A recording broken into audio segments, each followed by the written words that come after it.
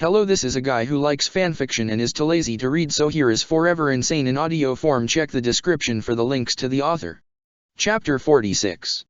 A broken mind is like a broken record. But she's said this before, hasn't she? It's the truth though, and yet her mind isn't broken. It hasn't broken yet. Her mind was close to just shattering, close to cracking under the pressure of her fear and pain. But then he snapped her neck. And she was released. From her fear, from her pain, from the anxiety. There was nothing but darkness.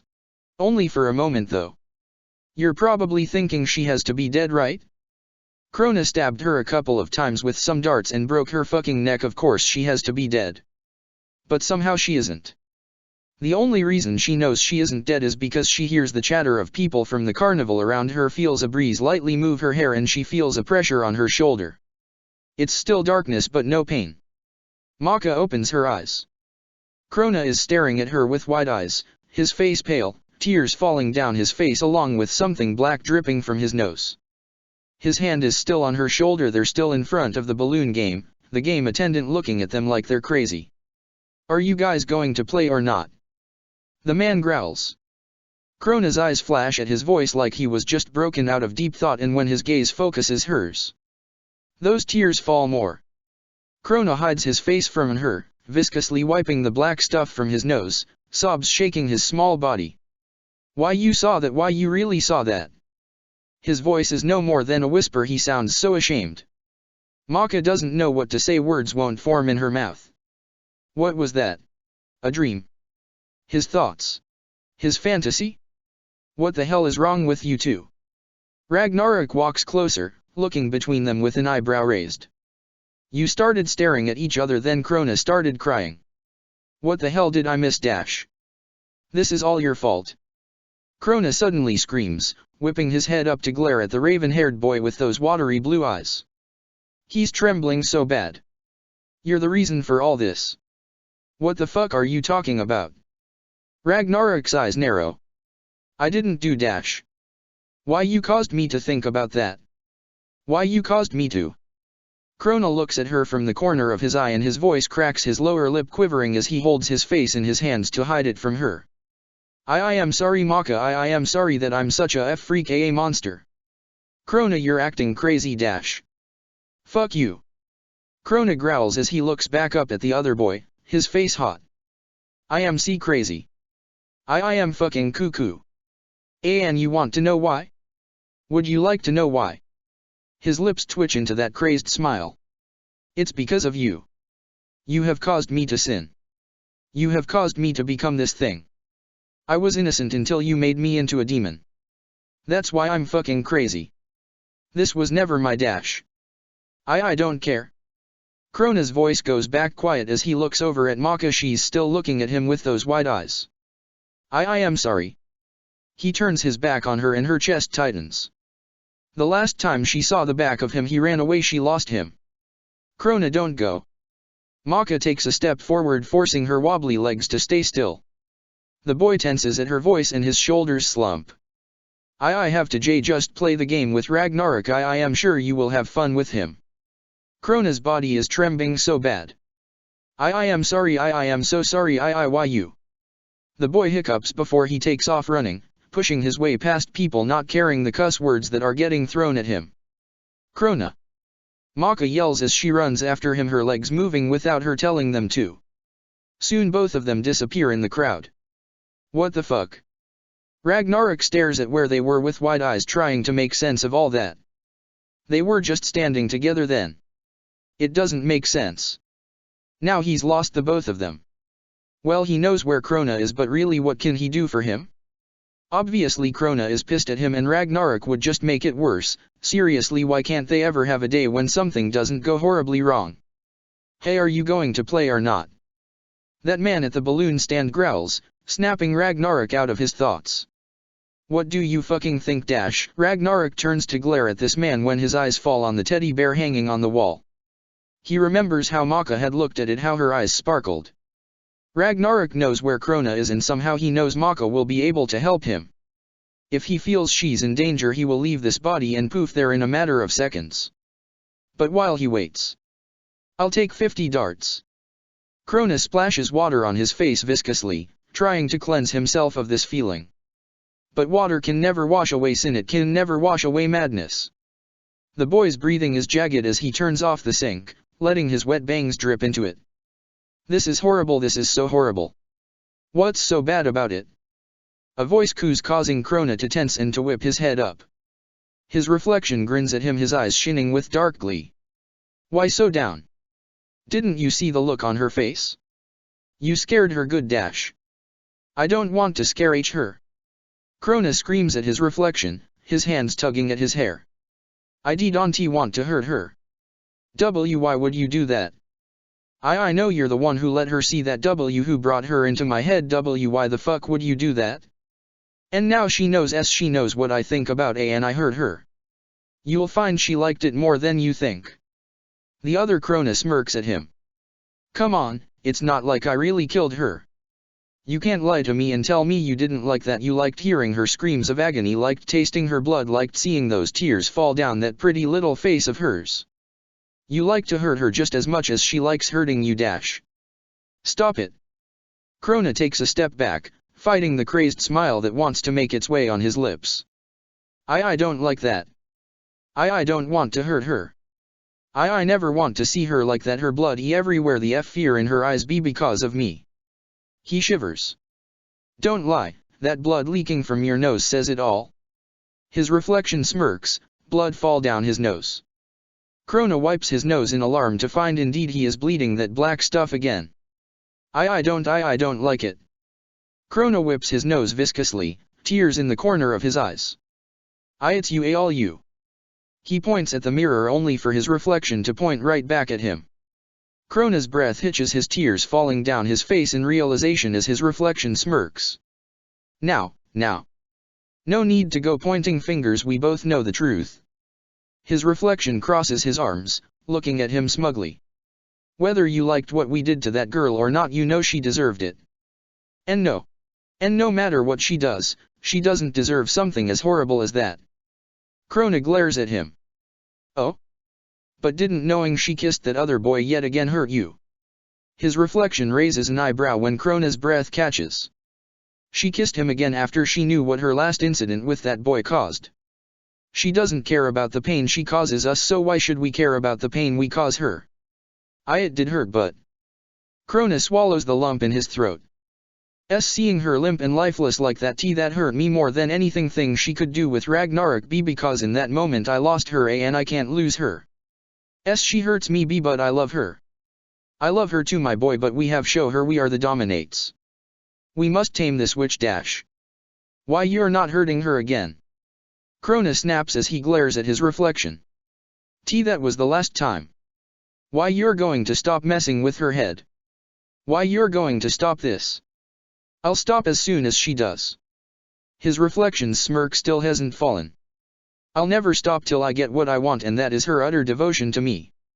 I won't stop till she's tamed, till the only name she screams is mine. She belongs to me, and if she will not listen, I will punish her dash. Why you're not going to hurt her anymore? Krona growls as he punches the mirror, it cracks, making his reflection warped. He winces as that black liquid comes out of his knuckles, causing him to hold his hand to his chest at the dull pain. You can't get rid of me. His reflection's grin has grown. I'm you, and what I want is what you want. So why do you try to hurt me? When you're the one who wants to hurt her. To get her back for the pain she causes you? You're the one who likes to taste her blood, who likes seeing her cry. And no, stop it. Krona screams, gripping his hair as he stumbles away from the mirror. I don't.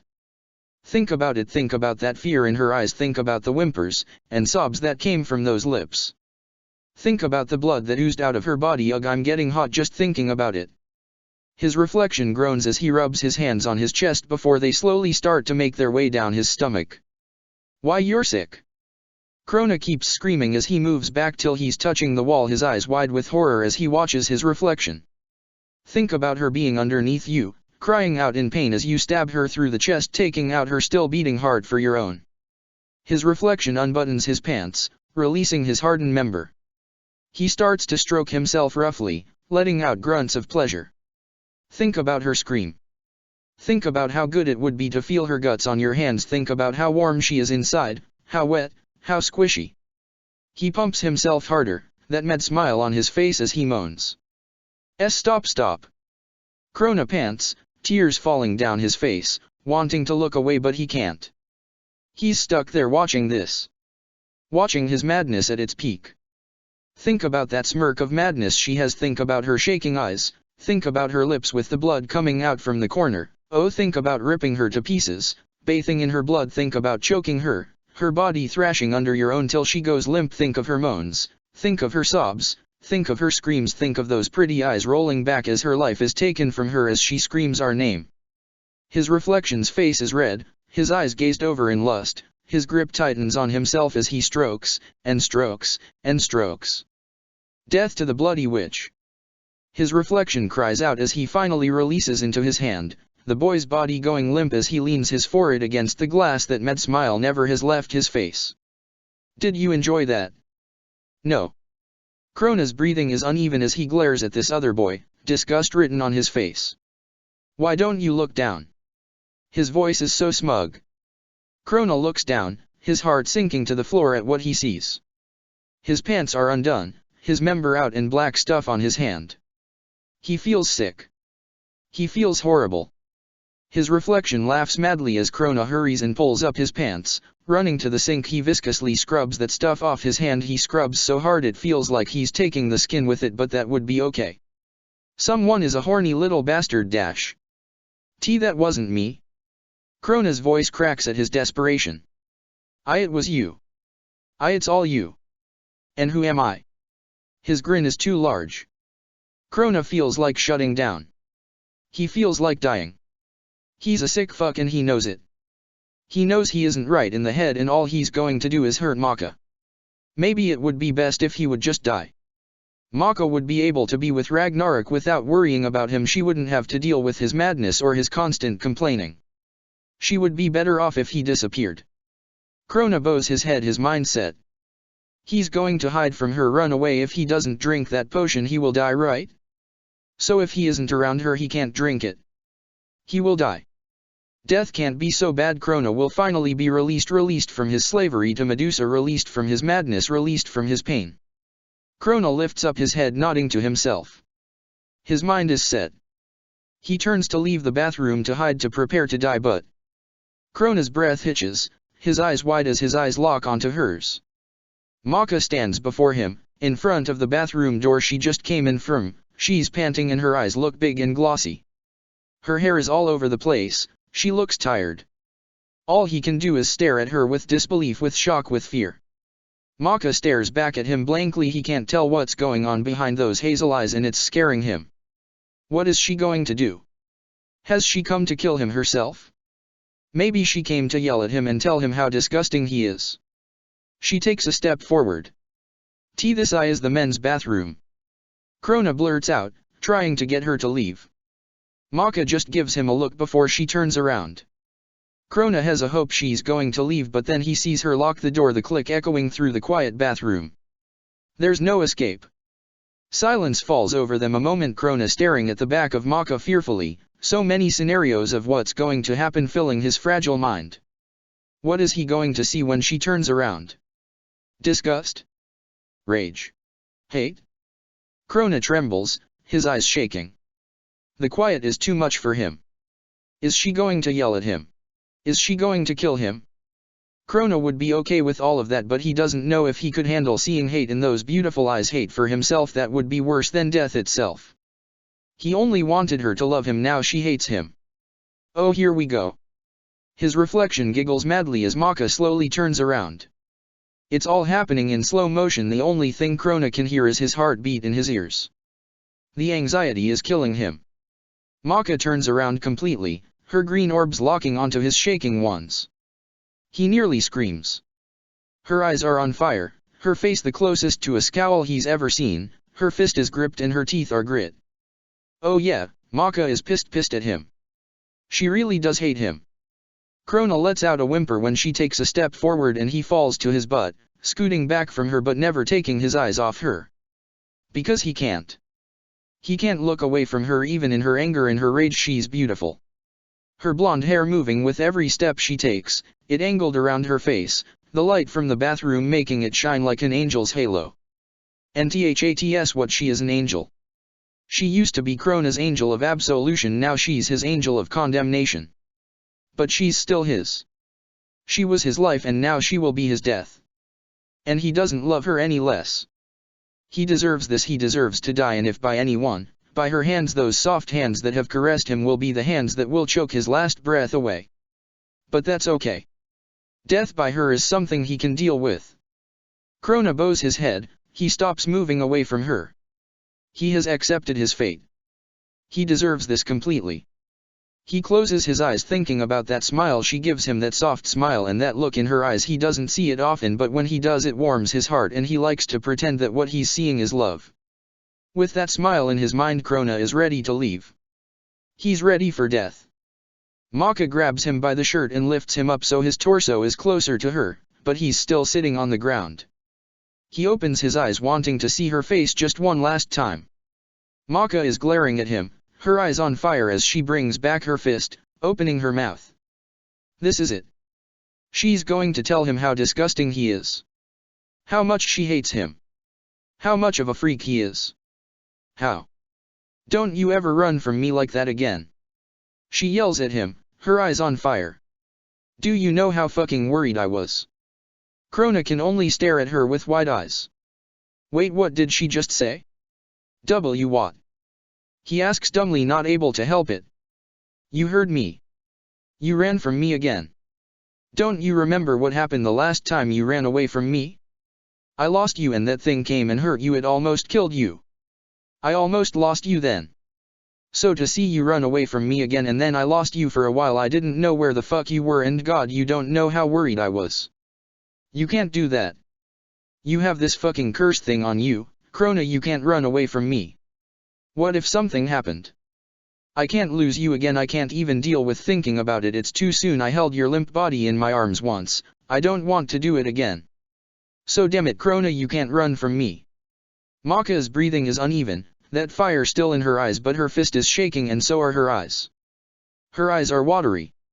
It hits Krona like a bucket of cold water on top of his head. Maka was worried about him. She's yelling at him because he caused her to worry. She's really worried about him, she still cares. This is enough to make him cry. Why, you're not mad at me because of what you saw? Krona chokes out, trying to hold back his tears. Aren't you disgusted? Don't you hate me? Why do you even care about me, Maka? It would be best for you if I did die, you wouldn't have to be burdened with me dash. Maka slaps him across the face. Then she hits him again. Anajian. Maka pulls her hand away and lifts it up like she's about to hit him again. Krona only moves his head back so she can, staring up at her with blood coming out of his lower lip. He's ready for another hit, but what he sees next hurts him more than any hit she could deliver. Maka starts to cry. Tears fall down her face, her shoulders shaking in her broken up sobs as she puts her hand down weakly. Krona feels a pain in his chest, it tightens up so much at seeing those tears because of him. It always hurts to see someone you love cry, especially if it's because of you. This is why he should just die, all he does is hurt her. Don't you ever say shit like that. Maka tightens her grip on his shirt, her voice shaky as she glares holes into him, those tears still falling. You think it would be better if you died, Krona? Do you know what that would do to me if I lost you? I couldn't go on. Krona, I've told you this before, you're the only thing holding me together, you have been since my mother died. Don't ever say it would be better for you to just die. For you to die, it would be just like killing me off because I'm going with you. I made a promise to you, don't you remember, Krona? What did I promise you? Her tears keep falling, they fall down her cheeks and fall on his own like rainwater. Why you promised me? He takes a deep breath, trying to stop himself from crying like a baby as he looks into those green orbs, those eyes he adores. Why you promised me that why you would never leave me. He couldn't help his voice cracking at the last part, it's too much, his chest is swelling. I meant that promise, Krona, I told you I would never leave you. Maka lets go of his shirt to grab his hand, holding it with so much care, her eyes never looking away from his. I will follow wherever you go in life and in death. We stick together, if you go I go. I promised you that Krona, so how am I supposed to feel when you say things like it's better for you to die? I need you Krona, that's never changed. I don't care about what I saw. How can you not see care? Krona has to stop her there, she can't not care, he killed her, tortured her, and he liked it. Maka, I hurt you, dash. I deserved it. Maka gets on her knees so she's kneeling in front of him, her forehead against his. We're both fucked up in the head Krona. I've thought about hurting you like that, and hell I'll admit to even liking it. But I know you would never kill me Krona, so no matter what you think about or what you do it's okay. I hurt you but I would never kill you. We're both mad. But we're mad together. Just don't run from me, I know what I do with Ragnarok hurts you, I know you're in pain but I can't stop. I can't tell you I will stop because I won't. But you have to remember you're the one I made that promise to, I made that link with you, and because Ragnarok is linked to you he got dragged into this. I know I hurt you but you can't run from me, you promised me also that you would never leave me Krona. Maka. Krona lets his tears fall now, his lower lip quivering. I am sorry I made you cry, I didn't want that, I just wanted you to be happy dash. You're what makes me happy Krona. Maka cups his cheeks, bring him closer. But I. His tears fall all the more at this, his heart swelling. And to think he was so ready to die now, the mere thought of being taken away from her sickens him. I want you to promise me Krona you'll never run from me again. She caresses his cheek, looking at him with that look in her eyes. The look he likes to pretend that it's love. I can't. He chokes out from his tears. I know I'll hurt you again, I'll dash. I hurt you first. You only hurt me when I hurt you, so it's okay. I need to be punished Krona when I hurt you, it makes me feel better when you hurt me back. It's important for you to get me back because I deserve it. Promise me Krona no matter what happens that you'll never run from me again. We'll get through our madness together, we can do this together, but I'll fall without you, so please promise me. He hears it, the desperation. He can't deny her anything. He loves her too much. I promise you Maka. His tears fall harder, his body so warm, his face so red. I am sorry about all of this, I'm dash. Maka cuts him off by clashing her lips with his. It's the softest kiss she's ever given him, so full of need and care, and he doesn't know but he'll pretend it's love. Krona kisses her back just as softly, hoping she can feel just how much he loves her, how much he needs her. Her lips feel so nice against his own. Never mind, he couldn't deal with death. He couldn't deal with being apart from her. No matter how much pain she puts him through. Maka is worth it. They stay like this a while, holding each other so tightly, kissing each other so softly, her hands going through his hair and his drawing circles into her shoulders. Soon both their tears are dried and they're both filled with warmth of each other. This is Maka, his angel, both of his absolution and of his condemnation, of his life and of his death, of pain and pleasure. She is his. His reflection watches this with dark glee before he looks over to the mirror beside him. Maka's reflection grins madly at him, both sharing in their madness as she puts her hands against her mirror, Krona's reflection doing the same. They're so close yet so far. I love you Maka. Krona breaks the kiss after a while, he just has to tell her how he feels, how she makes him feel. She gives him that sad smile, but she looks at him with that warm emotion in her eyes. He'll pretend it's love. Come on. Ragnarok's probably wondering where we went to. Maka stands up and grabs both of Krona's wrists, helping him up with her. With the way they're standing now, both their reflections are in the same mirror, their mad grins are still frozen on their faces, but their eyes widen a bit. They just stare at each other. Why yeah, he's probably going to be mad at me for why yelling at him. Krona mumbles. He doesn't feel bad about it though. He'll be fine. Maka waves that idea off. If he causes us too much trouble, we'll just give him the handy-dandy middle finger together. Together. He breathes the word, a smile ghosting his lips. Maka leans in and kisses him again, her arms going around his neck while his go around her waist. Their two reflections look at what they're doing before they look back at each other. They sure can do exactly what they're doing. Reflection Maka wrapping her arms around his neck, and reflection Krona around her waist, but their kiss is a lot more rougher, giggles breaking it every once in a while. Reflection Maka's hand touches his cheek only to dig her nails into him, drawing blood. Reflection Krona's hands tie in on her hip bones till they're about to crush under the pressure. Maka pulls away from Krona, a smile on her lips.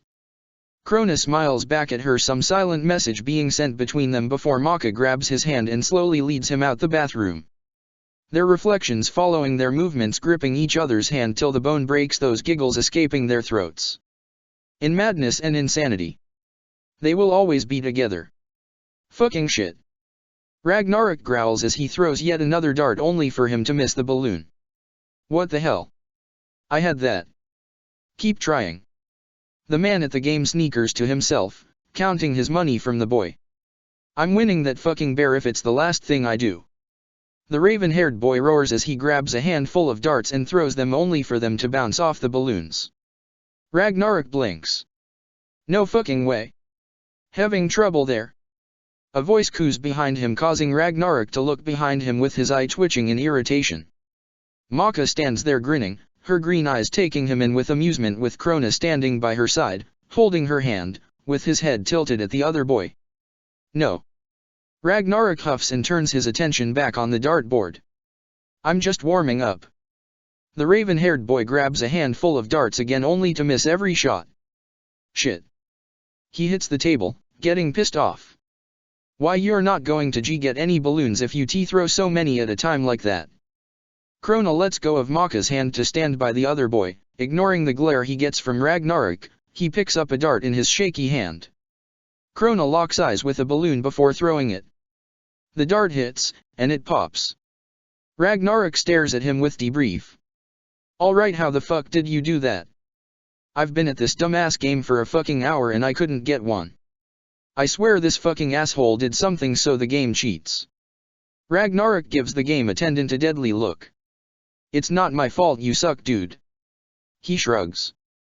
Maybe try winning your lady something over at the duck game over there, there's a winner every time. Fuck you. Ragnarok fumes, giving him the middle finger. Bitch, I'll fucking shove a duck up your ass. Maka cracks up, getting her a dark glare from Ragnarok, but his cheeks are getting slightly tinted. Why, you're trying to win the bear for Maka? Krona whispers in the other boy's ear so Maka can't hear. Yeah, you got a problem. Ragnarok snaps, trying to hide how his cheeks are getting redder. Damn it, this shit is embarrassing. Krona looks at him a long moment before a ghost of a smile comes to his lips. Let me help you, we can get that bear for her tea together. The boy speaks that last word and his smile grows a bit more. Ragnarok stares at him a moment. Krona's trying to be civil with him, trying to share this girl in a way. Ragnarok is getting irritated because it's so fluffy, but the raven-haired boy puts his hand on Krona's head and ruffles his hair. Krona looks at him with wide eyes at the show of affection, but Ragnarok just gives him his middle finger. Alright, let's do this shit. The raven-haired boy grumbles before grabbing a handful of darts. Krona stares at him a moment longer before such a soft smile comes to his face. Why, you have to throw one at a time. He reaches over and takes all the darts out of his hand, putting only one in instead. Now try it. Ragnarok takes a deep breath, aims and throws. The balloon pops. Fucking yes. Ragnarok cheers. I'm fucking awesome. How many balloons did you miss before you got that one again? Maka chimes in. Fuck you, bitch. Good job, our Ragnarok. Krona grabs his dart, throwing it, and popping a balloon. Not bad yourself. The raven-haired boy gives him a smirk, which Krona returns with a smile. Just don't get fucking cocky with it. Titillate. Krona flips his hair before throwing a dart and popping a balloon. You're not so fucking great. Ragnarok's eye twitches as he throws another one, popping it. Krona and Ragnarok take turns throwing darts, Ragnarok making smart-ass comments while Krona chuckles, playing along with them. Maka can't help but to watch this and smile. This is what she wants. This brotherly affection they are showing for each other. This is what will save her family. They keep throwing dart after dart. Maka doesn't want them to stop. This is the first time in a while that Krona and Ragnarok have been this okay. And she's enjoying it. Last. Ragnarok pulls back a dart. 01. Krona does the same. They both throw their darts and they pop the same balloon. Together. That's 50, you motherfucker. Ragnarok bangs on the table. Now give me that goddamn bear. Alright, alright. The man smirks as he puts away his wad of money before he gets a stick with a hook at the end. He lifts it up and pushes at the thing that's holding the bear against the wall. The large bear falls down and the man is barely able to catch it. Take it. He hands it over to Ragnarok, who takes it happily, holding the bear like he just won a silver medal. Finally he got it. Finally he can give it to her. Ragnarok looks over at Krona, who is looking at him with those eyes. No. He sighs as he offers it to him. Krona's eyes light up and he grabs a arm, holding one half of the side while he holds the other. They turn around with the large bear in both their hands. No. Now they both can give it to her. Maka's eyes light up at seeing the bear, her mouth dropping as they hold it out to her. Ragnarok will never forget her face, how happy she looks, how those eyes of hers sparkle. The raven-haired boy looks away, glaring, grumbling to himself, but really. He really likes how happy she looks. It makes him feel good inside. And he likes feeling good for once. For me. Maka points to herself, her voice so airy. God, he loves it so much. Ragnarok can't look at her, trying to hide his red cheeks. This is so fucking embarrassing. Why yes, me and Ragnarok won it for you. Krona smiles at her, his face red, but at least he can look at her. I hope you like it. Like it. I love it, just wow guys. Maka blushes, a giddiness setting in her. So this is how it feels to be a normal teenage girl. It's strange. Just take the fucking bear. Ragnarok snaps. He had peeked at her and saw her blush. He feels his stomach do a fucking turn. He forces his expression to be irritated, but really he just wants to smile. She does this to him. Maka walks over to them slowly, her arms outreached, her eyes looking at the bear with awe. Krona watches her with that smile of love, while Ragnarok tries to hide his.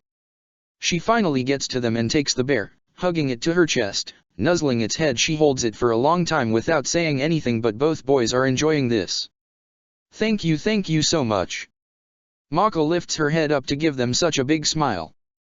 Shut the fuck up, it's not that big of a deal. Ragnarok grabs one of the bear's large arms, his face too red for his liking. Anything for you, Maka. Krona grabs the other arm of the bear and smiles at her so softly. Just thank you. Maka smiles down at bear, blushing. Ragnarok and Krona look at each other. Before they both lean in, kissing Maka on the cheek. Her face catches on fire as they both move up to her ear. You're welcome. They both whisper in her ear. Maka loves this day so much. This is it. Maka looks up in awe, her eyes bright, that huge teddy bear still in her arms. This is fucking it. Ragnarok grins up with her, his eyes lighting in dark glee. Oh, this is really it. Krona whimpers, his face pale as he stares up at this thing in horror. A large roller coaster stands before them, the tracks going all the way up, higher than the whole carnival. Bone props everywhere, there's even a skull that the cart comes out through its eye. The screams sound in the air as they check out its black interior, looking at all the signs that say turn back and, this is it for you. Maka and Ragnarok have the same glint in their eyes, while Krona looks like he's about to puke. This has to be the biggest roller coaster she's ever seen, and it has too many loop-de-loops to count, and by the sound of those screams it's fucking awesome. You pussies ready? Ragnarok grins down at Maka and Krona. And no. Yes. Maka cheers while Krona tugs his hair. She looks down at the teddy bear and frowns. But what am I going to do with Teddy? Oh, you're fucking original. Ragnarok scoffs. That thing is as big as you, I bet it could fucking ride with us. I don't want to risk it falling out. I'll stay with the bear. Krona takes the bear from her, a nervous smile on his lips. I'll watch it for you, Maka. Go on ahead. But dash. Oh well, it looks like it's just you and me, Maka. Ragnarok puts a arm around her shoulder and leans close, a smirk on his face. The raven-haired boy glances over at Krona to make sure he's watching, and he is with a glare on his face. Ragnarok looks back at her and she gets the message. I finally get some alone time with you, dash. Oh, on second thought, I'm going. Krona blurts in, his grip tight on the bear. Great. Ragnarok grins at him, getting Krona's face to fall. This is going to be fun. Wait, dash. Yay, we're all going. Maka cheers as she grabs the bear from him. She looks around and spots a bench next to the entrance of this ride. I'll put it here while we're on the ride. Maka places it down gently, a smile coming to her lips at seeing it.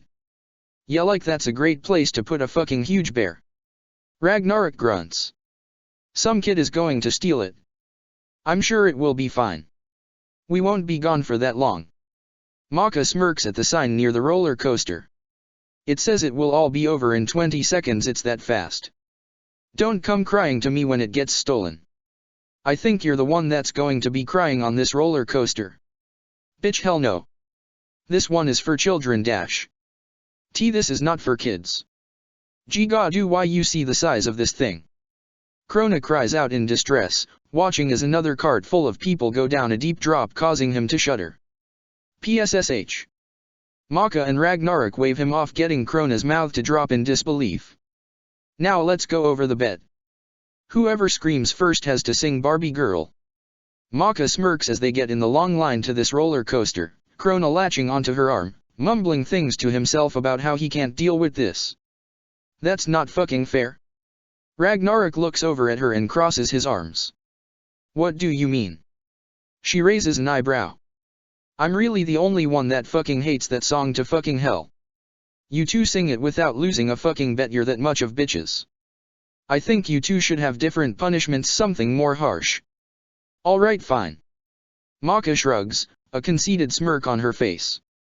It doesn't matter because I'm not going to lose. Krona.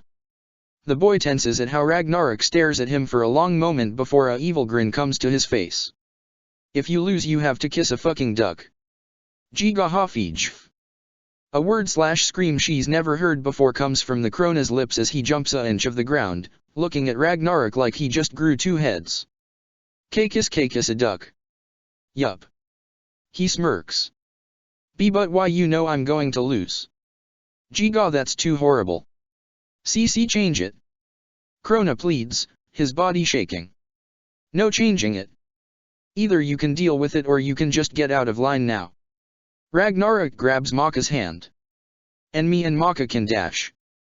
And no, I'm riding this ride. Just can't I kiss something that isn't a duck. I'd even eat a bug. Krona takes a step forward in desperation. The line moves up. Nope, you lose, you have to kiss a duck. So you better not scream. Ragnarok chuckles darkly at that weird scream he gets out of Krona again. Damn, going straight for the kill there, huh? Maka crosses her arms looking at Ragnarok. So what do I do if I lose? Which I'm not. Got to be fair, so if you lose you have to be locked in a dark room, for 15 minutes. Ragnarok gives her a smirk. That would scare Maka, but...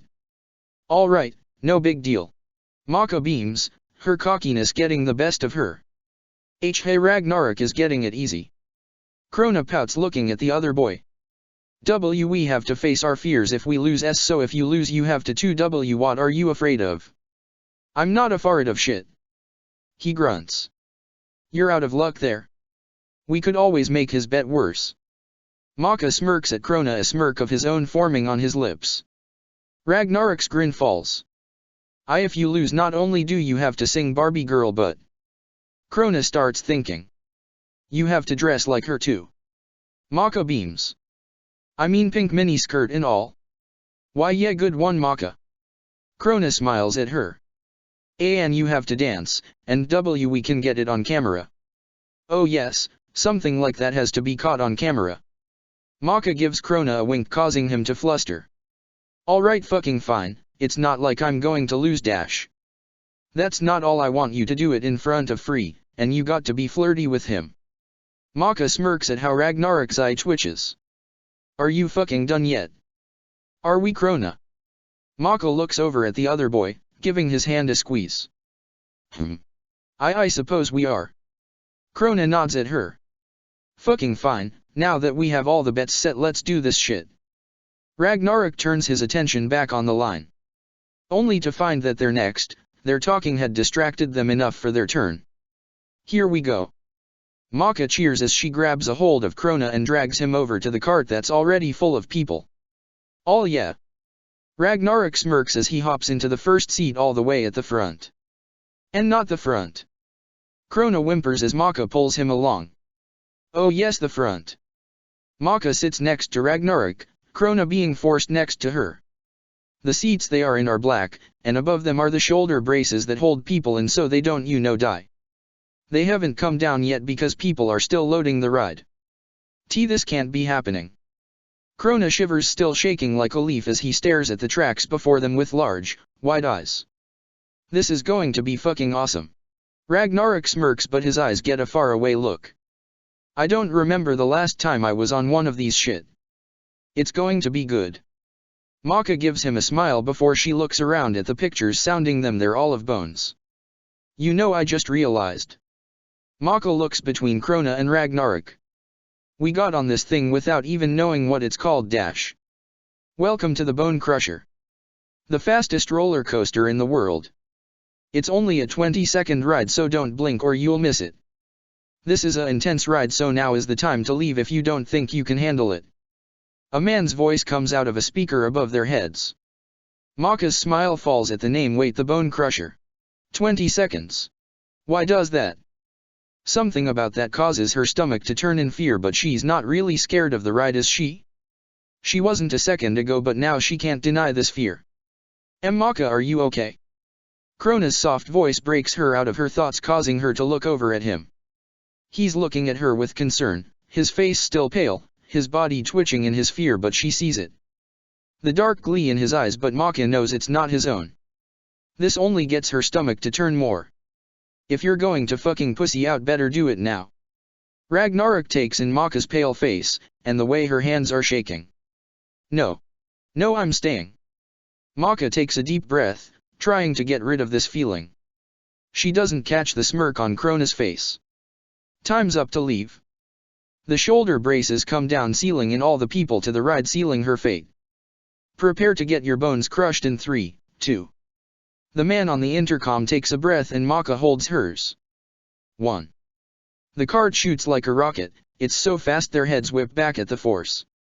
Maka doesn't feel like screaming, yet she bites her lip as the cart makes violent jerks, everything going too fast for her to make sense of.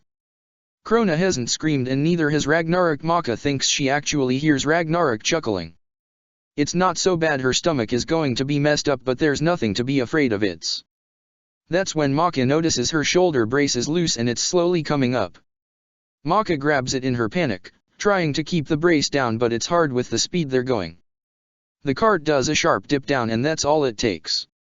Her shoulder brace flies up, Maka shooting out of the cart from the speed. Her stomach turns hollow, this fear so painful she does a flip in the air as she falls down past the tracks.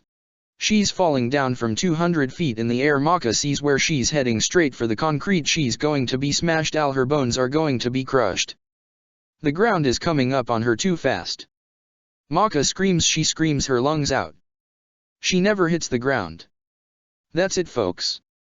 Hope you enjoyed the ride. That man's voice sounds through the intercom. Maka's eyes shoot open. The cart is back at the entrance of the ride. The shoulder braces are up and people are getting off, some looking pale, others with big smile on their faces. What, but wasn't she? I can't believe you're the one to fucking scream and not Krona. Ragnarok raises an eyebrow, looking down at his hand, the hand she grabbed and gripped so hard like her life depended on it, her nail marks in his skin. Are you okay, Maka? Krona looks pale, but not as pale as Maka. She's shaking even more than he is and her grip on his hand is so tight. I fell. Maka looks at them with wide eyes. She lets go of them to touch her body as if to feel if she's really there. What are you talking about? Ragnarok just looks more confused. I fell out of the ride. My shoulder brace came off and I fell. Maka doesn't like how Ragnarok is looking at her like she's crazy. No, it didn't. You were here the whole fucking time, screaming like a bitch. He studies her. You alright? You need to sit down or something. Maka stares at him with wide eyes for a moment before she looks away. That didn't happen, but she saw it. She felt it. That was a delicious scream, little one. His voice coos in her head. It seems I'm the winner. You did that, you cheater. That voice screams. I'm going to fucking kill you. Not if I kill you first. Maka groans and holds her head. Was it really Krona? Did he make her see that like with the dart thing? Mako looks over at the pink-haired boy only to see him staring at her with concern, half his eyes light and half dark. Krona is innocent, his madness isn't. Let's go. Maka takes a deep breath as she gets up. Oh okay. Krona grabs onto her, to help support her as they get out the cart. Her legs feel like jelly but she steadies them.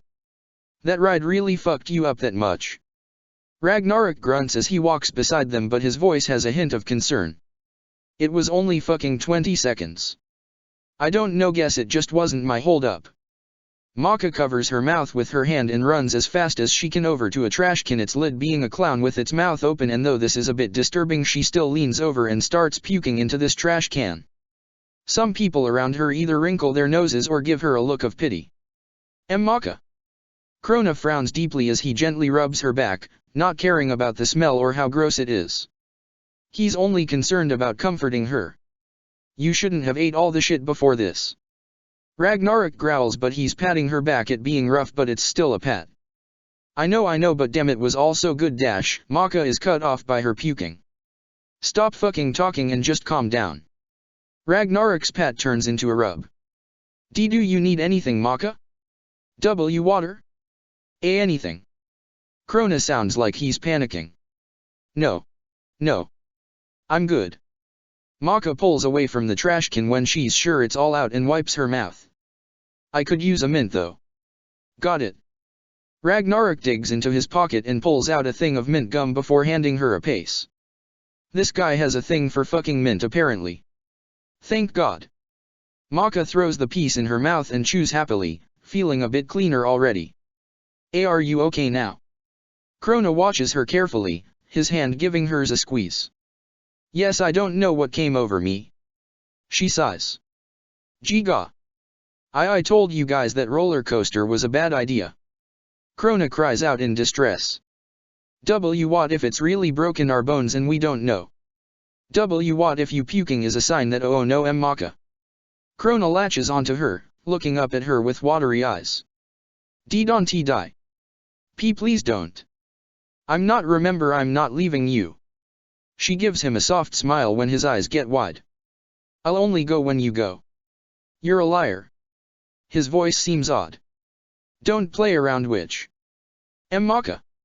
He smiles up at her with his eyes bright with adoration. Ragnarok looks between the two, something flashing through his eyes before he glares away from them.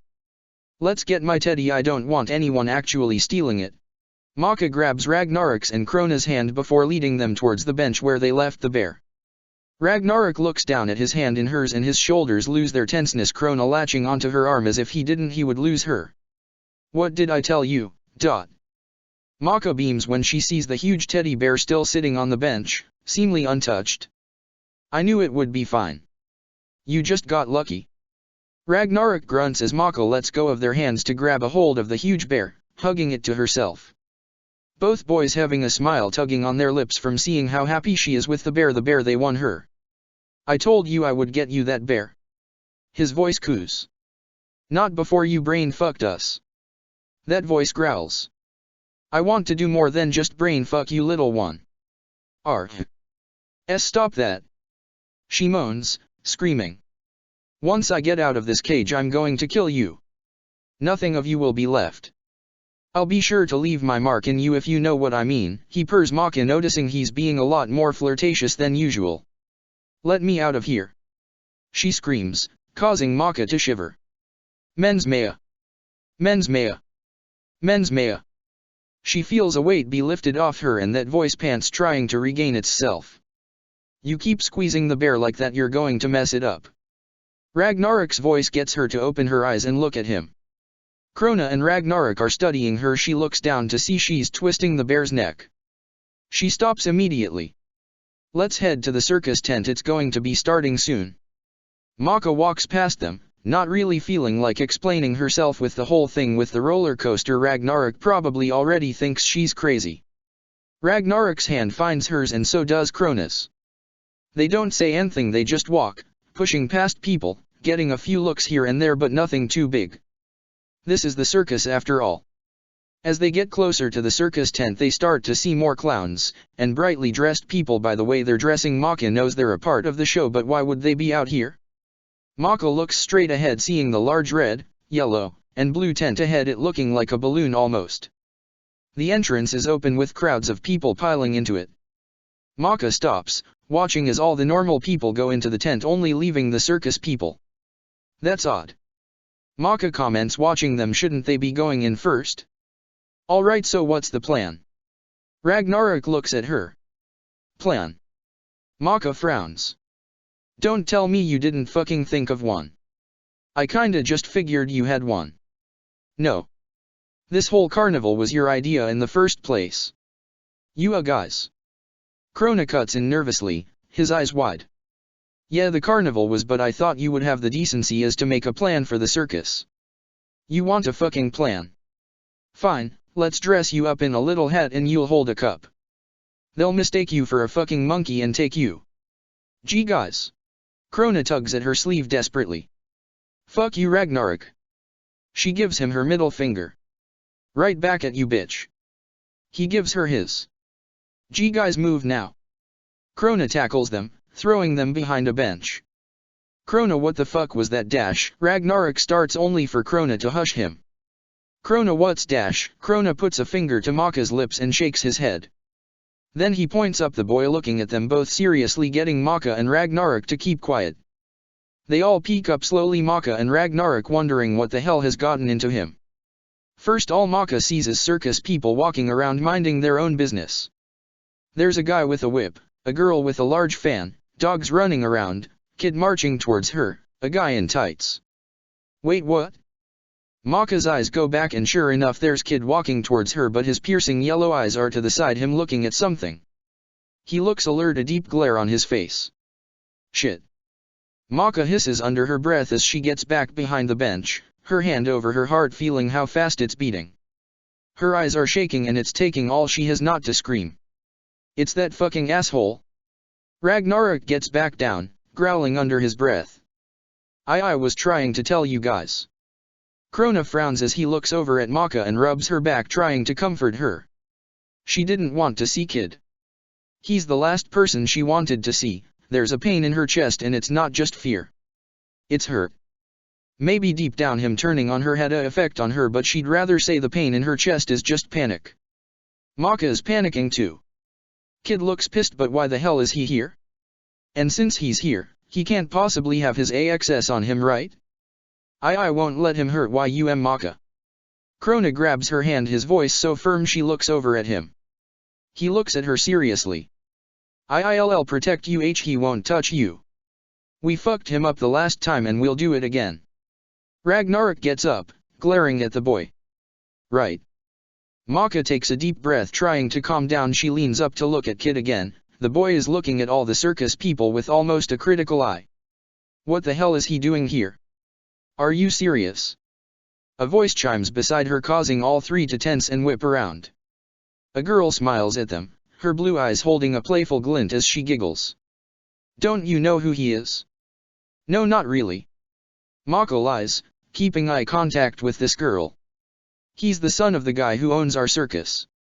The girl waves her arms in the air, Maka noticing her red dress, it's sparkly, she's a part of the circus. Really? Maka frowns. The mayor owns this circus. But the mayor's dead. Yup. His old man made this circus a long time ago. All the people in the circus are related in some way. We are all his dad's family. She beams, her short blonde hair moving with her. Oh. Maka's frown deepens, but didn't the mayor say that witch killed all his family? That he only had kid? Was he lying? Yup, but it looks like he's calling us over. I hope to see you guys at the show. Me and my sister are the showgirls, so we'll be showing you everything. She giggles before she skips away from them, heading towards kid. Maka notices that all the circus people are heading towards kid. They're all making a circle around him. Kid coughs into his hand before he begins to speak. He looks serious, but she can't tell what he's saying. Who would have known? Ragnarok grumbles. This rich father owns this fucking circus. Something doesn't feel right about this. She mumbles, staring at them. What doesn't? Do you think that G-girl was lying? Krona asks nervously. I don't know, but something doesn't fit. Maka studies the circus people intently as Kid says the final words. They all start to walk together around the tent. There must be another way into the circus. Then Maka sees it. No. Maka trembles. What? Krona frowns at how badly she's shaking. What's your fucking problem? You still that scared of that punk? Ragnarok snaps, trying to stop her trembling. It's not just him. Her words are a whisper. What are you dash? Look closely at the circus people. Look at their necks. Krona and Ragnarok give her a look before they do. I don't see fucking dash. Ragnarok's words die on his lips as he takes in all the necklaces these people are wearing. He didn't notice it before, but fuck. They're all wearing cross necklaces. It doesn't take a genius to put two and two together. AA circus. Krona trembles, looking at Maka in concern. Of fucking witch hunters. Ragnarok growls darkly, gripping his fist so tight. You have got to be fucking kidding me. His father didn't make it of his family. He got a group of witch hunters and made them into a circus so it wouldn't be so suspicious. Maka shivers. He was a smart motherfucker, I'll give him that. We can't do this. Krona eyes get big in panic. Going in there would be suicide for Maka. But if we don't go in there, you're going to die, Krona. Maka looks at him firmly, even with how much she's shaking. I'm getting you that elephant's heart. Maka, please, I don't want you getting hurt dash. She puts a finger to his lips, shushing him as he lets out a whimper, looking at her with watery eyes. Together. Is all she says. Krona sniffles, already knowing her message, and he doesn't like it. Fucking shit. Ragnarok punches the ground in his rage. I can't even believe this. Of course the circus is full of fucking witch hunters. I mean, why the fuck not? Good thing I haven't used any magic, or at least any magic that was strong enough for them to sense. Maka sighs. When we do our plan, it has to involve no magic. That just makes it 10 times harder. Ragnarok leans up, watching Kid as he walks to the front entrance and stops. What are we going to do, Maka? Krona grips onto her tightly. Remember we saw those circus people go around the tent? There must be another way in, and I bet also it leads backstage. That's where they have to keep the elephants. Maka gives him a smile to try to calm him down, but really she's about to shut down from her fear. That asshole finally left. Ragnarok grunts as he watches Kid walk in. Now's our chance to do something. Maka, Krona, and Ragnarok get up. There you are. I've been looking fucking everywhere for you. A girl with dark hair walks up to them, glaring darkly at Ragnarok. Where the hell were you? We have to get to the circus right away. We have dash. Her eyes fall on Maka and how close her and the raven-haired boy are standing, and her eyes set on fire. Oh. So this is where you been? Fucking around with girls again? Get your ass over here. The girl grabs him by the shirt and yanks him over. That's it, I'm fucking leaving your ass and you can stay out here. Me and this circus are going to leave you behind dash. It's not what it looks like. Ragnarok shakes his head. Oh, I've heard that a million times before. She fumes. No, really. Ragnarok is calm, his eyes never leaving hers. I'd like you to meet my cousin Brittany and her retarded brother Lee. Ragnarok motions over to Maka and Krona, Krona letting out a giga, and Maka has to suppress her glare. The girl blinks. Why is that boy? He's retarded. Ragnarok grunts and Maka can tell he's trying to hide his smirk. So you see, babe, I was just spending time with my family. They don't get out the house much and they get abused.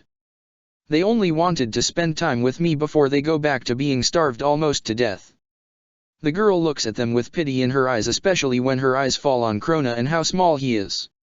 Oh wow, I'm sorry IW went off like that. It's just most the time you do this. SHH. Ragnarok puts a finger to her lips, the girl's eyes fluttering.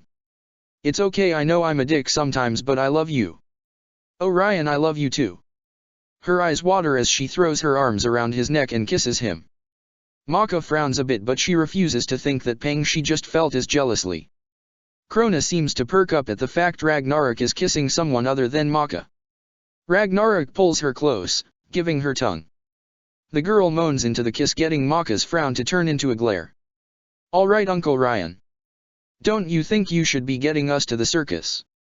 Maka tries to keep her voice from sounding pissed off. I guess I should. Ragnarok pulls away from the girl, getting her to whimper. I'm sorry my love, but I do have to get in there with them. He turns to walk over towards Maka and Krona. The girl bites her lip before she sighs. Why don't you just bring them in the back with us? They can play with some of the circus props while we can go in the back room, if you know what I mean. She gives him a wink. Sounds great. Ragnarok smirks. Lead the way. The girl walks over and grabs Ragnarok's hand and they start to walk. Maka huffs and follows after them, holding Krona's hand tightly in her own. Really, she just pulls him against her hand going around his ribs, pressing her against him. Krona blushes, definably enjoying this much attention from her. I think I like this girl. Krona mumbles, watching as Ragnarok holds her hand instead of Maka's. Maka just scoffs. Here we are. The black-haired girl leads them past a curtain in the tent, the smell of animal shit and plastic filling the air. Loud music is already playing, Maka figuring the circus has already started its show. You two can watch the show from here, just look behind that curtain. She points to a blue one that seems to be where all the noise is coming from. She smirks over at Ragnarok. And me and you have a couple of things to clean up. I'd say we do. You been a bad girl. Ragnarok hugs her from behind, licking her ear, getting her to giggle. Not in front of the kids. Don't worry, they're retarded. Ragnarok smirks that time. Maka is fuming. She's not a fucking kid. She's getting so pissed off. Ragnarok looks at her from the corner of his eyes, seeing how mad she's getting from what he's doing with this girl. His grin is too large, his eyes alive with dark glee. See you later. He coos as the girl grabs his hand, leading him out of sight. This asshole. He just left us. Maka growls. I am okay with it. Krona tenses at the deadly look he gets from her. I mean I am not okay with it. We don't need him, we'll find the stupid elephants ourselves. Maka grabs Krona's hand and leads him over to the curtain. She moves it just a little bit so she can look out of it.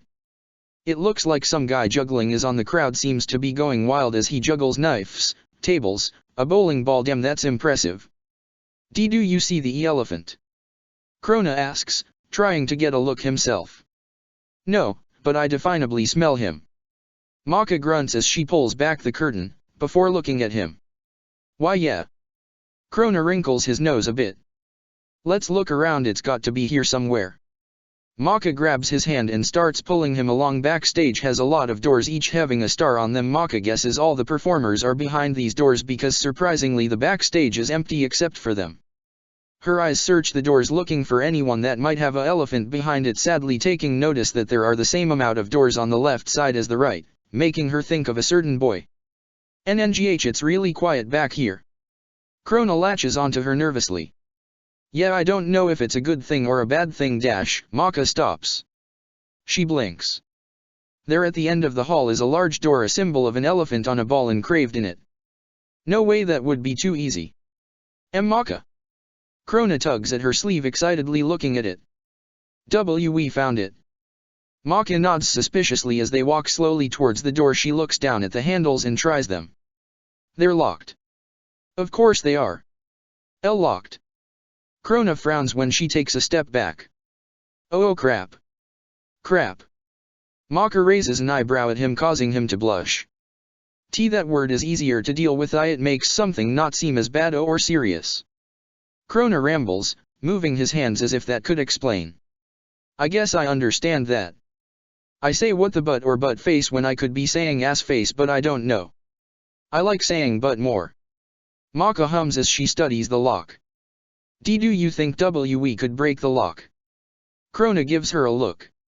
Not without making too much noise or seeming suspicious. If you use your magic you could.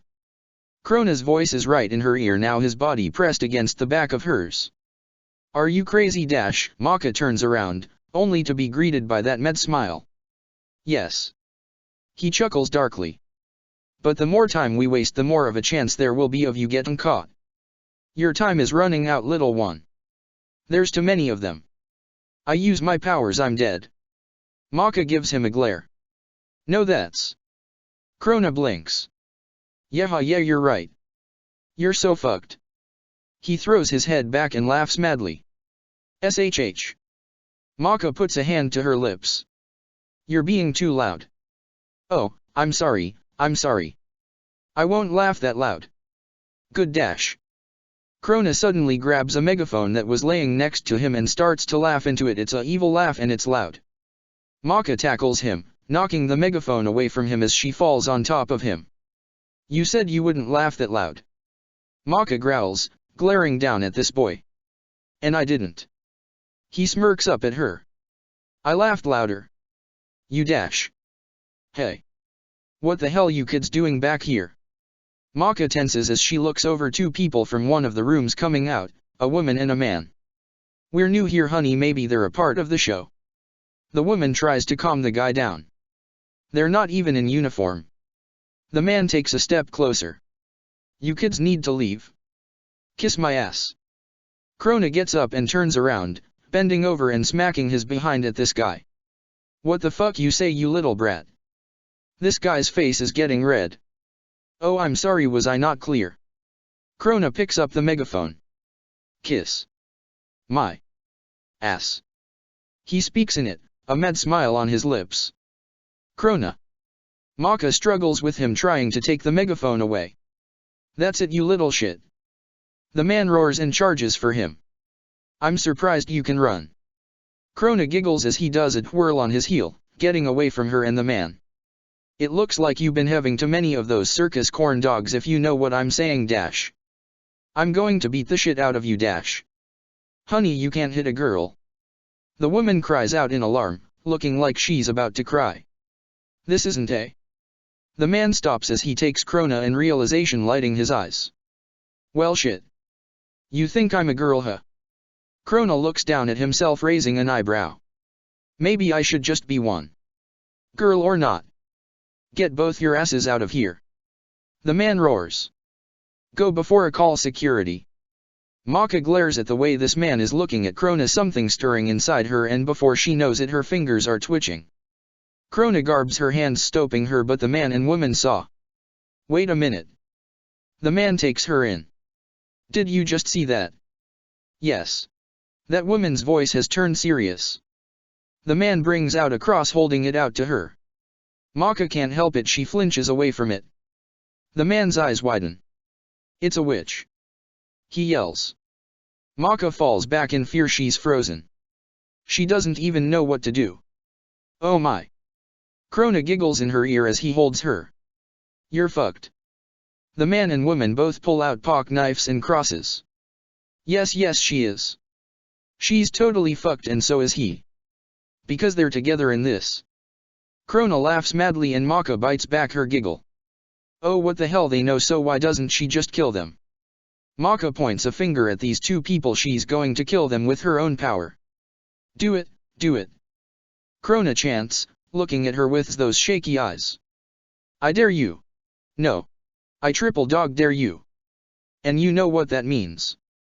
Maka's lips rip out into a smile. And it's too large for her face. She knows exactly what that means. She has to do it. You can never get out of a triple dog dare, she's learned that lesson from the Christmas Story. Maka is completely insane. Chapter 47. I triple dog dare you. The boy's words bounce around her head, causing her smile to get bigger and bigger and bigger. It's too big for her face, but somehow it keeps growing. Maybe her face is just going to split in half. That would be fun, wouldn't it? Wouldn't it? Maka throws her head back in mad laughter, her eyes shaking along with her body. It's all so funny, you know. What the? The man gives her an odd look but stands his ground as he watches the two laughing teens, watching their eyes as they bounce all over the place. They're mad, honey. The woman takes a step back, the fear evident in her eyes as she holds out the cross closer to Maka. Then this will be easier than I thought. The man scoffs as he takes a step forward, his knife out ready to stab. The boy dared us, let us do it, feel my rage, feel my power. That voice coos, Maka's fingers twitching at her words. Die. Die. Maka giggles as she points at this man. He tenses, her smile gets so large her power about to come out and... I was just kidding. Dare is so boring. Let's play another game, let's play tag. Krona grabs her hand, stopping her as he gives her a goofy smile. Then he punches her in the face, sending her flying back into some of the circus props, the handle of a whip sticking in her back as she looks over at Krona with wide eyes they steady but her smile doesn't fall from her lips. Tag, you're it. The pink-haired boy cheers, doing a weird dance with his two index fingers pointed upward, his legs doing a squat while he moves his knees in and out. This only gets Maka to giggle more as she stumbles up. Enough of this. The man looks between them wryly before he charges for Maka. You die, you dash. I don't think so. Krona grabs the man by his long hair, stopping him as he pulls it back so his head is close to his. We're not playing with you. He throws the man into the woman that was running over here to help, both tumbling to the ground, tangling up in each other. Krona turns his mad smile to her. Now where were we? But Maka isn't looking at him. She's looking at these two people, looking at the crosses they hold, and the knives they have out. All for hurting her, for killing her. She can't let them live. No, they want to kill her, so why should she spare them? That's it. That's it. That voice laughs madly. You're so close. Maka smiles madly at the two as they help each other up. She can tell by the way they look at each other that they love each other, or they think they love each other, because it isn't real. It's a lie. Maka is going to rip their love apart, destroy them and the lie that they're living. Destroy, destroy. That voice giggles.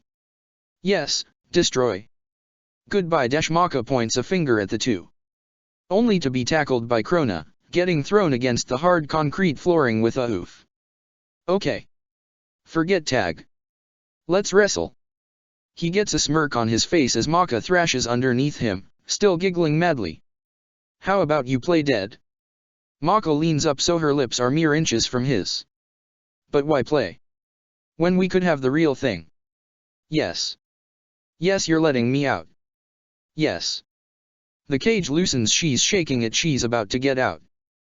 Maka's hands twitch, but Krona grabs them, looking at her with that smile on his face, but something is flashing through those eyes. It's not your time.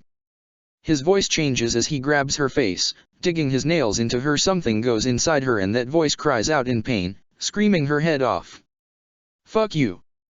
Maka backhands Krona, the force enough to have him stumble off her, falling into a rack of costumes.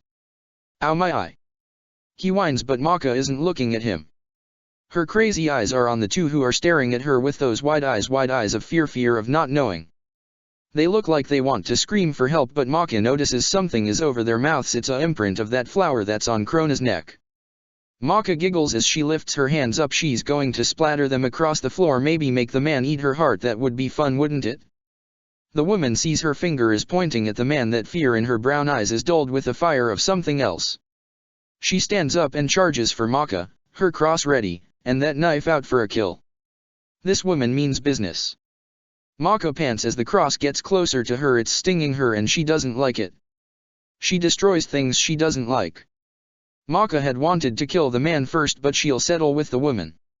It will be fun seeing the man's tears as this woman bleeds out as she loses her life because of a witch. Because of the thing she kills. This is karma at her worst. It's over. Maka's voice goes low as she reaches her hand out, her fingers ready to snap, and a spell on the tip of her tongue. She doesn't need her book to kill these two worthless pieces of shit. She'll rip them apart and delight in their screams. The woman is on her faster than she expected, her eyes still on fire as she throws the cross at Maka, the cross burning into her shoulder, causing her to cry out in pain as she rips it off, only to burn up her hand. The pain stings, and while she's messing with this cross, the woman pulls back the knife about to pierce her through the brain. Only to be hit over the head with a chair. The woman lets out a surprised yelp before her eyes roll back, and she falls to the floor, exposing Maka's savior, which is the man. Maka had regained herself a little from the pain of the cross, but this makes no sense. Has she completely lost it? Is she imagining this? She watches the man that's staring at her with blank eyes. He lifts up his hands, Maka flinching only to raise her eyebrow when the man drops his cross almost like it was on fire. The man's eyes are flickering. That's when he lifts up his hands and puts them around his own neck, choking himself. Her eyes widen as the man thrashes about, his face red, but his hands only tighten their grip. He struggles with his own hands till there is no more air in his lungs. The man's eyes roll back and he falls right next to the unconscious woman, their fingertips touching each other's. Maka blinks. What the hell just happened? She looks down at her hands that are shaking. One is slightly burned from the cross. Maka had almost killed them, but that's not what bothers her. What bothers her is the fact she almost used her powers. If she were to use her powers here, it would be over for her, and it would be over for Krona. What the hell was she thinking? You weren't. That voice grumbles, sounding pissed off. So why are you now? Why are you relying on reason when you really just want me to break out of this cage and destroy everything? Maka takes a deep breath. She needs to get it together. She needs to. Suddenly she's grabbed by the shirt and lifted up, her forehead touching against something hard, jagged breathing on her face. Maka's eyes lock onto Ragnarok's, the boy's spirit form, sending shivers down her spine at how cold he is. But his eyes are on fire, he's holding her so roughly, his glare so deep. What the fuck did you think you were doing? He yells at her, his grip tightening on her shirt. Maka looks at him a moment before her gaze skids away from him to look at the two unconscious people on the floor. Where's your body? I ditch it to Dash. What happened to those people? What the fuck do you think? I took care of them. Now answer my Dash. Why didn't you keep the man's body? Maka keeps asking him questions, trying to cool him down or at least buy her time. She knows he's pissed. Because he was a fucking fighter. It would have been a pain in the ass trying to keep control of him. Ragnarok eyes still haven't lost that fire. That doesn't fucking matter anyway right now. What the fuck were you doing? You almost used your fucking powers. Did you forget where we are? Did it somehow slip your mind that we're in a circus full of fucking witch hunters? Do you want to fucking die? Damn, I can't be gone for more than a minute without you almost fucking killing yourself. He fumes. Maka stares at his glare a moment before she gets a glare of her own. I don't know why you're yelling at me when this is all your fault. What the fuck are you, Dash? You left me and Krona to go mess around with that girl. Maka tries not to yell, but she feels her face get hot. What did you expect us to do? Wait around while you got laid? No, we have a mission to do. Because you weren't with us, we had to deal with two witch hunters by ourselves, and what was I supposed to do? They were going to kill me. So don't yell at me when I was actually doing something for Krona, actually trying to find this fucking elephant. Maybe you forgot that Krona's life is on the line, or maybe you're the one that forgot this place is full of fucking witch hunters, but obviously you're more worried about that girl than me or Krona. Dash. Ragnarok punches her across the face. It's strong, her body getting thrown into the wall with a rather loud thump, but along with all the cheers and loud music of the circus, it probably fits right in. Maka's cheek feels cold and hot at the same time. It stings like she just got hit by a block of ice. The raven-haired boy marches over, a deep scowl on his face as he grabs her by the hair and lifts her up. His eyes are so dark, his chest puffing up so much. She hasn't seen him this mad at her in a long time. Shut the fuck up, you stupid bitch. Ragnarok's voice is dark, his scowl deep. You don't know what the fuck you're talking about. You're being ridiculous, Dash. I'm being ridiculous. Maka scoffs, even with her cheek stinging how it is, even with his glare deeping. You left us, Dash. For 10 fucking minutes. He snaps. It wasn't fucking long at all, Dash. It was long enough. Maka snaps back, her eyes on fire. We almost got caught. And what were you doing? I was fucking planning ahead. Ragnarok growls as he pushes her against the wall, his cold form giving her body goosebumps. Did you forget I'm the one who got us fucking in here? I had to make it convincing, or Dash. So what you do? Maka crosses her arms and looks away, a glare on her face. What? Ragnarok blinks. What did you do with her?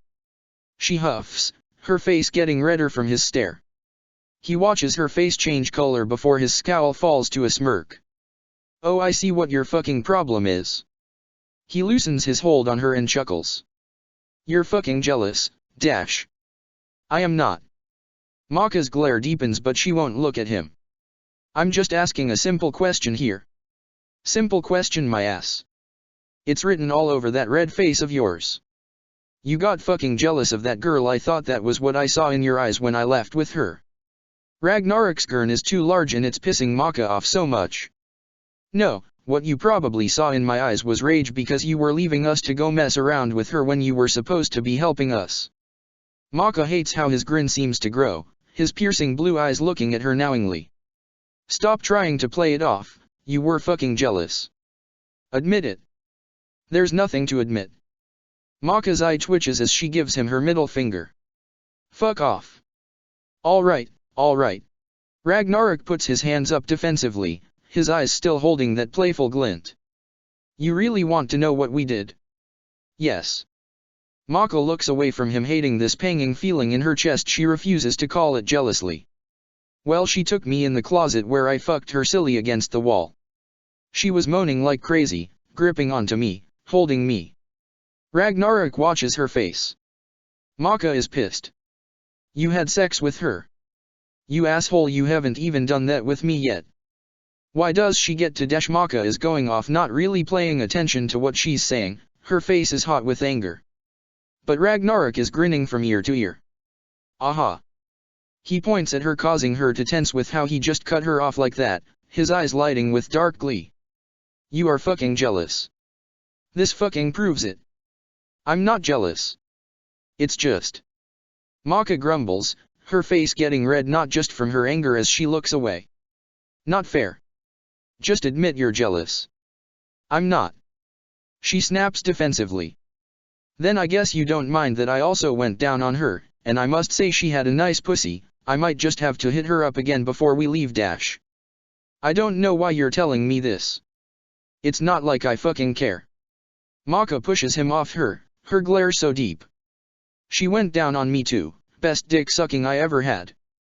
It felt so good I moaned her name. Dash. You know what? Fuck you, Ragnarok.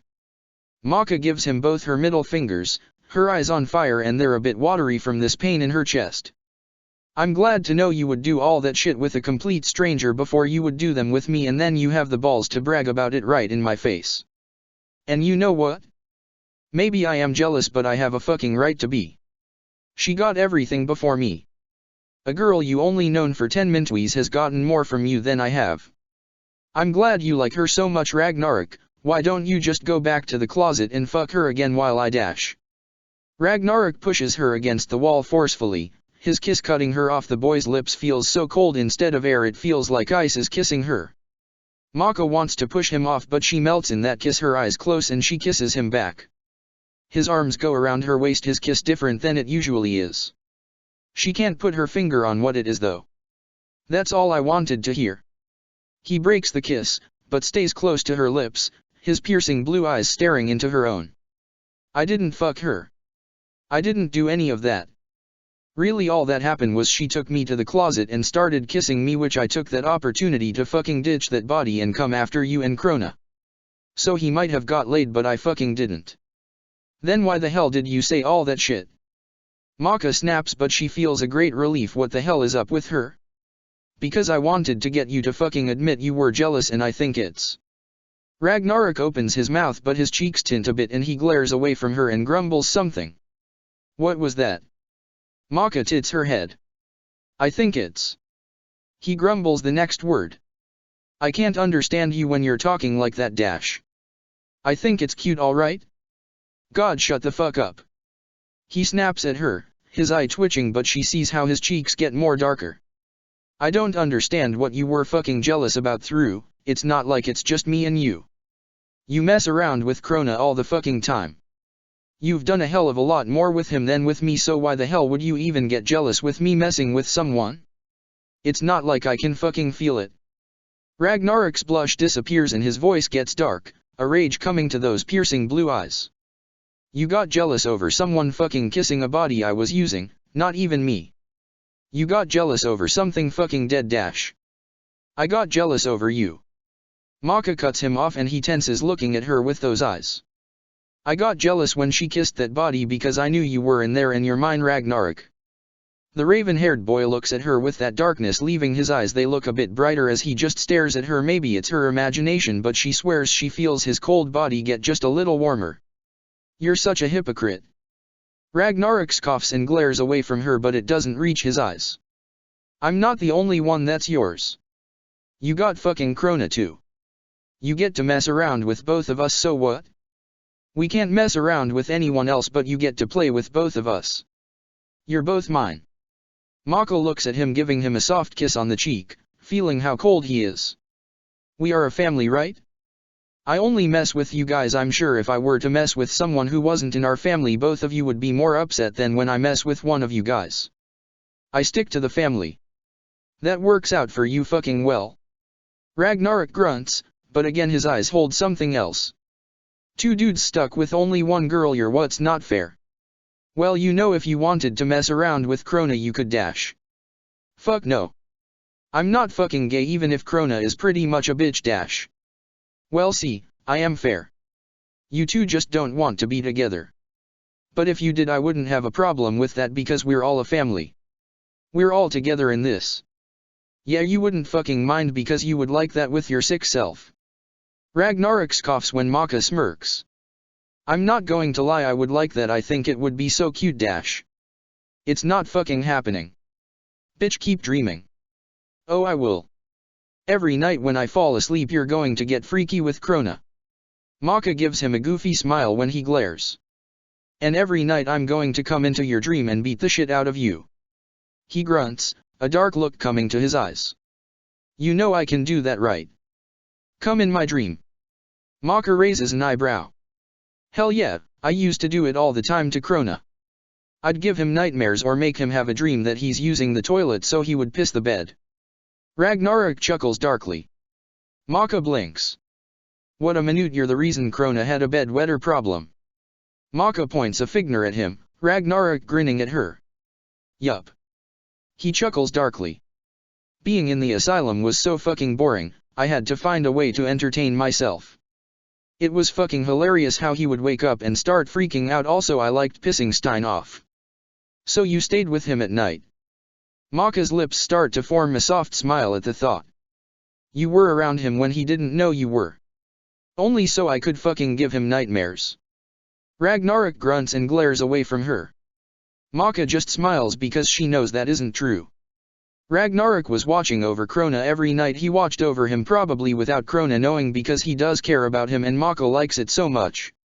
Do I need to knock that goofy smile off your fucking face? Ragnarok glares at her. He looks irritated, which only gets her to smile more. He flicks her nose. Ow. Maka frowns and rubs it. Gosh, Ragnarok, don't have to beat the shit out of me. Oh, shut the fuck up, I barely touched you. His eye twitches. Maka chuckles lightly before she looks away from him, something crossing her mind. So you didn't feel anything when you kissed her? Ragnarok doesn't answer her for a moment. Of course not. I can't fucking feel anything dash. I'm not talking physically, I mean did it mean anything to you? Did you feel it inside? Maka can't look at him, not really understanding why she's asking these questions.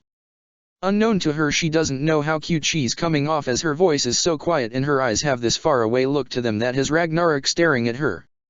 He grabs her by the chin and turns her face so she's looking at him, an odd look in his piercing blue eyes that she just can't put her finger on. I didn't feel fucking anything physically or emotionally. Ragnarok wrinkles his nose at the word. You're the only one that can make me feel fucking anything dash. He shuts his mouth quickly like he didn't want to say that, his face getting pink again and that glare coming to his face at how she perks up. Don't fucking dash. Maka cups his cheeks and pulls him into her, kissing his cold lips deeply, loving how he tenses and relaxes into her, gripping her tightly. The boy soon takes over dominance in kissing, his lips moving hungrily across her own. Ragnarok doesn't know how to use his words, but he knows how to use his body or spirit. You know what she means. His hands roam her body, rubbing down her stomach, giving her goosebumps. He gets to the beginning of her pants about to go in only to pull away. Alright, this has been fucking bothering me for a while now, but... He takes a deep breath, his eyes locking on hers. I've been remembering things lately, things I thought I fucking forgot. I've been seeing flashbacks of my old life, seeing old events. I've been feeling like someone has been breaking my privacy. His eyes narrow a bit. Have you been looking in my memories, dash? Maka stares into his eyes. The way he looks, this answer could do one of two things. Either piss him off or something else. He seems unstable. Maybe he doesn't like the idea of her seeing his past. Maka guesses it is a bit of evasion of privacy, but it's not like she's doing it on purpose. His memories just come to her. I dash. Alright folks. Now it's time for our newest addition to our circus family. These two are so new we haven't even seen their full act yet. We're all in for a exciting treat, so please welcome Miss and Mr. Fairchild. A man's voice speaks over the speakers, over the music. The crowd goes wild, clapping and cheering. Well. Ragnarok presses, his eyes getting more narrow at how she tenses. I'm not dash. Anytime now, Miss and Mr. Fairchild. The man speaks again. He sounds a bit confused. Maka dash. Shit. Maka's eyes get wide in realization as she pushes Ragnarok over to look at the two people still passed out on the floor. Their uniforms definably have Fairchild written in big gold letters on their chests. We fucking knocked out the next act. Fuck. Ragnarok walks over to her, his eyes moving as he thinks of something for them to do, seeming to forget about wanting an answer from her. I'm sorry folks, I'm sure they're coming out right away. The man seems to sound suspicious or irritated. Either way, it won't be long before people come back here looking for the Fairchilds and they have nowhere to hide. They're going to get caught.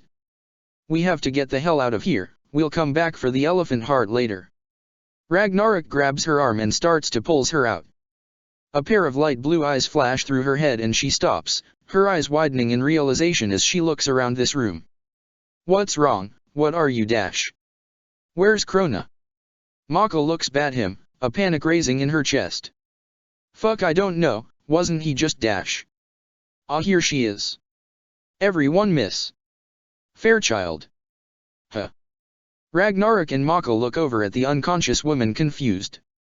Where's your husband, sweetheart? Oh, he'll be out here.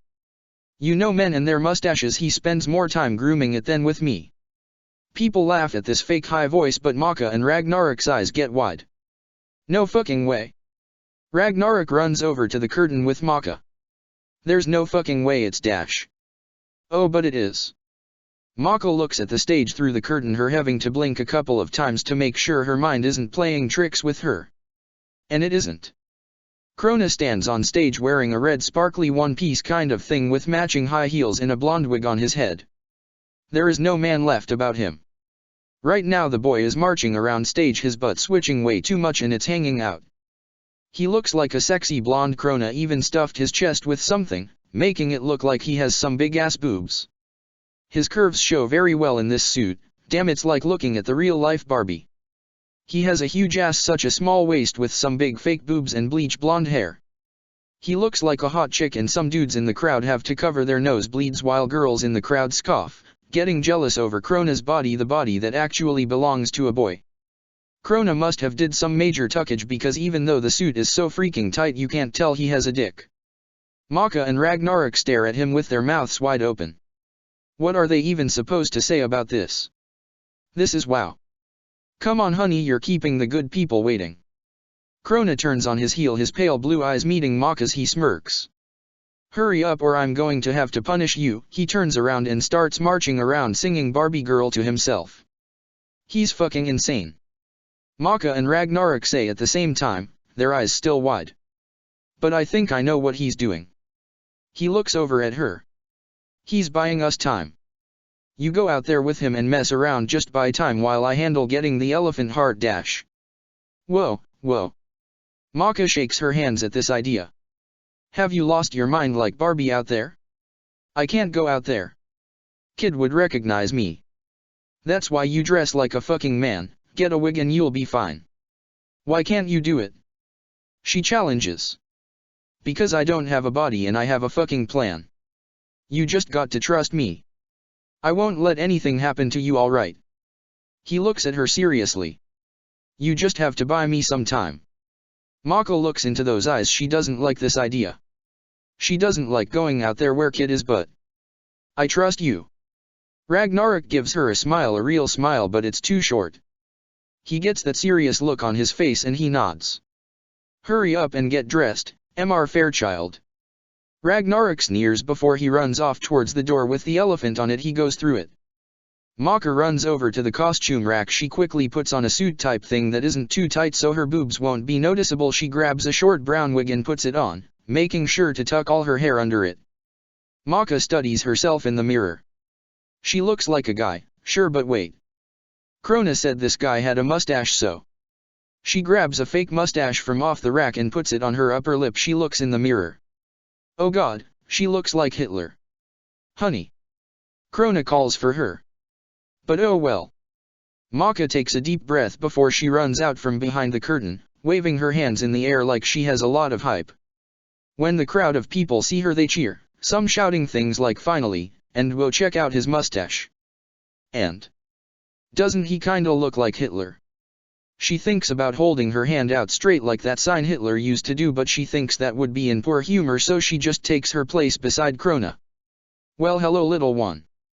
He whispers in her ear all dark as he grabs her arm. You look pretty bangable as a man. You look sexy yourself. I have to say, having your ass hang out like that was a bold move. You really look like the real-life Barbie. I can be anything I want to be. Krona flips his hair before he turns on her. Let's dance. Maka eyes the crowd that is looking at them oddly. Maybe we should dash. Nope, we're dancing. Krona grabs her hand in his other hand going to grab her shoulder. Do the tango. Maka knows this is insane. She knows this is completely and utterly crazy. But she starts dancing with this boy. There's no music, but the DJ seems to know what they're doing, so he puts on the tango music. Each step Krona makes, Maka is quick to step after him, their grip on each other's hand so tight. So you jelly bro. He smirks as Maka spins him before pulling him back. What? She blinks. You jelly of my bod. He rubs his ass slightly against her front before they go back to doing the tango. His smirk is too large. I have an ass that won't quit. I'm not jealous dash. You hating on this? Krona giggles. I ain't hating. Maka grabs his smooth leg and lifts it up on her waist, her lips close to his. I'm appreciating. Oh my, shouldn't you buy me dinner first? Krona blushes as her hands grab a bit high on his thigh and she drags his other leg across the floor. I'm not a cheap girl, you know. I have a lot of class. And you got a lot of ass. Maka smirks, galled that even in his med state she can get him to blush so much. Pervert. He huffs in a high-pitched voice. I swear men are all the same. They only like me for my goodies. Maka can't help but to laugh at that. Goodies. I got them goodies, goodies. I want to shake them for you. Krona gets close to her lips, gripping her cheek in his hand tightly. You do too much shaking and these puppies are going to fall right out.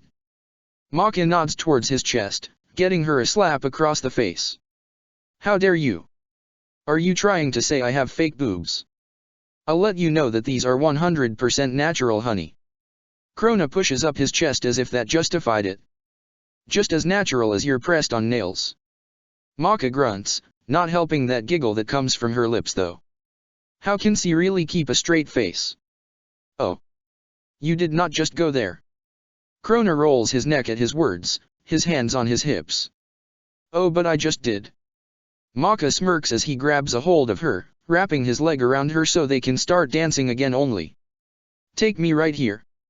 Krona moans into her ear, causing her body to get warm. Maka drops Krona. He falls on his butt with a oof, looking up at her with those pale blue eyes, but he's smirking at her red face. So are you guys going to do your act yet? The dance was real sweat and all, but are you ready? That man's voice comes back through the speaker. Bring it on. Krona roars, causing the crowd to go crazy with him. Getting up and marching around with his butt switching everywhere. Maka's eyes take in this crowd. There's so many faces, too many to keep track. Maybe Kid isn't even here, maybe he's. Her eyes fall on the boy and her stomach turns hollow. Kid is sitting in the first row seats and he's staring at her.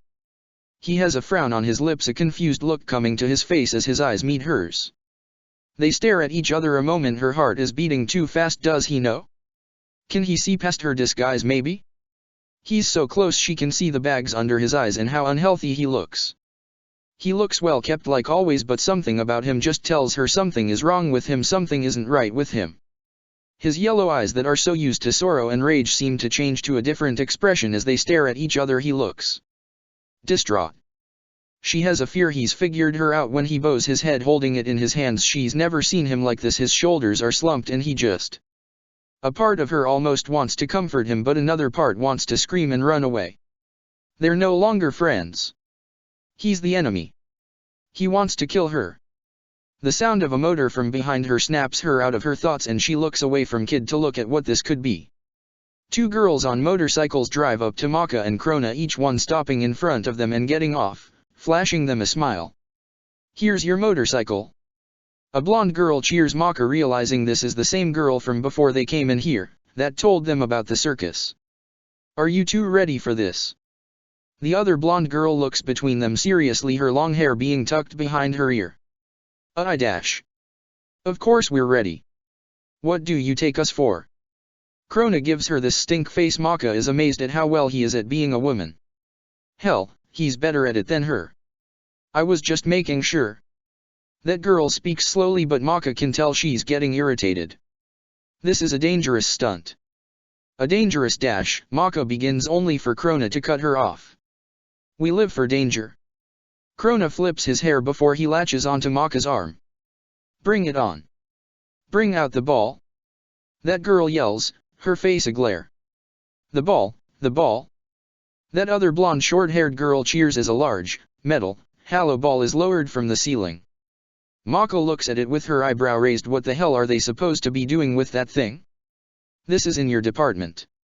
She hears Krona's smirk in her ear. "You always been good with balls, ho little one. You're the chick here, not me." Maka grunts, giving his fake boobs a look before she looks back at the ball. It looks like a cage. It stops on the ground before them, the crowd going crazy. "You're really brave." The short-haired girl looks at the ball with big eyes before she looks at Maka. She seems to study her a moment, Maka getting uncomfortable. "You know you have a very cute face for a guy." The girl pokes her cheek, and giggles. "I would get rid of the mustache though. It makes you look like a rapist." "Get your hands off my man." Krona screeches as he grabs a hold of Maka and pulls her behind him, looking the girl with short hair up and down. "I know he's sexy, but you don't got to be touching him like that, dash. You better chill out." The long-haired girl gets in front of the other one protectively. "You can be a bitch to me, but I'm not going to let you talk to my sister like that. I don't care if there is little kids here, I'll lay your ass out. No one wants your raggy ass man." "Oh. Oh no, she didn't." Krona marches around in a circle angrily before he stops, glaring at this girl with his hip poked out. "This bitch about to get it. Hold my earrings." The boy's hands go to his ears like he actually has earrings, which he doesn't. "Krona." Maka grabs his arm when he was about to march for the long-haired girl, her voice low in his ear. "This really isn't the time for a fight, dash. You know I'm going to punish you." His voice turns back low, his pale blue eyes locking onto hers, a smirk on his lips. "Again, I know what you did, I know your thoughts, I know what you were thinking back there with that boy, and if you go through with it, I promise you I'll kill you. Slowly and painfully." Krona has no say in it. "What are you talking about?" Maka gives him a look as he pulls away from her. "Your insides belong to me, remember that." His voice is so dark, his eyes holding a dangerous glint before he looks back over to the long-haired girl, and it disappears. "You're not worth my time." "That's because you know I'd sling your anorexic ass around." The long-haired girl glares at Krona, still in front of her sister like a shield. Krona snorts and it looks like he's about to take a step forward, and with that smile starting to form on his face. Maka grabs a hold of him and stops the boy. "Are you ready to start?" The long-haired girl looks at Maka. The girl doesn't seem to be that irritated with talking with her. "Start what exactly, dash?" "Now Miss and Mr. Fairchild will be performing what we like to call the Iron Locus. These two trained professionals will get into this tiny ball with their motorcycles and ride around it, doing this at a fast speed without hitting each other. Are you people ready for the Iron Locus?" The crowd screams at the speaker, their eyes lighting up in excitement. Maka's stomach turns hollow as she looks between the motor sills. Then the bullet is small and Maka's never driven a motorcycle in her life. Let alone making it go upside down with another person like Krona driving right in there with her, and let's be reminded that Krona is fucking insane right now. She looks over at him uneasily. Krona is already looking at her with that smirk on his face, his eyes lighting up in dark glee. This should be fun, right little one? Maka doesn't like the tone of his voice at all. They're going to mess up, maybe even kill themselves, and if she tries to use her magic all the witch hunters would know. Her eyes go to where Kid is only to see his seat is empty. Maka feels only a little bit better at that. Damn, it smells like fucking shit. Ragnarok grumbles even though he can't really smell as he walks down this narrow path between animals' cages, looking at all the different kinds for the elephant, but so far he hasn't found one. He can't smell, but he sees all the shit and he remembers what the zoo smelled like. He figures it probably smells like that now. So far he's seen everything but a fucking elephant. They have otters, dogs, donkeys, monkeys, he's even seen a loin. But no elephant. Ragnarok feels uneasy about this whole situation. He knows there has to be a elephant back here. There was a fucking elephant on the door. But he can't stop thinking about Maka or Krona. He can't stop thinking about how there's witch hunters everywhere, that this is a fucking circus full of witch hunters. Medusa had to have known. He knows she did. She's still playing these fucking games. What the hell is she trying to gain? Is she trying to bring Maka down to the grave without being straightforward about it? He's not even fucking sure if she was lying or not about not being able to help Krona. No, he knows she was lying. She could have saved him. They didn't have to come here, but she wanted Maka to come here and fucking be in danger. Something isn't fitting, something isn't fucking right. And it's pissing him off so much. Again, she's sent them out without offering her help. This is just like the asylum but worse. This is more dangerous and they have a time limit. Medusa is pushing them, and really, by the end of this Ragnarok is going to fucking crack. She's doing this on purpose. This all was on purpose, and even though he knows this, he can't do a fucking thing. At least Maka is oblivious to what he knows. At least she doesn't have this truth on her shoulders. But if she did, maybe she could be saved, maybe she could get away. Ragnarok shakes his head, his chest feeling odd as he glares at a bird in a cage. He knows she's not getting away. She's just like this bird trapped in Medusa's cage. Ragnarok and Krona have clipped her wings. There's no escape. They did this. But he can't think about that now. He'll break down and start throwing shit, and they don't need that now. He has to get this elephant heart. He can't let them down, can't let her down. He has to save her, only to kill her later on. Ragnarok stops marching to punch a cage, the horse neighing in alarm at this, but he doesn't care. He has such a deep scowl on his face. The raven-haired boy knows Maka's fate. He knows she's going to end up dead or worse. Medusa wants something much more than a heir, and he knows this. Krona knows this too, but he's lying to himself. Ragnarok can't lie to himself, though he wish he could. It would make everything so much more easier. Stop it. He growls as he punches the cage again, his eyes on fire as he commands his mind to just stop torturing him. This isn't the fucking time for this. He has to find this stupid elephant and get Maka and Krona out of here. Ragnarok takes a deep breath, regaining himself before he starts to walk down this concrete path again. Hey man, what are you doing out here? He hears a voice come from behind a door to his left, but he keeps walking, he keeps looking. I can't be out there right now. Ragnarok stops in his tracks at that voice. Why not?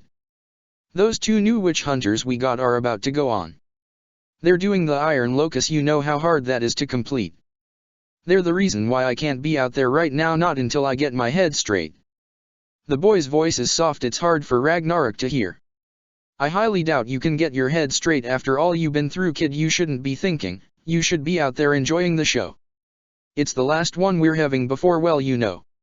You're the one who planned all of this after all. Kid.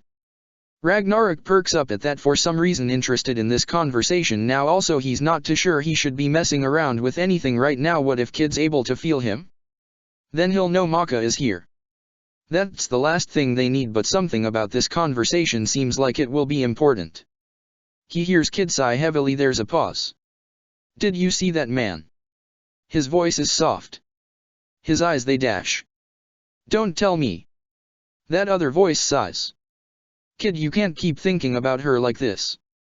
It's not healthy. He has the same eyes as hers. Kid presses. I can't be out there. If you can't handle being out there around someone that reminds you of her, then what the hell are you going to do when the time comes to kill her? This voice snaps. You hate her, don't you? Of course I do. Kid's voice gets dark. It's a growl. She killed my father. She took away everything I had and left me for. There's a pause. The only reason I can't be out there is because it's a torment to see those eyes that look like hers, because it's not her. It's like staring at something you want so desperately but can't have yet. Maka has been tormenting my mind since I saw my father's body. I've only wanted to find her, to kill her for what she's done. To avenge my father. His voice is so bitter, so full of hate. I had to leave to not lose my mind and attack that man. That is why I'm here. Don't worry, kid. The voice calms down a bit. We're going to find her and kill her. You don't have to wait much longer. After this show we're going to go looking for her and we'll find her. Medusa can't hide her from all of us, and with the plan you came up with, kid, it's only a matter of time. Maka isn't going to get away with this, but really you should enjoy yourself. For once don't think about her, and have fun at this circus. This is our last show after all. I know. Kid takes a breath. I believe I'm okay now. I'll enjoy this for you're right. This circus is ending because of my father's death, but it's going to end in a bang. With Maka's and Medusa's heads on a silver platter. Ragnarok hears footsteps, then their voices disappear. He's left standing there with a look of shock on his face. What plan were they talking about? Do they know where the mansion is? But that's fucking impossible, right? And Kid is fucking serious about killing Maka. He even came up with this whole plan. He has a bad feeling about this. Ragnarok hears the man on the speaker talk about the Iron Locus and how Krona and Maka will be completing it. His eyes get wide. Fuck, they can't do that. He runs down this room full of cages, looking for the elephant. They'll fucking mess up, and then that rich bastard will know. And then he would try to kill Maka. That fucker isn't going to touch her, not if Ragnarok has anything to say about it. He will kill him, but first he has to find this fucking elephant. The raven-haired boy runs all the way to the end of this place, his eyes falling on another door with an elephant on it, and he knows that this has to be it. He goes to grab the door handle and throw it open, but his hand finches away, his chest tightening up. There's a cross on the door. Ragnarok tries to keep his breathing in check, tries to look at this piece of wood without feeling afraid, but he can't. A memory is about to resurface and he doesn't want it to. He never wants to remember that night, never. Ragnarok hears the motorcycles start up, and this snaps him out of his fear.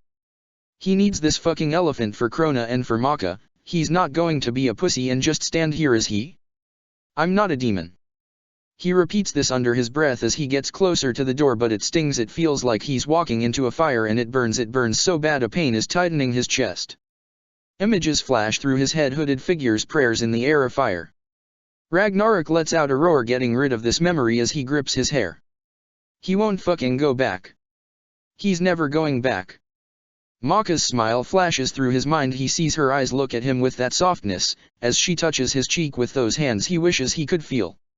Ragnarok's breathing becomes even, his mind belonging to her, Maka taking him away from his pain, from this memory. He isn't a demon. No, demons can't love. Ragnarok grips his fist as he glares at this cross, a new fire burning his being as he lets out a battle cry. It still burns badly, but he forces himself to keep going, to push himself for her, the girl that makes him feel alive. The girl that reminds him he isn't a demon. Ragnarok goes through the door howling in pain at the contact of such heat, but he makes it. For her.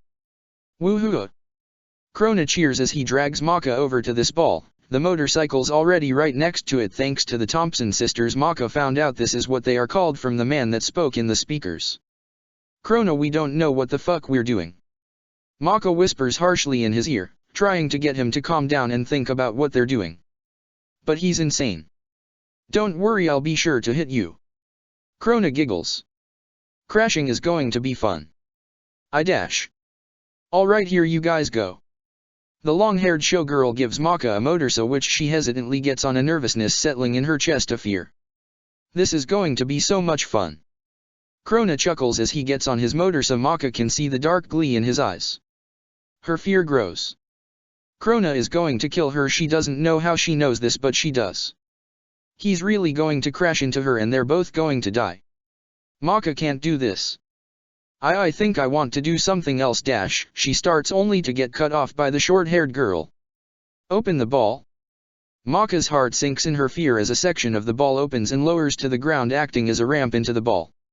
Start your engines. The long-haired girl shouts.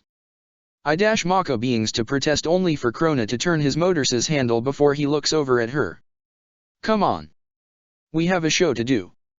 His voice is still high-pitched, acting like he's a girl, but she still sees that dark glee in his eyes. Before she can try to get out of it, he reaches over and turns on her motorsa for her, the machine rumbling beneath her as it comes to life. Maka doesn't like it.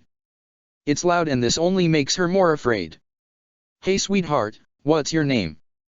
Krona looks over at the long-haired girl with an unreadable expression. Liz. She rolls her eyes.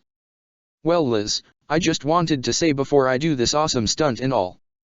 He looks her up and down. That color is not for you, honey. What? She blinks.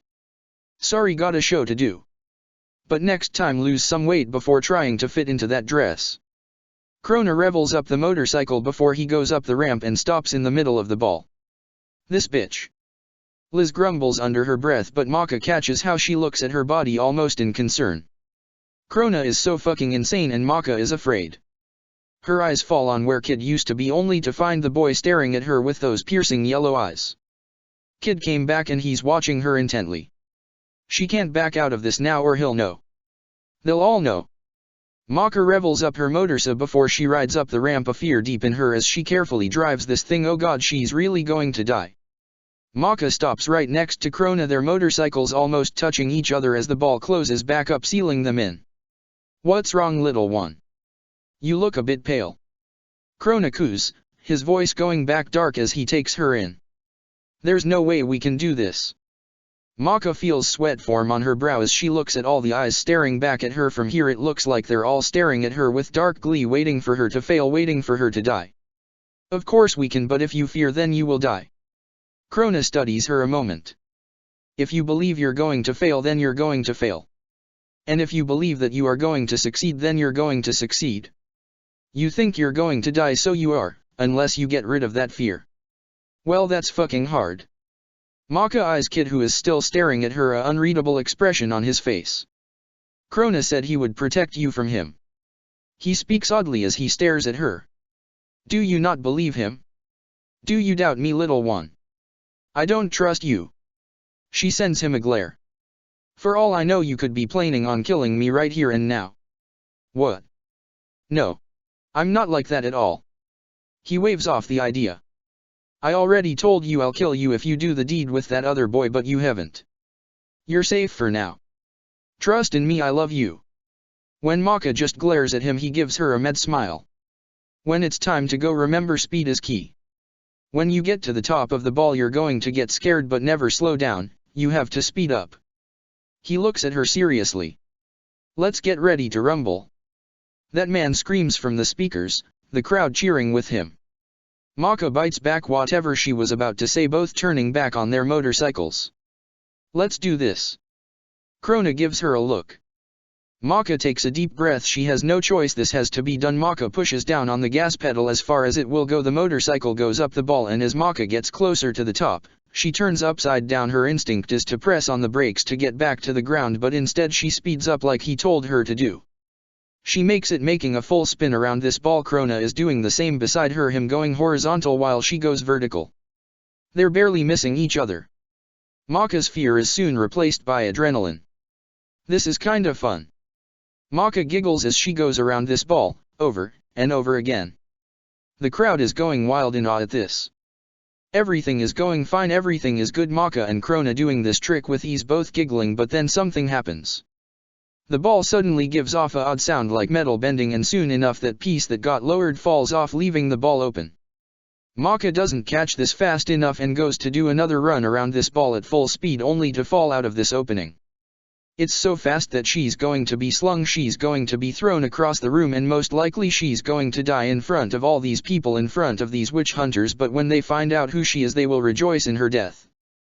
This pisses her off, something stirring inside her with her fear as she screams. "Hold on there, little doggy."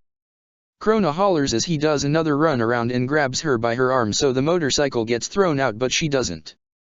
He pulls her onto his motorcycle, Maka gripping him greedily as he does another spin, but he gets slower when he gets to the bottom so he can just drive out of the ball with ease, only for Krona to do a jerk to the right, causing the machine to tilt over the boy, tackling her off so they roll on the ground to safety. Maka pants her eyes wide as she watches as her motorcycle, the one she was on, flies across the room right into the bleachers. "My leg!" some poor guy cries out. Maka and Krona look at each other before helping each other up, looking at the crowd of people that is staring at them with their mouths wide open. They totally fucked this up. Then they do the only thing they can think of. They bow, and apparently both of them forgot they were wearing wigs because they fall right off, Maka's blonde hair being exposed along with Krona's short pink locks. Not only that, but one of Krona's boob stuffing falls out. Holy fuck, she doesn't have boobs. A man yells out. "Don't talk about it." Krona flusters as he covers his chest. "I just haven't developed yet."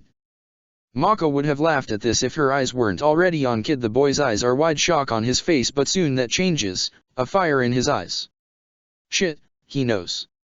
It's over, it has to be. Run. Maka grabs Krona's hand and starts to run back to the curtain. They have to get out of here. Stop them. She hears Kid yell behind them. That's when a bunch of people pile out from the curtain, causing Krona and Maka to skid to a stop. All she has to do is look at their cross necklaces and she knows this is bad. They know, and they're going to kill her. "You do not want to mess with these heels, honey." Krona snaps his finger like a diva as he glares at all these people, but they take a step forward, all glaring at Maka. The crowd has gone dead quiet, all eyes on them, watching as the group of circus people surround Maka and Krona, sealing them in a circle, blocking their way out. "Maka." She hears his voice behind her, even though it sends shivers down her spine. Even though right now she wants to scream and cry, she turns around to face him. Kid stands in front of her, his piercing yellow eyes looking at her with too many emotions to sort out. His hands are empty, but she sees that cross necklace out, laying on his chest. To see him so close makes her stomach turn hollow, makes her chest tighten so much it's hard to breathe. "Kid." Maka speaks his name half out of disbelief herself. This is him. This isn't a nightmare. This is really Kid. The witch hunter. The boy that's going to kill her. It becomes dead quiet as Maka and Kid stare at each other. No one makes a move. All the circus people look to Kid, waiting for the cue from him to attack, and Krona looks at Maka. Even in his med state, he seems to be waiting too. Everyone is waiting for something to happen. Maka doesn't know how to feel about seeing Kid. Yes, she's scared of him. Yes, it hurts to see him, to see that cross on his neck, but this is Kid. He used to be her best friend, right? This is the same boy she stayed with at his home, the same boy that held her in his bed when she was scared. The same boy that was there at her mother's funeral and stood up for her at school. The same boy that took her to Krona when she ran out of money, the same boy that was always there for her even when she was a bitch to him. He gave her a place to stay. Gave her food and comfort if she came to him for it. He gave her protection and concern when she didn't ask for it. This is that same boy, but that was a long time ago. Everything has changed. He's a witch hunter and she's a witch, yet a part of her doesn't want to fight him, doesn't want to hurt him. This boy was her best friend. He was there from the beginning, her childhood friend. Maka's mind is on overdrive, too many emotions swirling through her head, and it probably can be seen through her eyes, but Kid is the same way, his eyes shaking in confusion. He has a conflicted look on his face. Maybe he doesn't want to fight her either. Maybe he doesn't want this, just as she doesn't want this. Maybe he remembers that she was his best friend, remembers that he used to care about her. Maybe he can see past the fact she's a witch, and maybe she can see past the fact he is a witch hunter. Maybe they can just see each other as Kid and Maka, like how it used to be. But no. It can never go back. Kid stares at her, his fire in his eyes dulling, they even soften. A hope fills her heart. Maybe she isn't going to die, maybe she can have her friend back, maybe everything will be okay. Kid takes a step forward, but Maka doesn't feel threatened by it. Krona gets in front of her protectively, a mad smile ripping out on his lips as if in warning. This seems to snap Kid out of whatever state he was in, because his eyes harden again, that fire in them coming back with a vengeance as he glares at Maka. "I can't believe I almost fell for that." Kid speaks bitterly as he bows his head. After all my years of training I should know better. You would think that I would have learned from my father's mistakes. Kid. Maka takes a step forward so she's side by side with Krona but a bit closer to Kid. Use your charms. That voice coos. He still loves you, use that to your advantage, girl. Kid doesn't respond to her but he doesn't yell at her and he doesn't take a step back even though Maka knows he is aware she's gotten closer to him. He's allowing her to get closer. Maka hates herself for it but a cockiness settles over her. He's just going to let her back and he's putty in her hands, all she has to do is. But Maka hates this part of her. Another part of her is just happy he's letting her get closer, that he's. Get back, you disgusting witch. One of the circus people roars and charges for her, a cross held out in his hand causing her to flinch in pain. It's a boy and he's right on her, a axe in his hand, and he pulls it back, ready to chop one of her hands off. The boy makes a strangled cry as the pointy heel of a shoe gets stabbed into his temple causing him to drop the axe and cross, Maka taking steps away from him looking over at the person who saved her. I told you not to mess with these heels. Krona smirks as he holds his other shoe in his hand, the pointy end out and ready. All the circus people and the crowd's mouths are wide open watching as the boy that got stabbed bleeds out of his head before his eyes roll back and he falls to the ground lifeless. You would think this would cause the crowd to panic to run away while they can. But they actually cheer. Holy shit, did you see that? That was awesome. I wonder how they made it look so real. Now this is a fucking circus. That was sick. They don't know that someone is really dead, that he really got stabbed in the brain by a high heel. But the circus people know and they're furious. Kid stares at the body of the boy with wide eyes before they set on fire and he glares at her, his face a scowl. Any truce they were about to make it gone now. He glares at the way her fingers twitch and she glares at the cross on his neck. They are a witch hunter and a witch. They're not friends. Kill her. Kid growls, looking over at the circus people. The boy is also a witch's spawn, kill him but make sure the girl doesn't get away. Oh yeah, he's pissed. All the circus people get out crosses and lighters, some have axes, others have knives. Oh bother. Krona mumbles as he grips his high heel, getting closer to her to try to protect her from the crosses, but she feels them all and they sting her. A deep fear causes her to tremble, she's going to die, there's too many of them, they're going to kill her. They already know what you are, so what are you so afraid of? You are a witch, my dear, show them what you got, there's no reason to hide it now. That voice coos but it sounds different. It has a point. So that's how you're going to be? Maka locks eyes with Kid, hers catching on fire as she rips off that fake mustache. You want to see a Udik, Kid? I'll show you a witch. She reaches under her suit and brings out that crescent moon necklace, Kid with the rest of the witch hunters eyeing it warily. Don't let her use magic. A man shouts and all the circus people charge for her. Krona only giggles as he holds his shoe like a sword. Maka closes her eyes, grabbing the necklace, activating it. She feels her suit change to that short dress. She hears a couple of whistles from the audience as the wind brushes her barely covered up thighs. The crosses are stinging her and she knows they're close. She couches down and puts her hands on the bare floor. Scatter. Maka speaks motor-toned, her power going out of her hands. The circus people cry out in alarm as they are thrown back by some force, Kid only skidding a couple of feet away from her, his eyes widening at looking at the girl. Maka's head is bowed, her hair hanging in her face as she slowly gets up from her couching position. The crowd is cheering wildly, saying things like, OMG she's a girl, and, did you see that, and damn she's hot. Why are they cheering? Don't they know what she is? Don't they know that she's going to kill them all? Maka starts to laugh. It's soft at first but it gradually gets louder and louder, her shoulders shaking in spasms, her bangs hiding her face from everyone.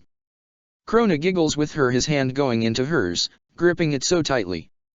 They are together in this, in madness and sanity. Maka slowly lifts up her head, her hair moving out of the way, showing off the large smile ripped out on her lips. Her eyes are dilated and shaking as she takes in the circus people that are looking at her with glares, but she can see their fear. And then she looks at Kid, he's glaring at her, a axe in his hand now that's he's gripping tightly. She feels like screaming at the sight but her smile only grows bigger. Shall we kill them all, my princess of madness? Krona turns to her, lifting up her hand and kissing it, his eyes shaking like her own.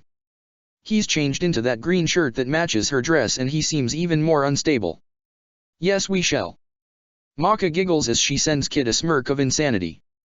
They will all die by our hands, every woman, man, and child. My, you're evil.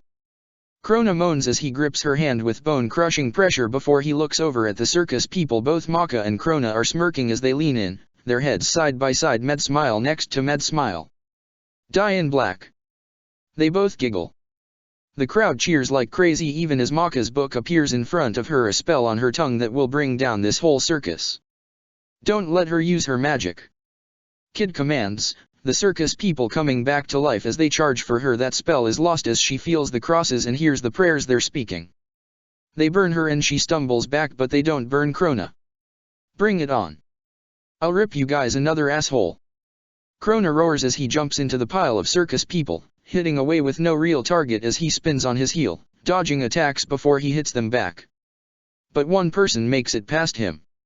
It's over. Kid growls as he runs towards her, a cross in one hand, a axe in the other. His piercing yellow eyes glare into her, his dark figure moving just as if she was watching death itself, running towards her, about to claim her and drag her down to hell where she belongs. He's so fast, he was made for this, to hunt her kind, to hunt her. Even as a witch she has fears, and fuck, Kid is one of them. Stay away. She screams as she says a quick spell and jumps back, floating in the air till she lands high up on a tightrope that had already been set up from a previous act. She keeps her balance as the book floats back up to her. Maka's too scared to think, but she knows Kid will be up here with her in any minute. She can't handle this. All the crosses hurt her. God, she hates them all. She hates everyone here. She just wants to kill them all. But she's scared and she just wants to get out of here. Where the hell is Ragnarok? Can't he tell the plan has failed? Doesn't he hear all the commotion? That's when something hits her. It hurts her inside, and the cage inside her cracks just a bit more as she throws her head to the side. She sees someone in the crowd, a hooded figure staring at her, but she can't see their face, but she can see their smirk. They disappear.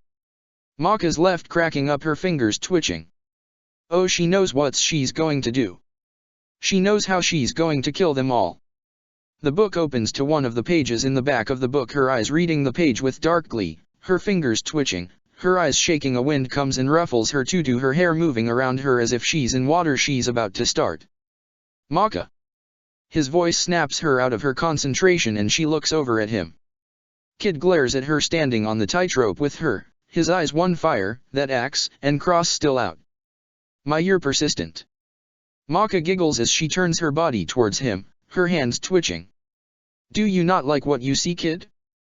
Are you going to kill me because of what I've done? Or because of what I am? You killed my father. Kid spats, the rage showing through his eyes as he takes a step closer. You took everything from me. You. He grips his fist, something flashing through those eyes. Your father was after me, he wanted to kill me.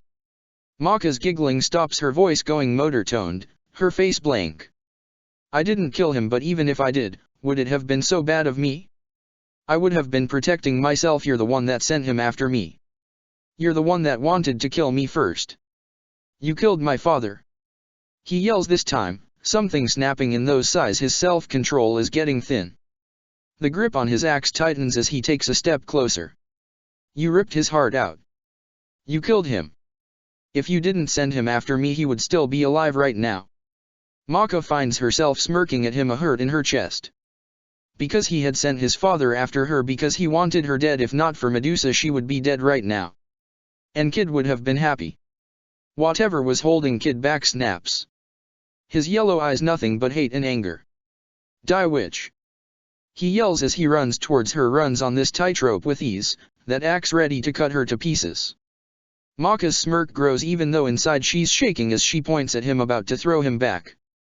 Kid throws the cross at her, it lands on her chest and she screams out in pain as it starts to burn into her flesh, burning past the dress's fabric into her. Maka cries as she struggles with the cross. She gets it off, but she loses her balance, falling head first from the tightrope. Maka holds a hand to her burnt up chest, staring up at Kid with wide, terrified eyes as she continues to fall. His eyes haven't softened, no, if anything they have gotten harder. His teeth are grit, and instead of just watching her fall, he jumps after her, his arms to the side, his head first so he falls faster. He's a vengeful raven, swooping down on his prey. Maka's about to get killed. She screams as she does a flip in the air so she's facing the ground that's coming up too fast. Bubble. She puts her hands out and a bubble appears where she would have been splattered, she hits it and bounces off it, the bubble popping as she lands on her feet a couple yards away. Kid lands only a couple feet away from her, landing it perfectly like it was nothing. He must be superhuman. Kid glares at her so darkly, that axe in his hand and another cross in the other that he must have pulled out. Maka's afraid, she's so very afraid. She can't concentrate, and when Kid starts to run for her again she screams and turns to run only to be stopped by a girl with a cross in her hand. She shoves it into her shoulder, it melting into Maka as she cries and hits her away. Another witch hunter comes, a man this time, and he knees her in the stomach, causing her to fall to her knees. The pain in her stomach is almost unbearable, but she forces herself up, but the man with the axe is faster. Maka. She hears Krona scream for her and she can tell it's him screaming, not his madness. In this situation she doesn't know if that's a good thing or a bad thing, but his voice is too far away. He's not going to make it. Die. The man lifts up the axe and brings it down, aiming for her head. He's tackled away from Maka before he ever makes the hit, his axe being taken by this person, and by this person she means Kid. Kid saved her. She's mine. He growls as he turns towards her and starts swinging these axes. His eyes are odd and she can tell he's not right in the head right now. His precision isn't working now. He's swinging at her madly, not thinking about his moves, only thinking about killing her. Maka moves fast, moving backwards. She dodges each swing as they come. This is too much to do, so she can't even think of a spell, her fear getting the best of her as she continues to move so fast away from him. One wrong move and she's a gunner. By this point some of the crowd started to leave, probably finally seeing that this isn't an act, this is dangerous, but most have stayed where they are getting their cameras out and recording this. They will be recording their deaths. Maka's eyes look behind Kid to see Krona still struggling with the other witch hunters. He looks tired, a dark substance falling from a bust in his head and a cut in his shoulder, but he's killed most of them, and even from here it looks like somehow his wounds are healing. He's looking at her in concern and he tries to run over to help her, but he only gets grabbed by more witch hunters and thrown back. She has to deal with this revengeful spirit alone, the same spirit that used to be her best friend. Now he's trying to brutally murder her with an axe. Maka trips over her own feet and falls back on her butt, looking up at him with horror. This is the end of you. No more. Kid lifts up an axe over his head, his eyes on fire as he glares down at her. She feels that pain in her chest and she can't help the next thing she says. I thought you said you would never hurt me. Maka's voice gets soft. I thought you said you were loyal to me, that you were my friend no matter what. Kid's axe stops halfway, something flashing through those eyes as he looks at her. It looks like pain. He looks in pain, a conflicted look coming to his face. Maka. He slowly lowers the axe, that fire dulling down till it's not there. He looks at her and she looks up at him. He frowns, his eyes shaking. I dash. Holy shit. The animals got out. Someone runs from behind the curtains screaming, only to get attacked by a loin, the beast biting off his head, silencing him for good. This gets the crowd to scream in horror, and before she knows it they're all trying to get out of here, running like a stampede, trampling anything in their way. Soon after the loin other animals run out, most trying to get out of here. They knock down the circus people, most getting trampled on. The circus people that have a hold of Krona don't let him go. The loin catches sight of them and runs towards Krona, its teeth bared. It's going to attack him, it's going to kill him. Krona. Maka gets up and runs past Kid, a spell on her tongue, but she knows she'll be too late. Right when the loin leaps to sink its fangs into Krona. It's squished like a pancake by a big, fat, Greyfoot, the large cat, letting out a roar of pain before it's silenced, its blood leaking out of all opens of its body. Krona blinks and looks up at the elephant that saved him, its trunk pointing out as it lets out a sound that sounds like a battle cry. Before Krona can move, the elephant hits one of the circus people off him with his trunk, and the other one he kicks with his large foot, sending them flying back. And when the elephant makes that battle cry again and looks ready to charge, they scream and run like babies. The pink-haired boy trembles like a leaf as the elephant's brown eyes fall on him. He can't move. Stay calm. Kid runs around trying to get the circus people to calm down and to come back. Maka runs up to Krona ready to kill this elephant when she sees his eyes. No way. Ragnarok. Maka blinks as she stares up at this large animal. The elephant gives a snort and its large lips seem to be almost smirking. Oh my god, it is Ragnarok. Krona looks up at him with wide eyes, his wounds are completely healed and gone. It seems Krona has gotten a handle back on his sanity. If only Maka could say the same. Kid is getting the witch hunters back together to kill you. Don't let him fool you. You know what to do, Maka. Now that the elephant is here, you know what you must do. Her voice smirks. Her lips rip out into an unnatural smile as the book floats in front of her. Krona, stay close to me, grab my arm. She speaks motor-toned as her eyes read the page in this book. Krona gives her a look, but he walks over nervously and grabs a hold of her, looking at that smirk on her face with a frown on his. Hold the elephant there, Ragnarok. The elephant just snorts in response. Maka closes her eyes, a wind ruffling her tutu and hair. As her power comes out, she begins the spell. May nothing be safe from this but the creatures that burrow below the ground. This spell is round and it will destroy this town. Wind as hard as steel and as sharp as a knife, come and bow before me. I command you, dash. Maka. She hears kids yell. He sounds in alarm. She also hears others yell and they run towards her, but it's too late. I hate you, you hate me, so let's just skip the words and let me end this once and for all. Maka spreads her arms out, her head bowed to hide the large smirk on her face. Devil's Halo. Get down. Kid screams as white light forms in her hands, only to be shot out like a cannon. The power goes separate directions only for it to reconnect, making a large circle around her, white like a pretty halo, but then she pushes it. It shoots out, cutting anything in its path. Maka enjoys the screams she hears and she giggles as this spell cuts the elephant in half, cuts the circus in half, cuts people in half. The screams mix in with her laughter. Because it's all so funny, you know. The tent makes a cracking sound before it comes down, covering everybody that's in it. Maka only snaps her fingers and the fabric burns around her and Krona, her laughter still being heard as blood stains the ground like a river. There's so much. Maka's eyes finally open and she takes in the damage.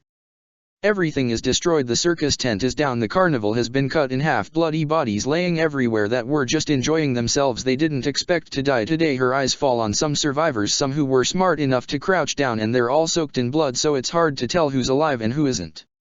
Maka sees what looks to be half of a little girl staring at her with those dull blue eyes, her little white dress ruined with her blood. She looks no more than 6 and her parents are laying right next to her, cut in half, their limp hands touching their daughter like they were trying to protect her. But they failed. Maka killed them all.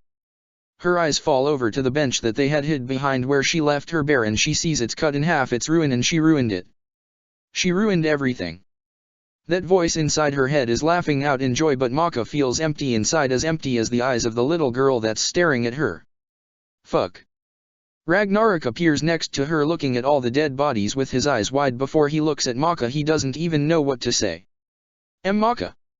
Krona's voice is soft as he reaches out to touch her. He sounds concerned about her, concerned about a girl that just killed about 1,000 innocent people. She hears his madness moaning, but Maka feels empty. She turns away from his hand and walks towards the elephant that's laying on its side, its tongue out and its eyes rolled back, its guts and blood oozing out between its two halves. Maka's feet get drenched in its blood as she stops right by it, her eyes rolling up as she mumbles a spell under her breath. The elephant's chest rips open by itself, exposing its large heart, the thing that they came here for. Maka snaps her fingers and the heart is ripped out, blood falling from it as she makes it float by her. I got the heart, Krona. Maka turns towards him, giving him a weak smile, but it doesn't reach her eyes. You're going to be okay. Maka. Krona frowns as she stumbles towards him, only for her legs to give out from her weakness, but he's quick to catch her, holding her up with his body. He wraps her arm around his neck, and he steadies her by putting his arm around her waist and holding him to her. Maka. Maka, are you dash? I'm okay. She mumbles. Just tired. Ragnarok stares at her with a frown on his face. It's deep, something clearly going on behind those piercing blue eyes. Why, you used a lot of your power. Krona eyes the destroyed town and all the dead people before looking back at Maka, who has her head bowed. Why did you use so much? Maka can't answer him because she doesn't know why. Because you're evil. That voice crackles madly. If possible, Maka feels more empty inside. What she did was unnecessary, but it came out like this. She doesn't know what came over her. I'm sorry. Her voice is barely a whisper, so quiet, but Krona hears her. Maka. He looks at her sadly, guilt flashing through his eyes as he opens his mouth. I dash. That's when they hear the tent rip. They all look over to see Kid rip his way out of the tent along with those two blonde-haired girls, the showgirls. They all look unharmed for the most part. They must have ducked down. Kid's eyes fall on the town, on all the blood before he looks back at her with his eyes shaking. You're not her. His voice cracks, half from rage, half from something else. You're not Maka. I was friends with Maka, not you. I was loyal to her. I was never loyal to a witch, to someone as evil as you. Maka would never have done this. You're not her. Maka smiles at him. To everyone else it looks like a mad smirk when really it's a sad smile. You're right, I'm not her. Maybe I never really was her. I've always been a witch. I've always been this. Her words are slow, her body leaning against Krona's for support. The short-haired girl lets out a sob, her shoulders shaking as her eyes fall on the little girl, on all the dead people. The older girl pulls her sister in her chest, holding her there while she cries, trying to shush her. Liz, they're all dead. The younger girl clings to her, her tears falling down so fast. All of the circus is dead. We're the only ones left. She killed them all. I know, Patty, I know. Liz holds her sister with so much care, a silent tear falling down her face, but she wipes it quickly. She has to be strong for her little sister. You're still alive, I'm still alive. We'll make it through this, SHH. We'll make it through this like we always do. Just don't look, Patty, and if you don't look it's like it's not there, right? So don't look, SHH. Kid looks over at the Thompson sisters with sorrow before he looks over at Maka. She's still smiling sadly, but it looks like a smirk. He glares, his anger being seen in his face as he grips the axe. You tricked me. He growls lowly. This is the end for you, witch. You will pay for your crimes. You'll pay for all the people you killed here today. Oh, I know I will. Maka grabs her necklace, putting a hand on Ragnarok's shoulder to connect the three. Goodbye, Kid. Oh no, you don't. Kid roars as he runs over towards her, his axe back ready to chop her head off. Maka gives him a weak smile right before she disappears along with Krona and Ragnarok with the elephant heart. His axe barely misses her. The last thing she sees is eyes full of hate before everything fades away. Maka will pay. She knows she'll pay for everything. Krona holds on to her tightly as they move through this nothingness. Even with all that she's done, he holds her like she's innocent, like she didn't just massacre a bunch of people, like she's not a evil witch. But she is one. When she can see again, she's standing back in the mansion's lobby, Krona still holding her up and Ragnarok by her side. But he isn't saying much. Hell, she can't blame him. Maka feels hollow, she feels disgusting. My dear, you're back.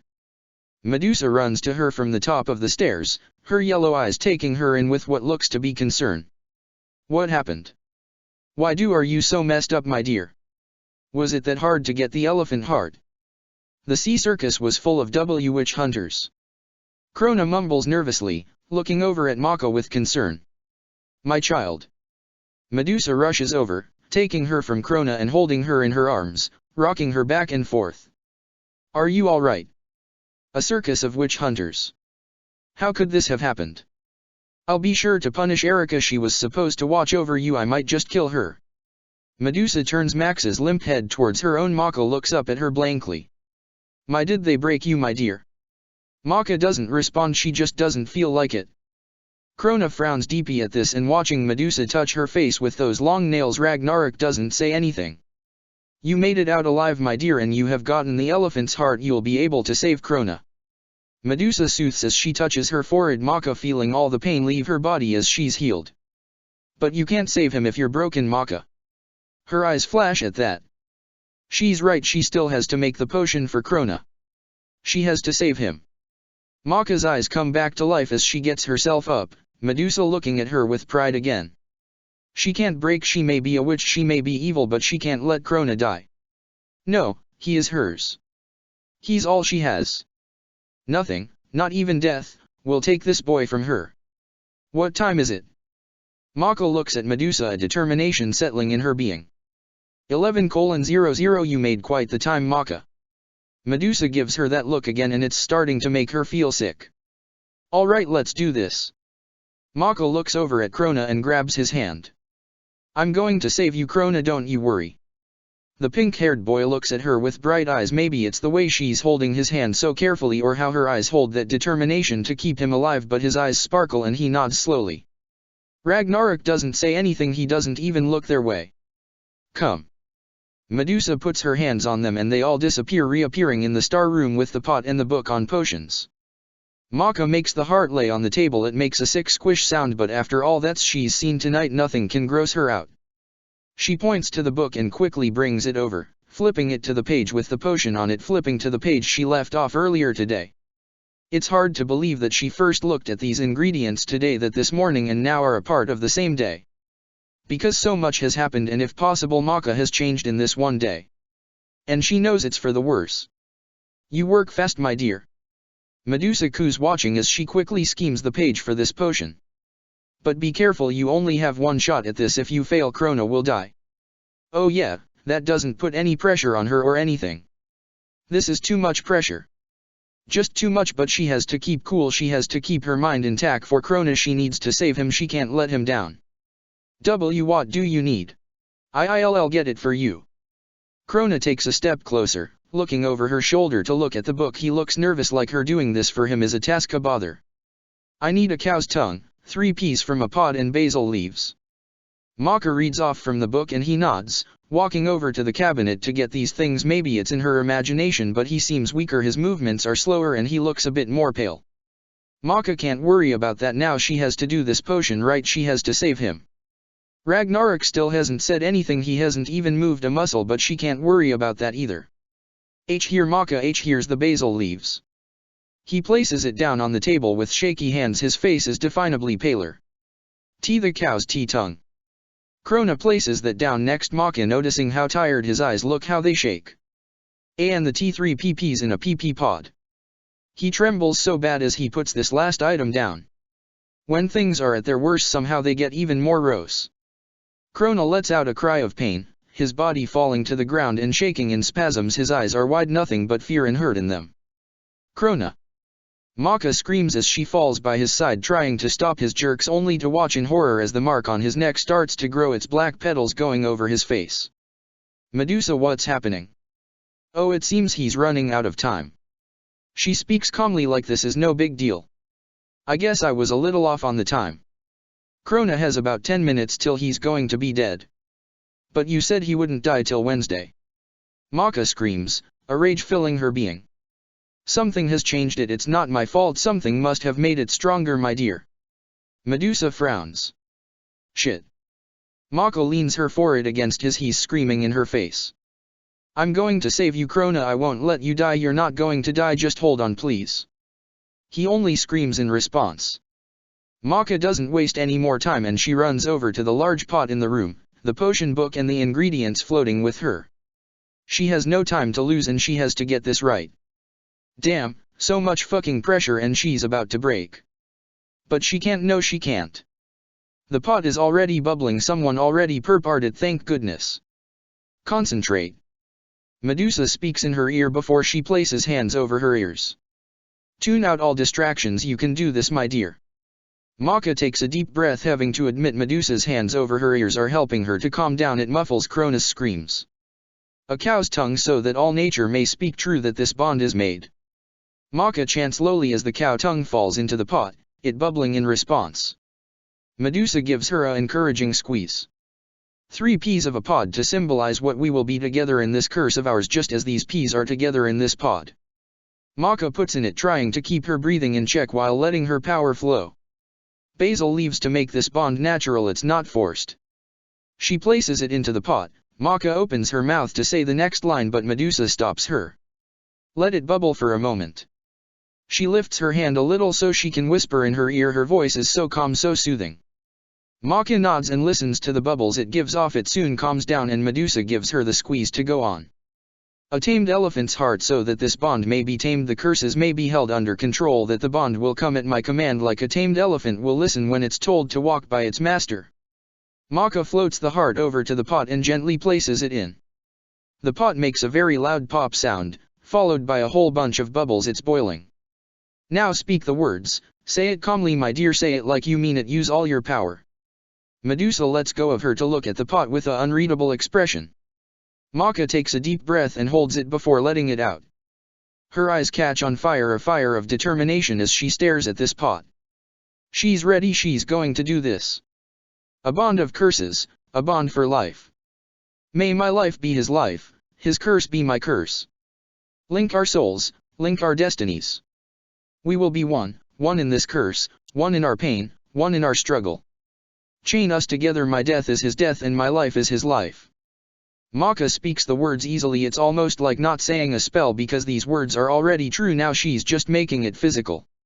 Maka's power flows as much as she can work up, she's still weak but she pushes herself to the limit, she pushes herself for him. He can't die, no she won't let him.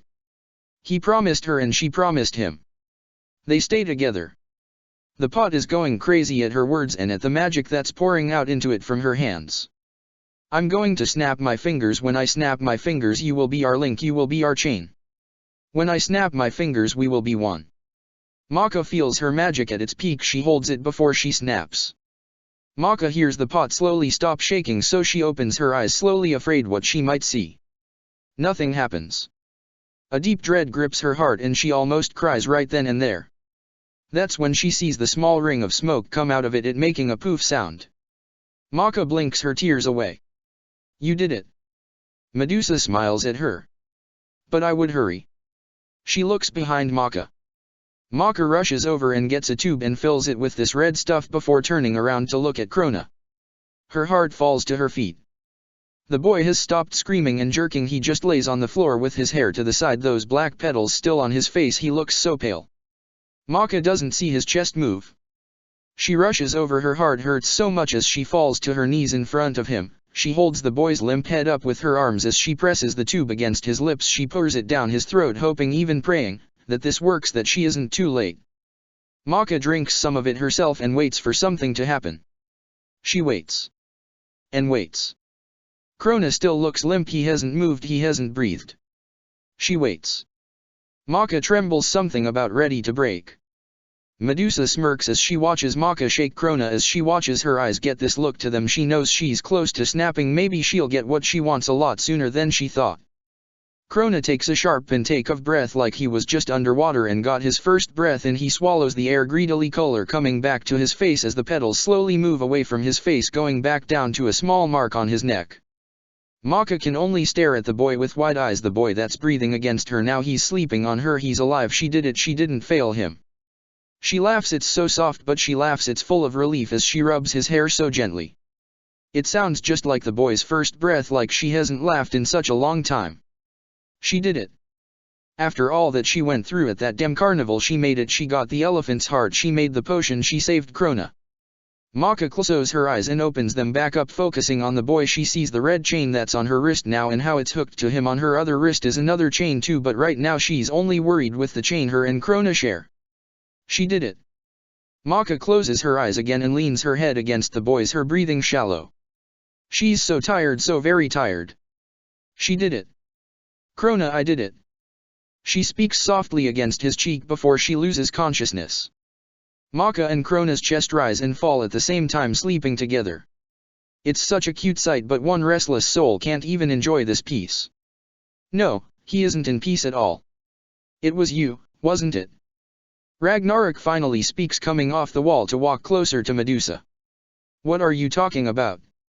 Medusa raises an eyebrow before she turns her back to him and starts cleaning up the pot, putting things back where they're supposed to be by the point of her finger. Ragnarok takes a deep breath, he's been thinking about this a lot. He just has to word this correctly and maybe he'll be able to get some answers. At the circus, that spell she did. Ragnarok keeps his eyes on the back of her. I watched her do it, but at some parts she didn't even look at the book, her eyes had a glow to them, a golden glint. You did that spell, didn't you? You helped her out with it at least. And I think I know why. Oh. Medusa cleans the pot up, almost sounding interested. You knew about the circus being of witch hunters and you knew about their little plan of attacking us. Ragnarok sees that this causes Medusa to pause what she's doing. He continues, more confidence now. You helped her out with that spell, hell, I even felt you there at one point. You helped her out so that she would kill them all. You sent us there for a reason. You had this whole thing planned out from the beginning, didn't you? My Ragnarok, you're very smart, aren't you? Medusa turns around with a smirk on her face. You're right. I knew all along about this circus of witch hunters and their plans to destroy Maka and me. Well, I had about enough of it. So you sent us to do your fucking dirty work. Ragnarok feels his face get hot with anger, his chest puffing up. I wouldn't say that. You needed a tamed elephant heart to save Krona. I just pushed you all in the right direction. She smirks at that. Right direction, my ass. Ragnarok snaps and takes a step forward. Krona's curse was your fault to begin with. And the fact that there wasn't a tamed elephant heart here for us in the beginning proves that you set all this up, all of it. The curse, everything, it's your fault. His time was shortened, wasn't it? You're trying to fucking kill him, aren't you? I don't know what you're talking about. Medusa blinks before she smirks. Now you are smart, Ragnarok, that's why I made you my slave, because I saw how bright you are. Past your rage I saw your cunning. You may be smart, Ragnarok, but don't let it go to your head. Sticking your nose into a hole where it doesn't belong could be dangerous. You don't know what could be lurking in there, and surely you would lose your nose. She gives him a dark look. I suggest you stay in your place, Ragnarok, and leave the thinking to me. Don't worry, this whole thing will be over soon and you will be released, just like you wanted from the very beginning. Ragnarok grinds his teeth, his face is so hot from his rage, his chest puffing up.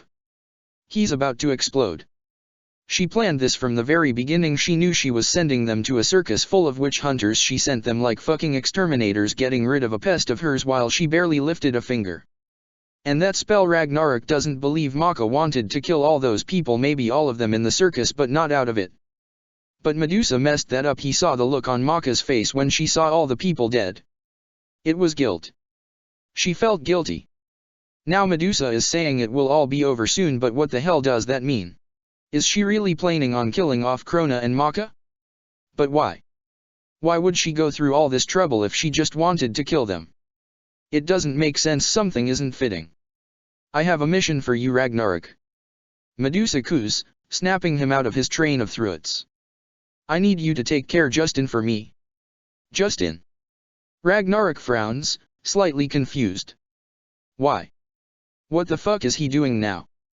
He seems to be making Azura stronger, and by this rate he could actually be a threat to my plans. Medusa snaps her fingers and a cup of something appears. That is why I need you to take care of him tonight. Tonight?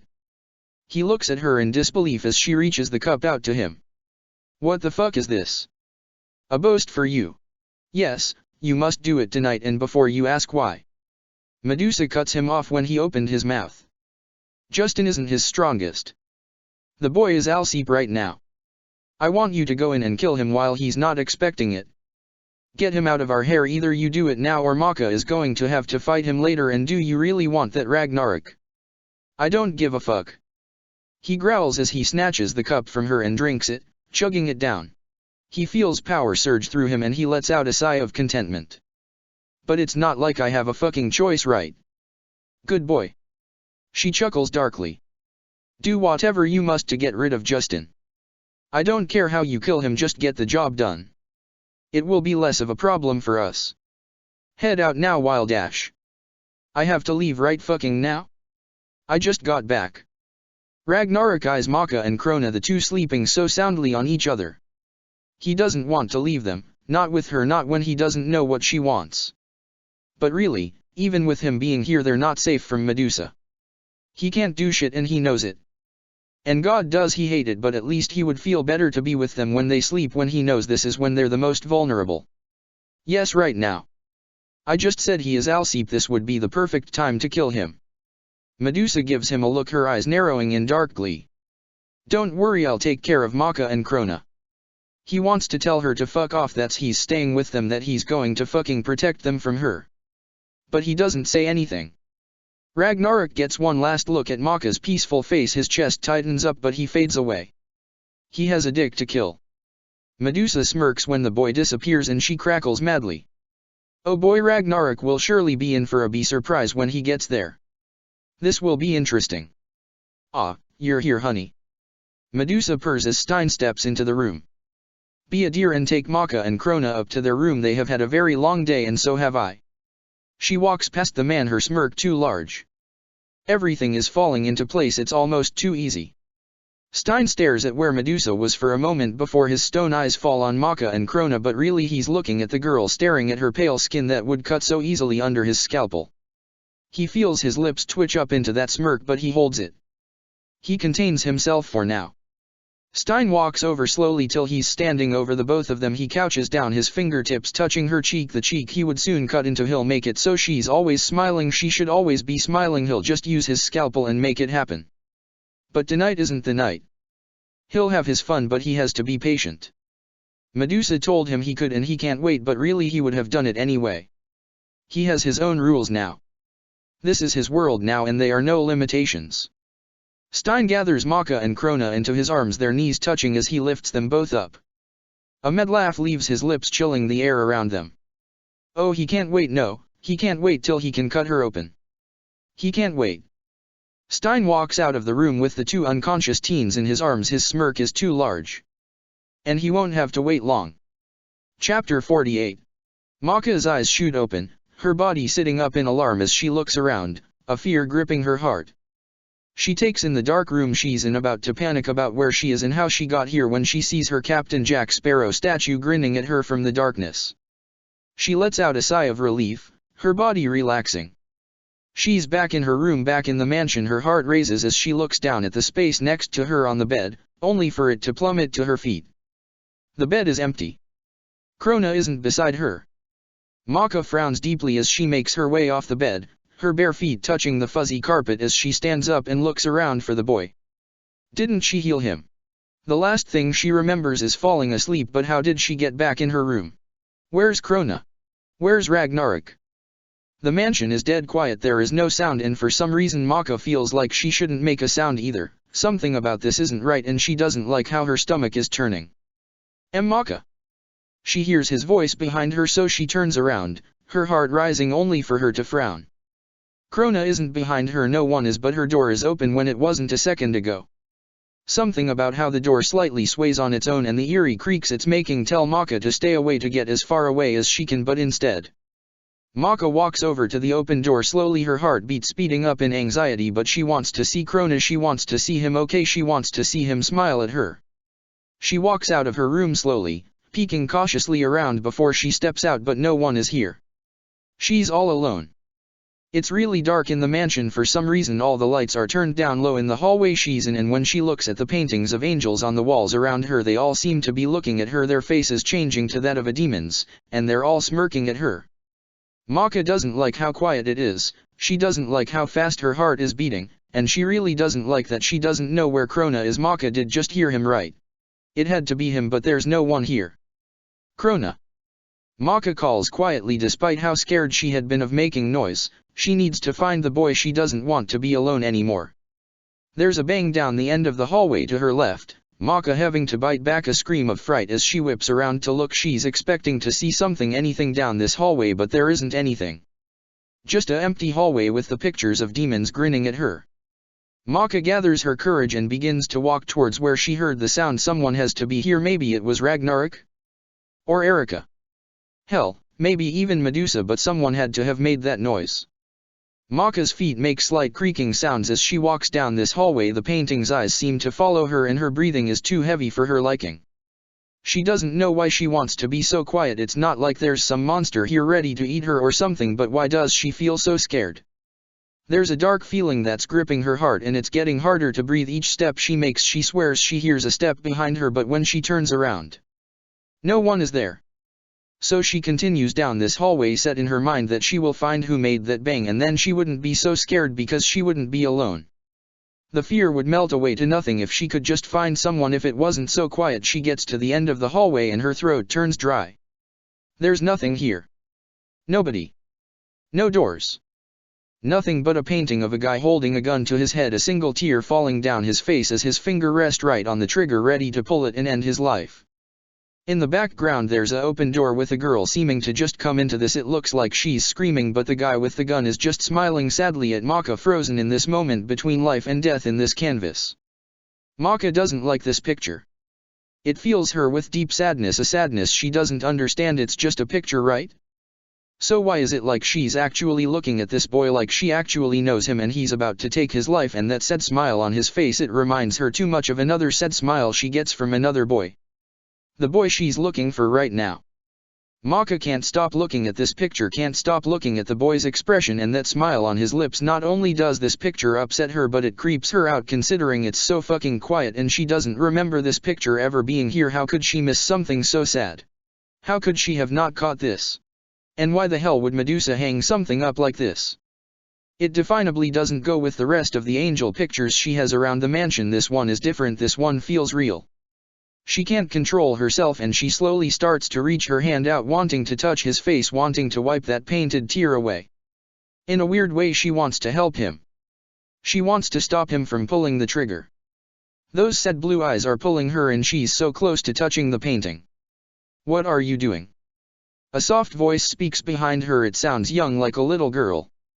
Maka whips around only to see an empty hallway. No one is here, but at the same time she feels like she isn't alone, and that makes the hairs on her arms stick up and a shiver to go down her spine. Who's there? Maka almost kicks herself for the stutter. She doesn't want to seem afraid. That's the worst thing you can give your enemies, fear. You don't know me and I don't know you. The little girl's voice responds, but Maka still doesn't see her.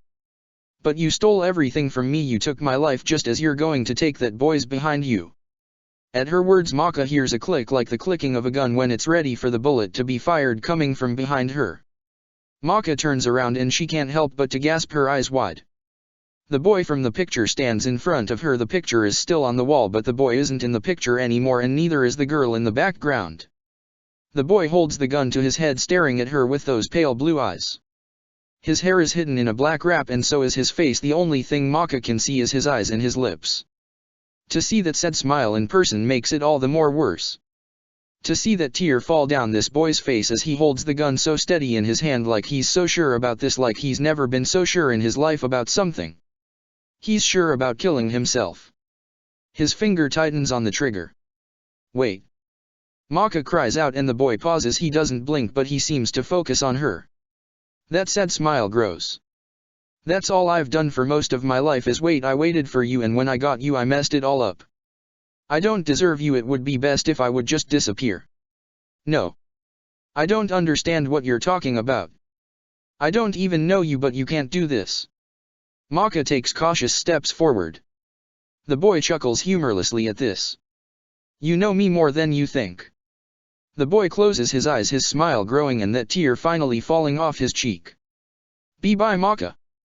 He pulls the trigger. He really pulls the trigger. A loud boom sounds as the bullet pierces right through his head, going into the opposite wall beside him. The boy's eyes only widen, but that smile hasn't left his face as he falls to the ground lifeless, his blood oozing out of his brain, the gun still clutched in his hand. Maka stares at the boy with wide eyes, her heart ripping to pieces. It all happened so quickly, it takes a moment for everything to sink in before she snaps. No! She screams, pulling at her hair while looking at this boy. She's never felt this depressed, this in pain. Her watery eyes look to the gun the boy is holding. She's never felt this suicidal. Maka can't control her body. She walks over, wanting to grab the gun and shoot herself with it, wanting to have the same fate as this boy, the boy she doesn't even fucking know, but such a deep pain is hurting her and she would rather be dead. She goes to grab the gun, and when she blinks and opens her eyes, the boy's body is gone. There's no blood, no bullet hole in the wall. There isn't even the picture of the boy on the wall. It has been replaced by one of those paintings of the creepy angels. Maka blinks a couple of times, but no matter how much she does, she still sees this empty hallway again. Has she really lost it? She must have. Was there really no boy here? No picture of the boy. Was that all in her head? Damn, she's more fucked up than she thought. She really needs Krona now. Krona. She calls weakly, her body shaking from her fear now. Maka hears a bang to her right, and when she looks over she sees a door that wasn't there a second ago, but Maka's done with questioning this. She just wants to find Krona. She wants to be held by him. She wants to forget about that boy's sad smile, forget about the sound his body made as it fell to the ground lifeless. Krona. Maka calls again, a bit stronger, as she grabs the handle of this door and opens it, marching in. It's an empty room except for a mirror in the middle of it. Maka's reflection staring right back at her with those large, terrified green eyes. Maka frowns deeply as she starts to walk around this room, the door closing behind her, but she doesn't care right now. Krona has to be here. She heard something. At least someone has to be here. The room really is empty except for that mirror. Maka sighs and goes back to the door to open it and get out of here, only to find it locked.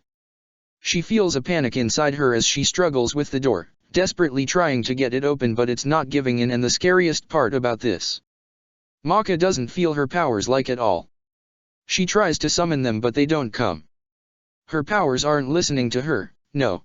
She doesn't even have her powers. She bangs on the door with her fists, it shakes but it's not giving in. It's sturdy. Maka is about to crawl into a ball and shut down. Nothing makes sense. What the hell is going on? When did the mansion get so weird? Where's Krona? Where's Ragnarok? And that boy? You won't get out like that. That child's voice sounds behind her, and when she turns around her heart is about to give up on her. A little girl stares at her in the mirror, her dull eyes piercing her soul better than anybody could. Her white dress is ruined with something red and there looks to be blood coming from the corner of her mouth. She's so pale like a ghost. This girl makes her want to cry, makes her feel disgusting, makes her heart get ripped apart. With guilt. So you remember me? That's surprising since I was only one out of 1,000 others you killed. The girl is speaking sarcasm but her eyes never lose that dullness. Maka tries to say something but any words get stuck in her throat. She's never felt like this and it hurts her to see this girl. The girl she had killed. Do you know what I want to be when I grow up? The girl crosses her arms, her voice getting softer.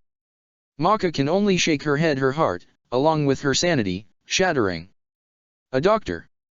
She chimes in, she almost seems happy. I want to be a doctor so I can help my twin brother with his leukemia. That's why he didn't get to go to the carnival with us, you know? He's gotten too sick, he can't leave the hospital. The girl's dull eyes seem to get a faraway look to them before she looks down, her bangs cut across her face getting in her eyes. But I can't be a doctor now, can I? I can't even grow up, and my brother, he's going to die, isn't he? He's going to die alone because we all died that day and we left him alone. Then Maka sees the tears fall down the girl's face, but it's blood, it's red like it at least. I'm sorry, is all she can say. Her evil side is cracking up but she just feels like shit, feels horrible. She feels suicidal. Sorry doesn't cut it, stupid, I'm still dead. The girl's voice gets a bit firmer as she looks up with that red streaking her face. I won't let you forget about what you've done to me. I won't stop haunting you. Really, I feel sorry for you. At least I had my brother. All you have is your enemies. I dash. A bang behind her cuts Maka off and she whips around, but the door is still closed. Looks like he's here. It turns out I'm not the only one that has a bone to pick with you. Apparently, a lot of people have a bone to pick with you. The little girl grumbles, sounding annoyed. She's not the only one. Maka can't argue with that. The door creaks open slowly, Maka's blood turning cold. He's too scary. The girl whimpers before she leaves, leaving Maka alone to deal with whoever is about to walk into this room. She can't see anything. The door has opened but it's nothing but darkness. Maybe the lights in the hallway went out. Her heart is beating so fast it's too much. That's when she sees its face. Maka screams as she falls back on her butt as this face of a clown, its crazed smile stuck on its face. The cheek is cracked like this thing is made of glass. All she sees is the face and that's all she needs to see. Stay away. She stumbles up to her feet when she notices this thing took a step closer. She keeps moving back as it keeps moving closer. She sees its one muscular arm but the other one looks like it's a large cone-shaped thing. The end looks pointy, it looks sharp. Its crazy smile is growing by the minute as Maka's back hits the mirror. Her legs are shaking so much. What's wrong? Don't you recognize me? The clown coos as it takes another step closer. Fuck no. She grips the mirror wishing she would stop shaking but she can't, she just can't. You've seen me before plenty of times actually, but I have many forms, I'm in many people. He sneers before he crackles madly and points at its chest. Do you like my flower? Why don't you come over here and sniff it? Maka looks down at its chest and for some reason her words gets caught in her throat and she feels like puking. He has a purple flower on his chest, but why does this upset her so much? Do I look familiar now? It tilts its head in the creepiest of ways. No. Maka tries to keep her breathing in check but she can't stop shaking. Don't worry, you'll get very familiar with me. Your time is almost up, child. It points a odd finger down and when Maka looks down she's wearing that dress with the hourglass on it. The sand is halfway fallen down now. A panic raises in her and she stops the urge to scream. But why wait the whole time? When you want to end it all now? Don't you want to see your mother? She's waiting for you. Maka's eyes are shaking so bad this pressure inside her is painful and that voice inside her is screaming cussing her voice is too fast to understand though. The clown's mad smile grows. Think about it, no more pain. No more fear. No more of not knowing, no more guilt. He adds that last part slyly and Maka tenses. You can end it all, it's so simple. Just kill yourself. You'll be set free. Like hell if I'm going to kill myself. Maka snaps, but she hates to admit some part of her likes the idea of no pain, of no fear. Of no guilt. Either you kill yourself or someone is going to do it for you. It laughs madly. At least if you kill yourself you choose the way to go, if someone else does it they won't be as kind. I'm not going to die. She straightens up and tries to sound as strong as she can. The clown cracks up at this, throwing its back, its whole body shaking. Not going to die. My dear, that is a good one. It keeps laughing. I am not. Maka grips her fist, a anger settling in her chest but also a fear. A deep fear. What makes you so fucking sure I'm going to die? You don't even know me. I know you and you know me. We know each other too much really. My dear, anyone with eyes can see you're going to die. You're not meant to live your own life, you're only meant to be life for others. What the hell are you talking about? Maka's teeth chatter when the thing takes a step closer. Stay back, damn it. Kill yourself now before your life is taken for another. The clown laughs at this. They all want your life. Because they hate me? Maka thinks about Kid, thinks about Justin. Those are obvious choices, but you're not seeing. Those two boys want your life, but they don't want to gain your life. The clown smirks like he read her mind or something. Many want to kill you but only a few want your life. You're not making any sense. Maka grumbles. I'm making plenty of sense. You're just stupid. It laughs madly, causing Maka to glare at it. You have precious, precious blood. You hold what many have searched for but have never found. You don't know what you hold, but someone else does. She wants it really, they all want it but not as much as she wants it. The only way to stop it is to kill yourself. Just a dash. Fuck you. Maka spats, but her body won't stop its shaking. I'm not killing myself dash. It's either you or her or me or him or hell everybody.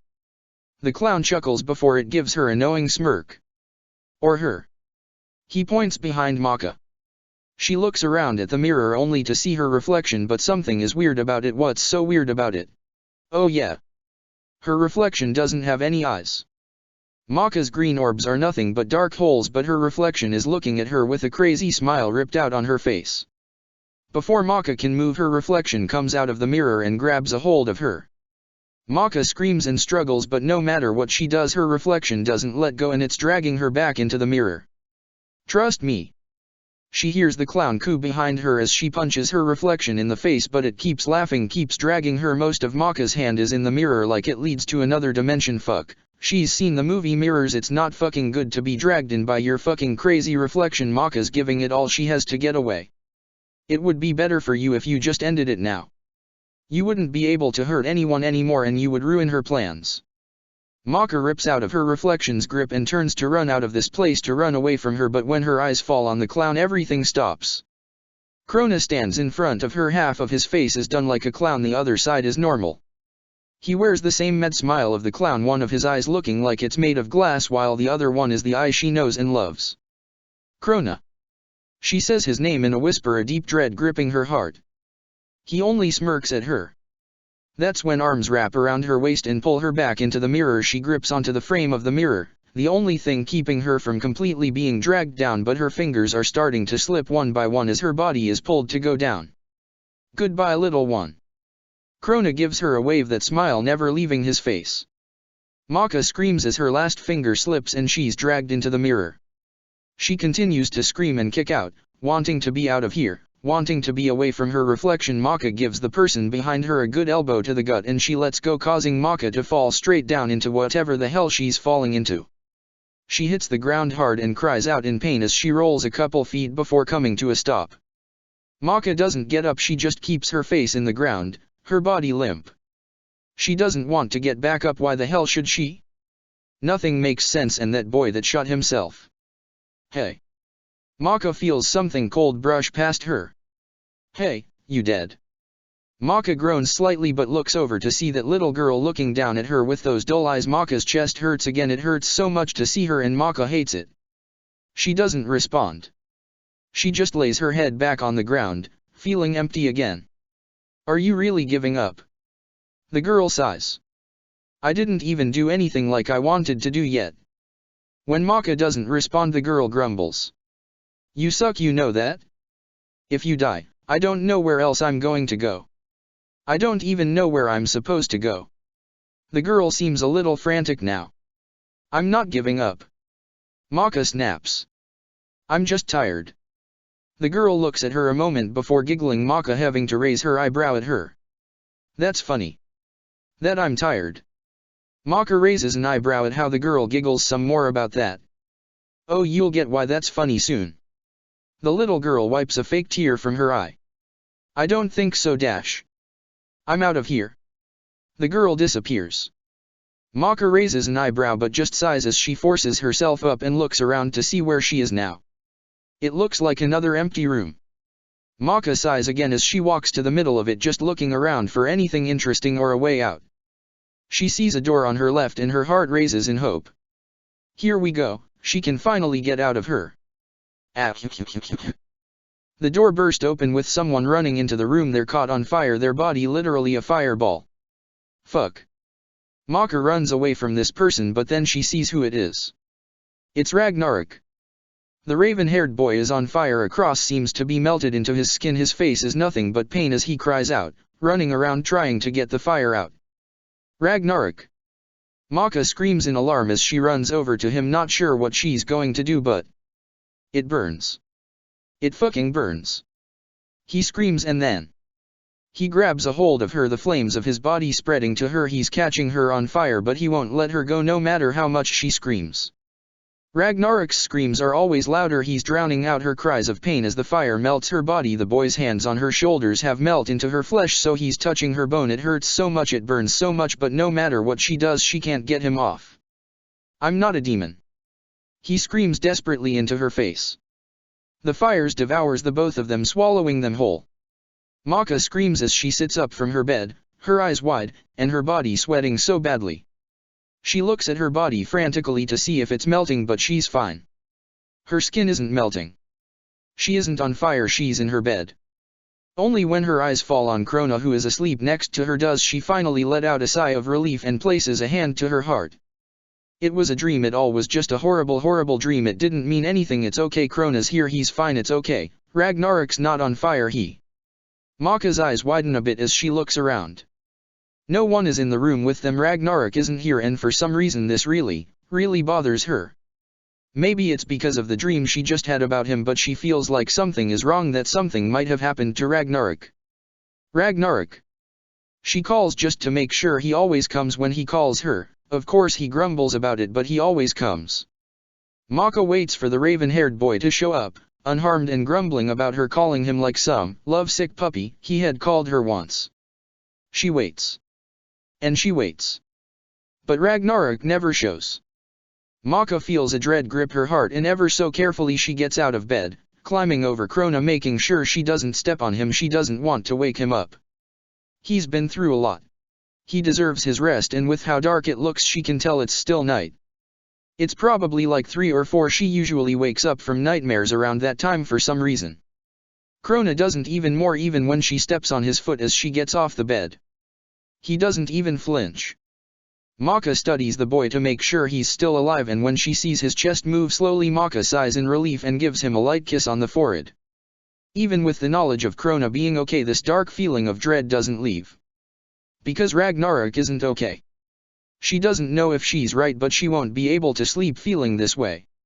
She has to find him, to make sure this feeling is for no reason other than that stupid dream she had. Maka grips her fist as she makes her way out of her room, trying hard not to think that she did the same thing in her dream, but this is different. Krona is asleep on the bed and he's okay. But now she's looking for Ragnarok. Maka walks out of her room into the hallway, delighted to see all the lights are on, so it's bright and not scary like her dream. She walks down the hallway calling Ragnarok's name, not really caring if she wakes Medusa or the others, she just wants to find him. The raven-haired boy never responds. Maka is getting really worried. This has never happened before. Ragnarok is always there when he's called, he's never not there. Who are you looking for? A voice speaks beside her, it sounds really young. Ragnarok. Maka sighs as she keeps walking down this hallway, keeping her eyes peeled. Who's that? My friend. She keeps walking, not really realizing what she's doing right now. The dark-haired boy. The ghost. Yup, him. Maka calls for Ragnarok again. He's downstairs. Gee, thanks. Maka turns on her heel and starts to walk towards the stairs that lead down. That's when it hits her. Who the fuck was she just talking to? Maka whips around but no one is with her, there's no one. The hallway is empty with only her standing in it. Maka takes deep breaths and fans herself. She's just hearing things, no biggie. Maka thinks about Ragnarok and she forgets all about that voice. Her eyes set on fire as she takes off down the stairs trying to sense this boy out. He has to be here, right? Where the hell could he be? And why isn't he answering her calls? It's not like they had a fight. She stops right when she gets downstairs, her eyes wide in realization, a pain in her chest. Maka remembers the way Ragnarok wouldn't look at her after she destroyed that town, the way he kept away from her and he wouldn't speak.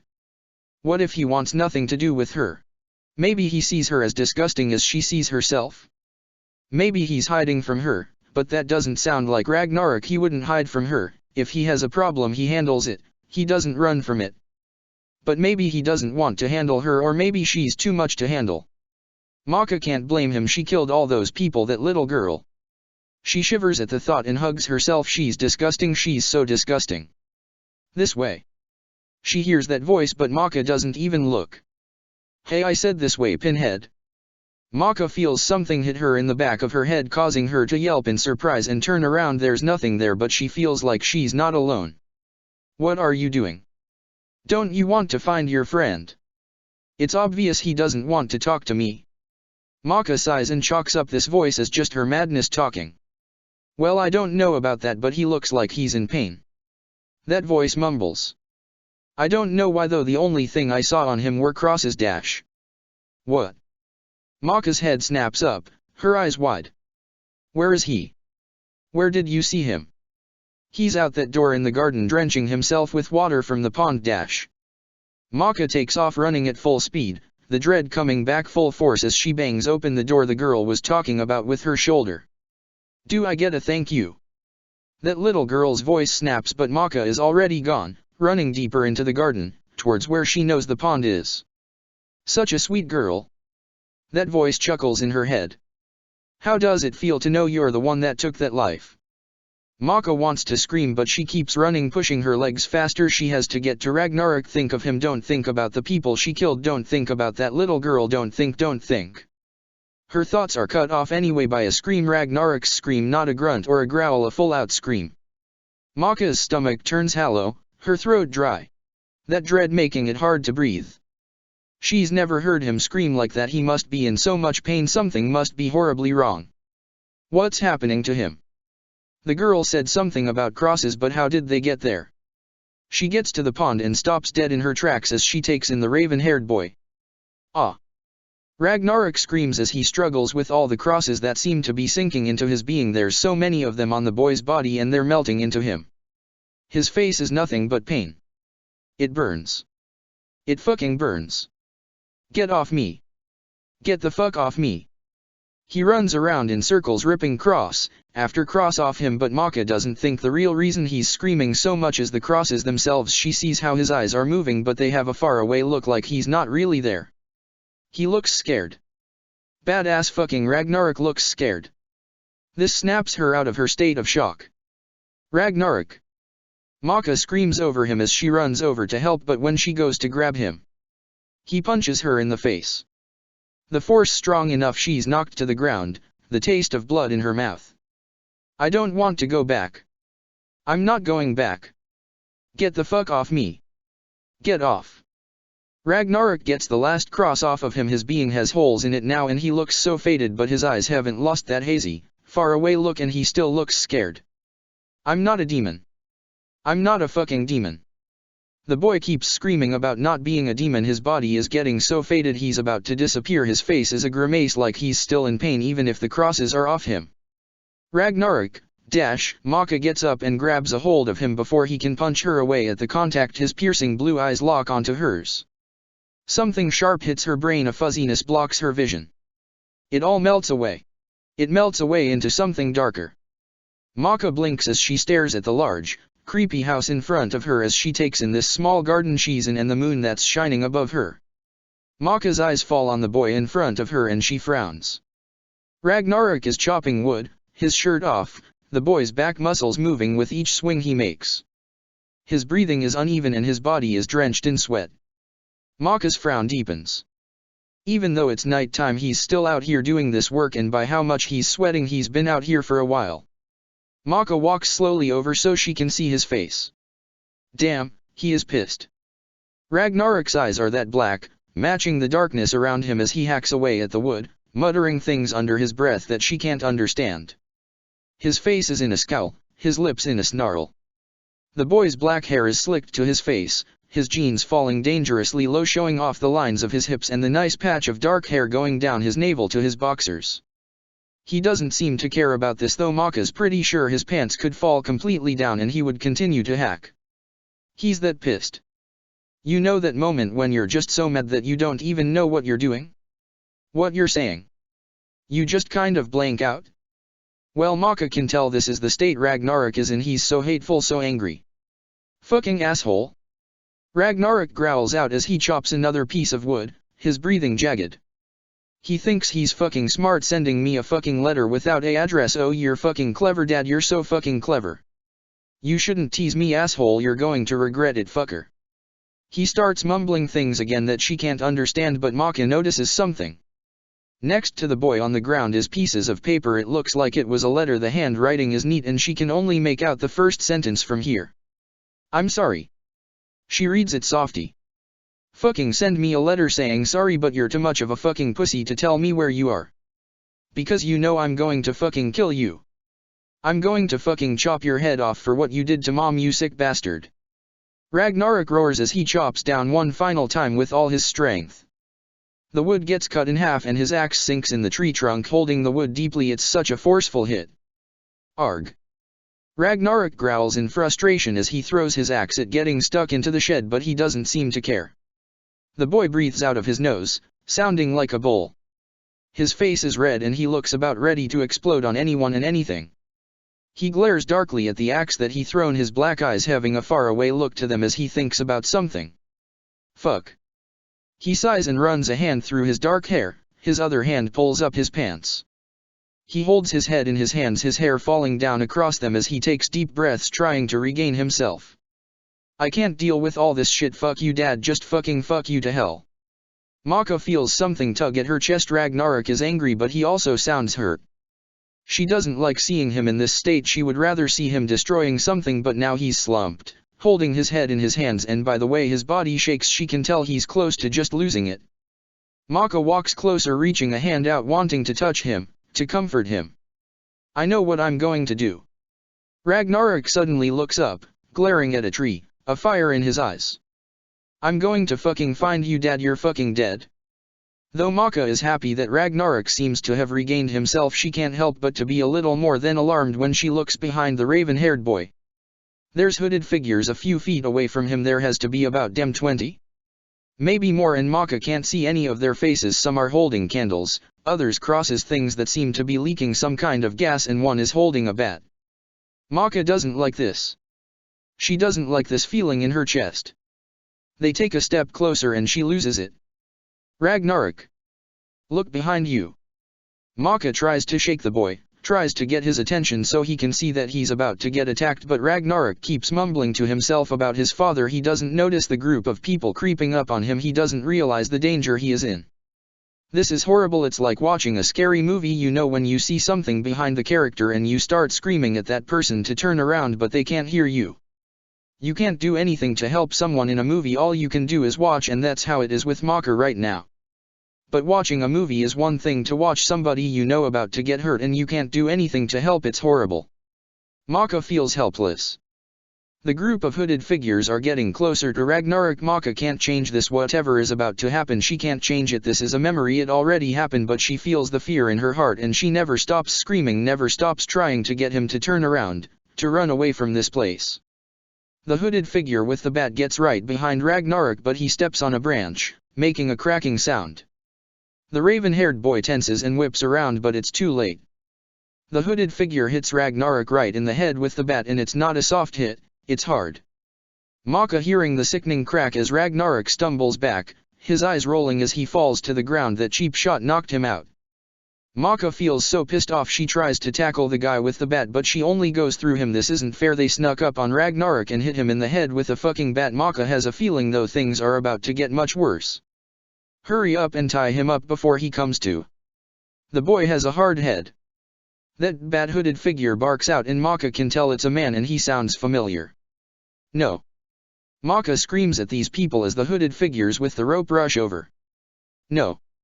A voice speaks up and the hooded figures stop to look back. Maka feels sick as that woman, the crazy bitch, walks up with her hood down looking at Ragnarok with cold eyes. Pick him up.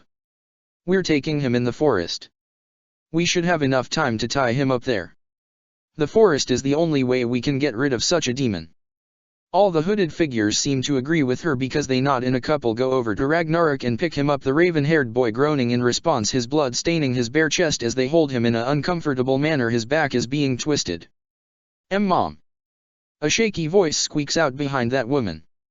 The crazy bitch turns to look behind her and Maka's able to see the little boy Justin staring at all the hooded figures with big, scared eyes, but when his eyes fall on Ragnarok he starts to shake.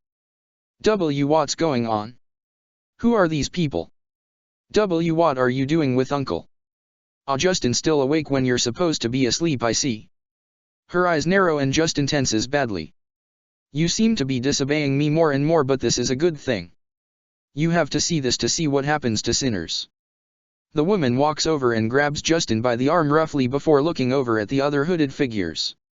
Let's go, we have a demon to deal with and the full moon is out. This is the time. All these people start to walk towards the forest they have behind this creepy house. They move slowly. Justin is trembling as he's pulled along roughly by his crazy mother. Her eyes glare forward. Ragnarok groans and twitches in the people that are holding him arms, but he doesn't get up. This is going to be bad. She knows it's going to be bad. She doesn't want this to happen. She doesn't want to be here. But her legs carry her forward and she follows after them in this dark forest, the moon casting eerie shadows over the figures as they move as a unit, deeper and deeper into this forest. Maka keeps by Ragnarok trying to touch him, to wake him up, but the raven-haired boy is hurt. He got a bad hit to the head and even if he got his consciousness back she knows he will be out of it. Justin watches as Ragnarok's blood leaks from his head and the boy's eyes get watery, his teeth chattering. What the hell are they going to do to him? This can't be where Ragnarok dies, right? No. Medusa killed him, so what are they going to? Suddenly the hooded figures stop walking, breaking Maka's thoughts. They seem to be in a clearing in the forest. There's wood already piled together, prepared for a fire, and there's two trees in front of them, and in between them, on the ground, is a symbol of a cross in the dirt. There's containers all around this clearing and it smells like incense. There's blood. Blood on the trees, on the symbol, on the ground. This place has been used before for whatever the hell they're about to do to Ragnarok. Maka feels sick. What is this place? Justin stammers out, goosebumps on his body as he asks the question Maka was thinking herself. This is a place of redemption, Justin. A holy place of purification. The woman has a crazed look in her eyes as she looks down at her son. Remember this place, my boy, remember what we do here, and then you'll never disobey God like this boy has. He is a demon and we are going to fix him. Fix. Justin swallows as he watches the hooded figures carry Ragnarok over to the two trees. They set his limp body down so he's kneeling down on the symbol with the cross. Yes, fix. The woman sighs. It's a hard job, but someone has to do it. What would these poor souls do without me? He's starting to wake up. One of the hooded figures speaks frantically when Ragnarok's body makes a jerk, his eyes fluttering open, but they're not focused yet. Hurry up. That woman growls and they do. The hooded figures quickly tie Ragnarok up so his hands are held above his head, rope already tied on the trees they used to tie his wrists so his arms are separated and above his head his body positioned like Jesus on the cross. Start the fire. The woman barks out and someone gets to work on the large pile of branches with a match. Soon the whole pile is cracking with bright flames, all the hooded figures' shadows being cast, making this scene all the more disturbing. You're not going to hurt him, are you?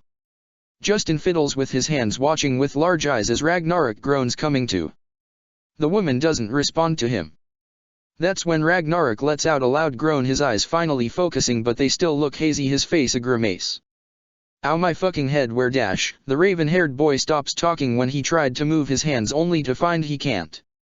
He looks up and sees how he's tied up and starts to struggle with his restraints, but he's having trouble, his moves are still groggy. What the fuck is this? Ragnarok looks around at all the hooded figures with piercing eyes till his eyes fall on the woman and they widen. You? What the fuck are you, dash? You shouldn't cuss. Now I'll have to purify you more. The woman holds out her hand. Bible. She commands. A hooded figure walks over to her and places a Bible in her hand. She flips it open to a page. It isn't marked, she just knows where the page is, she's read it so fucking much. Speak your name, demon. What the hell are you talking about? What the fuck is this? Why am I tied up?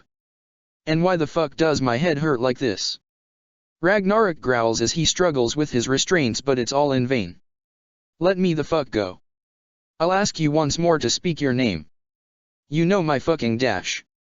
Seems the demon wants to do it the hard way. The woman looks over at the other hooded figures and Maka can see how those crazy eyes shine in delight. You know what to do. All the hooded figures start to move around, each seeming to prepare something. Our Father who art in heaven, hallowed be thy name. The woman begins as she walks up to Ragnarok and puts her hand on his head, which he thrashes at her, trying to get her off. Thy kingdom come, thy will be done on earth as it is in heaven. Give us this day our daily bread. The hooded figures surround Ragnarok, a couple push Justin closer even with how much he's trembling already. And forgive us our trespasses, as we forgive those who trespass against us, but lead us not into temptation, deliver us from evil, amen. They all stare at Ragnarok expectantly, waiting for something. Fucking untie me, you crazy bitch. Ragnarok snarls, finally thrashing enough. She takes her hand off his head. Do it. The woman commands the others as she walks over and grabs a hold of Justin. The hooded figures walk over towards Ragnarok. Some are moving those things that hold gas around Maka, realizing they hold incense, while others hold containers of something out. What the hell is that? Ragnarok coughs at the incense. He keeps struggling with his restraints, but his face is nothing but a wince and his body is still sluggish. Ragnarok isn't all the way there. The hooded figures take a deep breath before they start to chant. Maka can't understand what they're saying, but it's low and creepy. What the fuck dash? Ragnarok gets slapped with water as one of the hooded figures sprinkles some of the water in his container at Ragnarok. Begone, demon. Go back to hell. Go back to devil. They chant as they all start to throw water at Ragnarok. The boy is choking because at how fast they're throwing it at him. They're not giving him time to breathe. Ragnarok keeps struggling, but it's no use. Get out, you demon of profanity. Get out, you demon. The woman watches as the boy struggles to breathe for a while before she puts a hand up and they stop with the water. Are you done fighting God? The woman walks over to Ragnarok that's panting to catch his breath, water dripping from his wet bangs. You're a fucking crazy bitch. Ragnarok screeches when he regains himself, and he tries to rip his wrist from the rope, but it just digs tighter into his flesh. He's still a demon. He hasn't submitted to us. The woman sighs as she looks over at the hooded figures. Holy water has failed, let us mark his body. We will mark his body with Christ. The hooded figures start to say an odd chant under their breaths, moving around Ragnarok in a circle before they stop and a hooded figure steps forward holding up a dagger to the sky. O Lord in heaven, bless this dagger that it may rid this demon. Cleanse the sins of the wicked and save this poor soul. The man with the dagger, after saying this prayer, takes a step closer towards Ragnarok. You better back the fuck back with that. Ragnarok glares darkly at this man, his eyes turning black. Demon. Demon. He's calling on the powers of Satan. A hooded figure shouts at seeing his black eyes. They start throwing the water at him again, and while he's struggling with that, The man with the dagger walks up and places the tip of the blade on his chest. I mark your heart. The man makes a small cross with the knife, it's barely piercing the skin but still. Ragnarok roars, thrashing around madly but he can't get out, he can't escape. Justin tries to turn away but his mother grabs him and turns his head so he's watching this. Remember this, Justin, remember what happens to sinners. She speaks lowly. Justin has tears in his eyes. I mark your hands as a symbol of Christ. I mark your stomach, your feet. The man with the dagger keeps making those crosscuts on Ragnarok's body. They're shallow but they still bleed slightly. All the hooded figures stop throwing holy water at Ragnarok, the boy taking deep breaths of air as he glares so darkly, his eyes still that black. It doesn't seem to be working. Mark his face. That woman commands. Ah yes. The man walks closer, the blade pointing out towards Ragnarok. Get the fuck away from me. Ragnarok roars as he thrashes, moving his head whenever the man would try to touch him with the blade, but soon hooded figures grab his head and hold it in place. Now stay still, this won't hurt. The man moves slowly towards Ragnarok's nose. The raven-haired boy is breathing heavily at it, his eyes wide and alert as he watches the tip of the blade get closer to his face. The man places the tip of the blade on his nose and is about to make a small cross there, a small cross that probably would have healed, but... I said get the fuck off me. Ragnarok kicks out, kicking the man in the leg and getting him to slice down. The cross became a X instead of a cross and it's deep. The blood oozes out of Ragnarok's face as he yells in pain. So much blood is falling that Maka can't even really see the cut itself. The man stumbles back and drops the dagger. He looks at this shaking hands, and though Maka can't see his face, she can tell this man feels guilt or at least ashamed about this. You hurt him. Justin cries in alarm at all the blood and the look on Ragnarok's face. Hell hurts worse. The woman walks up to the fist of Ragnarok. He's breathing so heavily his hands gripped into fists above his head. That looks like it hurts dash. No shit bitch. Ragnarok's voice is so dark, his eyes on fire as his blood keeps falling from his nose. What the hell is wrong with you? You're all fucked up in the head. Ragnarok winces at talking. He's in a lot of pain and Maka knows he's trying to act like he's not. She also sees that look in his eyes. Now I wouldn't go that far. We are trying to save you, you should be thanking us. The woman gets close, her face a mere inches from Ragnarok's. Come now, stop this. All you have to do is say you believe in God. All you have to do is ask for forgiveness for your rotten soul. What do you say? Ragnarok spits in her face, his blood from his nose getting mixed up in it. Ah, I see. The woman wipes her face before taking steps back. The demon is still within you. We tried water, we tried markings, so we must rely on our last resort. The woman looks over at the other hooded figures. Bring out the crosses. Are you sure about that? The man with the dagger seems to look over at her. He's already lost a good amount of blood. I don't think he can make it through dash. Would you like to join him? I'm sure you have a sin or two that you needed to be purified from. The woman gives him a pointed stare, causing this man to tense and to shake his head. Ragnarok pants, his blood dripping from his head and his nose. His eyes are out of focus. He's barely there, but she can tell he's getting weaker and that look in his eyes is starting to grow. The looks of fear. The hooded figures all pull out metal crosses, then head over to the fire and put them in it so they get heated in the fire before bringing them back out. They hold the ends where the fire hasn't caught yet as they surround Ragnarok. May fire cleanse you of your sins. They chant as one of them places a cross on his back. It burns into him and Ragnarok can't help but to cry out and thrash at the pain. Soon they're all putting these burning crosses on him. They hold them there for a moment before pulling away, leaving a black, burnt cross mark on Ragnarok's flesh. Fuck. Ragnarok growls, gripping his fist so tight as he roars out as another metal cross is put on his lower back. Fucking stop it. It fucking burns. Get it off. Get it the fuck off me. Keep it. We have the demon right where we want him. The woman commands and they continue to put these crosses on the boy, marking him, melting his skin. Mom, please stop.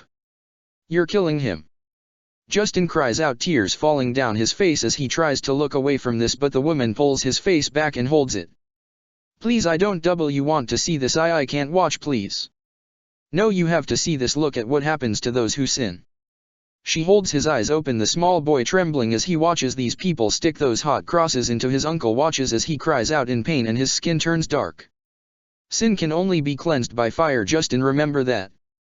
Hell is 10 times worse than this, and if you don't get your act together, that is where you're heading. Do you understand me? Justin nods numbly, his tears falling down too fast and he's sobbing, snot running down his nose. I'm not a demon. I'm not a fucking demon. Get this off of me. Ragnarok roars in pain as they press another cross on his chest. It hisses against his skin as it leaves another painful mark on him. He's not going to be able to take much more. The man with the dagger urges the woman as Ragnarok cries out again, his body getting tense then limp as the crosses are put on him then taken off. We don't want to have murder on our hands. The woman sighs before she puts her hands up. Stop. The hooded figures listen, taking a step back from Ragnarok, the boy falling forward, his head bowed. The only thing holding him up is the rope holding his hands. His blood drips from his nose and his body is covered in burn marks. How sad. The woman takes the dagger from the man and walks over to the boy, who looks broken. It seems I can't save you today, but as long as you live in my household I will keep trying. I can't have a damned soul in my home, and you're not going to ruin my son. You're surely going to hell, demon. The woman cuts one of his hands free before she cuts the other one. Ragnarok falls to the ground limply, his face to the side, his nose bleeding out onto the cross symbol he's on. Maka can't tell if his chest is moving. He isn't moving. Those burn marks look so bad. His bangs make a dark shadow over his eyes.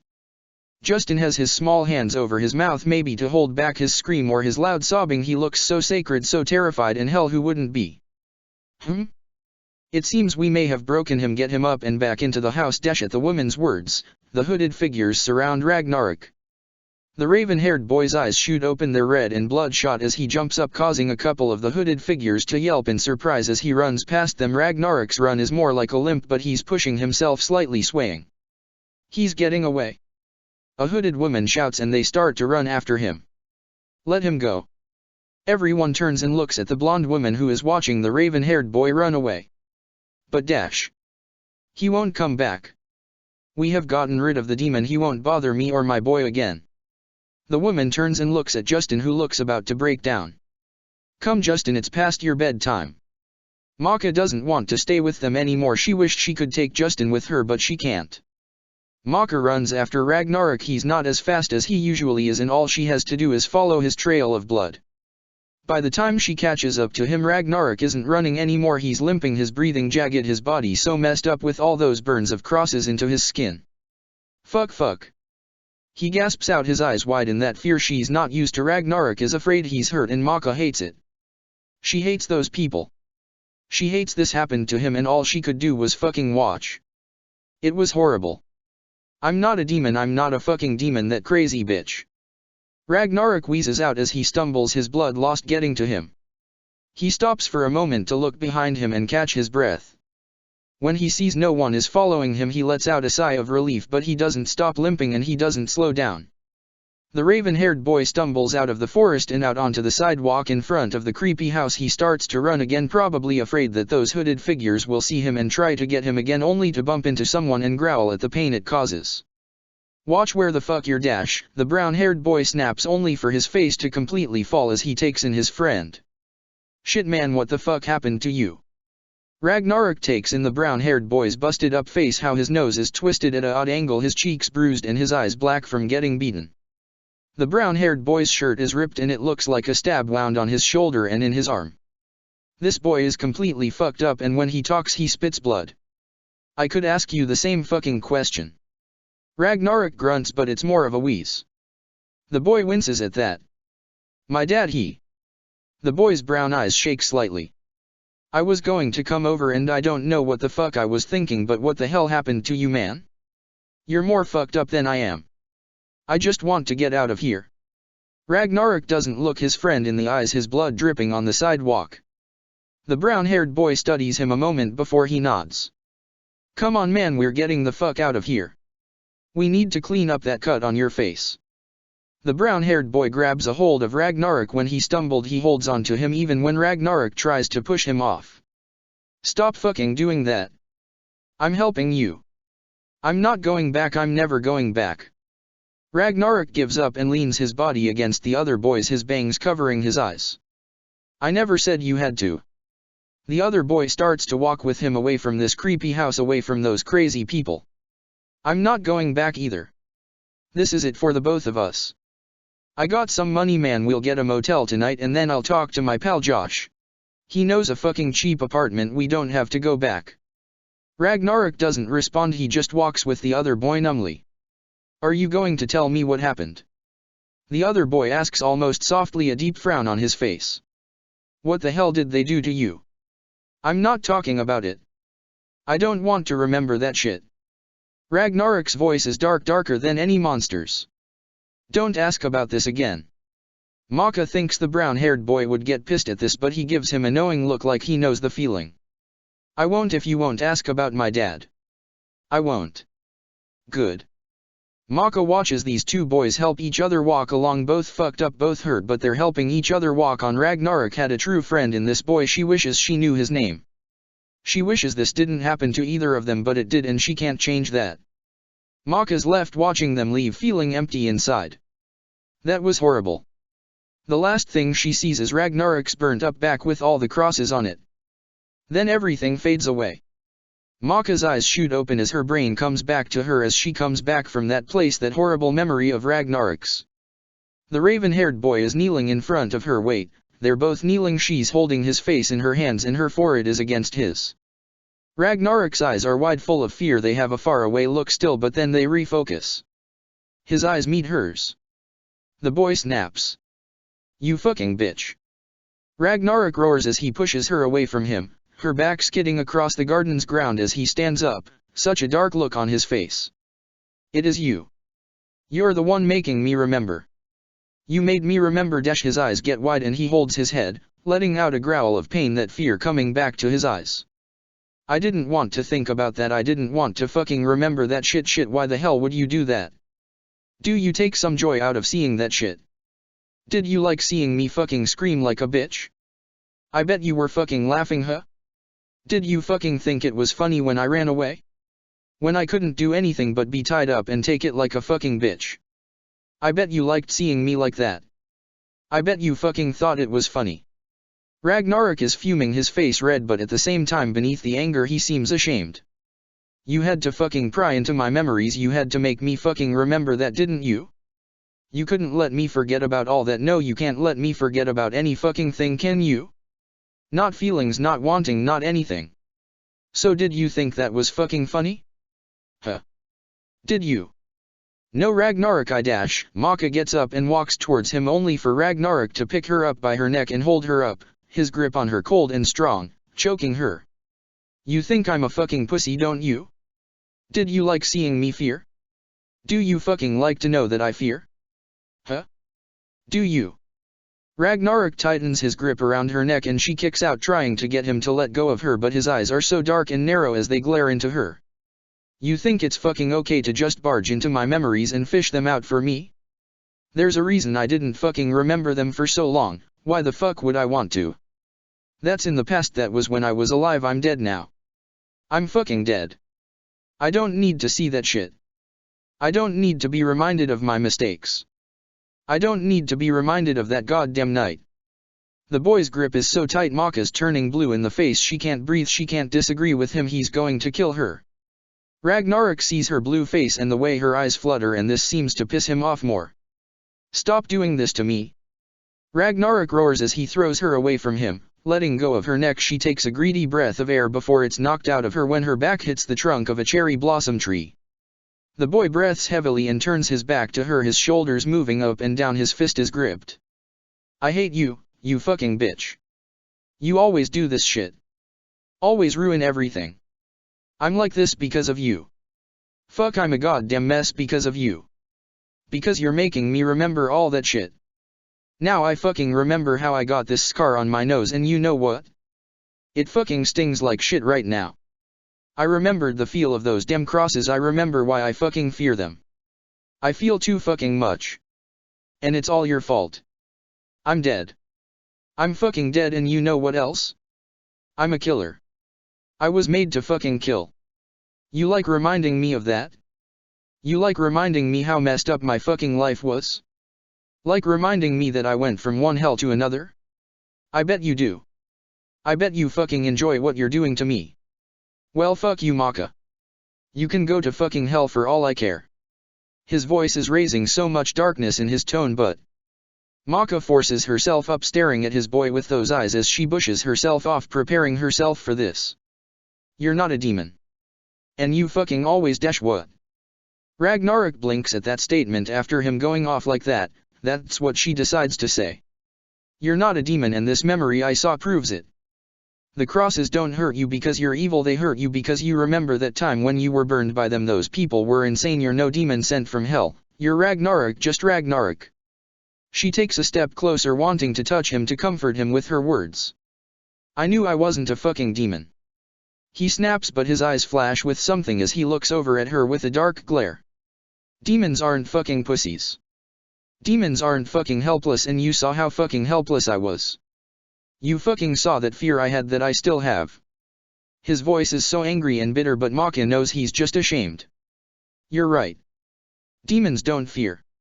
Maka speaks only for Ragnarok to look like he's about to kill her. But humans do. What? Ragnarok's face drops at that. People fear. No human being can live without having a fear. Some have big fears and some have small ones, but every human fears. Ragnarok, you might hate that you fear, you might be ashamed of it, but that's what makes you human, that's what makes you alive. But I'm not fucking alive. I'm fucking dead. Ragnarok screeches at her, his eyes catching back on fire. You're not dead to me. Maka puts a hand to her heart and his scowl falls. When I think of something dead, I think of something that is still, something that no longer feels, that is no longer there. Ragnarok, you're nothing like that though. You feel fear and happiness and anger. You laugh and cuss, you're there, you're not gone. You might have lost your body might be dead, but you aren't.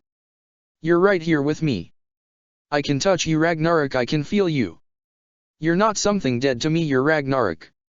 The raven-haired boy looks at her with those piercing eyes, a hand goes to his chest and he grips it before he looks away from her, his bangs covering his eyes. I can't feel you, alright? I can't feel fucking anything. You feel pain, you feel anger, and just like me, just like any other person in the world, you feel fear. I feel all the shit.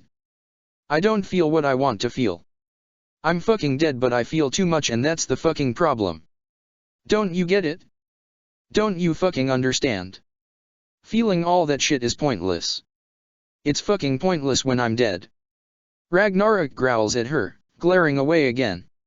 Maka feels a pang of hurt from this pointless She grips her fist and walks over towards the boy, a glare on her face. You got a problem with me, bitch? Ragnarok turns towards her and glares back, seeing how she's walking towards him. You're the one that's fucking messing me up. You're the one that's Maka grabs a hold of him and pulls the boy into her lips clashing against his, cutting off whatever he was going to say. She doesn't open her eyes, she just kisses this boy, getting goosebumps from how cold he is, but that's okay. Because it's Ragnarok. The boy tenses up badly, his breath hissing between his teeth as she pulls away and glares at him. Was that pointless, Ragnarok? Was that MMTH?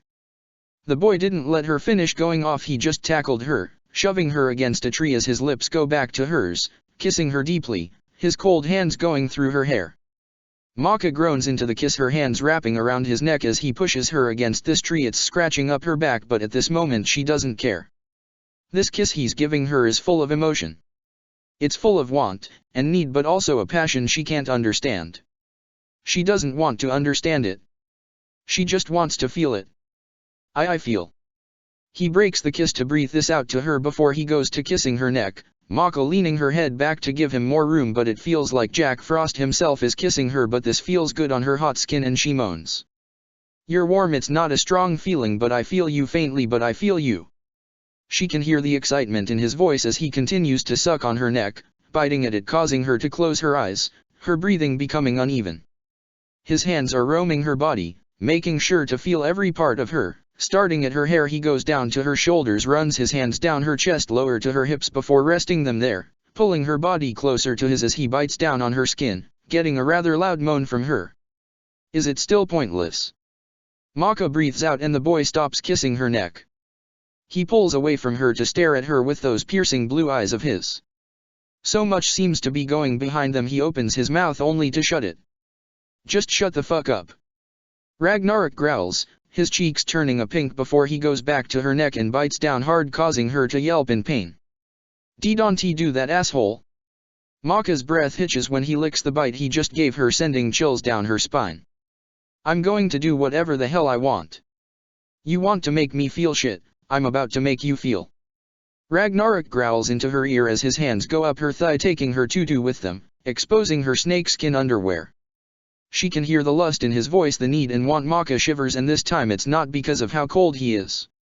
He rubs her through her panties, the cold from his fingers sinking and giving a pleasant feeling on such a heated area. Maka groans and leans her head back. The boy bites down her neck till he gets to her collarbone and sucks on it roughly. This hurts, it's like getting frost bites on her skin. But it's a good kind of hurt. Ragnarok. She bites back her moan as he rubs her too softly through her panties. She doesn't want to be teased by him anymore, she wants him, and sadly he can hear it all through her pleading voice. She feels him smirk against her collarbone, but he slips his fingers under her panties and right into the spot that's aching the most. Not bothering with a warm-up, he just shoves two of his fingers right in and starts pumping them in and out. Maka tenses at such a weird feeling. Imagine someone sticking ice cubes up your vagina. That might not sound pleasant, but with how hot she is it's weird, but it feels kind of good. It hurts her at first, but she just bears with it. Soon that pain turns into pleasure and she throws her head back against the tree, not able to help her moaning nor how loud she's being. This seems to encourage him because he pumps faster as he bites down her chest. When he gets to her beasts he kisses the part that's showing of one of them before he goes down. Using his teeth he yanks down her dress's top. Maka isn't wearing a bra. She doesn't really need one with this dress, it has one built in, so it does the work for her. Her boobs are so small anyway, they don't need support, they are perked right up. That's the good thing with small tits, they don't sag. Well, at least hers don't. The boy's eyes take in her perfectly round beasts with lust-filled eyes. Goosebumps cover them and her nipples are hard, half because she's fucking cold and she's aroused. Maka's never felt so well exposed. They're outside in a fucking garden. She hears a owl hoo and here she is, up against a tree, her chest out and her dress up. She doesn't know what it is though, there's something oddly sexy about doing this against a tree. Ragnarok leans in, his lips parting, Maka having to watch in slow motion as the boy's tongue comes out, licking her nipple with it in a circle. Maka gasps at the feeling of it, her eyes fluttering as he picks up the pace with his fingers going in and out of her. Her stomach is tightening, causing her to moan and to cling to this boy. She puts her hand through his hair and shoves his head deeper into her chest. Ragnarok's lips latch onto her nipple and he starts to suck hard. Oh god. Maka cries out as he bites down on her nipple, his fingers moving in pace with his tongue. Her back arches against him and she bucks into his hand, her hips subconsciously meeting his fingers. Say my fucking name. Ragnarok growls against her breast before he bites down hard on her nipple, her back arching more. Ragnarok. She cries out as the build-up becomes too much, that growl and bite throwing her over the edge, and she comes over his fingers, her body going limp against his as he pulls out his cold fingers and lets go of her nipple. Ragnarok pulls up her dress and fixes her tutu without saying a word, but when Maka leans against him he wraps his arms around her and he falls back so he's sitting against the tree, holding Maka against his chest. His and her breathing break the silence, but they don't say anything. Maka just buries her head in his cold shoulder, taking comfort in it. The boy is quiet though his fingers stroke her cheek absent-mindedly. I'm sorry. Maka breaks the silence, gripping the boy's chest. Ragnarok doesn't respond, so she goes on. I'm sorry about taking your memories, I honestly don't have control of it, they just come to me sometimes when I'm sleeping and other times when I touch you I see something. I don't mean to rape your privacy, it just happens, you know. Ragnarok still doesn't respond, but he hasn't stopped stroking her cheek, so she goes on. If you don't mind me asking, I was wondering dash. I do mind you asking. Don't ask me anything about my past. He snaps and Maka flinches a little at how dark he sounded. They're silent a moment before he sighs. Because what you have seen is what I have seen. I know as much as you fucking do. Oh. Maka frowns at that. Ragnarok forgot everything. So she's somehow bring his memories back. Maka doesn't know how to feel about that. She gathers her thoughts and realizes something. She frowns deeply. Wait a minute. Maka gets up from his arms and looks the boy in his piercing blue eyes. Ragnarok, what happened to you? Why did you have all those crosses over you? Who did that to you? Ragnarok stares at her for a moment, a really irritated look coming on his face before he glares away from her. I fucking failed. Failed. Maka raises an eyebrow, but this seems to just make him more irritated. I don't want to talk about it. Ragnarok watches her open her mouth. And if you ask about it again, I'm going to fucking beat you. You beat me enough. Maka winces at her sore womanhood, Ragnarok catching what she means. He smirks at her. That's nothing, bitch, if I had my body. His smirk falls as he trails off. He looks up at the night sky. If I had my body, a lot of things would be fucking different. Like what? Maka walks so she's right beside him, looking up at the sky with him, trying to see what he's looking at. Ragnarok looks at her from the corner of his eye, watching that cute look of curiosity grace her face. He smiles slightly. The list goes on. That smile falls when she looks at him. We would be standing here for the rest of your life if I brought the list out. I don't think it would be much different with your body. Maka offers him a smile. You'd still be Ragnarok, and you'd still be with us like you are now. Ragnarok grumbles at how nice that sounds, at how cute she sounds, and he glares to hide his blush. You're a dumbass. And you're a dick. The raven-haired boy gives her his middle finger, which she gladly returns. They both can't help the smirk on their faces. It's funny I'm giving you this middle finger when I just finger fucked you with it. Ragnarok chuckles at how red her face gets. Why don't you go and finger fuck your ass with it? Maka snorts back, trying to make up for her red face. Oh bitch, you'd like that, wouldn't you? You'll like it more in my dream tonight. Maka sticks her tongue out at him, her eyes starting to droop. I swear if I think for 1 minute you're making me do something like that in your dream, I'm busting in and hooping ass. Ragnarok's eye twitches at the goofy smile he gets from Maka. Oh, you'll be hooping ass alright. Maka chuckles at the shove she gets from him, but she yawns. I tired you out, didn't I? He smirks at her, looking at her droopy eyes. Yeah. Maka admits as she falls into his arms, wrapping hers around him. She looks up at him with puppy dog eyes. Carry me to my bed. Fuck no, you have legs. Ragnarok grunts as he tries to push her off, but she has a firm hold on the boy. Stop being fucking lazy. But I'm tired and my bed is so far away. She pouts. Come on please, Ragnarok. No. He states bluntly as he keeps trying to push her off. But I didn't even get that much sleep. Maka complains. Why are you up so late anyway? Ragnarok stops pushing her to look down at her. Maka tenses. I had a nightmare. She admits quietly, trying not to think about it. Maybe Ragnarok senses she doesn't want him to ask about what it is because he asks this instead. Why didn't you just go back to sleep? Because I was worried about you. She grips him tighter. Ragnarok stares down at her with unreadable eyes before he sighs and puts his hand on top of her head and rubs her hair. Idiot. How many times do I have to tell you I'm fucking dead? That's not going to stop me from worrying. You're stupid. Oh well. Maka grips him tighter. If I'm stupid for caring about you, then I must be mentally challenged. Yup. Ragnarok chuckles lightly at the middle finger he gets from her before he picks her up, holding her like a baby against his chest. You're taking me? Maka's eyes sparkle as she looks up at the boy. Don't look at me like that or I'll drop your ass. Ragnarok snaps, but his cheeks are pink as he starts to walk out of the garden with her in his arms. I can't believe this shit. I could just poof back into your room if I didn't have to carry you, but no, I have to carry your fat ass up all them stairs. He grumbles. You know I'm not a fat ass, I only weigh like 120 pounds. Maka grunts as he opens the door to the garden and walks back into the mansion. I can't tell, you feel like a fucking elephant and I should know, I was one. Ragnarok smirks as he walks down this empty hallway leading to the mansion's lobby. Oh yeah, about that, how did it feel? Maka looks at him with curious eyes. What?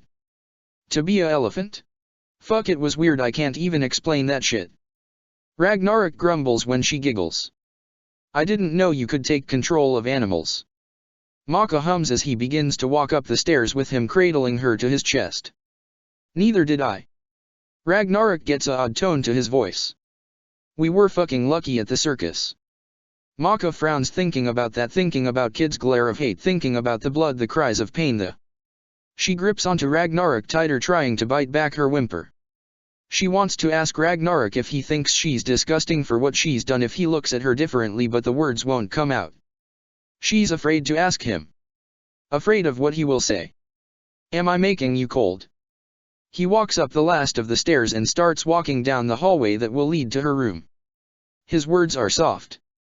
You're shaking. No. I'm fine. Mako lies. She isn't fine. She isn't at all. Ragnarok doesn't say anything as he gets to their door. He opens it with his shoulder and carries her in. The room is dark with the exception of the glow in the dark stars on the ceiling. The door shuts behind them as he walks over slowly towards the large bed.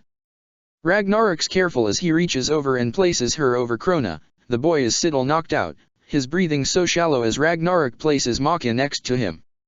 She automatically wraps her arms around Krona, her body against his back, her face in his pink hair. Every time she breathes she smells his scent, so gentle and sweet like him. He's alive, she feels his chest move against her arms. Krona is alive, she saved him, and that's all that matters, right? Sure, she killed all those people, but Krona's okay and that's all that matters. Right? Maka's body is still shaking, this feeling hurting her chest. She can't get the damn blood out of her head, she can't get those screams out of her head. This isn't like when she killed those nurses. She hated those nurses, they were talking about her mother and she went insane. But those people at the carnival, they didn't do anything to her, and Maka wasn't completely crazy. She cast that spell, she chose to do that spell. She killed all those people. Maka is about to cry. She feels the lump in her throat when she feels something cold wrap around her and press against her back, causing her to gasp in surprise and look back. Ragnarok's piercing blue eyes stare into her. His arms are wrapped around her just as she is with Krona, she being in the middle of them now. He has an odd look in his eyes as he takes her in and he opens his mouth. Go to sleep. His voice is softer than usual as he turns her head away from him so she's laying back in Krona's hair. She feels Ragnarok's hands go through her hair. Maka's eyes droop shut as she focuses on Ragnarok's touches and Krona's breathing. She's pulled into sleep. Krona's heart beat her lullaby. Her guilt forgotten, but only for this moment. Maka feels something brush against her nose and she wiggles it in response because it itches, but continues to sleep. Then it bushes her nose again, and Maka smacks at her nose trying to get it to stop, her face scrunching up in irritation. For a moment she doesn't feel it anymore and she sighs in contentment. That's when she feels something brush against her nose one more time. Stop it. Maka growls as her eyes shoot open, her sleep being ruined as she glares at whatever is doing this. Only to see the ceiling staring back at her. Nothing is touching her. Maka frowns as she rubs her nose and she swears she hears giggling, a little girl's giggle. Krona lets out a yawn, snapping her attention over to the boy that is laying next to her. He's facing her now, a soft smile on his lips, his bangs in his face. Maka lets herself smile as she reaches out and tucks his bangs behind his ear, giving him a soft kiss on the forehead. The boy responds by curling up to her, but he doesn't wake up. Maka gently moves him so his head is laying in her lap and she's sitting up, running her hands through his hair. Krona really must be exhausted. He's still not up, but he's breathing and that's all that matters. Maka hears something crash to her left and she whips her head around to see what that was. At first she doesn't see anything amiss in her room, so she slowly looks around. Nothing on the left side, nothing on the right, everything's fine, but she definably heard a crash, so she looks again. Nothing on the left side, noting on the right. She sees someone standing in the corner. Maka starts, but when she blinks that person is gone. Her heart is beating so fast. Wasn't there? Hey bitch, you're up dash. Ragnarok suddenly appears right in her line of vision and Maka can't help but to scream in fright, thinking this is that person she just saw. Well, what the fuck is up with you? Ragnarok tenses a bit at the random outburst. Maka takes a deep breath and lets it out, regaining herself. Her gaze skids away from him. Ugh, nothing, just kinda jumpy I guess. I wouldn't say fucking kind of. Ragnarok studies her. You alright? You look fucking pale as shit. I'm fine. Maka sighs. Did you have another nightmare? He says this a bit more softly. I said I'm fine. Maka snaps at him, sounding a bit more harsh than she wanted to, but damn it, she doesn't want to talk about the nightmare, she doesn't want to think about it. Well damn. Ragnarok puts his hands up in mock defense and glares at her. Don't have to be a bitch about it. Maka glares at him only for her to sigh, giving up. She doesn't have that fighter spirit in her for some reason. I'm sorry. She looks away from him, causing her not to see how his face falls at how soft her voice is. Hey Dash, Ragnarok starts, but he's cut off with the door opening, Erika and Free walking in, Erika with a smile, Free with that annoying grin. Ragnarok sends them a glare. Lady Maka. Erika hums as she does a little bow in front of her. I heard of your bravery and cunning. You took out a whole circus of witch hunters. That's amazing. Did you know that one of those circus people killed one of my friends? You killed him for me. Along with the rest of them. You are truly amazing. She's bouncing, she sounds so happy. And damn, I heard you fucking blew up the rest of the carnival too. You cut everything in fucking half. Now if that's not badass, I don't know what is. Free grins at her with that stupid grin. They're trying to be nice, she guesses, but it doesn't make her feel awesome. Their words make her feel like shit and she sinks deeper into the bed. Maka fakes a smile, but she knows it doesn't reach her eyes. Yeah. You two came in here being assholes, now get the hell out. Ragnarok growls at the two. Whoa. Chill out there.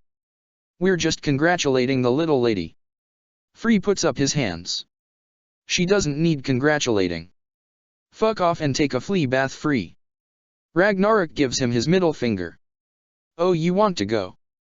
Free growls, his face a snarl, and for some reason it looks like his face is slowly turning into something not human at all, his teeth getting bigger. Free, it's stupid to get in a fight with a ghost. Erika puts her hand on his shoulder and sighs. You can't win. He's already dead. Yeah, you're already dead. Free repeats like a child as he goes back to normal. Keep talking and you'll be fucking joining me. Ragnarok glares darkly. Anyway. Erika cuts off Free when he was about to say something back. She smiles at Maka, those cute dots on the corner of her lips going up. We also came to tell you that Medusa wants you to take this day off to rest while she's out doing some investigating. Lady Medusa has been working hard to find this witch that has put this curse on you, Maka. She's putting herself in grave danger to help you. She adds seriously, but she smiles again. You have today to rest. Enjoy it how you want. Erika's eyes fall on Ragnarok and something flashes through them. Oh, and Ragnarok, Medusa wants to see you. Maka catches how the raven-haired boy tenses at that. Tell Medusa that Ragnarok is staying with me for the day. Maka blurts out, getting Erika to look back at her. She doesn't want him to leave, not after she was afraid about losing him just last night. Also, she has odd feeling.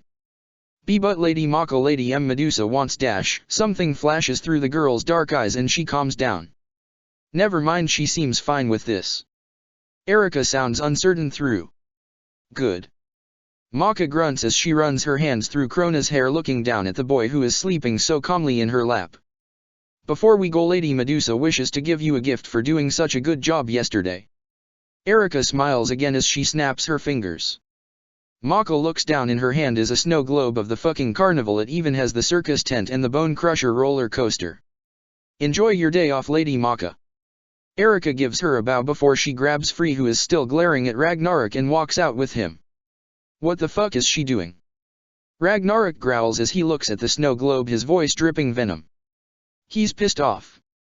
Maka only stares at the snow globe blankly, her eyes not giving away how she's feeling as she shakes it slightly, watching as the snow floats all over the carnival. Her eyes flash as she sees the real carnival. It's in ruin, everything destroyed, blood covering the concrete flooring, the rubble scattered everywhere, the limbs and guts decorating this carnival of the dead. Then she sees those dull eyes of death. She grips the snow globe before she lets out a growl and throws it as hard as she can against the wall. The glass shatters and the water falls out along with the snow as the rest of it falls to the ground. Maka stares at the broken carnival. She broke it just like she broke the real one. Maka. Ragnarok gives her a look and she can't make what it means. He seems concerned though. It was a stupid gift, is all she says. You dash. Krona hasn't woken up yet. I hope he will soon. Maka cuts him off, looking down at the other boy. Ragnarok stares at her a moment before sighing in defeat. Yeah. We should do something fun. Maka chimes, trying to sound cheerful so Ragnarok will stop looking at her like he is. Like play a game or go outside or dash. She's cut off by a yawn from below her. Mako looks down to see Krona shift a bit before his eyes flutter open. His pale blue eyes meet hers and she feels her heart skip a beat. Maka. Krona smiles at her and gently touches her cheek. Why you did it, why you saved me? I told you I would. Maka puts her hand over his and actually smiles, so happy he's alive. I never doubted you. He nuzzles into her stomach happily. How do you feel? Maka moves his bangs out of his face again. Tired still and my body feels really sore. Krona groans and rubs his head. It feels like I just got done running a marathon. Well damn, you must really feel like shit considering you can't run a mile without complaining. Ragnarok grunts and smirks at the middle finger he gets from Krona. Maka's smile grows. Everything is back to normal. Ragnarok being an ass, Krona being Krona, it's all good. I'm sorry, I would try to make you feel better, but I'll be honest, I'm completely out of power. I know if I would try I would just have a rebound. Maka frowns slightly. She really is pooped. Yesterday took all her power from her. It's okay Maka, I don't want you to push yourself anymore. Giga rebounds are the worst. I am okay really. Krona gives her a smile to prove his point, but when his eyes fall on her neck his smile falls completely. He gets this dark look to his eyes, they get dilated as he stares at her neck. Ragnarok tenses as he sees what Krona's looking at and he takes a cautionary step forward. Is there something on my neck? Maka blinks as she tries to wipe whatever it is off. Oh no. Krona regains his smile again, but that dark look never leaves. There's nothing there. Ragnarok gives him a look but doesn't say anything. So what do you want to do? We have the day off. Maka adds cheerfully as she helps Krona sit up. The boy winces, but that's about it. You maybe something that I can stay in bed if that's okay with you Maka. I mean I can get up if you want me to. He starts to freak out only for Maka to put a finger to his lips, silencing him. No, I don't want you to get out of bed. She gives him a wink and the boy flusters, his mouth opening. So we're going to watch some awesome YouTube videos. Maka looks over at Ragnarok. Turn on the PlayStation 3 and hand me a controller. Oh hell no Please. She gives him a sweet look. Ragnarok growls but he marches over to where the system is. Are you okay Maka? Krona rubs her shoulder gently, looking at her with concern. Why yesterday was pretty rough. I'm fine. She lies again. She's not fine. Do you want to talk about it? Krona gets closer, his voice so soft and full of care that she melts into it, but she can't tell him she can't talk about it. Nah, I'm fine. Maka chuckles when she feels like crying. She isn't fine. If anything is bothering you, I'm always here for you. Krona blushes at his words but he looks at her so seriously. I know you are Krona, thank you. She leans in and gives him a soft kiss on the lips. The boy tenses but quickly melts into her, kissing her back with those warm lips, those nice lips. Maka's slightly surprised she hasn't heard his voice in her head yet, but she doesn't make anything from it. Here's your fucking controller. Ragnarok throws it and it hits Krona's ass, causing him to squeak into her kiss. Damn, my aim is off, or it's that your ass takes up fucking all the space Krona. Don't talk about it. Krona pouts, his face red as he sits back up to protect his butt from any other violation. I swear I'm going to get a butt reduction . You can't. Maka cuts him off, her eyes wide, causing the boy to twitch with a gah. I love your ass. But it's too big. Krona mumbles, his face getting redder. No it's not . Yes it is. Ragnarok grunts, getting him a middle finger from Maka. Don't listen to him, he loves your ass just as much as I do, maybe even more. More. Krona squeaks. How is that even possible?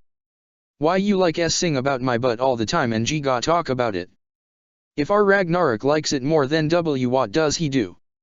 He jerks off and assert to your glorious ass. Bitch, shut the fuck up. Ragnarok's eye twitches at how Krona is giving him a cautious eye. 1. I fucking don't like this bitch's ass. 2. I can't even jerk off, bitch. If you could, you would, and you would jerk off to Krona's . Giga. Don't say it again. Krona tugs at his hair in distress. It's hard to deal with why your thing with my butt be but not Ragnarok too. I don't like your fucking ass. Ragnarok growls, marching over with his eyes on fire. Look at the fire in his eyes, the passion in them, the passion for your ass, Krona. Bitch, I'm going to fucking kill you dash. Now we could all sit here and talk about how bangable Krona's ass is, but let's get YouTube up. Maka smirks at Ragnarok before she grabs the control and starts pressing buttons. Funny internet videos. That sounds good. Krona sighs in relief at the conversation being taken off his ass. Whatever. Ragnarok grunts as he flops down beside her, looking at the TV with his arms crossed. What should we watch? Maka thinks for a moment before her eyes light up. OMG. I know. Maka types something in the search engine. Salad fingers. Ragnarok blinks. What the fuck is that? Giga. People actually have salad as fingers? But what if they ate the salad, then oh god they would eat their fingers. Krona grips onto Maka tightly. This video is hilarious and don't worry Krona, it's not real. Maka pushes the play button, the video taking up the whole big screen TV. It starts off with a tall odd-looking green man just standing with a smile on his face, arrow pointing to him, introducing him as Salad Fingers. Hello. The man breathes heavily as he starts to rub his long finger against a spoon. I like rusty spoons. He giggles. I like to touch them, the feeling of rust against my salad fingers is almost orgasmic dash. At this point Maka is cracking up, both Ragnarok and Krona giving each other a look. What the fuck is this shit? Ragnarok gives the man on the screen a odd look. Who the hell gets a orgasm from touching spoons?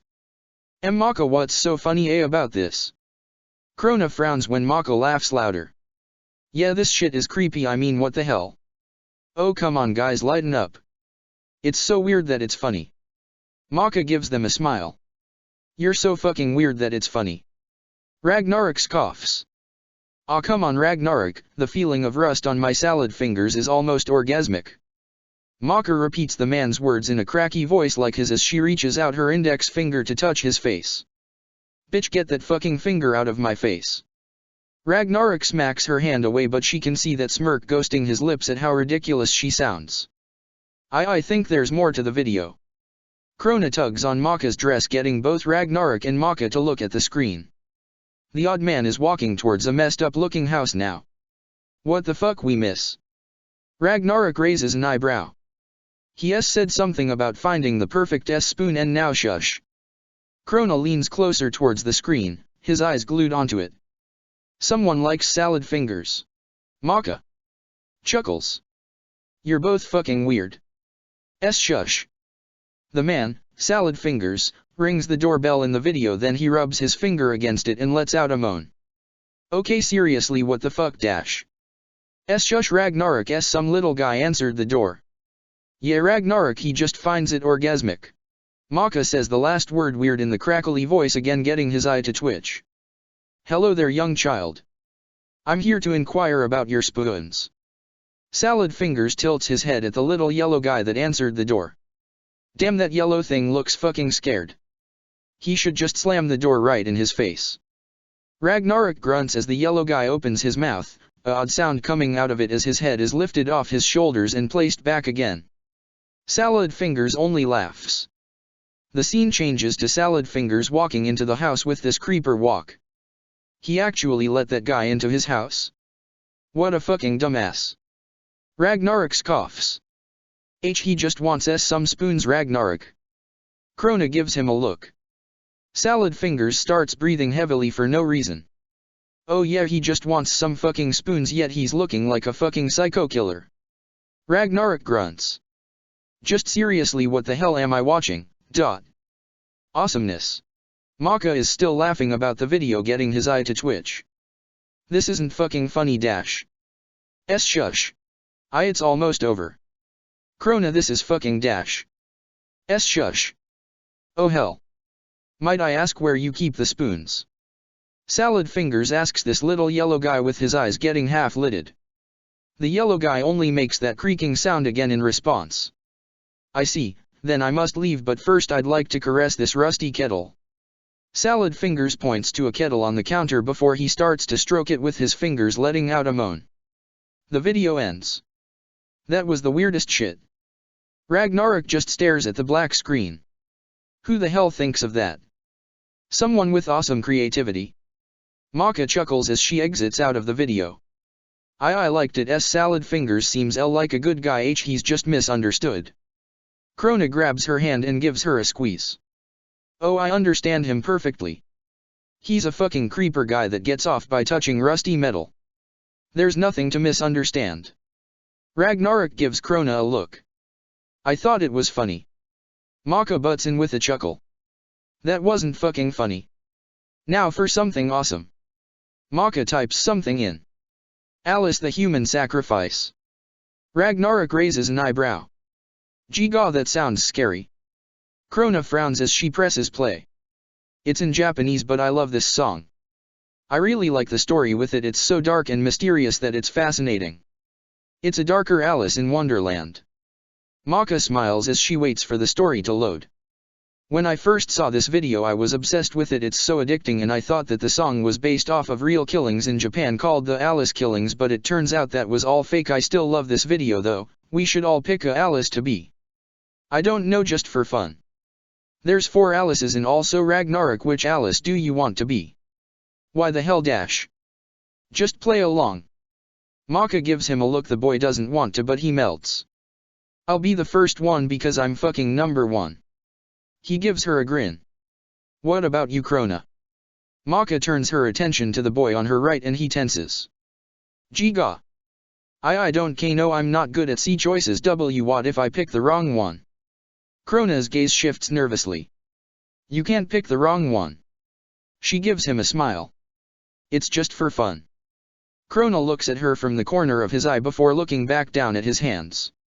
I want to be the same one you pick, Maka. Well then we could be Alice 4. Because they're actually 2 people that make one. Maka grabs his hand and Krona beams at what she said. T2 that make one. He blushes, his eyes lighting up. Yes, just like us. She nuzzles his head and she feels his body warm up. Would you push play already? Ragnarok grumbles as he glares at the screen. Yup. Here we go. Prepare for awesomeness.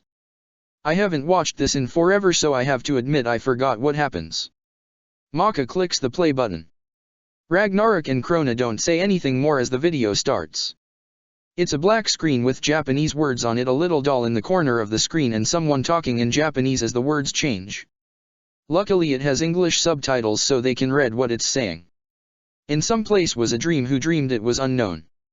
Such a truly tiny dream was it. The little dream thought, I don't want to be vanishing like this. How do I get people to watch me? The little voodoo doll is crying now. The little dream thought and came up with something. The music changes to that of a creepy circus theme and Maka can't help but to flinch at that and how the voodoo doll now has a crazed smile on its lips. If I get people to stray into me and let them make the world. Maka tightens her grip on Krona's hand and then she grabs Ragnarok's, something stirring inside her. You're the first one. Here comes the first Alice. The first Alice was a wrathful woman of the spade and righteously she held a sharpened blade within her hand. The words are in Japanese as a brown-haired lady with a sword smirks at them, a sword in her hand, a spade imprinted on the back of her hand. She starts to slice through the flowers, she's in a crazed look in her eye. Never hesitating to slay all within her way. Creating paths of blood that followed her through Wonderland. She starts to walk away with that smirk and the sword in her hand. Only for something like hands to be seen in the pupil of her red eyes. Deep into the darkened forest, Alice walked the line. Captured and imprisoned as an embodiment of sin. Hands come out of the forest and grab her, seeming to rip her apart as it drags her into the darkness. If it were not for the murderous wake left behind. The screen changes to just her hand, her sword is on the ground and blood drips down slowly from it. No one would have suspected that she had ever been. Maka looks over at Ragnarok to see his reaction. She expected him say something about how his choice was a girl, but he has a faraway look in his eyes. It's hard to tell what this boy is thinking. Maka thinks he thinks all the time. She's seen a lot of this boy, but there's so much she still doesn't know, but he seems to be affected by this in some way. Interesting, huh? Maka keeps watching as the other Alices appear only to be killed in different ways. It's scary. Krona grips her arm, his eyes wide as he watches the second Alice blow his brains out. Do they all die? I don't remember. Maka strokes his hand gently to try to soothe him. That one has green eyes like you. Krona blushes when the third Alice comes on and flashes them a sweet smile. Suddenly her eyes turn a black blood on her face, causing both Maka and Krona to flinch. Maka flinches because those black eyes look so familiar. Krona flinches because he had just compared her to Maka and the girl ends up dying. Here we are. Maka gives his hand a squeeze when a lighter melody comes on. And as this passed, two children walked in the woods. Partaking in tea underneath the trees, they'd never part. They found an invitation to the queen. It was the Ace of Hearts. These words are singed more upbeat and the three seem to perk up just a little to get a break from the darkness. The screen switches to a blonde boy and a blonde girl pulling away from just kissing, giving them a dark look like they just got caught doing something wrong. The fourth Alice was a duo of Curiosity Dash. I'll fucking say. What is this twincest? Shush. Krona snaps, watching as the two put their hands together, revealing the half-heart tattoo they have on their hands, and when they put them together they make a yellow heart. Krona touches Maka's hand where the half-heart is on the girl in the video, his eyes lighting up at watching the two. Both were lost and could not find the boat where they began, and so they ran through countless open doors so recklessly. Krona blushes with the boy when it shows a picture of the girl on the boy's shoulders, looking like she's looking at something. The blonde boy's face is a dark pink and so is Krona's, him obviously really picturing these two as him and Maka. A father and a sister running wild through Wonderland. A stubborn elder sister. The screen switches to the blonde girl looking like she's pouting about something, like she's upset. A witty younger brother. The blonde boy looks at her like he's upset, then someone grabs his shoulder and a dark look comes to his eyes. But they had strayed too far into Alice's Wonderland. The music gets dark again as the girl runs up to a closed door. She reaches out to open it only for a hand to grab hers when she looks over. Her brother is giving her a twisted look, one eye a shadow, his face nothing but madness. The scene switches quickly to the boy holding the dead girl in his arms, holding her in a graveyard. They were never woken from their terrifying dream.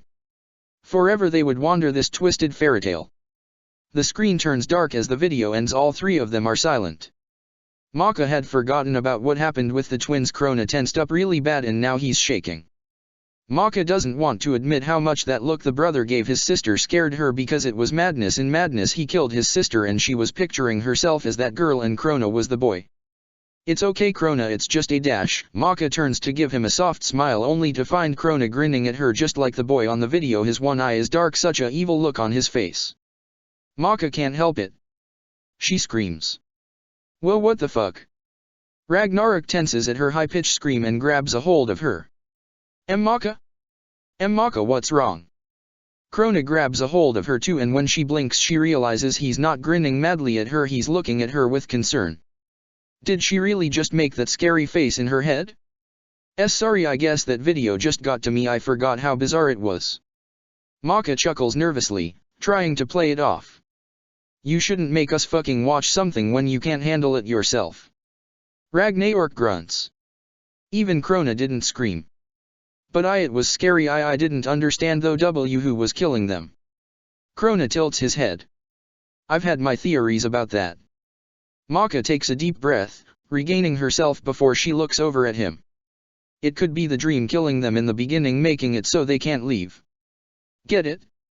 The dream wanted them to make their own world, which was Wonderland, so why they had to die I don't know. Maybe it was saying the dream drove them all to madness. The one guy shot himself. Ragnarok leans back a little. I don't know what the fuck happened to the third Alice though. The twin boy went crazy. Krona mumbles a faraway look in his eyes. And he killed his sister. So maybe they all just went crazy, maybe when they created Wonderland they all took it too far, and I don't know, it's confusing but interesting. Maka leans back and looks up at the ceiling. Do you think the brother feels bad? Krona looks over at her, a frown on his face. Why do you think he killed her all of a sudden? They looked so close. To me it looked like they had a fight before he killed her, remember the girl's pout? And then that look on the boy's face?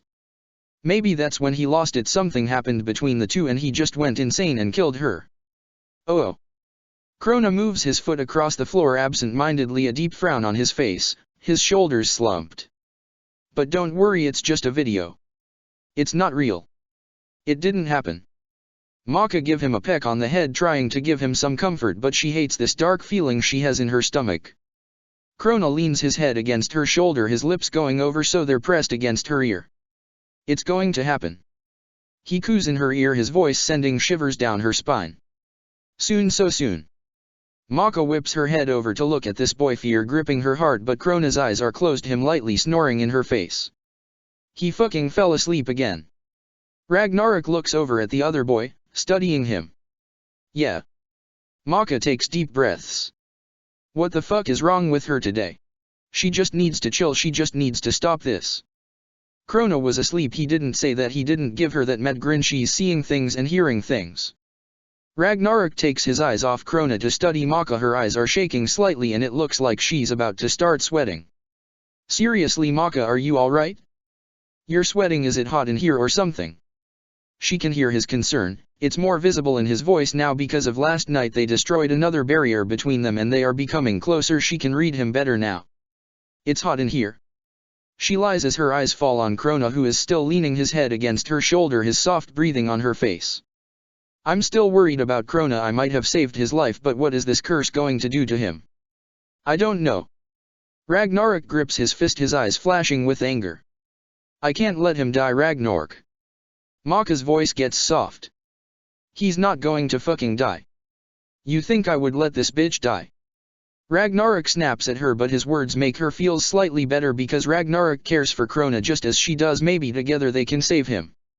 And maybe they can save her. Maka lays Krona down, moving their bodies so she can tuck them both into the bed. Her fingers lightly caress the boy's face, running her fingertips over his nose and his cheeks down to his lips. This is the face of the boy who will kill her. Maybe she knows this, maybe she's trying to deny it, but it's obvious. She deserves to die. After all she's done to him, all she's done to those people in the circus. You wanna play me in Resident Evil while we wait for him to get up? Maka swallows the lump in her throat so her voice is firm when she flashes him a fake smile. Ragnarok only shrugs a question on the tip of his tongue, but like the lump in her throat he swallows it down. Krona only snores into her chest, a soft smile on his lips, but behind that is a darkness, and it's growing, festering. Inside him his madness smirks. It's only a matter of time.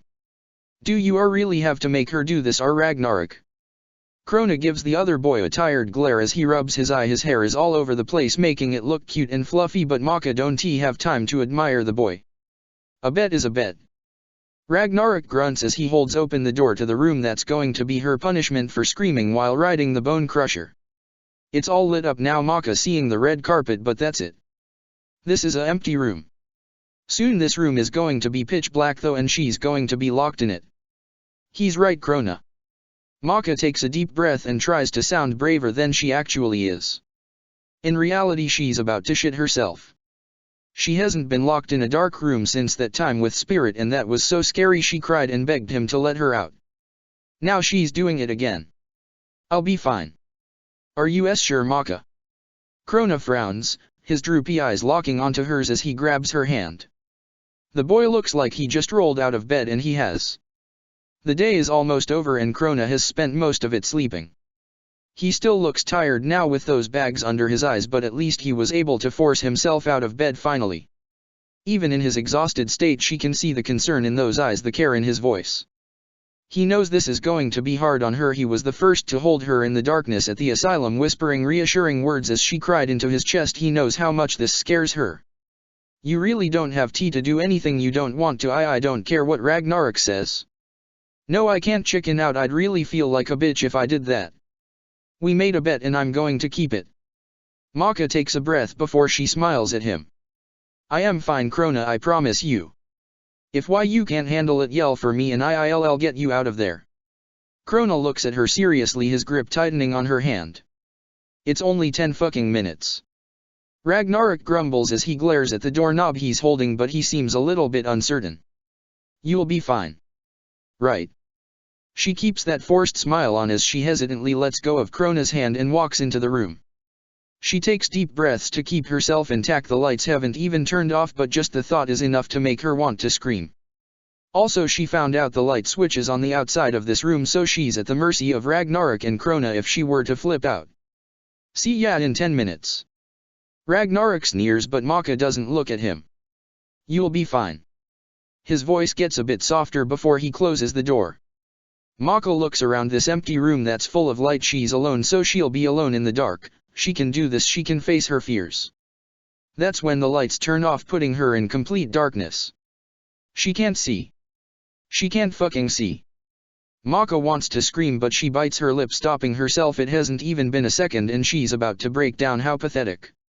No, she doesn't want to be pathetic. She can do this. 10 minutes? That's no big deal, she can do this. Maka takes deep breaths, breathing in then out, trying to keep her heart rate down as she stares in this blackness, in this darkness, in this nothingness. Her ears are alert, waiting for any sound that might break the silence, her eyes searching the darkness frantically, a fear picking up inside her. What if something is in here with her? She can't see it, she can't fight it, she's going to die, she's going to. Stop it. Maka whispers harshly at herself, but she's trembling, a sweat forming on her brow, and she has to bite her lip harder to stop her scream. She doesn't stop though. She's so scared. Maka feels tears forming at the corner of her eyes as she grips her hair. It feels hard to breathe now. The darkness is closing around her. It wants her.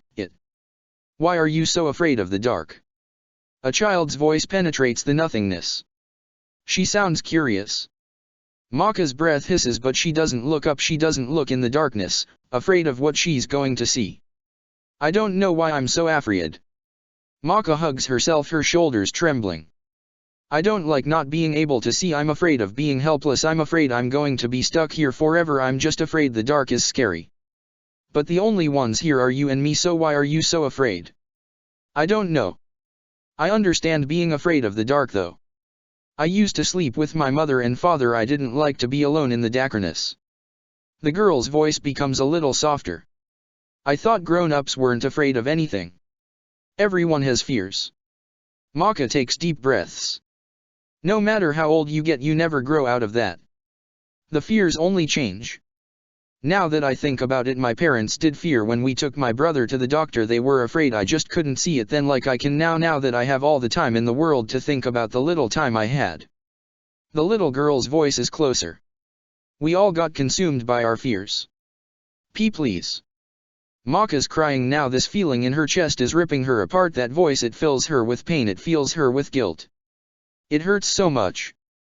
Please what? Maka sees little shoes float right by her head and she knows this little girl is visible now. Please go away. Maka puts a hand to her heart. She can't look at her. And go where? The spirit sighs. I don't know where else to go. You're the only one I could find. I couldn't find my brother or my parents. I don't know which way to go. She seems to get angry now. I'm not going anywhere. How dare you tell me to leave when you took everything from me? Look at me. Maka doesn't look. Look at me please. Maka looks over slowly, her eyes falling on the little girl that is floating a few feet above her. The girl's dull eyes looking down at her with a sadness as she grips the bottom of her white dress and looks down at it.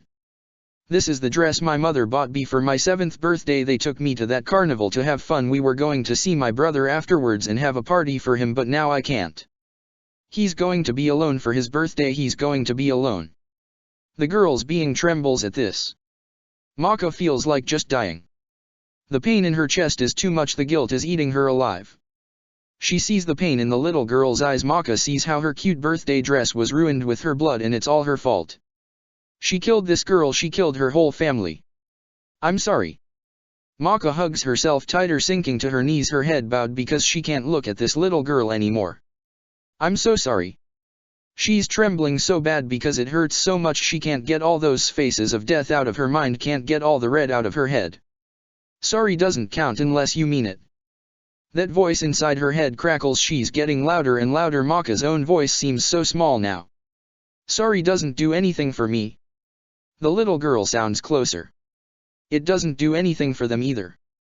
For some reason this gets her to whip her head up. She sees shadows surrounding her in the darkness. She can't see what they are, but then the light turns on. Maka screams as she takes in these people, their dull, lifeless eyes staring at her, blood falling out of their mouths, a line on their stomachs where they had been cut in half. One's missing an eye, others missing ears. They're all scarped up, blood everywhere. They reach their cut-up hands for her. They want her for what she did to them. Maka continues to scream as she grips her hair and closes her eyes, too scared to do anything. The door slings open. Maka, what's wrong? She hears Krona's voice and she waits for him to scream at the sight of these hideous things. But he doesn't.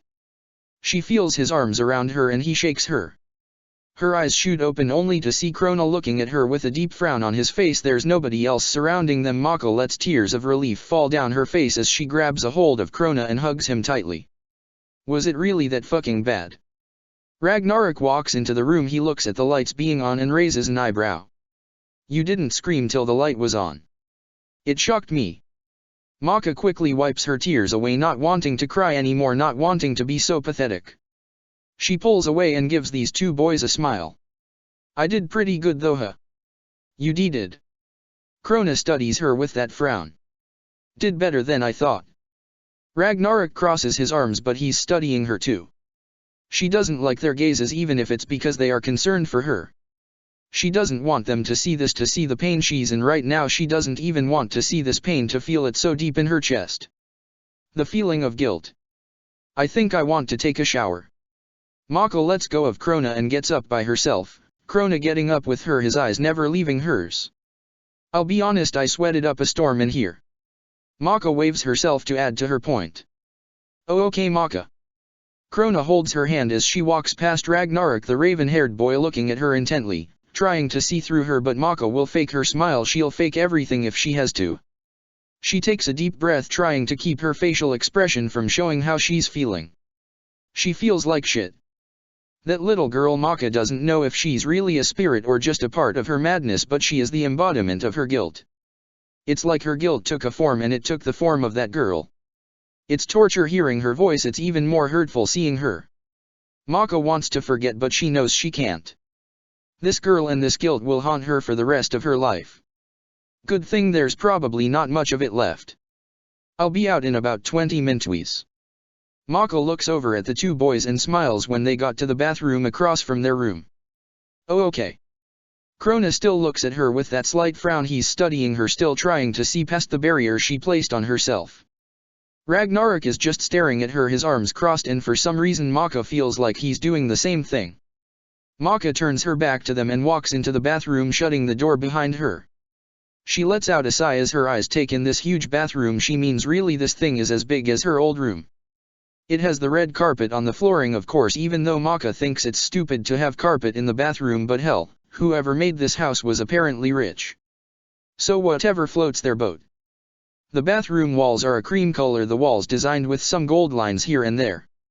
The tub in here is massive, like one of those jet pool tubs. Fucking awesome, right?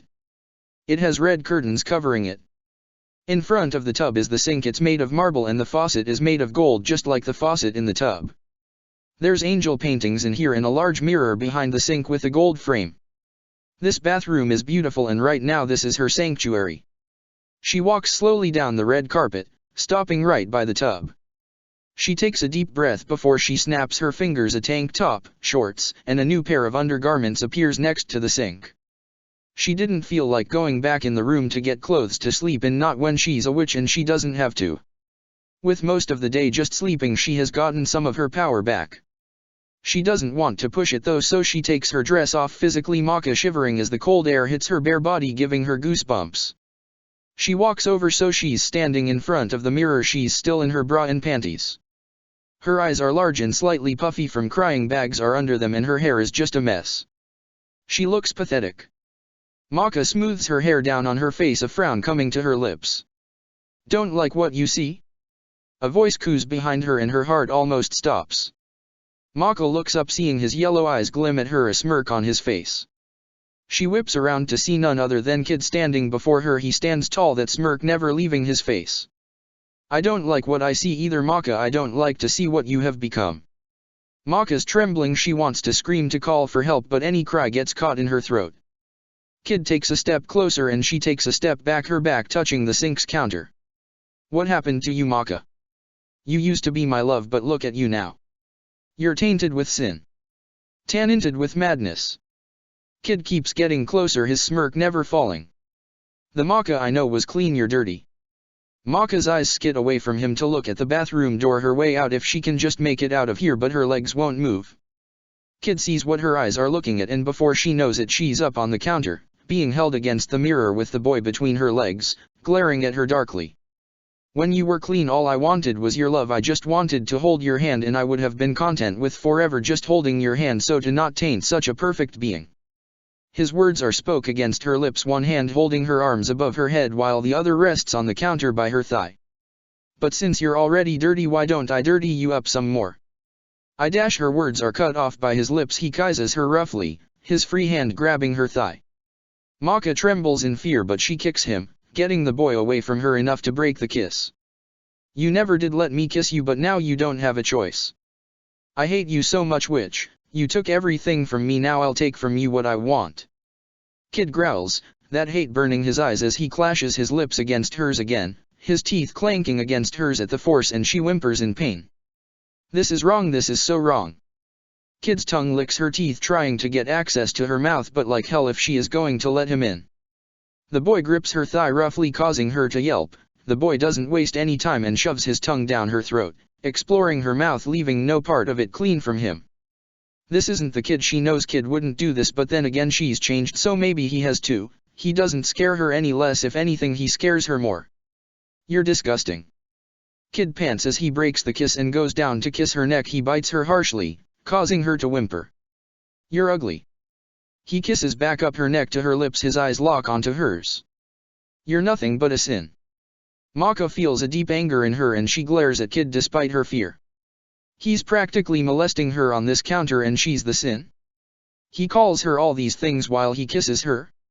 She doesn't like it. She doesn't like him. Get the fuck off me. Maka growls as she kicks him hard in the stomach. It's a good enough kick that it gets him completely off of her. He even lets go of her hands. Maka quickly gets off the counter and runs towards the door, but when her hand gets on the doorknob and she turns it, it doesn't open. It's locked. Maka frantically tries to open the door, but it won't budge. Oh Maka! She hears Kid Tisk behind her, so she turns around and places her back against the door. Kid's face is blank, his yellow eyes piercing through her. You shouldn't have done that. Fuck you. Maka spats, but she's trembling again, the fear she feels evident in her expression. Tell me why you're upset with your reflection. Kid walks over to the mirror and looks into it. Maka doesn't respond, so he goes on. Is it because you see what you are finally? That you see how evil you are? That you see the face of the person that killed all those people, dash. Stop. Maka growls, but her voice cracks. After what you done to me, Maka, I've learned to hate my reflection as well, not for what I did but for what I didn't do. I hate my reflection because it's me. You hate your reflection because it's you. We both are plagued by guilt, but I know how to free myself of it. Kid punches the mirror, it shattering, cutting up his knuckles, but he doesn't seem affected. He puts up a large piece of broken glass and grips it, his hand bleeding slightly as it cuts into him. He examines it a moment before he turns his cold, crazed eyes on her. If I kill you, I'll be set free. Maka's frozen to the spot, those crazed eyes keeping her still. She's like a bunny looking into the eyes of a wolf, but she's too afraid to do anything. Her teeth are chattering and her body is shaking as this boy takes slow steps towards her, his blood dripping slightly, blending in with the red carpet.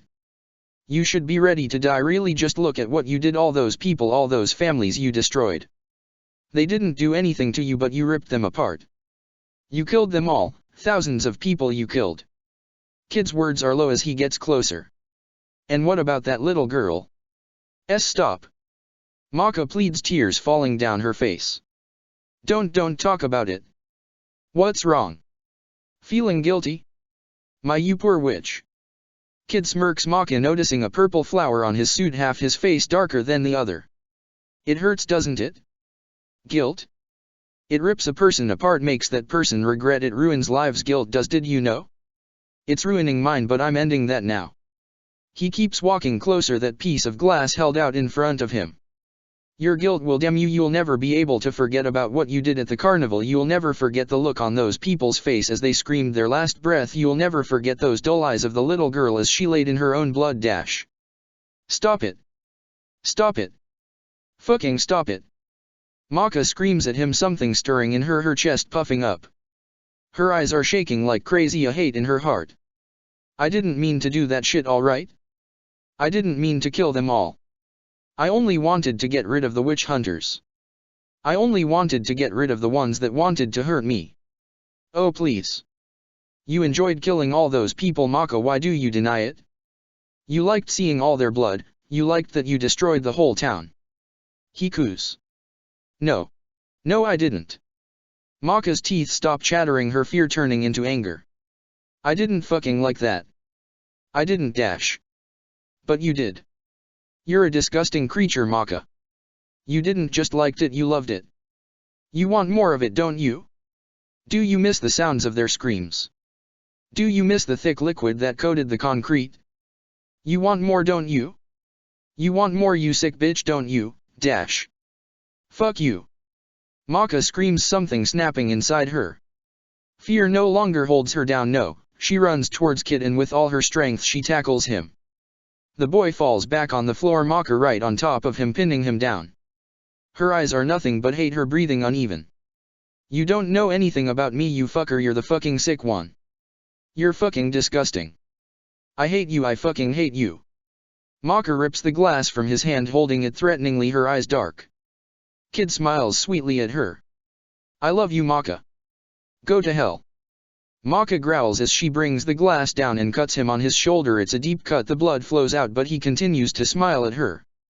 Go to hell where you belong. I'm going to fucking kill you. She grabs his wrist and pulls it close to her. For some reason the boy isn't fighting her back. Let's see how you like getting your fucking wrist cut up, let's see how you like the pain you cause. She grips the piece of glass tightly before she slices it over his wrist. Blood oozes out, but she doesn't stop there. She goes back over the cut over and over and over again. She goes so deep that she gets to the bone, her being able to see it. By this point she's covered in his blood, and so is the boy. Kid's smile has turned into a twisted grin. He's taunting her, mocking her. Is that all? He yawns as if bored. Oh fuck no.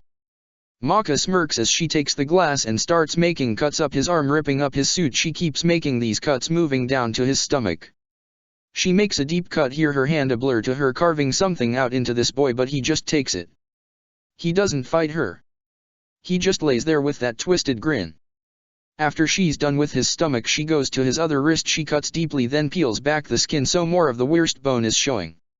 He's losing so much blood and he should be in so much pain, but he hasn't even flinched. You're so fucking disgusting. Maka hacks away at his thigh.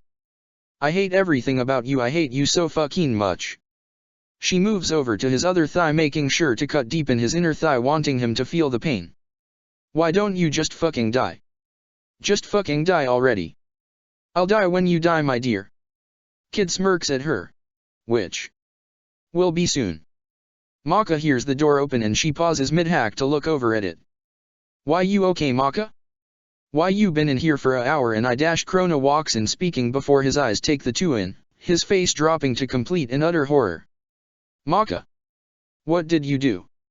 What do you mean? I saved myself, he was. Maka looks down at Kid only to see that he's not there anymore, but there's blood everywhere on the tub, on the sink's counter. There's pieces of bloody broken glass around her feet. There's his blood, but where is? Maka looks down at herself, her mind falling apart. Her wrist has been sliced up so bad she can see the bone. Her thighs and arms have cuts everywhere and her stomach is one mass of a bloody mess. This stings, it stings so bad, but it's a dull kind of sting. Everything hurts on her. All those things she said about Kid she was really saying about herself. She sliced herself up, her blood is all over the place. She hates herself. Isn't it be beautiful, Krona?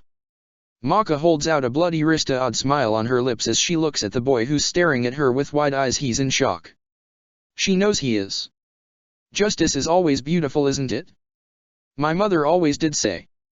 Maka's voice gets weaker. She's losing so much blood as she takes a step towards him. I looked best in red. That's it. That's the last she can say before she falls down, her legs giving in on her. Skinny arms wrap around her, quickly laying her down on the floor gently. Maka's eyes look up at Krona. The boy has tears falling down his face as he looks over all the wounds she has, all the self-inflicted wounds. He holds her close to him before he looks away from her. Ragnarok. Krona screams desperately, trying to cover up some of the cuts to stop the blood flow, but there's too many of them. What did she fall and dash? Ragnarok appears in front of the two, a irritated look on his face, but when his eyes fall on Maka his face completely drops, a gasp coming from those lips. Get Medusa. I don't care where she is. Get someone. Maka needs help. She's hurt. Krona trembles against her, his voice is so shaky. Ragnarok is gone right there. Oh my god Maka, why you hurt yourself really be bad. Krona's tears fall down onto her face, but Maka doesn't even blink. Her mind is broken, her blood leaking out of her body. Krona sobs when he looks down at her wrist, when he sees the bone peeking out of how deep she cut. Why did you do it? Maka only looks at him. Because she hates herself. Because she's insane.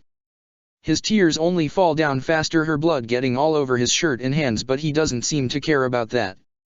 He's cradling her against him like a baby, holding her with so much emotion, his shoulders shaking in his sobbing. Why is he crying? Why isn't he happy? She deserves this pain, she deserves to be cut up dying on this bathroom floor. Why is he crying for her? When she has done so much wrong to him too. Her eyes slowly start to close, she doesn't want to see this boy's tears, they hurt her and she's hurting enough right now. Maka, you have to stay with me. Krona shakes her desperately, getting her to open her eyes again. He's looking at her with fear, his eyes shaking. Why you can't leave me? Why you promised, Maka? You promised. What did she promise again? Her brain hurts so much, the pain in her stomach is unbearable, she just wants to sleep, she just wants to leave this place. That's when Medusa and Ragnarok appear in front of them. My child. Medusa gasps as she rushes over towards her, getting blood on her bare feet, but she doesn't seem to care either. Her yellow eyes are wide, a panic in them as she takes in the damage Maka has done to herself. Even in Maka's state she can't help but to notice how awful Medusa looks.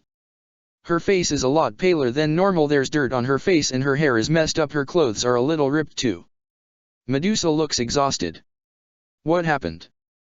I don't know. I came in to check on her and I saw her like this. Krona sobs out, trying to control himself. Ragnarok stands off to the side, his eyes wide and his face fallen in shock as he takes in the girl. He's speechless, he can't move. Medusa studies Maka for a moment before her eyes fall on her stomach. Medusa's eyes flash as she grabs a towel and gently wipes the blood away, seeing the cuts on her stomach. Shit. Medusa's voice is low as her eyes take in the three vertical eyes curved into her stomach. That bastard. What? Krona looks at this mother but she doesn't respond. She's not healing Maka and she's running out of time. Please Lady Medusa. He looks at her with pleading eyes.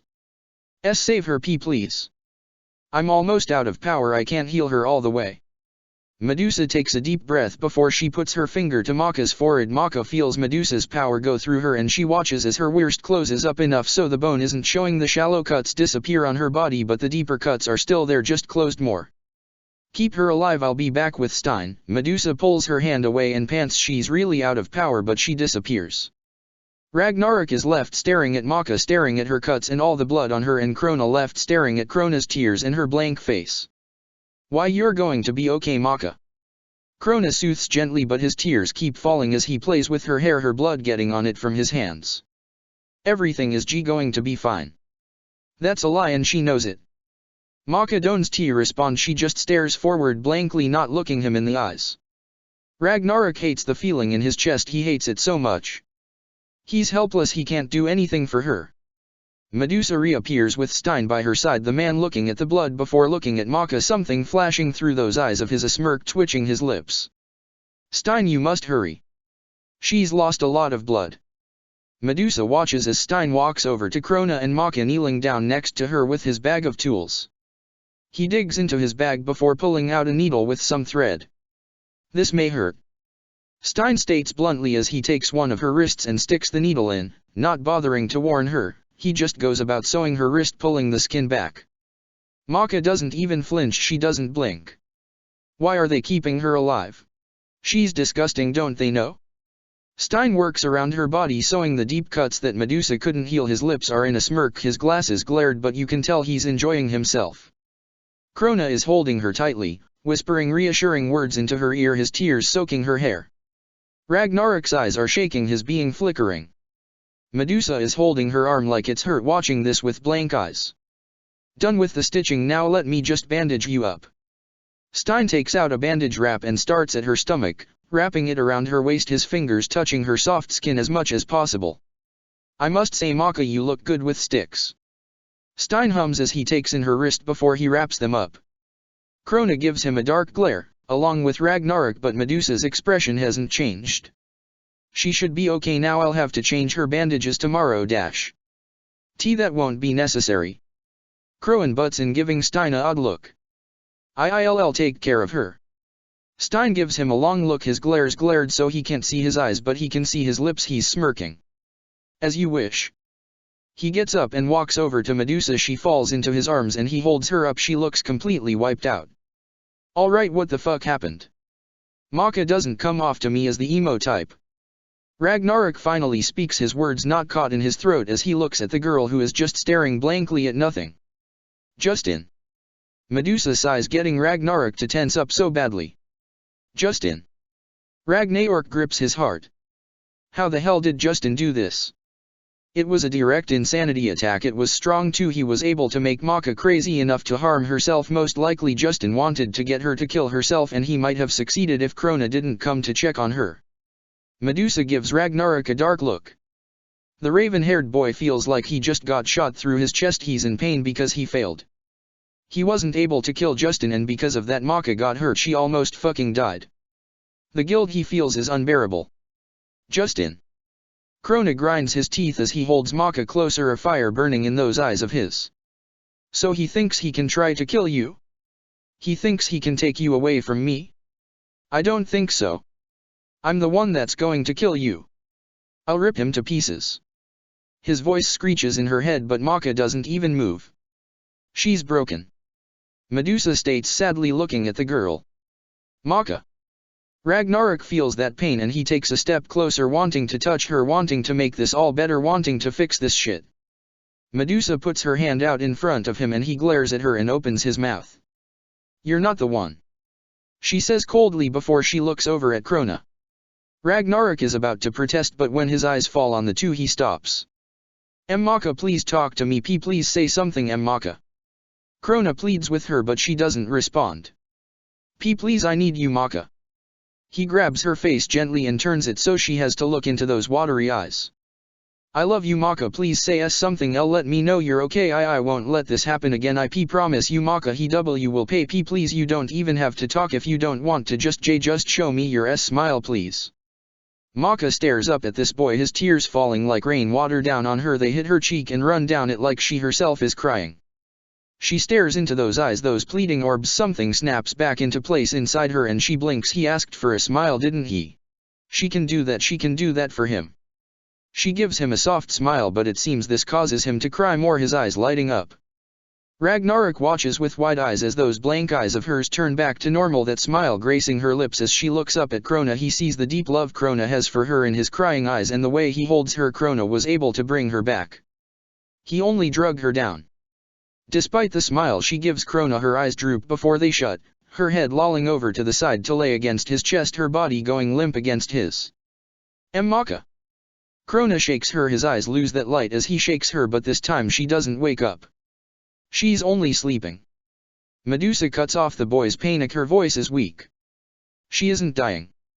Let her rest. She needs to regain herself.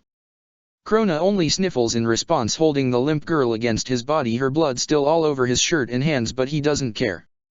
He'll pay, oh he'll pay. He mumbles under his breath as he reaches over for the towel Medusa used to wipe the blood on her stomach. He takes the clean side and gently wipes her face where some blood had gotten on it. His breathing is uneven and his tears keep falling on the unconscious girl's face. I am sorry, Maka. I am so sorry. I won't let this happen again. He won't touch you, oh Maka. He whimpers, his shoulders shaking in spasms. It's stirring. Medusa watches Krona with those eyes that see all, that know all. Ragnarok watches the two, that pain in his chest growing at how pale her face looks at the boy's tears, and for once in a long time, he feels like fucking crying. Come, we have things to talk about, Ragnarok. Stein picks Medusa up bridal style and carries her out the bathroom. Ragnarok looks back Krona who is still cleaning up Maka with the towel mumbling things to her and himself his blue eyes shaking unstable. He grips his chest not able to look at her bandages not able to see how he failed her. He leaves unnoticed, leaving a broken girl with a breaking boy. Krona hiccups as he puts down the towel tracing his shaky fingertips over her pale cheek Maka's limp body leaning into him. Why is he everything out to get you just why? He trembles against her his head bowed. This is all your fault. A voice coos in front of him and when Krona whips his head up he looks at another version of himself smirking madly down at Maka's limp body. You took too long with checking on her if you came sooner you could have stopped this, but you didn't. Her blood is on your hands. Krona's tears only fall more because it's true. He failed her. If he had came sooner Maka wouldn't be limp in his arms. He could have stopped it but he was too late. He said he would protect her but so far he hasn't done that. All he's done is put her in danger. It was fucking hot seeing her all cut up wasn't it? She did it herself too. He moans. But she did it because of the madness of another and we can't have that can we? We are the only ones that can drive her insane, just imagine cutting her yourself. I bet she would scream oh I bet she would cry. Stop it. Krona screams at this other boy he grips Maka protectively to himself. Why you're not touching her? But look at her neck look at how she betrays you come now you know you want to hurt her. This boy purrs as he walks closer. Look at her neck feed me your anger feed me your hurt and I will get our vengeance. There's nothing on her neck. Krona doesn't look at it instead he looks down at her beautiful face stroking it lovingly. So you're going to lie to yourself to protect her from me? You can't lie to me. I know. I see what's on her neck but you're going to deny it. There's nothing to deny because there's nothing on her neck. He speaks firmly. And that doesn't matter now Maka is hurt. Krona holds Maka carefully in his arms as he gets up with her his bangs covering his eyes so he doesn't have to look at this other boy. She's all that matters and I failed her. Oh boo-hoo. Look at me, I'm so pitiful I cry over a girl that bangs a ghost even though it hurts me. Come on stop lying to yourself. You like her blood staining you just don't like that it wasn't by your own hand dash. I hate you. Krona snarls out his body shaking so much his eyes unstable. Huh. The boy hums behind him. You know. He gets a crazed grin on his face. If you can't love yourself how in the hell you going to love somebody else? The boy does a dance, clapping his hands above his head getting down into it. Can I get a amen? Krona grips Maka closer to him as he walks out of the bathroom quickly the other boy laughing madly after him. You can't escape me and neither can she it's only a matter of time she has the same fate as the twin from that video and you know it. I know it. The world knows it. He crackles. Krona doesn't listen he focuses on the beating of Maka's heart focusing on the girl that he loves. He will fight anyone and anything for her. Even himself. Would you like to enlighten me on why this even happened in the first place? Medusa glares at the raven-haired boy her piercing yellow eyes piercing his being. The boy won't look at her his fist is gripped his teeth grit. I sent you to take care of Justin yesterday. But obviously you failed in the mission I gave you.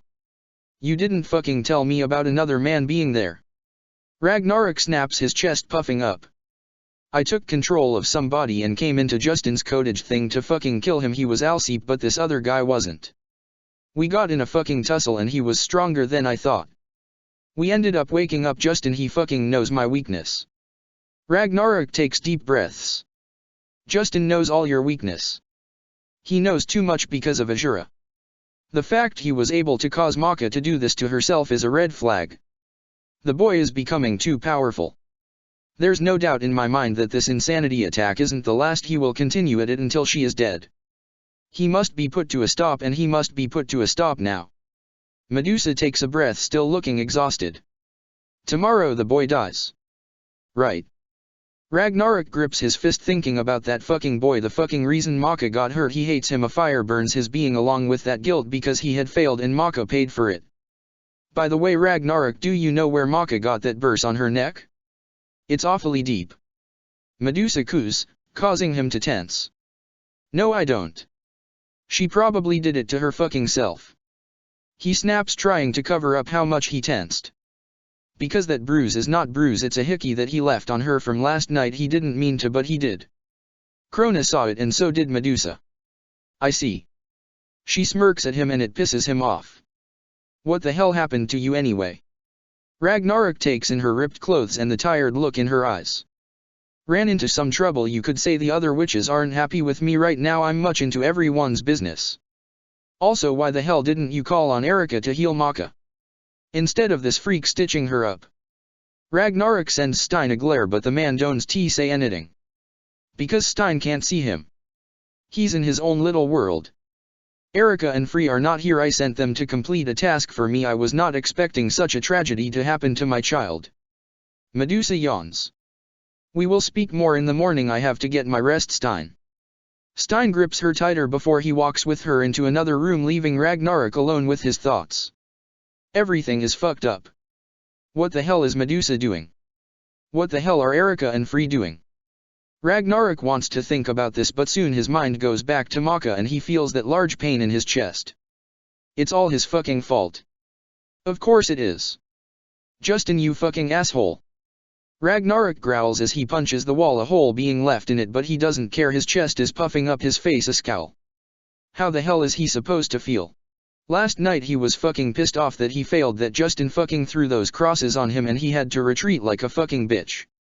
Oh yes, he was fucking pissed, but now that he knows Maka got hurt because of him, Ragnarok punches the wall again in his anger. If he fucking knew this shit was going to happen, he would have made sure he took Justin out, but he didn't take him out, and that's why her blood is all over the bathroom floor. That blood is on his hands. Ragnarok keeps punching the wall. It doesn't hurt, but his chest does. He should have known something was really wrong with Maka. She had been acting fucking weird all day, screaming randomly, the way she would shake, the weird smiles she would give him. He should have known she wasn't alright, but he could have never guessed that she would hurt herself. Those deep cuts, her smooth skin massacred, and by her own hand. No, he didn't see that coming. Who would? Ragnarok just thought she was feeling a little guilty. But then again, he feels guilt now and it's making him want to do crazy things. Fuck. He has to see her, he has to talk to her, just something, anything to take this pain away. Ragnarok disappears only to reappear in their room, seeing Krona tuck in Maka. The girl's eyes are closed, her face so pale. He takes in her soft expression before looking at Krona, who is staring down at her. Is she alright? He takes a step closer. I think for now she is. Krona's voice is quiet as he lightly touches her cheek. We're killing Justin tomorrow. Krona nods at that odd look in his blue eyes. Yes, he's lived far too long, he'll pay for what he's done. Krona's voice is odd as he climbs into bed with Maka, being careful not to touch her bandages. He wraps his arms around her, resting his head on top of hers. Ragnarok watches Maka's chest rise and fall slightly. He's drawn in by her life. He stops right by her side, looking down at her with those piercing eyes. She looks so peaceful, like she didn't just cut herself, like she wasn't just bleeding on the bathroom floor. His whole being aches. He reaches out to touch her, just to touch her cheek. Careful now. Krona gives him a dark looking, causing him to pause and send him a glare. You don't want to make me angry again, do you? Fuck off, Krona dash. Can you tell me what this is? Krona strokes the blue bruise on Maka's neck, his head tilting at the other boy. Ragnarok tenses, but he tries to cover it up with his glare. What does it fucking look like? He snaps. I would be careful, Ragnarok. You might be dead, but let me tell you. He leans in closer, his voice dark. There's things a lot worse than death, boy. I think it's pretty fucked up of you to be worried about what's on her neck when she's fucking cut up right now. Ragnarok tries to keep himself from punching Krona right in the fucking face. The only reason he's holding back is because Krona's holding Maka. You should be worried about her, not about what we fucking did. Oh, I am worried about her, but now she's okay. She's asleep, so now I can only help to wonder how she got this bruise, but I already know how. Because I'm always watching. You were a bit rough, weren't you? But obviously you like causing her pain. These cuts are your fault after all. His eyes narrow at that. How the hell is it my fault? Ragnarok snaps. There's no way Krona could know. He didn't tell him he was leaving to kill Justin, he just went. I don't know. Why don't you pray about it? He sneers. Ragnarok's face gets hot with anger, and he really just wants to knock the shit out of him, but his chest hurts. It hurts with that guilt when he looks down at Maka. He opens his mouth to tell him to fuck off, to tell him about himself, but Maka whimpers. Krona's eyes flash, they lose that dark look as he looks back down at Maka. Holding her close to himself, he plays with her hair, trying to soothe her. Ragnarok tenses and watches as the girl whimpers in pain, her face a grimace. It hurts. She mumbles in her sleep. That's all it takes. Ragnarok disappears, reappearing outside of the mansion, the full moon shining down on him. His mind is cracking. He's fucking losing it. Ragnarok roars out in anger and hate, his eyes that black as he howls at the moon like an animal. He's never been so overwhelmed with so many different feelings at once. Anger, hate, guilt, anxiety. The list goes on with what he's feeling. Ragnarok continues to make growls as he starts ripping apart anything he can find, throwing things and howling in his anger and his pain. He fucking can't deal with this. His being is actually getting faded. He can't get those cuts on her body out of his head. She actually peeled back the skin in her wrist. He can't get her whimpers out of his head. He can't stop remembering how she trembled, how she screamed today. It's his fucking fault. He should have known. Maka being hurt affects him enough as it is, but it's 10 fucking times worse when it's his fault. Fucking Justin, he will rip him apart. He will kill him in the most painful way for causing him to feel this guilt for what he's done to Maka. She means so much more to him now. Maka has seen his fear, seen him at his fucking worst, but she didn't look at him differently. No matter how pissed he seemed, she didn't look at him with pity or amusement.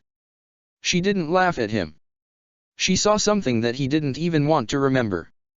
But she saw it and made him feel better about it. Love never starts off at its highest power. Love has to grow, and his love for her has grown. He can't let her go. He has a fucking attachment to her and he knows it. She makes him like this. And the fact she's hurt because of him is killing him. Ragnarok doesn't stop his rampage till he's out of breath, his being faded. He pushed himself too hard, but he doesn't care. He takes a deep breath then lets it out. Maka. He disappears, reappearing back in the room. Krona and Maka are asleep, Krona holding her close, his head nuzzling hers. Maka's face is back to a grimace. She seems to be moving in her sleep, something boding her. Ragnarok makes long strides over to her till he's right by her side, a dark shadow in the night. Please, I don't want to be here. She whimpers, clutching Krona in her sleep. She's having a nightmare. Ragnarok leans in, resting his forehead against hers. He failed her here, but he won't fail her again. He won't let her suffer. I'm sorry. The words come from him, a whisper. He's never said sorry. Why should he? If he did something, it was for a fucking reason, but he had to say sorry to her, yet he couldn't do it with her awake. He had to do it with her asleep. The words I'm sorry would never leave his lips if she was looking at him with those eyes.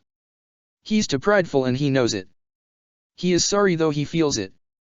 This guilt, he's never been sorry about anything. Not when it comes to his own actions, but she makes him feel sorry. She makes him feel a lot of things. Ragnarok kisses her forehead. Before he goes inside her. He won't let her suffer. He'll stop anything that hurts her. Even her in her dreams. He failed as her guardian today. But he won't fail again. Chapter 49. Be patient, baby.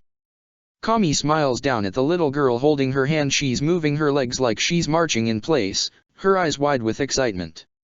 We'll be going in soon. Soon isn't soon enough. Little Maka whines as her eyes watch all the activity around her, from the games, to the rides.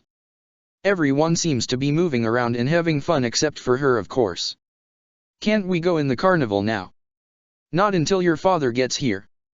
Kami chuckles at how her daughter groans. Don't worry, he'll be here soon and then we can go in and do whatever you want. She ruffles Maka's hair. You're getting so big on me. You're already 6 years old. Where does the time go? I wish the time would go now. Little Maka keeps marching in place, watching as some other kids get on a teacup ride. They spin around and squeal in laughter, getting Maka jealous of them. Mommy, I am 6 years old and I demand that we go in the carnival now. Maka puts her hands on her hips, a serious look on her face. Kami blinks before a smile forms on her lips. Oh? Is that so? Kami raises an eyebrow as she crouches down so she's level with the little girl. Well, I'm 26 and I say you have to wait, Missy. She pokes her daughter in the stomach, getting her to squeak, a pout coming to Maka's face. No fair. She huffs as she crosses her arms. It's completely fair. Kami chuckles. I've been here a lot longer than you have. Well, someday I'm going to be older than you. Maka sticks her tongue out. I'd like to see the day. Kami smiles a bit oddly at that as she stands back up looking at the carnival with unreadable eyes. Little Maka frowns seeing her mother like this, and in her young mind she can't help but to feel that she actually made her mother mad by saying she would be older than her. Maka grips the end of her white dress, her excited marching being changed to nervous fidgeting. Mommy. Maka tugs at the end of Kami's blue shirt, looking up at her with those huge eyes. Did I make you mad? Of course not, baby, mommy's just thinking. Kami takes her eyes off the carnival to smile at her daughter, her green eyes lighting back up. About what? Little Maka tilts her head. About time. Kami kneels down in front of her daughter looking her in the eyes. Time is a precious thing, Maka. It's never as long as you think it is. Right now when I tell you we have to wait you feel that it takes forever, but soon Spirit will come and we'll be off soon. This day will be over. A year sounds like a long time, but when you live life it goes by too fast. Kami smiles at her sadly. It's been 6 years already that I have been blessed with you, Maka, but it doesn't feel like it's been 6 years. Time goes by too fast, and when it's out, it's out. Time doesn't go fast for me. Little Maka snorts. A minute feels like a billion years right now. I hope it stays that way for you, baby. You might want time to go fast now, but when you get older you will wish it would just slow down. Kami stands back up as she looks behind Maka, a large smile coming to her lips. Guess who's here? A younger spirit comes running up to them from the parking lot, his arms wide open as he nears the two. Papa! Little Maka cheers as she runs over to him, jumping in the man's arms. Spirit chuckles as he lifts her up and spins her before giving her a tight hug. Oh, my baby! 6 years old. You're getting to be such a big girl. Spirit holds her tightly, lovingly nuzzling her head. How's Daddy supposed to keep up with you? You can't. Little Maka giggles at the ridiculous fake offended look the man gives her. I'm just too fast for you. I'll say. He chuckles as he moves her so he's holding her with one of his arms, Maka's small arms around his neck. Spirit's eyes fall on Kami that's watching them with that smile on her face. Come on, Moma, get in on this killer hug. Maka tightens her grip on his neck to emphasize his point, Spirit only chuckling. Kami walks over and wraps her arms around the man, Spirit's free hand going to rest at the small of her back as he pulls he closer, their eyes lock, blue staring into green. Spirit leans in. You're not going to do that gross stuff, are you? Little Maka grunts, getting the two adults to look at her. I want to go in the carnival. I've waited for so long. It's true. Kami chuckles close to Spirit's face. She waited a whole 10 minutes for you while you parked the car. Yeah, count them. Maka sticks her hands in Spirit's face, her fingers spread out. 10, all these fingers, that's how long I waited. Oh my, then I better not keep you waiting anymore. The man grins at the little girl as he lets her down when she started to kick her feet restlessly. Yeah, that's right. Maka beams as her eyes lock onto the carnival again, her little heart speeding up as she starts to walk towards its gates. Hold on there, cowgirl, wait for us. Spirit and Kami jog up to her, each taking Maka's small hand in theirs. Well then, come on, slowpokes. Maka looks around this place as the three walk in, takes in all the smells of popcorn and hot dogs, takes in all the smiling faces, takes in all the sounds of alarms from winnings at the games, and the sounds of screams from some of the big kid rides. This place is so amazing and big, everyone looks like they're having run. Maka's heart feels like it's going to explode from happiness. Someone is sassy. Kami teases as she pokes her daughter's stomach. It's because she's getting so old on us. Spirit teases back as the two are dragged by the little Maka deeper into this place. Where do you want to go first, baby dash? The circus. Little Maka cuts her mother off, not able to help herself as her eyes stare at the top of the brightly colored tent. Should have known. Kami chuckles. You love those elephants, don't you, baby? Yes. And the dogs. And the showgirls are always so pretty. And they do awesome things. Maka speaks quickly in her excitement, not able to contain herself. I still remember when we went to the circus 2 years ago. Spirit smiles at the memory. Then you were only 4 years old, Maka, but you still remember it so well. My baby has a good memory. Kami smiles down at her daughter. That's good, Maka. Don't let anyone take your memory from you. This moment with us is all yours. No one can take that away from you if you remember, Maka. Little Maka isn't really paying attention to what her mother just said. She's too concerned with getting to the circus tent. Her eyes so bright as she moves her way through the crowd, dragging her parents along with her. This is a nice little carnival. Spirit looks around at all the bright lights and laughter. It sucks it only comes around once every 2 years though. They'd get more money if they had it every year. I think so many people come because it only comes around every 2 years. Kami's green eyes lock onto his. I agree though, I'd love to take Maka here for every birthday since she enjoys the circus so much. Here we are. Maka cheers as she finally pulls her parents close enough to the tent that she can see all the circus people walking around with their bright costumes and whips and gadgets that Maka thinks are so cool. That's when her eyes fall on a little short man. He looks about the same height as her but his face is wrinkly. He has a little suit and a top hat. Maka can't stop herself. Look. That must be the shortest man in the world. Maka shouts, pointing at the man as his cold gaze fixes on her. She blinks when she sees his large pointy nose before her mouth opens wide. No. You're the real-life Pinocchio, aren't you? He really made you into a real boy. Well, a real old man, but still. Excuse me. The man's eyes narrow at her, his face getting a little hot. Say a lie. I want to see your nose grow more. Maka. Kami quickly puts her hand over her daughter's mouth, whose compliance is muffled by it. Kami gives this man a sheepish smile. Sorry about that. Isn't she just the cutest thing? Spirit sighs happily as he rubs his daughter's hair. Quite. The man grumbles as he straightens himself out. I'm not even a part of the show, little girl, I'm the manger. Maka blinks as Kami takes her hand off her daughter's mouth. Wow, I didn't know this circus was ran by Pinocchio. Maka, this nice man isn't Pinocchio. Kami gives her a nervous smile. The small man looks like he's about to explode. He's just a normal man that helps run the circus. But his nose is so big and pointy. Maka protests. Have a nice day. The man says with a coldness before he walks away. I think you made the man angry, Maka. Kami sighs. But did you see his nose? How is that not Pinocchio? Kami is about to say something when she hears chuckling behind her. Spirit, Kami, and Maka turn around with their eyebrow raised. Oh my, do forgive my assist, manger. Mosquito isn't good with kids. The man keeps chuckling, his yellow eyes shining with a bright glee. He's wearing a top hat over his dark hair and a whip in his hand.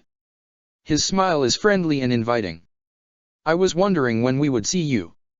Kami smiles at this man, Spirit getting closer to her, giving the mayor a odd look. We didn't get to see you the last time when we came, so I'm happy to see you're back at being the ringleader. Congratulations on your circus, by the way. It's amazing. Oh shucks, it's only as amazing as the people that make it up. The mayor smiles as he watches the other circus people walk around. They have been a family to me. Kami smiles sweetly, but little Maka swears she saw something change in those eyes of hers. Are you three enjoying yourselves? The mayor looks between the three, that friendly smile never falling. It's a small world, huh? Yes, and we're having fun. Kami smiles down at Maka. Guess who just turned the big number 6? Maka. The mayor makes a gasp as he gets on one knee to get to her level. He smiles at her, those yellow eyes so captivating.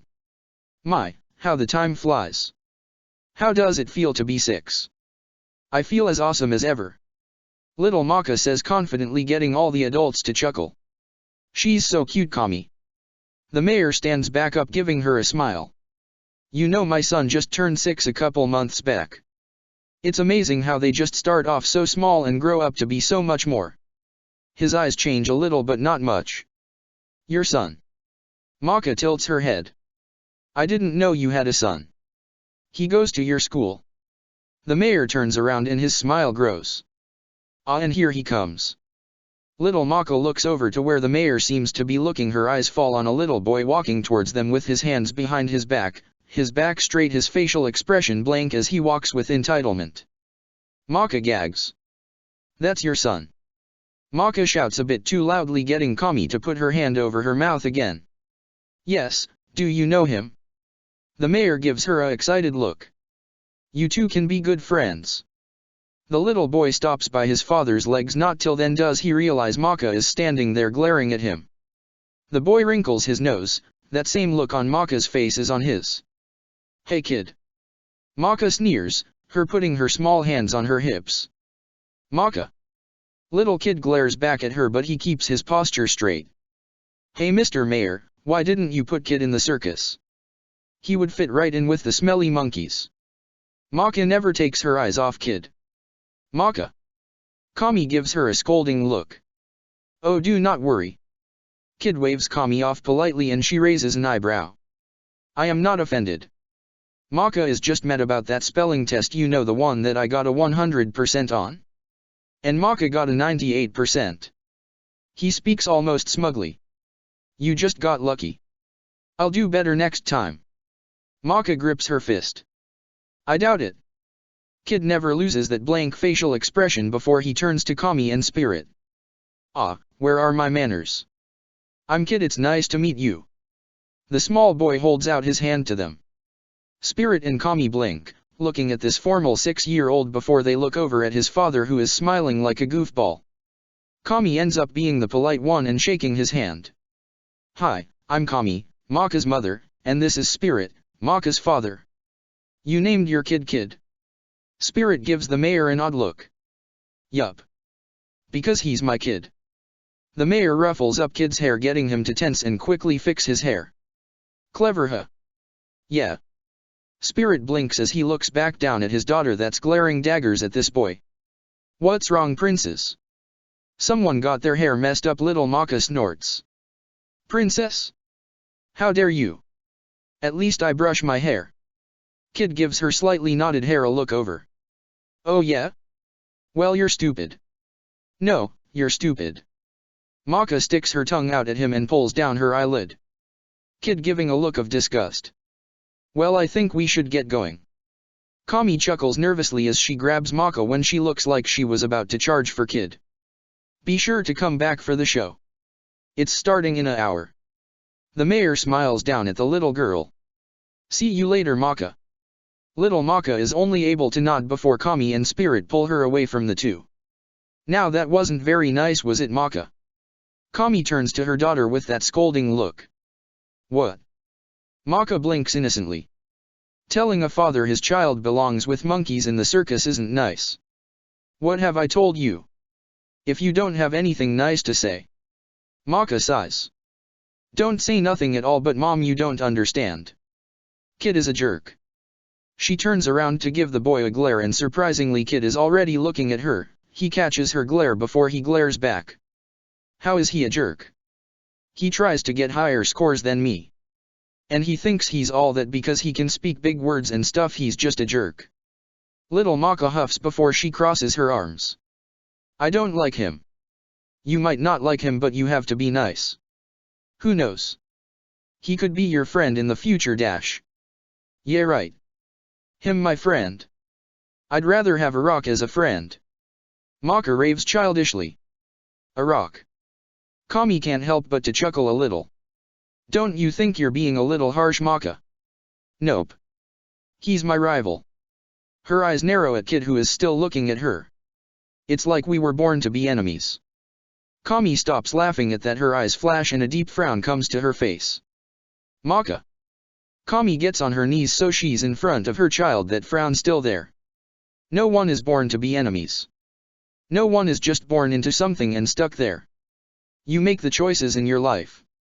No matter who you are, what you have come from, the choices you make are yours and yours alone. If you want to be friends with Kid, then you can. If you don't want to, then you don't have to. You make the choices, Maka. I never want you to think you are stuck as something. You choose who you want to be, Maka. Okay, Mom. Little Maka looks into her mother's serious eyes and she can't help but to nod.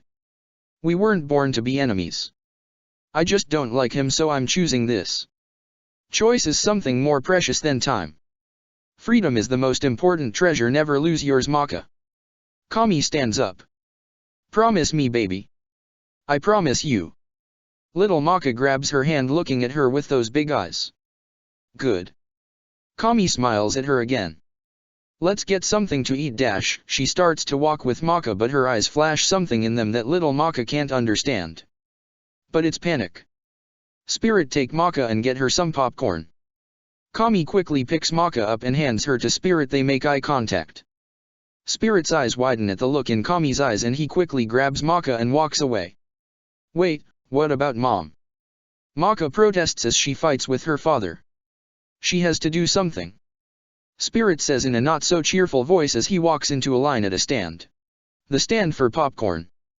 Maka frowns at this. She wants her mother. She looks behind Spirit to look at where her mother is. Maka blinks. Standing in front of her mother is someone with a cloak on, a hood covering their face. Kami looks upset. They seem to be talking urgently about something. Maka doesn't like whoever her mother is talking to. Chills are being sent down her spine, but she can't look away. The hood figure points a sharp fingernail at her mother. She can tell by how this person is standing that they're angry now. Kami looks angry now too, but she doesn't back up from that sharp finger. Maka notices that people are walking by them, not even giving this odd scene a pasting glance, almost like they can't see this hooded figure. They can't hear her mother yelling at this person. Little Maka grips Spirit's red hair, feeling afraid for her mother, just feeling afraid. That's when the hooded figure disappears, leaving her mother standing alone with her head bowed, her bangs covering her eyes. Here we go. Spirit's voice gets her to look away from her mother. He's holding a thing of popcorn. He must have gotten it when she was staring so intently at her mother. Let's get back to Kami. His voice sounds odd as he turns around and starts walking towards her mother. Her head is still bowed, but when they get close enough she looks up at them, having a smile on her face. Mommy, who were you talking to? Maka tilts her head. Kami keeps that smile, but her eyes flash. No one, baby, why don't we sit down? She turns and walks over to a bench, sitting down slowly. Can I feed the birds? Maka looks at the seagulls that are pecking at the ground. She doesn't even like popcorn anyway. Yes, baby. Kami sounds cheerful, but little Maka doesn't see how weak her eyes are. Yay. Maka cheers as she starts to throw her popcorn at these birds. They all swarm closer to her and she giggles. Kami. Spirit sits next to the woman on the bench. Her smile has fallen, her shoulders are slumped again when her daughter isn't looking at her. What did she want? She's upset I wasn't there today. Kami rubs her arms absent-mindedly. Her eyes have a faraway look.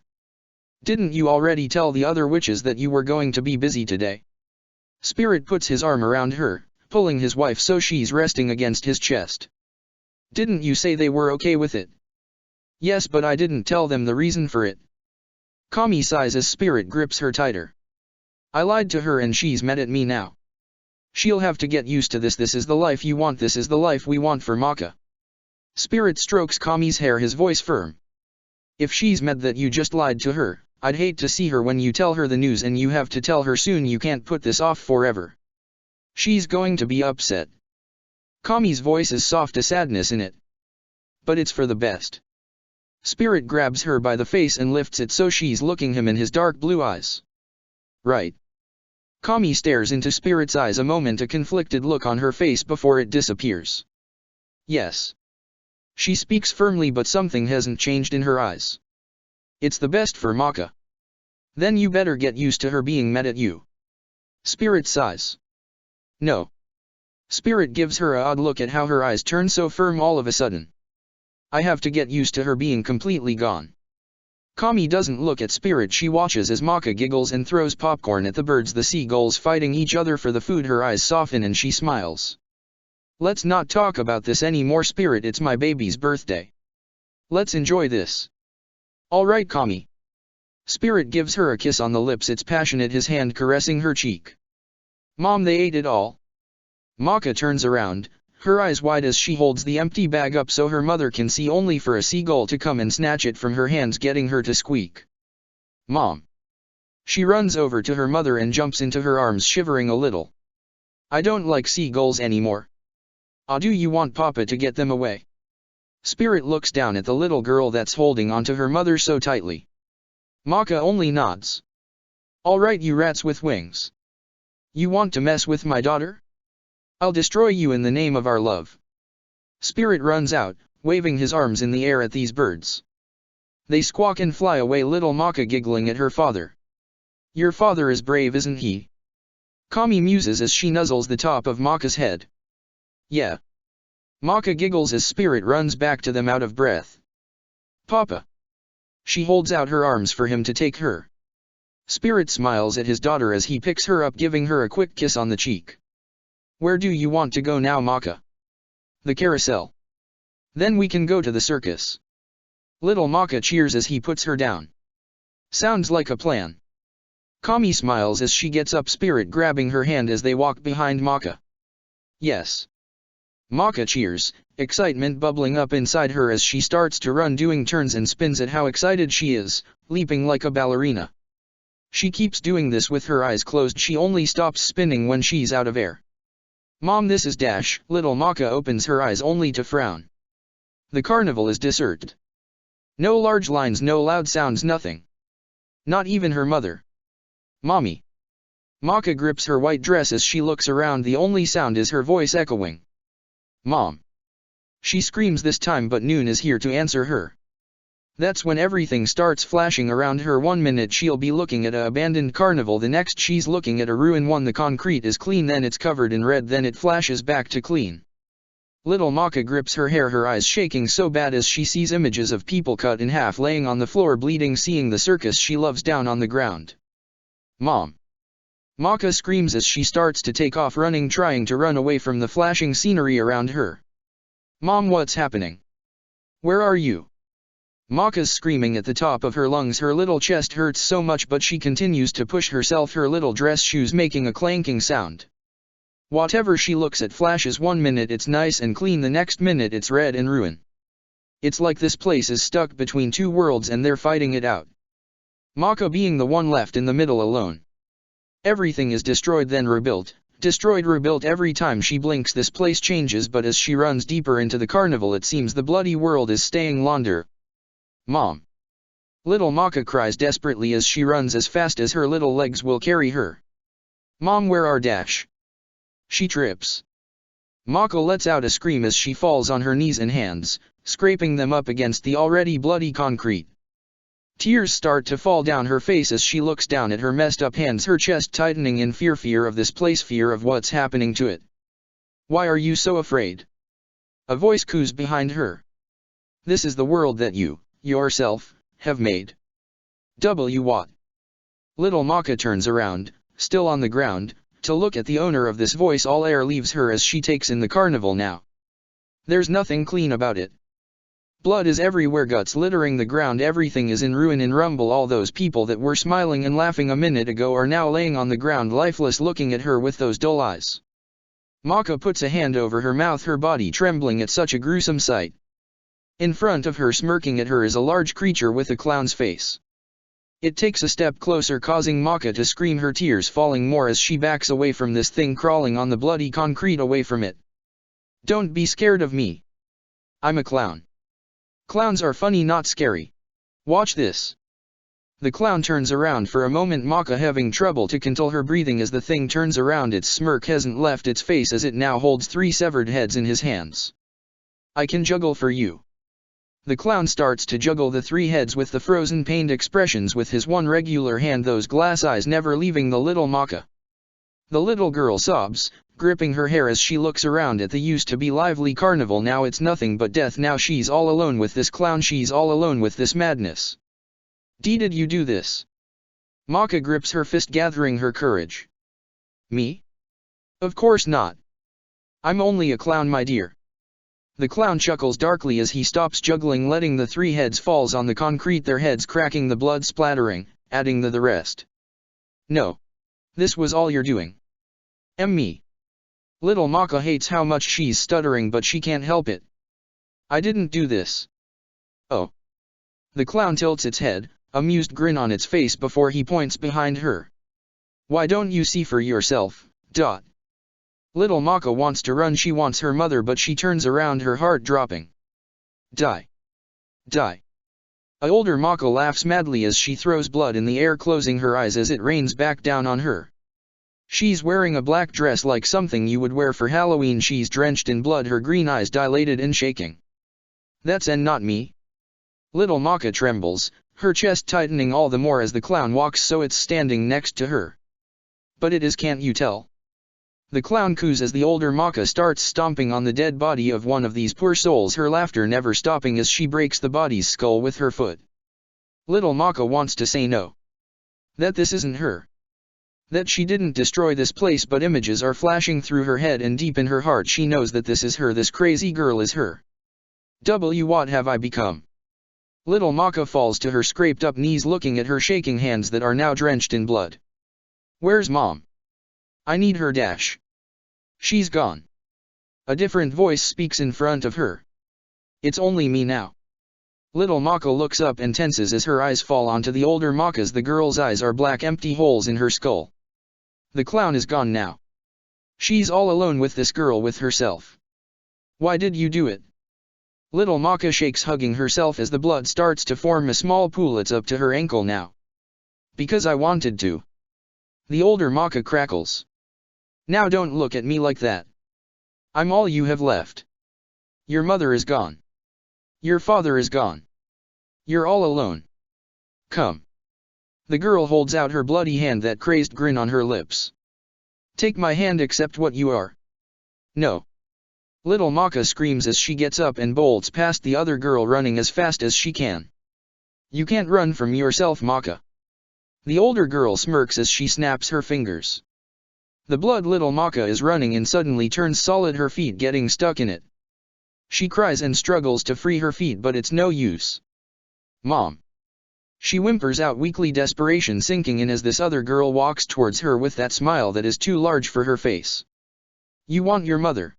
Well, here she is. The girl crackles madly as she snaps her fingers. The back of a woman appears in front of little Maka. She takes in her long blonde hair and her heart swells. Mom! Little Maka sobs in relief, but when she turns around she can't help but to scream. It's her mother, but she doesn't have any eyes. Her sockets are bleeding like tears of blood. A sad smile is on her lips before she falls down, her limp body hitting the ground, adding to the rest of this death-filled carnival. You want your father? Well, here he is too. The girl snaps her fingers and Spirit's body appears next to her mother with his head off it, bleeding out, adding to this pool of blood. Do you want the people from the circus back? Well, here they all are. Older Maka starts to cry, but she keeps laughing as she snaps her fingers. Bodies fall from the sky like rain, nothing but cut up limbs and guts everywhere. This is all you're doing? You evil, evil girl. And no. Little Maka closes her mouth so not to get blood in it, because blood is falling like raindrops. We are murderers and we love it, don't we? We enjoy it so much. That crazy girl gets closer. No.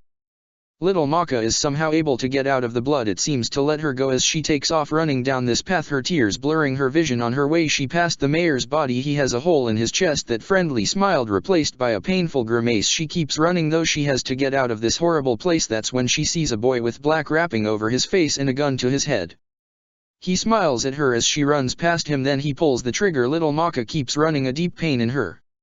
She doesn't know where she's going, but she has to get out of here. She has to get away from this crazy girl, from all the blood and guts. Little Maka finally has to come to a stop when her legs can't run anymore. Her shaking eyes fall on the carousel. It's moving by itself, the cheerful music taking on a warped tone. All the horses and other animals on the ride are covered in blood like everything else here.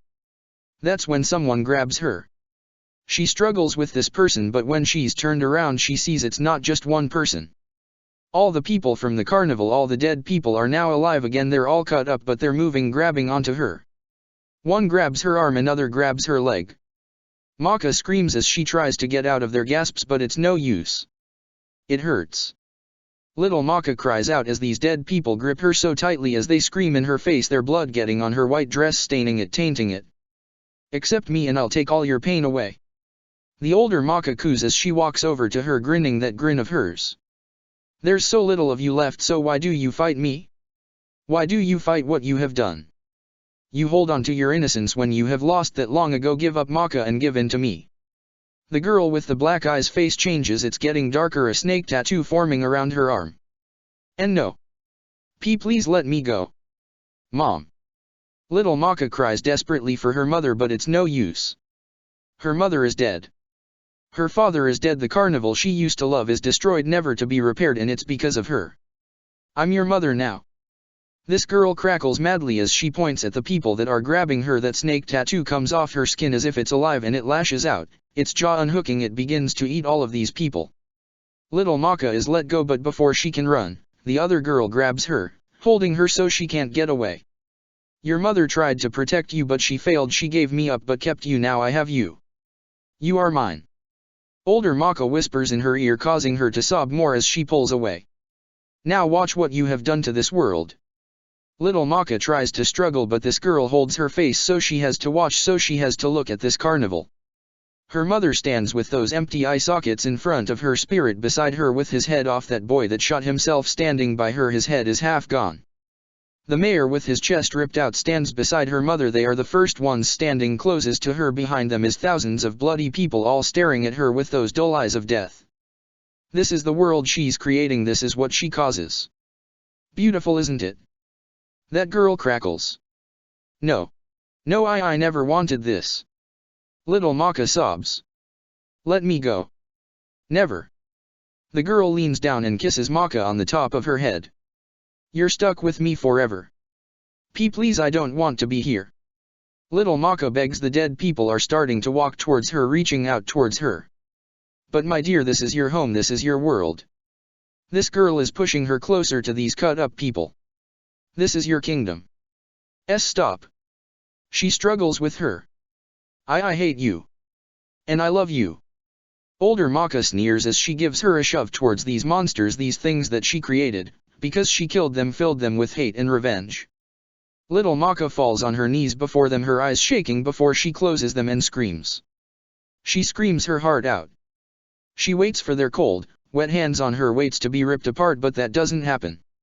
Everything gets quiet. She doesn't hear the dead's groans, she doesn't hear that girl's laughter, everything is just quiet, but little Maka won't open her eyes. Maka. A voice breaks the silence, but this one fills her with hope. Little Maka whips her head up. There in front of her is a boy looking down at her, his hair black as night, a scar on his nose. His piercing blue eyes are surprisingly soft, though his expression is blank. A wind picks up, blowing this boy's bangs. Maka can only stare up at him with big eyes. Even though he has no armor or a sword, she feels like this boy is her protector, like a knight in a fairy tale story. All the monsters are gone, and so is that crazy girl. They're still in this ruined carnival, though even with this boy in front of her she feels the dread. It's all destroyed. Little Maka sniffles. Everyone's dead. I killed them all. Don't think about it. The boy holds out his hand to her. I'm going to take you away from this place, all right? Don't blame yourself for this. You can't blame a puppet for its master's doing. Forget about this place. Come on, take my hand.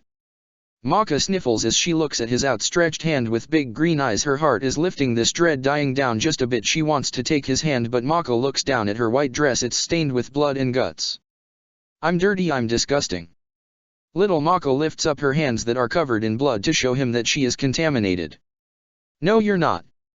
Don't fucking say that, alright? This isn't your fault. Something changes in the boy now. He seems angry, he seems irritated as he moves his hand closer. Take my hand, or do I have to fucking drag you? Little Maka shakes her head numbly. She reaches out a shaky hand, placing it inside his. The boy grips her hand tightly as he helps her up. Little Maka's legs trembling for a moment, but they finally steady. But the boy doesn't let go of her. He holds her hand firmly in his as he turns around and starts to walk, pulling her along with him. Little Maka walks a couple of steps before stopping, a disgusted noise coming from her lips causing the boy to look back at her. See, can you pick me up? Maka grips his arm tightly, looking at the blood that's up to her knees now. Come on, we're almost out, dash. Please. Maka gets on her tiptoes and grabs onto his black shirt, her eyes pleading, tears in the corner of them. The boy stares down at her. He looks irritated, but as he looks into her eyes she can see him melt and he sighs. The raven-haired boy bends down and picks her up, holding her against his chest so her feet are out of the blood. He's holding her like her father held her, with one arm under her legs while her arms are hugging his neck. Better. He snaps. Little Maka only nods into his shoulder. Thank you. Whatever. The boy grunts, but it's not mean. He holds her firmly to him as he continues to walk. All the blood, all the ruin, it slowly fades away till he's walking in nothing but white space. Where are we going? Maka peeks up from his shoulder to look around. Someplace better. He answers as he continues to walk. Think of some place you want to go, it can be anywhere, just think Maka. Little Maka closes her eyes, tightening her grip on this boy that makes her feel safe, that makes her feel happy. Her mind leaves her. The white space is replaced, the boy walking into a field of flowers. There's so many different kinds, and different colors. The plants swaying side to side by the light wind that is here. It's beautiful, the grass is lush, the sky a bright blue. Oh. Maka beams as she wiggles her way out of the boy's gasps to get down. Come on. She giggles as she grabs his hand and drags him into this field of flowers, the boy grumbling, but he lets himself be pulled by her. This is beautiful. This place is gay. The boy grunts as she lets go of him and falls back into the grass giggling. He tries to look irritated, but his lips twitch up into a crooked smile watching her play in the flowers. Little Maka looks over at the boy with a smile on her face, her eyes light up and she sits up. Whoa. Nice armor. What? The boy blinks before he looks down at himself. His black clothes have been replaced with black armor, a sword on his side. The boy blinks again before he looks over at Maka that's looking at him in awe, her eyes so bright it makes his chest ache. You're really a knight. She gets up, bouncing in her excitement. Are you my guardian like the fairy tales? A knight. A guardian. The boy looks back down at the armor before looking at her. His cheeks tint the slightest pink and he scratches his cheek as he looks away from her. So this is how you see me as? Your dream molded me into this, so. Well?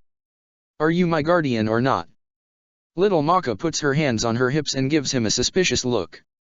Or are you just trying to make me jealous of your awesome armor? Heh. The boy gets a grin on his face as he pulls out the sword and gives it a swing. He looks at her, a look she doesn't understand shining through those eyes of his. I'm your guardian. The boy rolls the word around in his mouth and he smiles. He must like how it sounds. Good. Maka giggles as she takes off running in this field of flowers, spinning and dancing, all the fear and guilt she felt gone in this place. This place where she's free. The boy walks a couple of steps before he lays down in the grass, his arms crossed behind his head, his piercing eyes staring up at the cloudless sky with a thoughtful expression. Come on. Play with me. Little Maka stops dancing to smile at him. Nah, I'm good. He grunts and closes his eyes like he's irritated, but when Maka starts to run around the field again he opens one of his eyes, watching her carefully. Because he is her guardian. Little Maka stops spinning in front of a rose, its red petals drawing her in.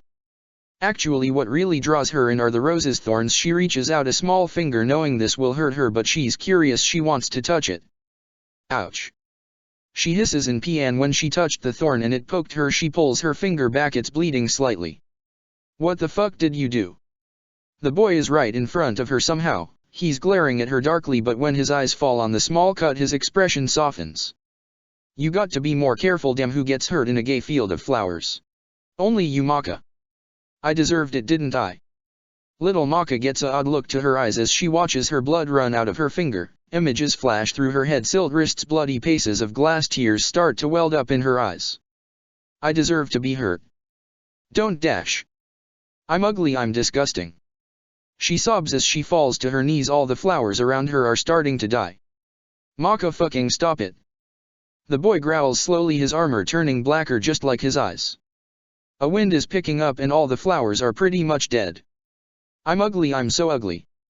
Maka grips her hair, her tears falling. No, you're fucking not. The boy marches over, his fist gripped. The grass is dead underneath her now. I'm ugly. She trembles, everything dead around her.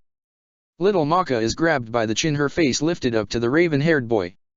He looks mad at her, his eyes on fire, but she just looks back at him blankly because she's ugly, she's disgusting. You're not fucking ugly. He growls, his teeth bared, and he lifts up his hand to hit her. Maka flinches and closes her eyes. You're beautiful. He touches her cheek gently, his voice soft. Maka's breath hitches and her eyes open. The boy is looking at her so seriously he looks irritated and his cheeks are pink, but he's serious. The boy looks around for a moment before he picks up a flower, the last one left, it's a green rose. He looks at it a moment before he gently tucks it into her hair, the green rose making her green bright eyes pop all the more. Stop saying you're ugly, it pisses me off. You're beautiful like this fuck. He grumbles before taking a deep breath, his cheeks getting redder. You're fucking beautiful like this fucking flower. They're happy? Now stop bitching. You're not ugly, you're not disgusting. So shut the fuck up. Little Mako looks at him with big eyes, her hand going to the rose that is now in her hair. Something clicks inside of her and all the dead flowers come back to life, the grass being back lush, the wind calm again. Ragnarok. His name comes to her, and when she looks down at herself she's no longer little. She's 18-year-old Maka again. The dress she was wearing is really small on her, it's ripping on her thigh. She looks back up at him with those large green eyes, her heart aches. Don't fucking look at me like that. He growls as he grabs her by the face and pushes his lips against hers. His kiss is rough but sweet. Don't ever do that again, don't ever fucking scare me like that. He breaks the kiss and glares at her. What? He kisses her again, the boy pushing her back so she's laying on the grass and he's on top of her. Just don't. Ragnarok gives her a look before he rolls over so he's laying next to her, his raven hair spayed on the grass. Maka stares at him a moment before she smiles, then she giggles. This only gets him to look more pissed off. She reaches over and grabs his hand instead of pushing her off. He grips her hand tightly till it hurts, but that's okay. You're my guardian, huh? She hums as she looks over at him. You're not a little girl anymore, so fuck you. Ragnarok grunts, but his cheeks are getting pink. It fits you really. Maka yawns as she nuzzles into the grass. I'm so tired. You're waking up. Ragnarok wraps his arms around her. He has an odd look in his eyes. When you wake up I won't be there. Why? Maka's eyes droop shut, her not able to keep them open anymore. Just go to sleep. He grips her tightly, his voice a growl. Maka is lured to sleep by the light breeze on her face, the gentleness of the grass and the fresh smell of flowers. Right before everything fades away she feels a light pressure on her forehead. It's not your fault. His voice is soft against her face.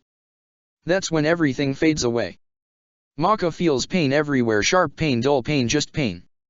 Her head is fuzzy, a ringing in her ears. She feels something soft beneath her but she doesn't feel comfortable. Her body feels hot and she thinks she's sweating. She can feel her power pulsing through her veins, making her fingers twitch, but for some reason she stops them. Maka opens her eyes. Everything is blurry for only a moment before her eyes focus. The pale blue ceiling is staring back at her, its glow in the dark, stars inactive.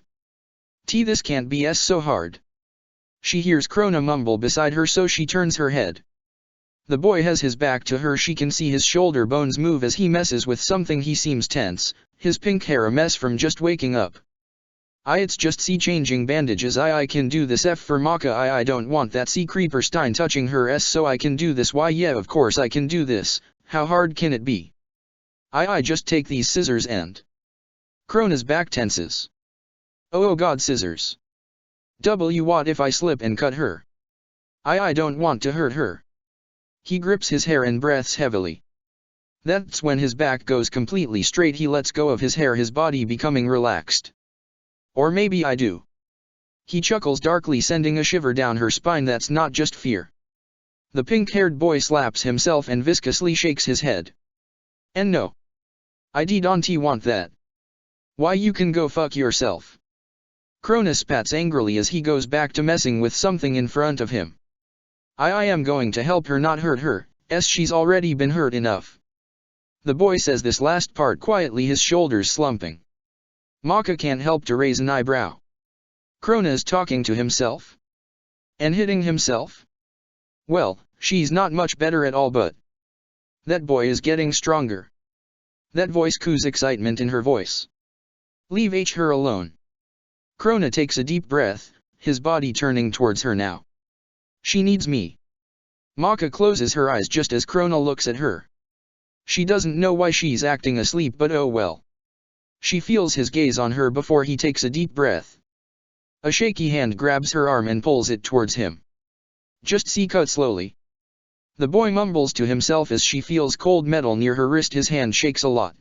She hears a slapping sound before his hand stops shaking. She feels what she's guessing is the scissors slowly cut the fabric of the bandage on her wrist. Krona takes away the scissors and takes off her bandage. She hears his breath catch. I wanted it to be just a bad dream. His voice is quiet. I wanted to wake up to you, okay, that what I saw yesterday was just my twisted mind playing games, but here you are, stitches in your wrist. Oh Maka, I wish I could just take it away. I wish I could just heal you like you heal me, but I don't have that power. I can only give you love. She feels him pull her hand up to his lips. He gives her a light kiss on her cut. This gives her an idea. She wants to be healed, and Maka sends her power to the wrist he just kissed to heal it. Krona gasps. The cut is gone. He feels all over her wrist with his fingertips. Did I do that? Did my love heal her? There's a pause before he grabs her hand, gripping it tightly in his. I'm going to heal you, Maka, because no matter what I become, no matter how deep in madness I fall in, I'll always love you. That will never change. He chuckles humorlessly. Only when you're asleep can I say something like that without stuttering. Pathetic, huh? He grabs her other wrist, pulls it to him, cuts the band-aid off, then places his lips gently on her cut. Maka sending her power to heal herself, so when he pulls away the cut is gone, leaving smooth skin. I love you. He kisses her smooth wrist again before she feels his eyes roam her body. She feels him tense as he touches the bandage on her lower stomach lightly. Maka biting back a hiss of pain. I'll kiss it all away. He sounds determined, but she can sense his nervousness as he takes the scissors and cuts the bandage on her stomach, taking it off, exposing those 3 vertical eyes that are cut into her skin. Krona takes a deep breath before he leans down, placing his soft lips on the wound, his pink locks brushing against her stomach as he gently kisses all over the cuts, making sure to get them all. He's being so gentle, so soft. She feels how hot his face is as his timid tongue laps at her wound. Maka has to bite back a moan as she sends her power to her stomach as the boy kisses her. Her flesh heals, his tongue and her power melting away the pain. I love you. He gives her belly button a soft kiss before he moves up his body, brushing her side. As he comes closer to her face, he leans down and starts kissing her shoulder, his hair brushing against her neck. Her power goes out, linking with this boy's kiss. The boy that says he loves her. All healed. Krona pulls away. It sounds like he has a smile on his face, but then she feels his eyes on her neck. Now he's probably frowning. Maybe I could get rid of that. He mumbles as he leans in. Maka can't take any more. She grabs his face when he got close enough and pushes his lips against her own, getting the boy to squeak in surprise, his eyes getting so wide she cups his cheeks, rubbing them gently as her lips move against his own. This is the time for something romantic to happen, like her pulling away and saying, I love you too, in a airy voice, but Maka doesn't love him. She cares, she feels. But she doesn't love. You know. She pulls away to look at the boy's flushed face, his eyes so bright. I had the strangest dream. Angels were kissing me, then I was brought back to the light, and when I wake up, here you are. She smiles at her lie. Because she did dream something, but she doesn't really remember, though she thinks Ragnarok was in it. Oh. Krona blushes darkly and fidgets. That is strange. He fidgets more. His gaze shifts. Are you okay, Maka? Are you in pain? Are you? He trails off, his body getting tense again. No, I'm fine. Maka looks into those eyes. Krona, let's pretend that yesterday didn't happen. We can do that. She pulls her knees up to her chest, looking down. I think it would be better for the both of us if we just forgot about it. She wants to forget her guilt, her pain. She doesn't want to hurt anymore. Oh, okay, Maka. Krona looks at her with this look in his eyes, and Maka knows he can't just forget about what happened. He can't just brush it aside because it did happen. He saw her on the bathroom floor bleeding from the wounds she inflicted on herself. He held her in his arms, getting her blood on him. Maka can't pretend it didn't happen either, especially not with her blood still in her hair, matting it up. She really feels disgusting. The dried blood on her has gotten crusty. Maka. Krona takes a deep breath and she thinks he's going to ask about it, ask about what she had done and what made her do it. So, I want to take a bath. Maka blurts out as she gets up off the bed, hastily making her way out of the room and towards the bathroom, the same bathroom she cut herself in. She wants to forget about the blood, she wants to forget about everything. The circus, the little girl, the cuts she inflicted on herself, everything. Maka opens the door and throws the door shut behind her. Only for it to be stopped by a black shoe. She turns around to see Krona opening the door back up. He's twitching, but his eyes hold a fire in them. NGH. I am staying with you. He speaks firmly even though his body is shaking bad. Mako looks at him blankly. Of course he would want to watch her after what happened yesterday. This is the same bathroom it all happened in after all. She wants to forget about it but Krona won't. Who knows if she'll ever have privacy again. She could tell him now, she could tell him to leave, but... You want to take a bath with me? She raises an eyebrow, effectively getting his face to flush and a squeak to come from his throat. Getting bold here, Krona. She gives him a wink. And no. I mean. He stammers, his eyes wide, not sure which way to go. I don't have to be in the BB bath with you if you don't want. I just want to be around you. He speaks nervously. Then it's decided. Maka grabs his hand as she pulls him into the bathroom, shutting the door with her foot in the process, a smirk coming to her face. You're taking a bath with me? Krona's face is so dark but Maka just grips his hand tighter and starts leading him deeper into this bathroom. Her eyes fall on the spot where just yesterday she was bleeding out. There's nothing there. No blood. No broken glass. The mirror has even been replaced. Someone cleaned this place up and they cleaned it up good. That's perfect. Maybe she can trick herself to not believing it happened after all. Krona seems to be looking at the same spot she is. His blush has fallen and he's frowning deeply, his eyes getting watery. Mako lets go of his hand to kneel next to the bathtub, turning on the water. She feels the stream of water, readjusting the temperature till it's warm enough for her liking. You know what this needs? Maka mumbles to herself as she takes a bottle of shampoo and starts dumping it in the stream of water. Bubbles. Bubbles. Krona watches in curiosity as the white suds start to fill the tub with the water. Maka poured the whole bottle into it. Yup. Maka shuts off the water when it's high enough before she gets up. You ready, Krona? Aye. His blush comes back full force, his twitching getting worse. I'll get undressed first, you know, to make you more comfortable. Maka reaches behind her, unhooking her bra, taking it off and tossing it to the floor. She slides off her snakeskin panties before she looks over at Krona, naked and exposed to him. The pink-haired boy isn't looking at her, his face so red, his twitching worse as she notices the tent that has formed in his pants. She smirks before she walks over towards him. Are you going to get undressed? Or am I going to have to do it for you? Maka whispers in his ear and blows into it, causing the boy to shiver, her bare body pressing against him, causing him to whimper. She can feel that tent in his pants get firmer. The boy opens his mouth to answer her. Too late. I'm undressing you. Maka leans in, her lips kissing his neck gently as her hands rub down his slender waist, feeling his curves before she gets to his pants. Never breaking contact from his neck, she unbuttons his pants and pulls them down, along with his boxers, leaving his hardened member exposed, causing Krona to gasp at having it released. His face is so red, his breath broken up as she sucks on his delicate skin. Maka enjoying all the moans and the little sounds of pleasure he's giving her as she grabs the end of his shirt before she lifts it up and over his head. Maka stops kissing his neck to take a step back and admire her work. Krona's pale, smooth skin is all exposed to her. Krona's face a dark red as he tries to cover himself up from her gaze, his body twitching nervously. Maka can see all his bones, he's so small, so frail looking. Pale as a ghost, so soft and tender like a girl with curves and unmarked skin. The way he shakes, the way he looks like she could just squeeze him too hard and he would shatter into a million pieces, almost makes her forget about how dangerous this boy is. Krona is cute. He's the definition of cute. The way his face gets so red, the way he stutters, his clumsy way, his nervous glances, his small tongue, his pink lips, he's cute. Maka, can you please not stare at me? Krona trembles under her gaze, looking at her then to the floor. He looks like he's about to pass out. I can't deal with this. It's okay. She coos before she walks over to the bathtub. Ever so carefully she eases herself into the warm water. Maka lets out a sigh as she leans far enough into the tub that the bubbles cover half her breasts.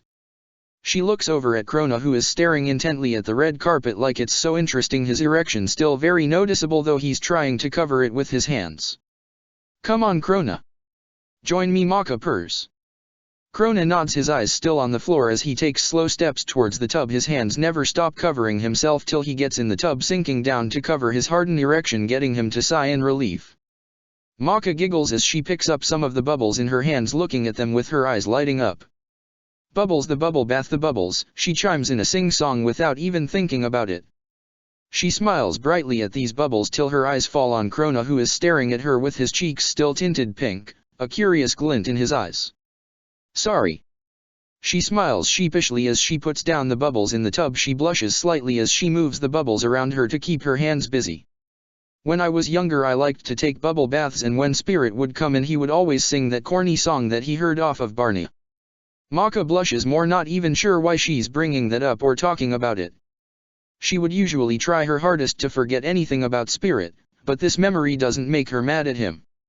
She's fond of it because maybe there was a time she cared for Spirit that she didn't hate his guts. But that's in the past. It's okay. Krona fidgets in the water looking down at the bubbles. I thought it was cute. His face is dark. I think you're cute, Krona. She purrs as she inches closer to the unsuspecting boy. Unsuspecting, because he won't look up from the white suds. His face gets darker from her voice though, his body tensing up.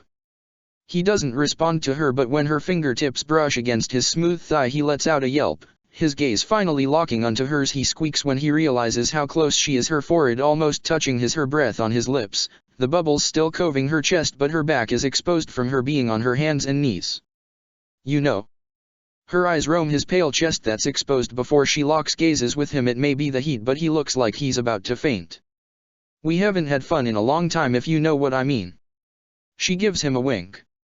Krona takes a deep breath looking away from her with his bangs covering his eyes. He's trembling, but Maka sees him try to wipe something from his nose to make sure this is just his nervousness and not something else. She moves her hand up his thigh till she grabs a hold of his erection at its base.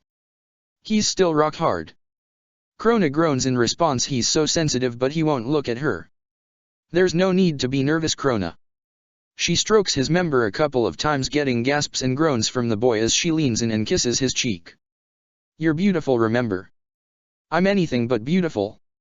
His voice isn't as shaky as she would thought, his eyes still hidden from her, but at her words something seems to have changed. He's not trembling anymore, his voice solemn. Everything about you is beautiful, come on, Krona, look at me. Maka lets go of his manhood to lean closer to him. Krona doesn't respond and he doesn't turn his head towards her, so she grabs his chin and brings his face towards her. The boy's bangs move out of his face, exposing the even darker expression. Maka bites back her gasp as she watches something black slowly run down his nose. Krona's pale eyes are shaking so bad they're dilated, his lips between a tight line and a smile. She feels fear. This isn't the face of someone who is sane. He might hurt her, but at the same time it causes something to stir inside her, that voice in her mind moaning. She leans in. Wait, Maka, this isn't safe. I am. Krona's eyes flash. He grips the edge of the tub, turning his knuckles white, his chest puffing up as he tries to fight whatever is inside of him. Maybe I don't want it to be safe. Maka's surprised by her own words as she destroys the space between them, pushing her lips against his as she crawls on top of him, straddling the boy, her bare chest against his. Her kiss isn't soft, it's rough, but Krona is moaning into her mouth, his kiss is wet and sloppy.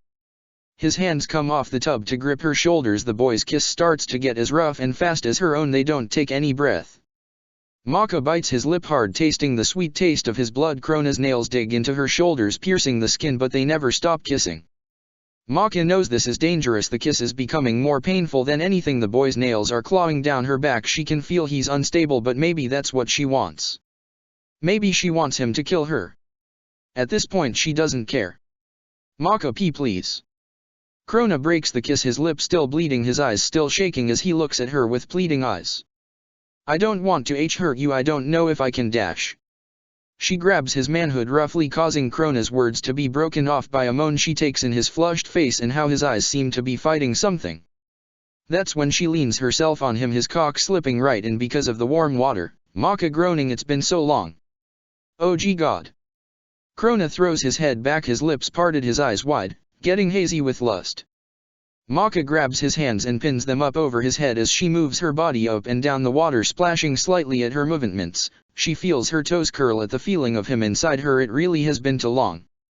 Krona is going crazy underneath her, his face so red, his eyes getting more hazy as he moans. His breathing is nothing but broken breaths. His eyes are still shaking, but not in madness anymore. This feeling she's giving him must have been what he needed to kick out the madness, because his eyes have lost that dark look. They're only full of lust and something else. Please.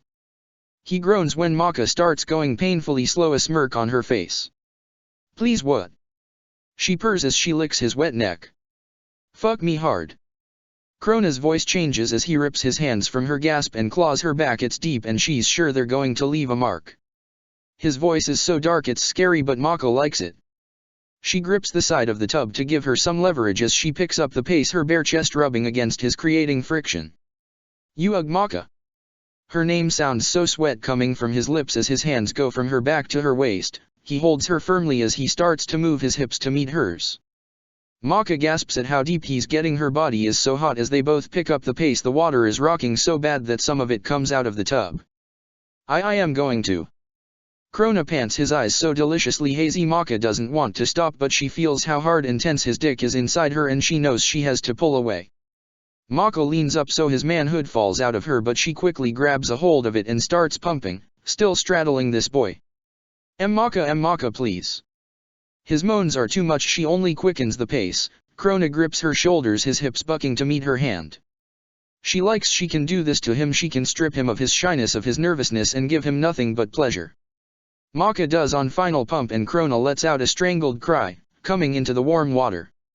She rides out his orgasm by stroking him softly before going up and rubbing the slit of his head. Krona trembles beneath her, gasps coming from his lips at her stroking his super sensitive manhood. Maka pulls her hand out of the water and cups his cheeks, giving him a kiss on his bleeding lips, enjoying the taste of his blood and just the feel of his lips on hers.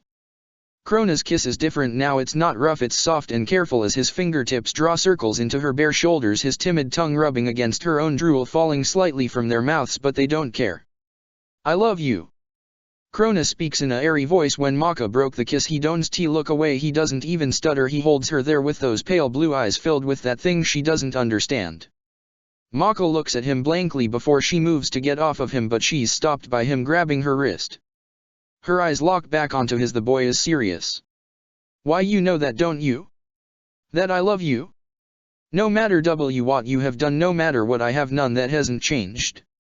He tucks her hair behind her ear with a shaky hand, his eyes never leaving hers. I know you want me to act like yesterday didn't happen, but I can't because you got hurt, Maka. I can't forget, and I can't forgive Justin for what he's done. It ripped me apart to see you. He takes a deep breath. I'm not leaving your side, Maka. I've decided that I will protect you always. His voice is firm, his eyes soft and hard at the same time. He's serious about this. Is it more dangerous to be alone or to be with him? That voice chuckles. I couldn't tell you. Krona, please let me stay with you. Krona tightens his grip on her wrist, his eyes are pleading with her. I couldn't deal with you getting hurt like that again, please. Maka stares into those eyes that made her fascinated with this boy, those eyes of madness and sanity. How could she say no? Okay. She answers him quietly as she gives his cheek a peck. You can stay with me. Thank you. Krona's eyes light up as he cups her cheeks and gives her a kiss on the lips. It's full of passion, full of emotion, and when he pulls away he has a cute grin on his face. I won't let you down. I know you won't. Maka smiles as she ruffles his hair and he blushes. Now we still have to wash off, so. Maka grabs the shampoo and squirts some into her hand. She lathers it up before she places her hands in Krona's hair and starts to rub. Jiga, what are you doing? Krona gulps at how her chest is in his face now from the way she's leaning over him, the bubbles no longer shielding his view of her small, pink nipples. Washing your hair? Maka keeps rubbing his hair, not seeing his discomfort. You're washing mine next. Oh, okay. Krona bites his lip and tries to keep his gaze on the water, but it's hard. Maka rubs till his whole head is soapy. Now lay down and rinse.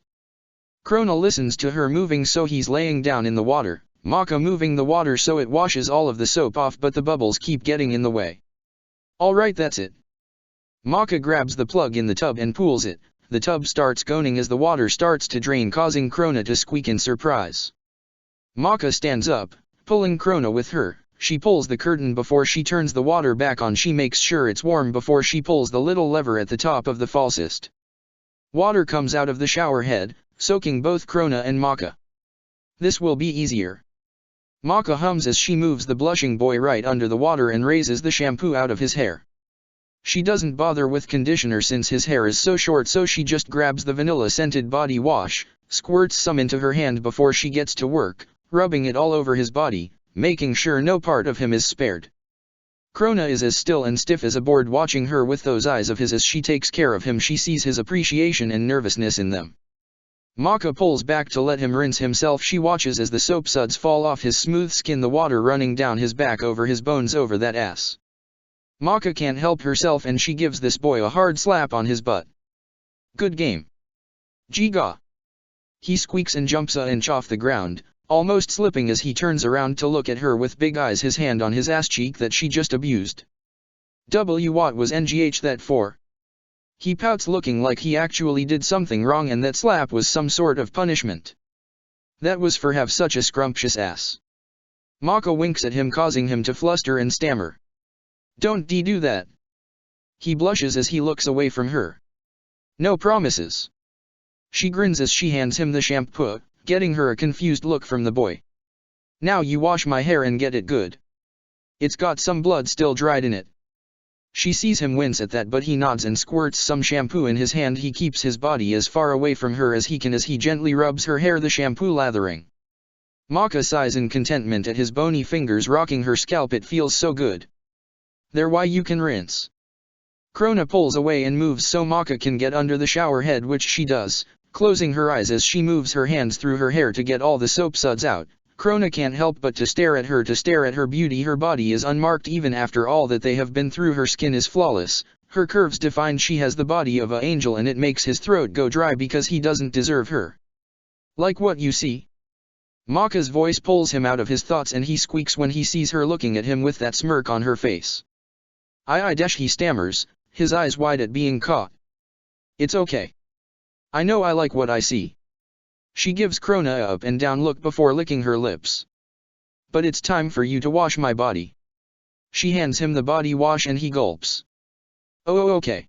He squirts the vanilla-scented soap in his hand before he places it down and takes a deep breath. His face is too red for his own good as he starts to rub the soap against her shoulders. He moves down, skipping over her breasts to rub her stomach. You better get every part. Maka looks at him and he tenses, hoping she won't look down and see what this is doing to him. Alright. He bites his lip as he rubs back up ever so gently. He rubs the soap on her breasts, almost whimpering at how soft they feel and how his palm brushes her hardened nipples. Maka on the other hand doesn't try to hide her sounds and she groans, getting the boy's body to heat up even more. Reluctantly he moves his hands away to wash the rest of her body, blushing viscously as he rubs her thighs. Then between her thighs he bites his lip to keep him from pasting out as he washes her back, then her butt. Good job.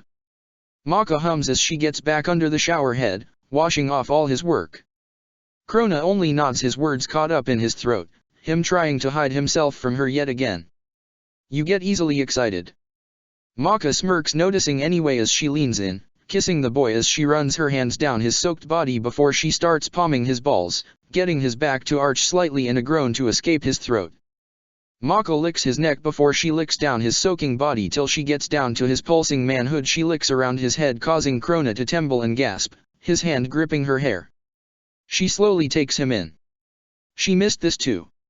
With all that's going on, she really hadn't found the time to pleasure Krona, to enjoy his sounds and how his body reacts to her. Maka grips his waist as she takes him in all the way, deep-throating him as she bobs her head back and forth. She can tell by how hard he is and the taste of precum in her mouth that he won't last long. Krona is moaning a lot louder, his sensitiveness on full from his orgasm just a couple of minutes ago, but she keeps at it, using her tongue ring bushing against his sensitive nerves, getting him to buck in her mouth and her name to escape his lips. He's getting so close, just one more hard suck. Hey bitch, hurry up and get out of the shower. Medusa wants you downstairs. We have to go over the plans to take down Justin. Ragnarok's voice comes from behind the curtain. She can see his shadow. He must have just appeared, but it's too late to stop. She does the final suck on Krona's member and he lets out a loud moan as his seed fills up her mouth. She's pretty sure Ragnarok heard it because she saw the shadow tense, but at this moment she doesn't care. She swallows all of Krona before she pulls off of him, the boy panting, his small chest heaving. I'll be down in a bit. Maka answers as she wipes some cum off the corner of her mouth, looking over at the shadow. Ragnarok doesn't say anything. He just disappears. Maka sighs as she forces herself up. Ragnarok should know better. She hurts Krona and she'll hurt him. She's a witch. She's evil. They should have let her die a long time ago. Maka looks over at Krona, who seems to be looking at where Ragnarok was, a smirk on his face, and it's smug. We better get ready. Maka grunts as she pulls the shower curtain and steps out. Why yeah. Krona beams at her, his eyes light up as he stumbles out of the shower after her, his body tired from their activities. He seems happier than she's seen him in a long time. Maybe because she's shown him attention, maybe because Ragnarok got a taste of his own medicine, maybe both, but he's happy and that's all that matters. She smiles at him as she touches the crescent moon necklace that she didn't take off. It lights up, and before she knows it, she's wearing that black dress again, completely dry. Krona wearing his matching outfit, no longer wet with her. She grabs a brush that's sitting on the counter as the boy fidgets. Come over here and let me brush your hair. He nods to her, obeying her because he will always do what she says. She owns him. We'll see who owns who soon, little one. His voice sneers in her head, but she just takes the brush and starts running it through the boy's pink locks, being careful not to tug too hard at his knots. Maka looks in the mirror to watch the boy's expression. He seems so happy, his cheeks tinting as he closes his eyes and enjoys her touch. Are you a whore? Maka hears that little girl's voice behind her and she tenses, but she doesn't stop brushing. What? She can't help to say out loud. Krona peeks an eye open, looking at her through the mirror. He frowns when he sees how pale she is. Maka's what's dash? Nothing. She forces a smile as she keeps brushing his hair. I'm just asking because I thought you were with the ghost, considering you were worried about him and I saw you kiss him, but don't worry, I left after that. Now here you are just getting out of the shower with another guy. So are you a whore?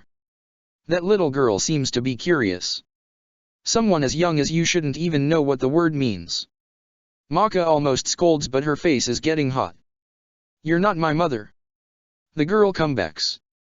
So just answer the question. I'm not a whore. They're a part of my family. You don't see me making out with my brother and father. That's bullcrap. The little girl seems to be scolding now. They're not related to me. Then they're not your family. A family is anything you want it to be. A family is held together by love. This statement gets Maka to tense badly. Do you love the both of them? The voice gets soft. No. Maka doesn't have to think about it. I don't love them. It seems like they love you. I can't love. It's not real. How sad. The little girl's voice gets quiet again. If you don't believe in love and that's the only thing good about life, then your life must be a living hell. And it is. That scary clown is coming, I don't like him. The little girl shudders before Maka knows that she's gone. Maka. Krona is screaming in her face, shaking her desperately, his eyes wide. Stop it. Maka blinks a couple of times, not knowing what's going on, until she sees that she's trying to get to her hand. Maka looks down to see her hand scratched up, Krona struggling with her to stop her from inflicting any more damage. Maka blinks at the three vertical eyes that stare up at her from her hand. They narrow in dark glee and seem to send her a message. I'll be waiting. That's when the eyes disappear. Maka stops struggling with Krona pulling her hand away from her other one, getting him to sigh in relief. He grips her hurt hand and brings it up to his lips, kissing it tenderly. Maka, remembering what she did when she woke up, heals herself, the boy pulling away and sighing in relief when the wound is gone. Sorry about that. Maka pulls her hand away from him and looks away. I guess I was really itchy, hee. Krona still frowns and opens his mouth. Please don't ask about it, I'm alright Krona, I promise. Maka takes a deep breath as she grips the brush in her hand and starts brushing her hair.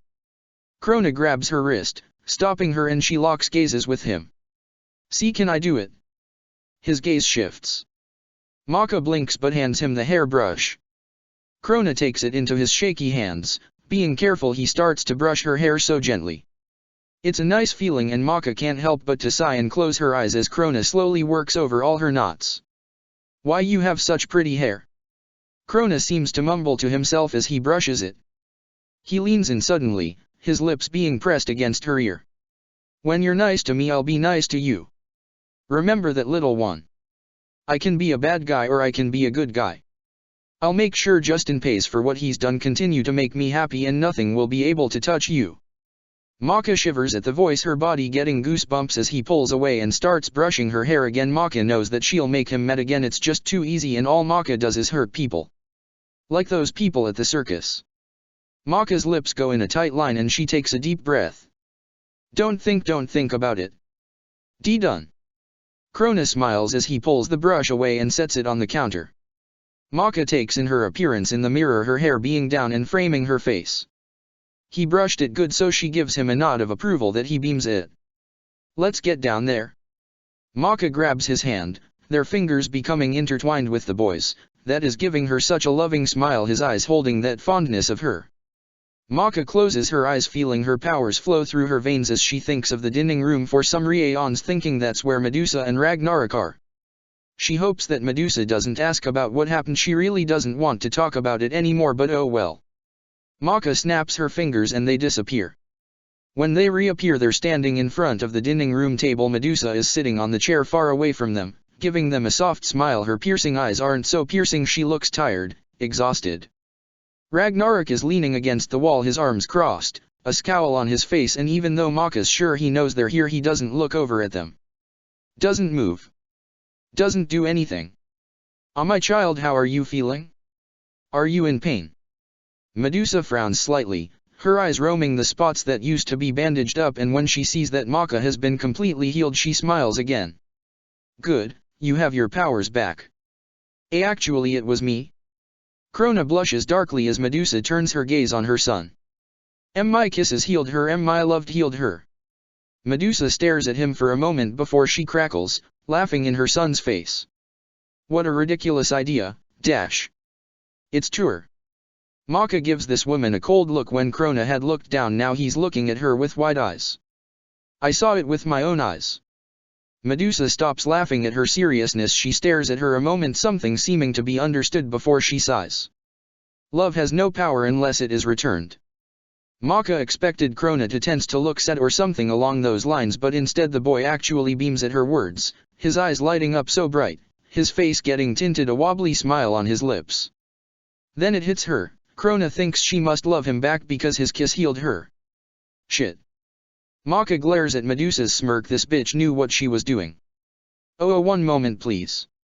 Krona lets go of her hand and walks over to a door in the dining room that leads to a bathroom. His movements are excited, he's actually fanning himself.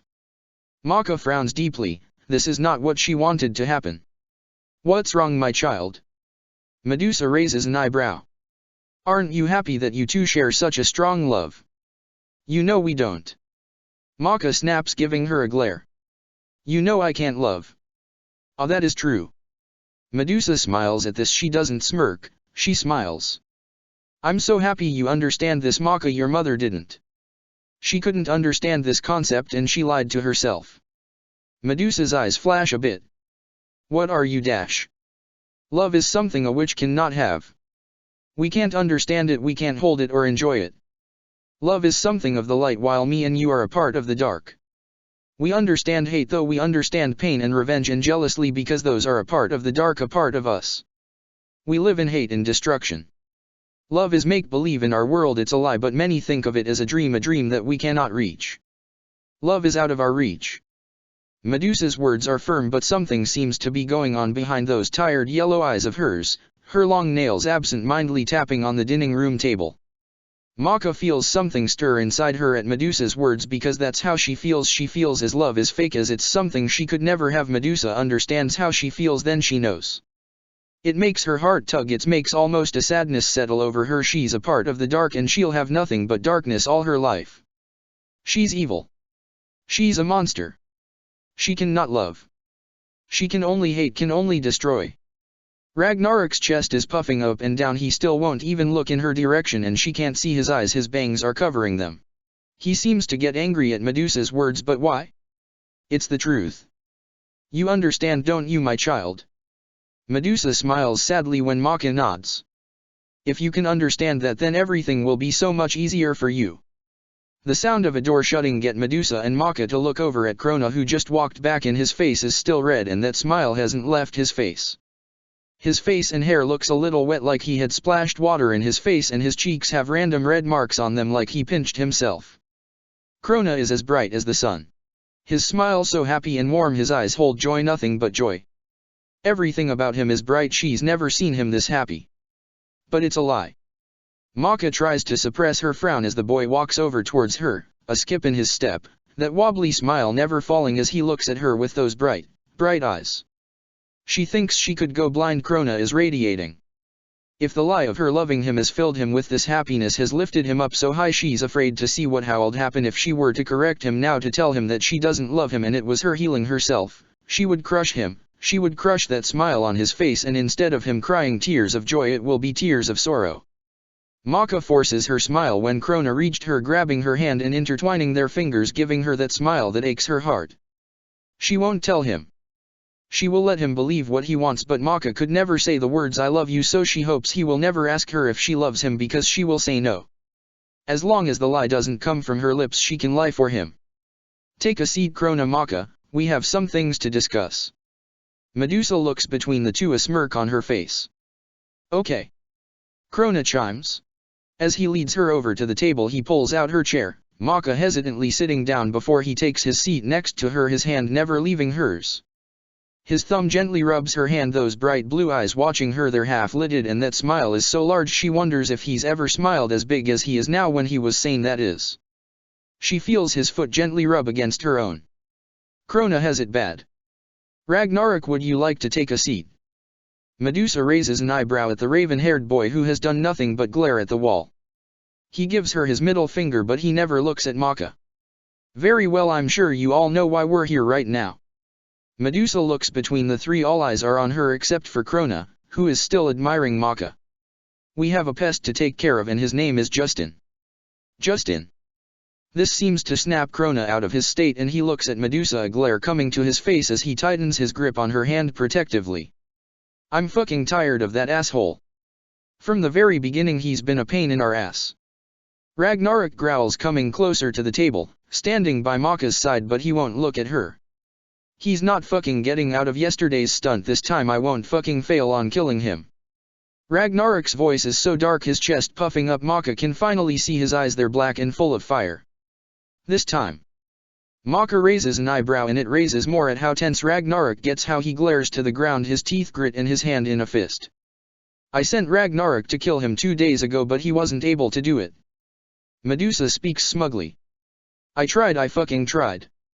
He snaps, but Maka catches his being flicker a bit. The asshole knew my weakness. Then it hits her, it all makes sense why he had those crosses on him and told her he had failed, because that was when he got back from trying to kill Justin, and Justin must have done that to him, must have thrown all those crosses on him. Justin hurt Ragnarok. Ragnarok. Maka looks up at him and frowns, wondering why he didn't tell her when they had that talk. Is it because he was ashamed? But he got her trying to help her, and now his being is flickering with guilt. The raven-haired boy doesn't respond to her, he just glares darkly away from her, his teeth grit and his fist clenched. Maka tries to hold his hand, but he hits it away. Don't fucking touch me! He snarls, his voice venom. Maka pulls her hand away, which Krona takes and kisses it before glaring at Ragnarok. He opens his mouth. Now save that anger on the enemy, Ragnarok. Medusa gives him a pointed stare before looking back at Maka. The reason for Ragnarok's failure was because Justin knew his weakness, and Justin also knows all of your weakness. Azura has given him all the information he needs on you three. Justin has gotten so very powerful, the fact he was able to penetrate my protective barrier and get his madness in here is proof of that. Justin knows your weak points, Maka, that was how he was able to get you to hurt yourself, am I right? Maka remembers Kid remembers him talking about her guilt and the circus. She nods, a deep frown on her face. With him knowing so much, it's almost impossible for you to defeat him. Medusa smirks now. But we know his weakness. We do. Maka grips Krona's hand tightly. Yes. Medusa's lips curl in a sick smile. Justin very much has a weakness, and that's love. He loves the man that stays with him in that cottage, the one you got in a tussle with Ragnarok. That man is his everything. Don't you see where I'm going with this? All we have to do is kill the man and Justin will fall apart. Justin wouldn't be able to live without that man. He has an obsession with him, a deep passion for him. If that man falls, Justin will fall with him. Use his own tactic against him. Ragnarok's eyes flash and he takes a step forward. That man isn't weak though, and Justin will probably be up his ass 24/7. There will have to be a time when Justin isn't with him. Krona offers, looking at Ragnarok, then Medusa. Exactly. Medusa smirks, her eyes lighting in dark glee. Here's the plan: you, Ragnarok, will take hold of a body of a small child and pretend to be a lost kid. Justin will let you in, even though he's crazy, he has moral standards. Now all you have to do is get close enough to the man and stab him with this. Medusa snaps her fingers and a needle appears on the table in front of Ragnarok. It has a snake on the glass, it's filled with gold liquid. This will kill him instantly. Justin will fall and Maka wouldn't have to even lift a finger. You will redeem yourself for failing Ragnarok, and we would have killed him in the most painful way, taking away his love before his own eyes. I got this shit. That sharp teeth asshole is fucking dead along with Justin. Ragnarok roars, but his words make Maka snap to realization. A man that stays with Justin sharp teeth. Her eyes get wide. Giriko. We're not doing it. Maka blurts out, getting everyone to look at her, even Ragnarok. Pardon. Medusa raises an eyebrow. We're not killing Giriko. I don't care if he is Justin's weakness. Giriko has been there for me, I'm not going to kill him, especially with such a cheap shot. Maka glares at the needle on the table. But my dear, this is the safest and easiest way of getting rid of Justin once and for all. He won't be able to hurt you at all. Maka Ragnarok could deal with this problem without you even getting involved. So what if one human dies? You're saving yourself. That one human is Giriko, and I'm not fucking killing him. No one is touching him. I don't care if it's safe or not, we'll find another way to deal with Justin. Maka speaks firmly. What other fucking way? Ragnarok snaps at her, his piercing eyes locking on her. This guy is fucking powerful now, and with him being able to make you fucking cut yourself and he's not even close, who knows what else he could do if you're fucking close to him. Are Ragnarok's right? Krona looks at her with a frown. Killing Giriko is our best bet. I don't care if it's our best bet or not. Maka rips her hand from Krona's and stands up, a fire in her eyes. We're not killing him. If I have to, I'll fight Justin. You have trained me well, Medusa, I can fucking take him. Justin is too powerful for you, my child. Medusa frowns. I have trained you well, but Justin has the upper hand. He has the demon on his side, he has madness on his side. We must be smart about this. I'm strong enough. Maka protests, her eyes on fire. I can handle this. All the other times we fucking fought Justin we failed, and he wasn't even as strong as he was now. Ragnarok gives her a hard look. Giriko has to fucking die. Maka, if we fight him he's going to kill you. Why, you're more important to me than that man, why you have to think about yourself. Krona urges, standing up with her. Whose side are you two on? Maka snaps, walking backwards away from Ragnarok and Krona. What, you don't believe in me? It's not that I don't believe in you, Maka. No, I don't fucking believe in you.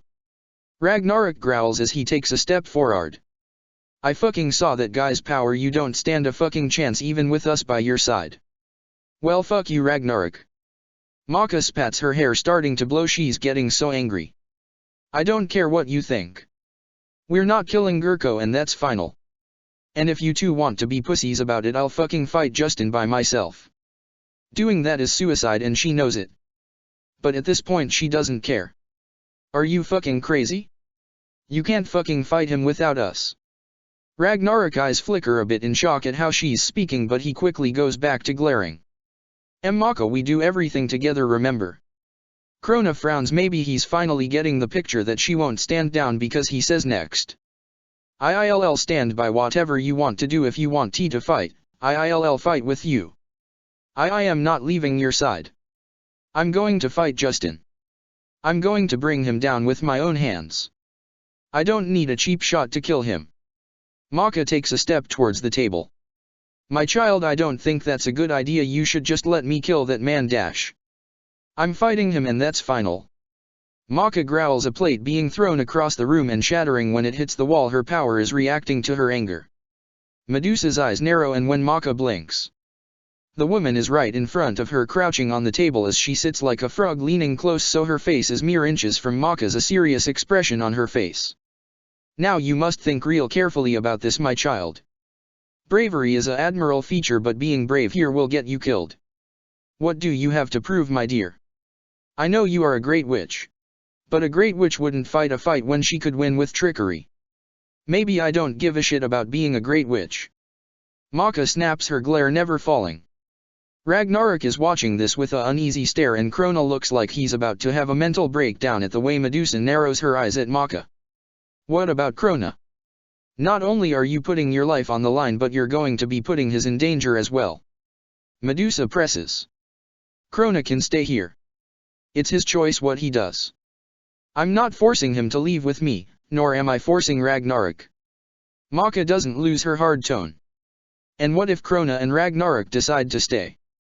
There's no way you can win. It would be walking into your death. Medusa's nails dig into the table. So be it. Maka speaks the words, completely meaning it. Medusa looks about ready to snap. I am with you, Maka. I'll stay by your side and protect you. Krona speaks up, hoping to take the tension out of his mother. Ragnarok doesn't say anything. He's as pissed off as Medusa about this. Ragnarok, I want you to leave immediately to do the plan. Medusa looks at the raven-haired boy and he nods, about to fade away. No.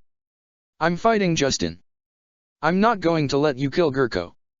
Maka snarls, another plate being hit across the room as she leans closer to Medusa, a glare on her face. She's having a standoff with Medusa. She knows she's challenging this witch and it's not a good idea. But at this point she doesn't care. We are going to do this plan whether you want to or not. Medusa's eyes get dark. Do you have to have your first punishment, my child? You can go fuck yourself. Maka spats, her eyes on fire. We are not doing this plan, dash. Seriously, Maka, back the fuck down. Ragnarok gives her a cautionary look. He almost looks nervous. This is better for fucking you. Please, Maka. Krona begs, frowning deeply at Medusa's look. I'll tell you one last time, Maka, the plan goes dash. No. It's my choice. Maka screams. This causes something to flash in Medusa's eyes. Her face falls and such a odd look is in her eyes. Maka feels a sharp pain in her head before her vision is blurred by white light. Then everything fades away. Maka opens her eyes and frowns. She's outside, the moon is up shining down on her, but that's not why she's frowning. In front of her is a girl on the ground panting, her face dirty, her green eyes shaking though they still hold determination, her blonde hair is matted up and knotty, her clothes are ripped and dirty. Maka would think that this is herself if not for the freckle on this girl's cheek. Mom. Maka's facial expression falls when it hits her. This is her mother. She looks young, through like really young, yet here she is, her face in the dirt. Maka then hears the laughter and turns around. Her mother isn't alone. There's a lot of girls with dresses on giggling, laughing at her mother. There's only one person that isn't laughing, and that's... Maka's eyes get wide. Medusa, well, a younger version of her, is standing in the crowd of girls. Her face is blank, her arms are crossed as she looks at her mother with those piercing cold eyes. She isn't laughing, her lips aren't even turned upward. She's simply just staring, just watching. Maka hates these people. She can feel her blood boil. They're laughing at her mother there. Kami, this is pathetic. A voice sighs, causing Maka to look back at her mother. In front of the girl laying on the ground is a woman in a dark cloak, her face hidden.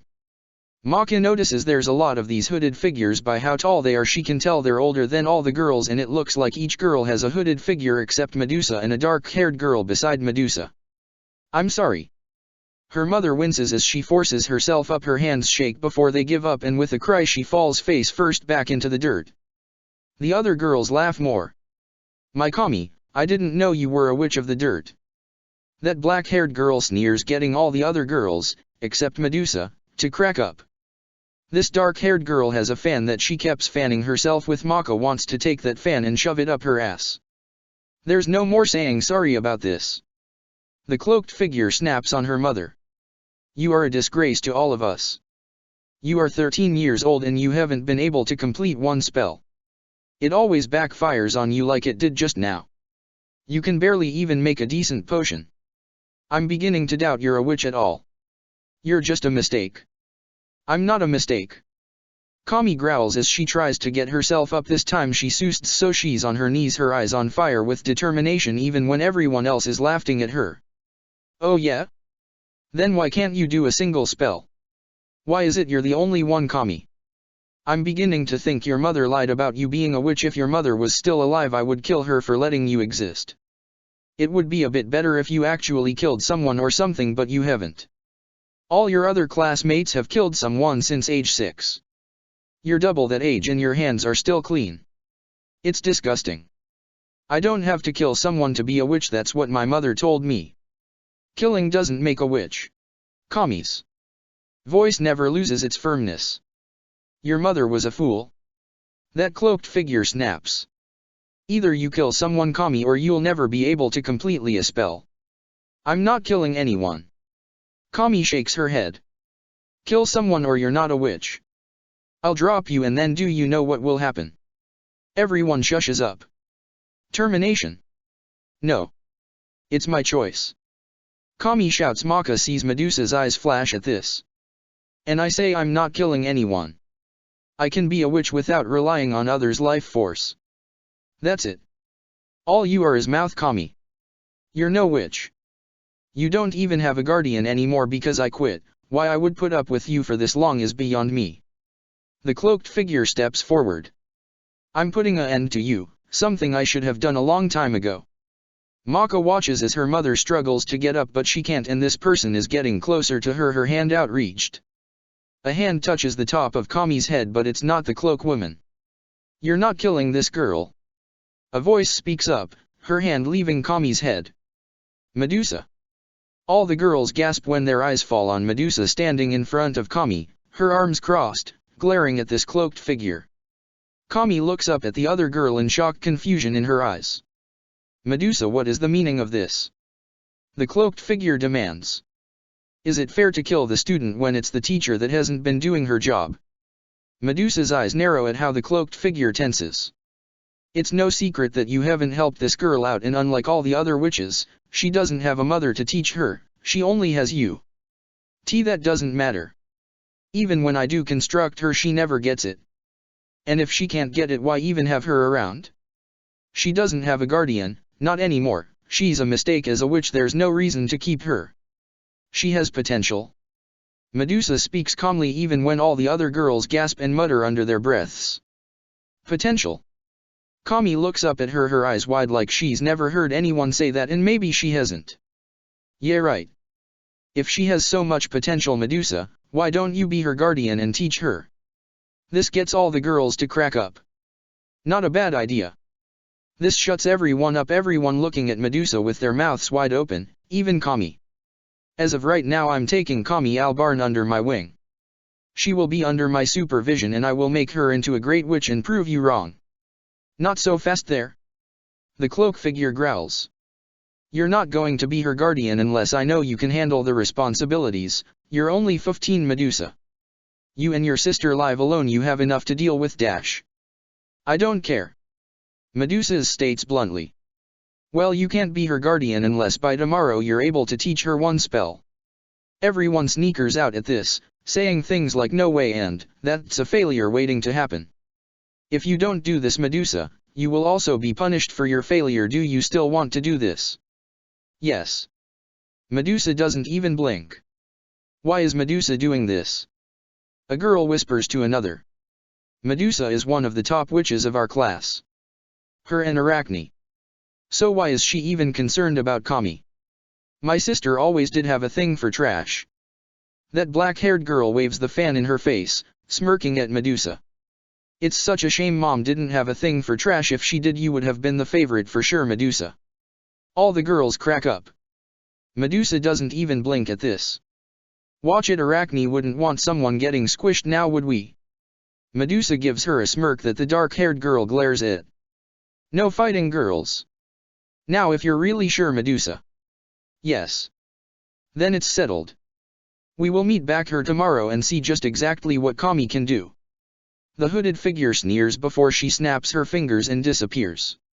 All the girls crack up as the hooded figures behind them grab them and snap their fingers. They all disappear. Have fun with your trash, Medusa. That dark-haired girl chuckles before she snaps her finger and disappears herself. Now it's just Medusa and Kami, the green-eyed girl, still looking up at her with wide eyes. Come on, let's get you up from there. Medusa gives her a sweet smile before she reaches out her hand. Are you alright, Dash? Kami smacks her hand away. What the hell do you want? Kami snaps, causing Medusa's smile to fall. She actually looks shocked. What do you mean? I only want to help a follow, Dash. Cut the bullshit. I know you didn't do this to help me, you want something. Why would one of the highest witches in class help me out when you could get in trouble? It doesn't happen. Kami's eyes narrow. You don't trust me? Medusa raises an eyebrow. Hell no, you want something. Kami spats. A witch only does something for someone else when it's to gain something for themselves. Medusa looks at her a long moment before a smirk comes to her face. You're a lot smarter than I thought. You're right, I wouldn't just help you for no reason. Well, I do have a reason. You see, if I'm able to make you, a complete loser, into a great witch, I will be even better than my sister Arachne. I'll be regarded as the highest witch. You're my ticket to being better than my sister. I thought so. Kami grunts as she glares at her. Why are you looking at me like that? You should be happy for my help even if I have my own agenda. Of course you can always decline my help, but come tomorrow when you have to do a spell again and you fail, you'll lose your life. But if you accept my help, I'll save your life, I'll make you a great witch, you'll even have a place to stay. I know you have been homeless for quite some time, not wanting to live with your old guardian. You have so much to gain from my help, Kami, so do we have a deal? Medusa holds out her hand again. Kami glares at it a moment, seeming to think over her options. She takes Medusa's hand and Medusa helps her up. I'll never trust you. Kami spats, getting Medusa to chuckle. Smart girl. She smirks as she lets go of her hand. Now I have a question for you. Her smirk falls. Why is it so important you don't kill anyone? I only want to kill if I'm being attacked, if not it's a useless kill. Kami grunts. Most witches enjoy killing. It's a part of our dark nature. Well, it's my choice. Kami crosses her arms, not getting how Medusa tensed. You would die for your choice. Medusa raises an eyebrow. That's pretty foolish, Kami. No, I would die for my freedom. Kami looks at her with determination. Freedom, huh? Medusa hums as if thinking, her cold eyes look away from Kami. Let's start training. I'm not going to hold back on you. If you fail, I get in trouble. Are you ready to be pushed? I'm ready for anything you have to throw at me, Medusa. Kami smirks. Medusa looks at her from the corner of her eye. We'll see about that. Medusa smirks at her. Everything fades away. Maka's eyes shoot open. Medusa is holding Maka's face in her hands. Her expression is nothing but shock, but soon she regains herself. Her face gets blank as she pulls away, but her eyes hold something she doesn't understand. It's your choice, huh? Medusa's voice is quiet. Maka can only nod numbly. Medusa studies her a moment longer before she jumps off the table, landing in front of her. She towers over Maka, looking down at her darkly. Ragnarok and Krona are tense, the pink-haired boy's teeth chattering. Ragnarok's eyes are shaking slightly. Okay. Medusa looks at Maka differently. If it's your choice to fight Justin, then I won't take away your freedom. This won't be the first time I did the impossible. Medusa's eyes hold a faraway look. I can only train you, Maka. I cannot help you. I'm too weak to go up against Justin, so when you go, you're going alone. I understand. Maka grips her fist, snapping back. Are you really going to let her fucking do this? Ragnarok looks in shock. You were all against this just a fucking second ago. Things change. Medusa takes a deep breath. A lot of things change. She leans in so her mouth is close to Maka's ear. I failed her, I won't fail you. Wait a minute. Can't you get Free and Erica to help? Ragnarok growls. They're still out, honestly I don't know when they will be back. Medusa sighs as she walks past Maka. Come, we have a lot of training to do, Maka. Maka watches the back of this woman with mixed emotions before she's pulled out of her thoughts by Krona grabbing her hand. Are you sure about this? Krona frowns, looking into her eyes. Yes. Maka doesn't blink. Then I'm staying by you. Why, your battle is my battle. Krona looks at her with a fire in his eyes. I'll do everything I can to protect our love. Maka only nods numbly at the lie before she walks after Medusa, Krona letting go of her hand. She walks past Ragnarok and stops. It's not your fault, is all she says before she walks after Medusa. Ragnarok's glare falls and he watches as she leaves. He grips his chest, hating the feeling he has in it about this. The raven-haired boy and the pink-haired boy give each other a look. They have matching frowns. Maka pants, everything hurts, sweat is dripping down her face, her breathing is jagged as she sits on the cold stone flooring, her head leaned back looking up at the sky. Good my child, this is everything you need to defeat Justin, but you must use what I taught you smartly. Medusa studies the girl. You must kill him today, you must attack at night, when the moon is out it will give you more strength. Okay. Maka pants as Medusa snaps her fingers, handing Maka a cup of black liquid. She doesn't even question it, she just drinks it, ignoring the bad taste. When Maka feels her powers come back to her, she sighs in relief. How do you feel? Medusa watches her. Like I'm about to kick Justin's ass. Maka smirks as she stands up, her body feeling completely healed. Her fingers are twitching just thinking about it. Medusa suddenly lashes out, grabbing a hold of her arm. Maka tenses and struggles with this woman, but Medusa keeps her hold firm as she starts chanting something under her breath. What the hell are you doing? Maka screams as she tries to rip out of her grasps, but she just can't. Maka watches in fascination as the snake tattoo Medusa has on her arm comes off of her arm and hisses as if it's alive, then it slivers down her arm and onto Maka's. No matter how much she struggles, she can't get away. Medusa says one final chant and the snake sinks into her skin, becoming a tattoo again on Maka's arm. What the fuck? Maka pushes Medusa away, and to her shock Medusa falls to the ground, her chest puffing up and down, her breathing jagged. Her face falls at how exhausted Medusa looks. She looks close to pasting out. This is my snake, it will protect you, this is the last of my strength. Maka, I can't help you anymore with fighting this boy, so please be smart and use my snake wisely. Medusa seems to be struggling to talk. Stein. She calls weakly before her eyes close, her body going limp. Maka can only stare at her with shock before looking at the snake tattoo on her arm, the same tattoo that was just on Medusa. This will protect her. How? That's when she hears the door creak open then close. She looks behind her to see Stein smirking at her. Half of his face is dark in a shadow, his glasses are glared. Maka only glares, not at all afraid of this man. She could kill him right now if she wanted to. Hello Maka. Stein takes a step forward, coming out of the darkness. That smirk has fallen and he only wears a blank expression. His stone eyes look her up and down, making her want to cover herself. It seems you're completely healed, what a shame, I was hoping you would keep the sticks. Why? So you could get a boner looking at them. Maka snorts, and to her discomfort he smirks at that. I don't need to see stitches for that, Maka. His eyes roam her body and this time she covers herself. He starts to turn that screw in his head, it making clicking sounds. Ew, don't do that. Maka wrinkles her nose as the bolt in his head finally clicks into place. That's fucking creepy. I have to. It helps me get rid of thoughts, or to understand something. If not for this screw I would do irrational things. He walks up to Maka, but Maka doesn't back up, she just stands her ground glaring. He leans in, his lips ripping out into a medsimile. You wouldn't want me to be irrational now, would you, Maka? Get out of my face with that. Maka snarls as she pushes him. Stein doesn't even budge.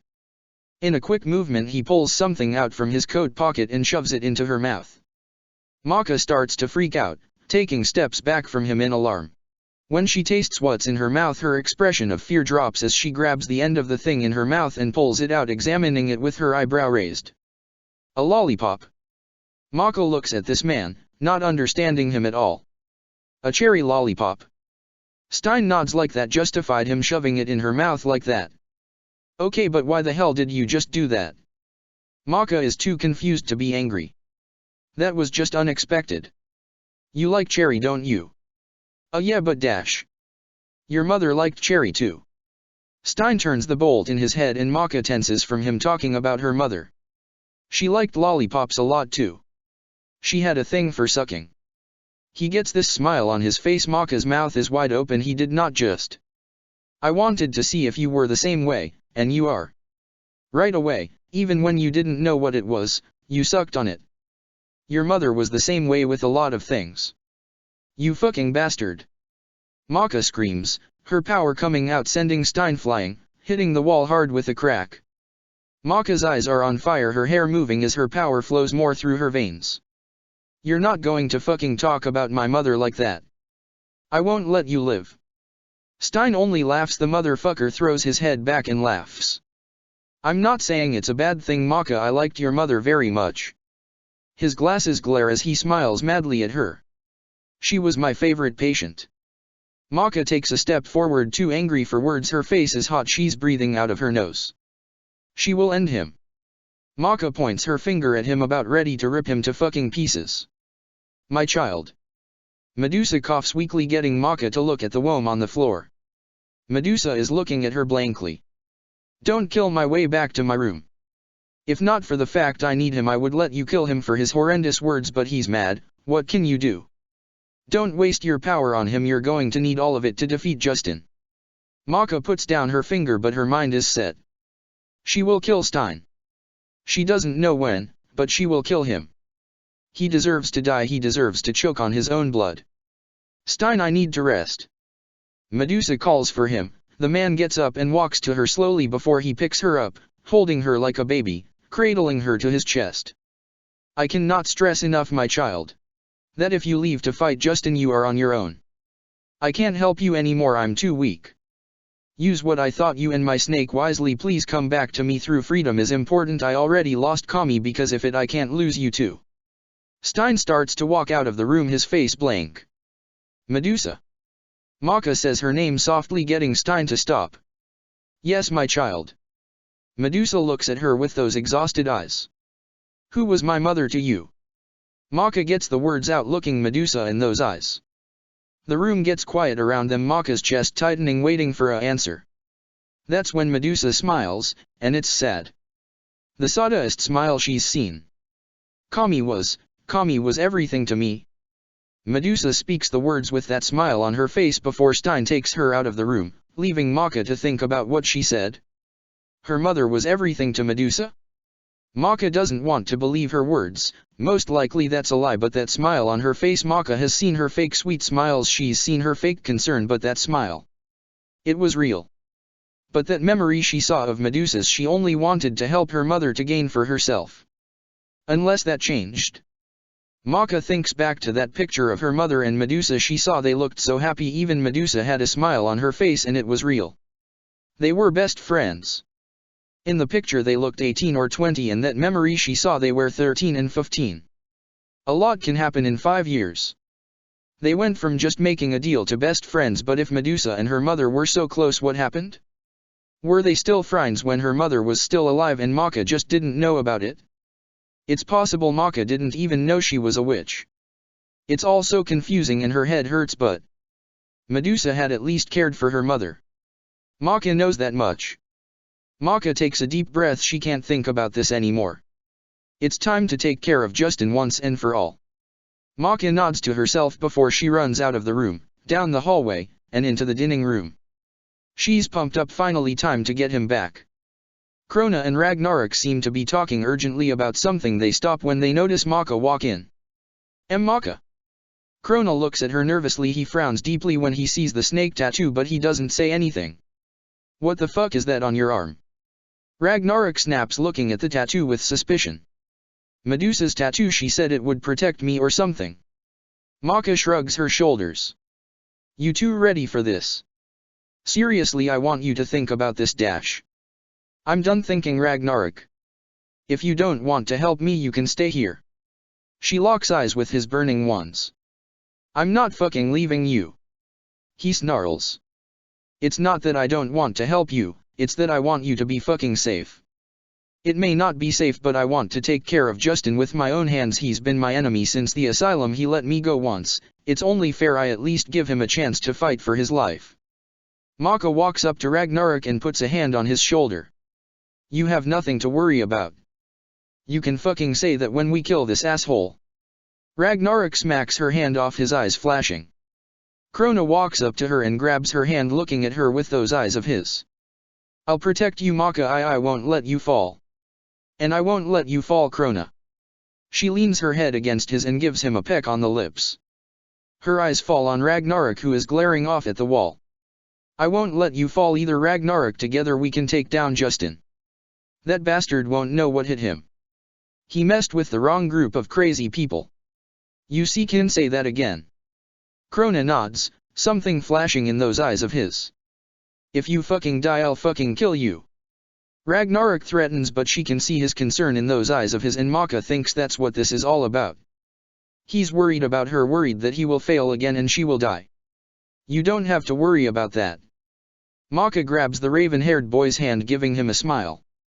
I'm not dying. I refuse to die by the hands of Justin. We can do this, Ragnarok. We can do this together. We won't fail. I hope you're fucking right. Ragnarok snaps, but he doesn't take his hand from hers. He tightens his grip on her hand. So how are we going to get there? Krona frowns as he looks around. Isn't Medusa G going to take us? Shit. She's out of power. Maka's eyes get wide. How the hell are we going to dash? Suddenly the snake on her arm lights up. It comes off her arm and hisses at her before it slides down her arm onto the floor. The three watch with fascination, then horror, as this snake grows to a huge ass size, its fangs as big as them. The snake opens its mouth, about to attack. Stay still. She hears Medusa's voice in her head, so she grabs Krona and Ragnarok tightly, holding them there. Krona screams and Ragnarok yells at her, but she doesn't move as the snake lashes out, swallowing the three of them in one gulp. The protest of the two boys can still be heard in its mouth as it chuckles and slivers away, dissolving into the ground. Medusa lays on her bed. Her body is racked with fatigue, but right now she doesn't care. She has her crystal ball by her side. She watches boredly as her snake carries the three through the ground, taking them to the cottage where that boy Justin is. She knows Justin will be waiting for them. He isn't stupid. No matter how much he annoys her, the boy is very cunning. Even with all that she taught Maka, there's a high chance it won't be enough, that her prize will be killed, and all she can do is sit her and watch. Why did she let her go? Because of what she said about it being her choice. It made her remember Kami, remember the day that would change her life forever. All Kami wanted was freedom. It was important to her. Her daughter is the same way, but Medusa shouldn't have let Maka go. She watched Kami fall, now she may have to watch her daughter fall. All because of freedom. Medusa doesn't even know why she cares. Why should would risk ruining everything she worked for? If Maka dies now, everything she planned will be destroyed. Medusa has put Maka in danger, sure, but it was all a part of her plan. She knew what was going to happen, but this isn't a part of her plan. She wasn't planning this at all. Anything could happen, and Medusa hates that all her hard work, wasted. If Maka fails, if she dies, everything she worked for is nothing. All for this battle she didn't plan, but then again Kami wasn't planned either. And look how that turned out. For the first time in years Medusa is feeling anxiety, worry. She doesn't know what's going to happen, and how horrible would it be to have all her plans wasted after working on this for 14 years. She has put everything into this, yet she so easily gave it away when Maka spoke of freedom. Curse you, Kami. Medusa growls as she lays her head down, and closes her eyes. She hates things that aren't planned. She hates things that she has no control of. She hates things that get in her way. She hates someone turning the tables on her. Kami is all those things, or was all those things. Medusa doesn't want to, but her mind drifts back to the day when Kami did her first spell. The day she was officially made her guardian. Everything is quiet, all but the heavy breathing of a girl sitting on the ground and the crackling of the fire on a bush. Cloaked figures stand around this girl with her green eyes shaking in fatigue, all quieted by shock. I did it. Kami breathes out, a grin on her face before she looks over at one of the hooded figures in front of her.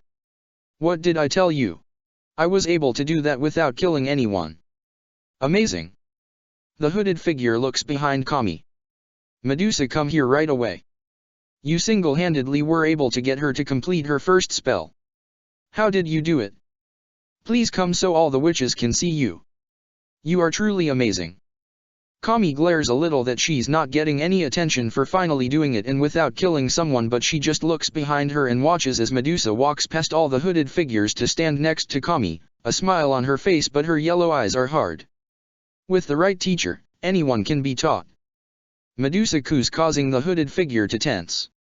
Kami may lack strength but she makes up for that with her willpower.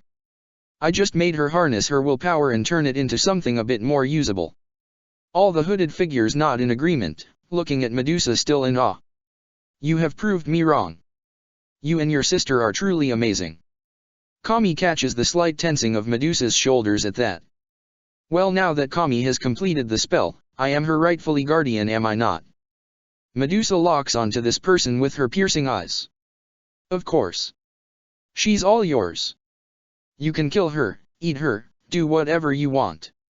She's off my hands now. This hooded figure laughs madly. I will take her and make her into a great witch. I'll show you what potential she has. Medusa, no offense, but if you can make that.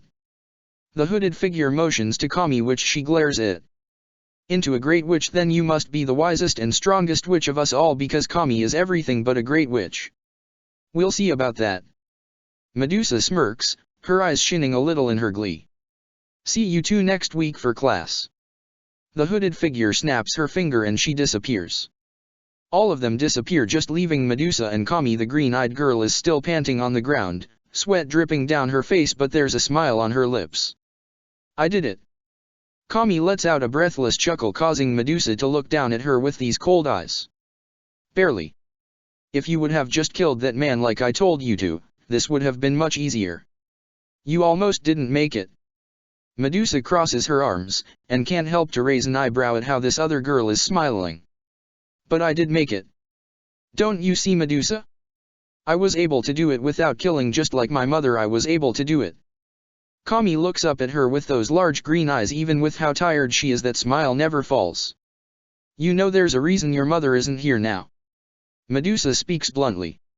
Your mother didn't kill, but because of that she was the weakest witch that the council has ever had. Your mother was good at hiding, but one fight with a witch hunter silenced her for good. Now because you mother didn't kill, here you are, a orphan. No one but yourself in this world, and because you're following her example you will end up just like her. Kami's smile falls, her eyes getting a faraway look before she looks away from Medusa.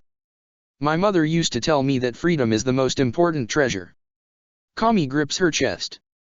She told me if you let the darkness in your heart take over, you'll be a slave to it and you'll never be free. My mother chose not to kill so she could control her dark side, so she could be who she wanted to be. Kami looks back at Medusa, a fire in her eyes. Everyone says my mother was a fool, but they're wrong. Is it foolish to go after what you want? To be happy? If so, then I would gladly be called a fool. My mother wanted more out of being a witch, and so do I. What more do you want? Medusa raises an eyebrow. Being a witch, you have all the power you need, your intellect. What could you possibly want? I want choices. Kami forces herself up, looking up at the full moon. I want to change everything. You want change? Medusa's eyes flash at that as she studies the other girl. Yes, I don't want the life all us witches have. We're regarded as dark, disgusting creatures. But that's what we are. Does it have to be like that though? Kami challenges, giving Medusa a look. My mother tried to change that. She didn't want to be evil, she didn't want to be disgusting, so she wasn't. My mother was a good witch. She may have been the weakest, but she was a good witch. Kami gets this odd look in her eyes. But really, that's not what I really want. Oh. Medusa's cold eyes don't leave this girl as she looks down at her shoes, taking a deep breath. I want to find love. Kami blurts out, a blush on her face. I want to have it, I want it for my own. Medusa blinks before she laughs. It's a crackle. Love. She sneers. Don't be ridiculous. What's ridiculous about it? Kami challenges, her eyes setting on fire though her cheeks are still pink. Witches can't love. Medusa shakes her head. We learned this since the first day we stepped into the council at age 6. Kami. You're speaking nonsense. Is it really set in stone that a witch can't love? Kami snaps, getting defensive. Humans have love. They share it all the time, so why can't a witch have love? Why is it we can't feel love? It's not fair. We have no use for love. We have our powers to rely on while humans rely on their love because that's all they have. Medusa's expression never changes. A witch's life is a lonely one anyway, there's no room for love. But does it have to be like that? Kami challenges again. Why do we have to be alone? Why do we have to hate each other? Why do we have to be so sneaky? Because that's what we are. But it doesn't have to be like that. Kami grips her fist and looks up at the sky. It's all about the choices you make. Medusa stares at her a moment before looking up at the sky with her. You're a strange one, Kami Albarn, just like your mother. I'll take that as a compliment. Kami smirks over at the other girl. Medusa looks at her from the corner of her eye, taking in those popping green eyes that shine through the darkness, and how the moon is shining down on this girl. If that was a compliment, then you don't want to see my insults. Medusa scoffs as she starts to walk away. Come, let's get you settled in your new home, and you can take a bath, you're filthy dash. Hey. Medusa pauses and looks back at her. Thanks for this. Kami scratches her cheek. I know you're doing this for yourself, but hell, it's still nice of you. Without your help I might be dead right now. You can thank me by becoming a better witch. Medusa doesn't blink as she turns back around. That's when Kami grabs her wrist.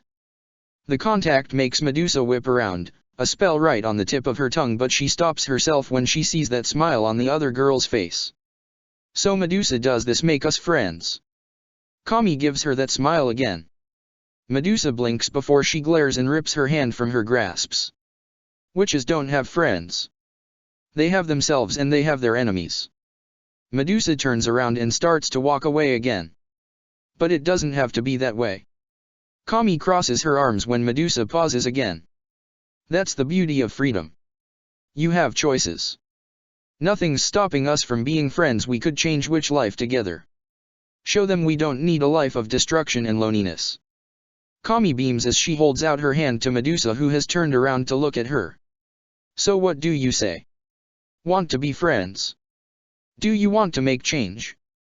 Medusa stares at her hand a long moment. You're right, there's a beauty in choices. Medusa turns her back on her. And I choose not to take your hand, I choose not to be your friend. Your ideas are foolish and I'm no fool. All I am is your guardian, I'm only doing this to benefit myself. Don't mistake this for something else, Kami. Are you turning me down because you don't want to? Or are you turning me down because it's what you were taught to do? Kami gives her a challenging look. What's wrong with learning something new? To learn friendship and how to care for another. Please Medusa, this will help me find love. I read it in all those romance novels. It starts out with friendship, then it blooms to so much more. Maybe we can have a taste of love, maybe we can prove to everyone that we don't have to be stuck in the darkness. I'm doing this because I don't want to. Because I don't care about you. You're still speaking nonsense, Kami. Get your head out of those human books and get your head into your spell books. Maybe if you spent as much time doing your spells as daydreaming, you would be better than all of us. Forget about love and friendship. You're no human, you're a witch. Medusa starts to walk away. And I'll make you into a great witch, Kami. But dash. One more word about this and I'll have to punish you. Medusa says in a chilling tone, causing Kami to shiver. Now come on.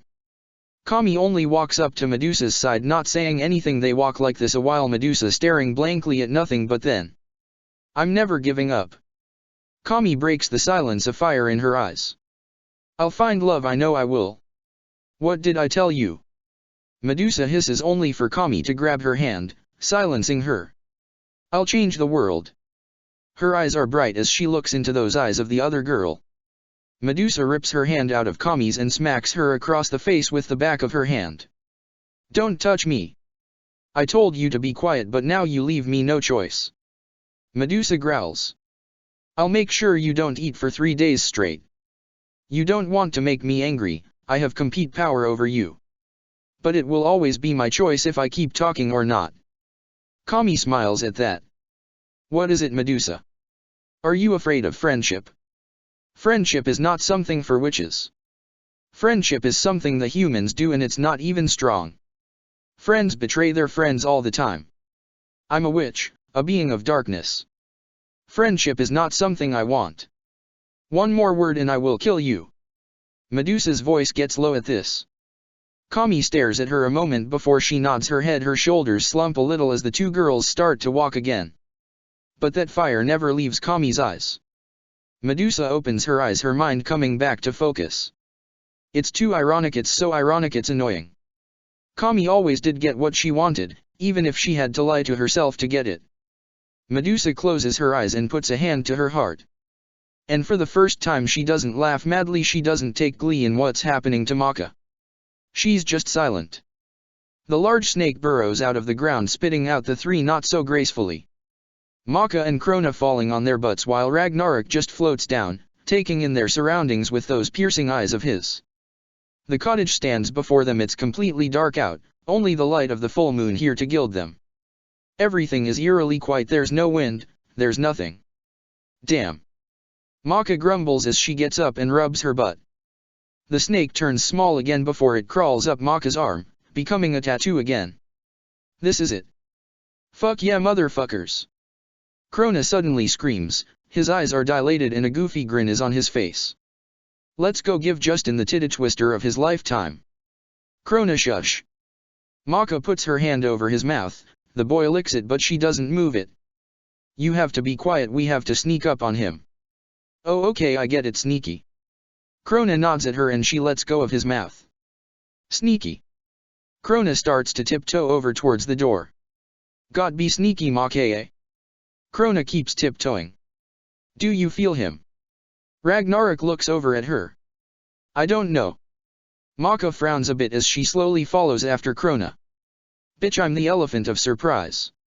Krona suddenly roars before he rams the door with his head.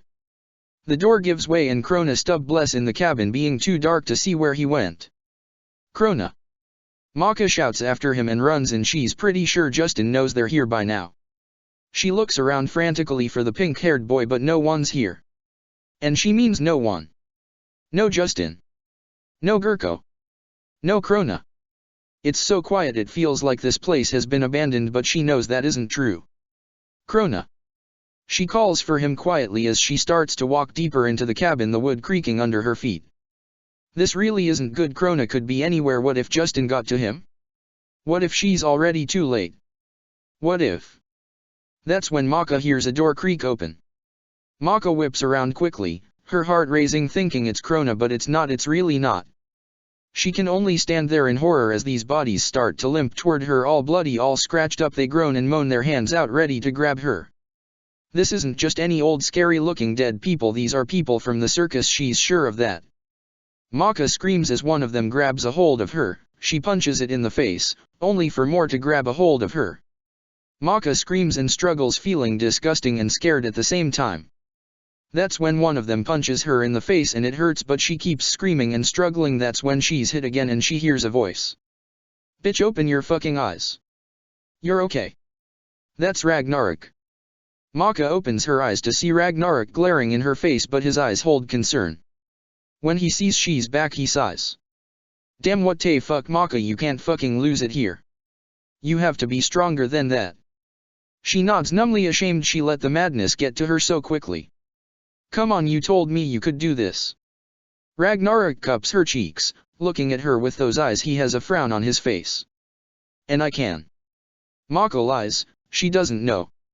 Ragnarok stares into her eyes. Maybe he doesn't believe her, but now he doesn't have a choice. Which? I'm in the backyard, I'm getting tired of waiting for you. Justin's voice coos, getting Maka and Ragnarok to look in its direction.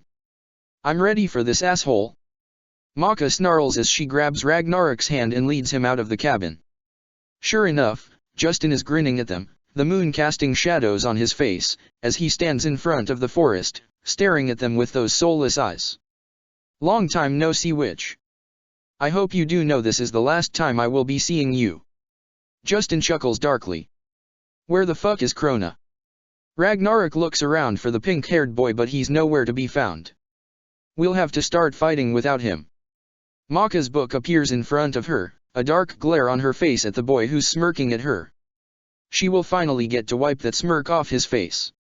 Shit Maka, I don't even have a body. Ragnarok's eyes get wide in realization he almost looks like he's about to panic. How the fuck am I supposed to help you? Don't worry, I got that. Maka flips the book to a page, looking it over before she puts a hand on Ragnarok's shoulder. I learned some new tricks from Medusa. Maka closes her eyes, speaking the chant low so no one can hear her, but Ragnarok can feel it. His whole body lights up, power flowing through his being. Corpse party.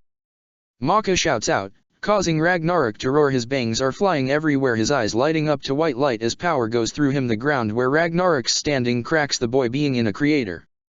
Holy shit. Ragnarok looks at his body with white eyes, it's almost completely soiled, power flying off of him like electric shock. You fucking did this.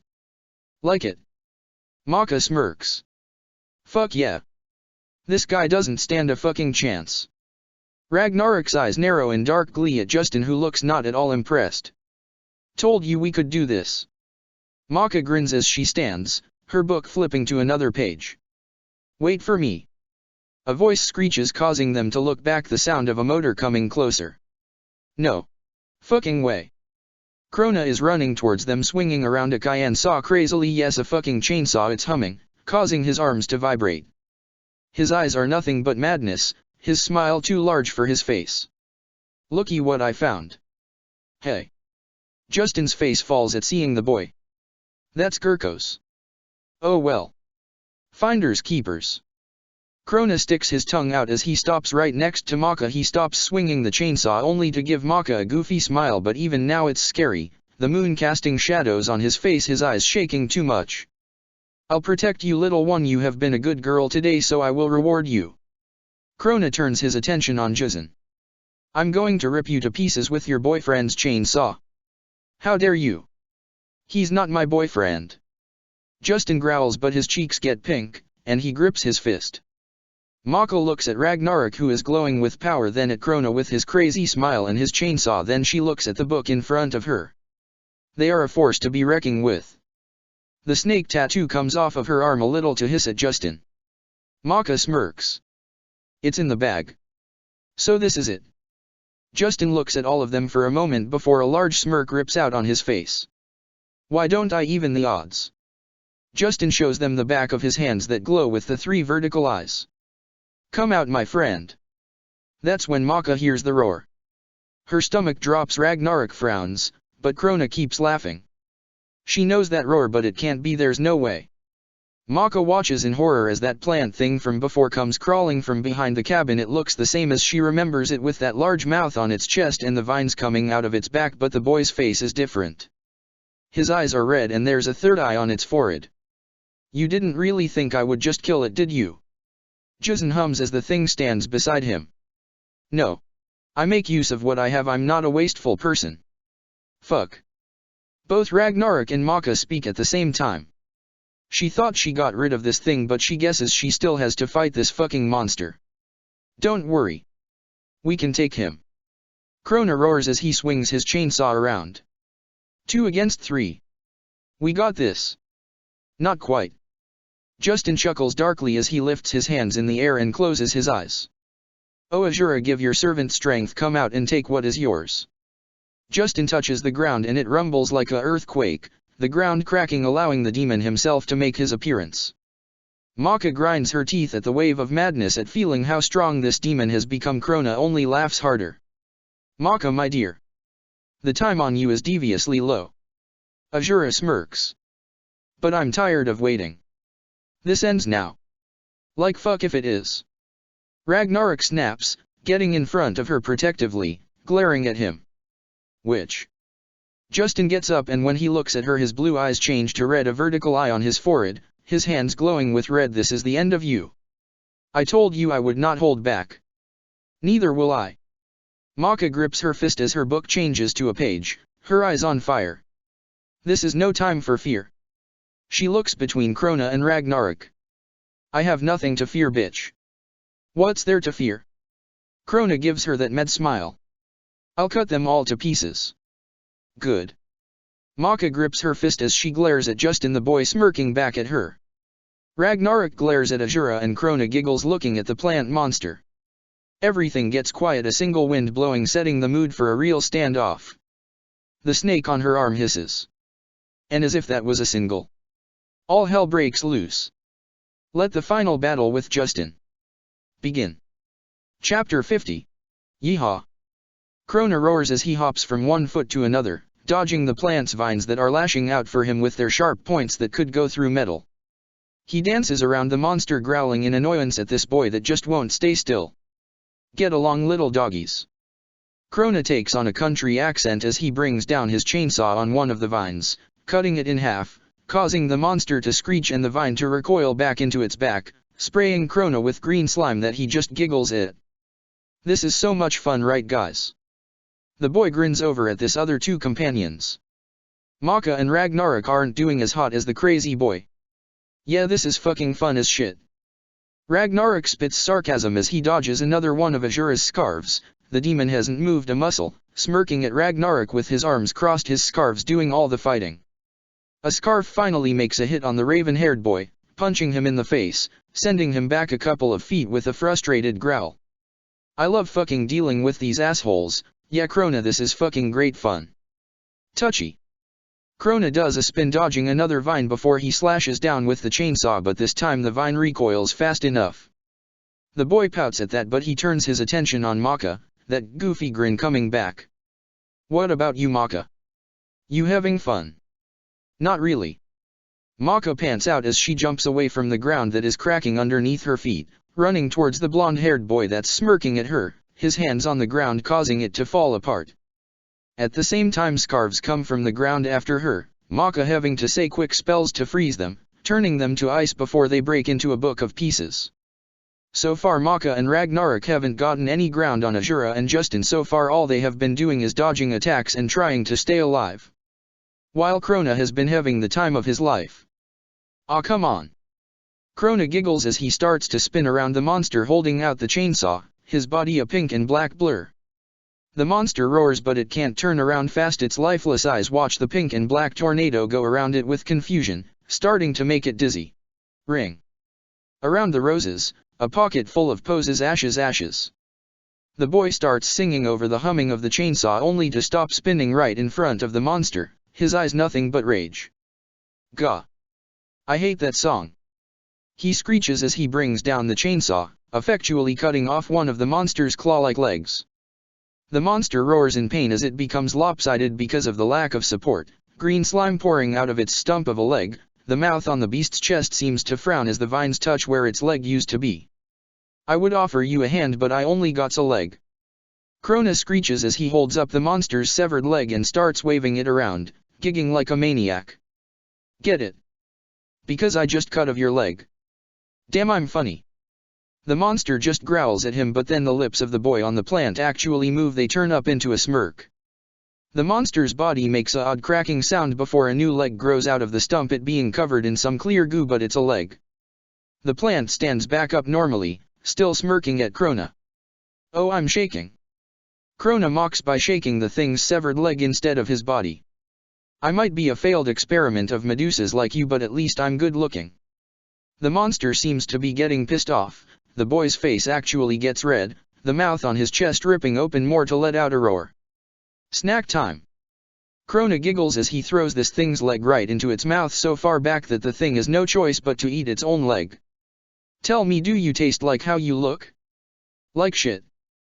The plant's body trembles as it swallows its leg, the plant boy's eyes flashing before his whole chest rips open. There's no more skin, just millions and millions of teeth and red flesh, open up much like the petals of a flower. Oh, did that make you angry? Krona giggles as the vines lash out for him more rapidly, but the boy only spins, doing his dance to unknown music in his head. Miss me, miss me. Now you got to kiss me.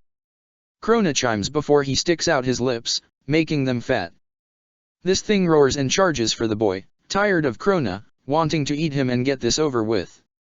Okay, Giza, I didn't want to kiss you anyway. Krona smirks as he grips tighter onto the chainsaw that's humming against his arms, making them vibrate. But I do want to dance. Why don't you fucking fight?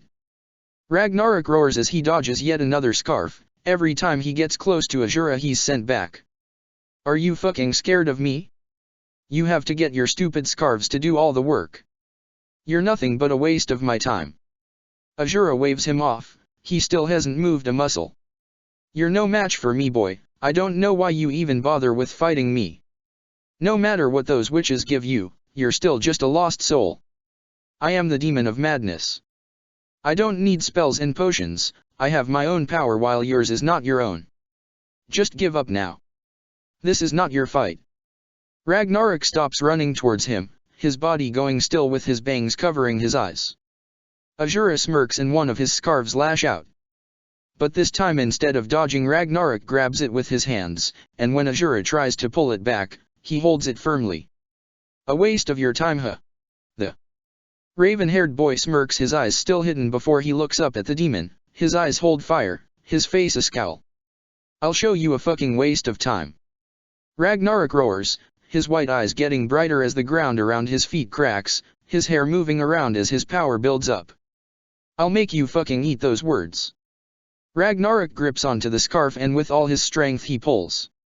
What Azura starts only to be yanked towards Ragnarok. The scarf the boy has a hold of is one of the ones connected to his neck. The boy's power is enough to drag the demon over to him, then Ragnarok does another yank, throwing Azura against a tree. The raven-haired boy growls as he runs towards the demon, his piercing blue eyes on fire, happy he's finally going to land a hit. Oh my!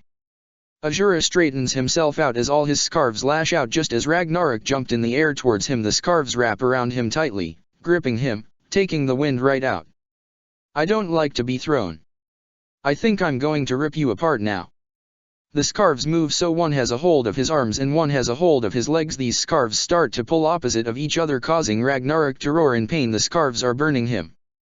They say ghosts that are stuck on Earth have to relieve their death every day. Azura smirks smugly. Well, if that is true then you should be used to being ripped apart, am I right, Ragnarok? Fuck you. Ragnarok spats as he grips his fist, his white eyes getting even brighter as he calls for more power. What? Azura watches with a slight frown as the boy is engulfed in white light. That's when he feels the burning. Azura screams as he lets go of the boy and pulls his scarves back only to find that they have been burned off. Half of them are gone, incinerated. The demon feels a deep anger as he looks away from his burnt scarves, his burnt skin, his burnt security, to look at the boy who did it. Ragnarok grins at him, a couple feet away with those white eyes and his hair and clothes moving from the power that is radiating from him. The raven-haired boy's glee can be seen. He likes this power he has. Ah, did I mess up your fucking gay-ass scarves? His grin grows. Stop fucking using them and fight me. It's time someone taught you a fucking lesson. Very well. Azura regains himself, a evil smirk coming to his face as he stands tall, towering over the boy. No scarves. No playing games. You have been a nuisance from the beginning, it's time for you to go where you belong. His red eyes glow, that smirk growing even more. I'll drag you to hell. Try me, bitch. Ragnarok roars as he charges for the demon, the ground breaking everywhere he steps, but Azura only smirks, his hands twitching, waiting. Slice and dice. Maka screeches for the 5th time as her power comes out of her as wind. It cuts through the scarves, but when it gets to Justin, the boy puts up his hands and a red force field comes over him, protecting him from her attack. His smirk is too smug. Shit. Maka growls in frustration as she jumps away from another hole in the ground, her book flipping pages, but it's hard to think and run at the same time. She needs something stronger, something that will break that force field. The book comes to a stop and she knows what to do. Breakage. She chants out and points to the red force field. It cracks like it's made of glass and shatters. Justin doesn't look as smug anymore. Finally. Maka smirks as a spell is on the tip of her tongue, a spell that will slice this boy in half and end all of this.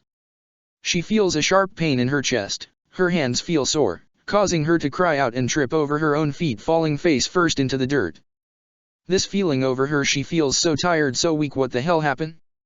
Maka pants as she forces herself up so she's sitting on her butt, wiping dirt off her face, all too aware of the crack in the ground getting closer to her, but she can't get over this feeling. Why the hell does she feel so weak? They just started this battle.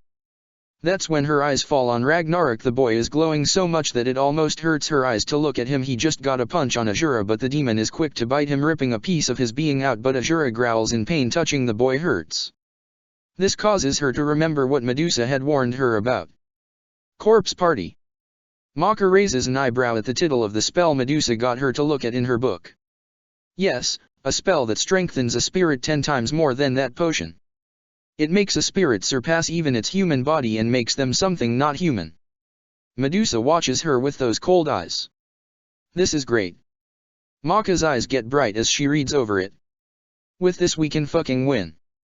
But I must caution you, my child, this is a good spell, but it comes with some complications.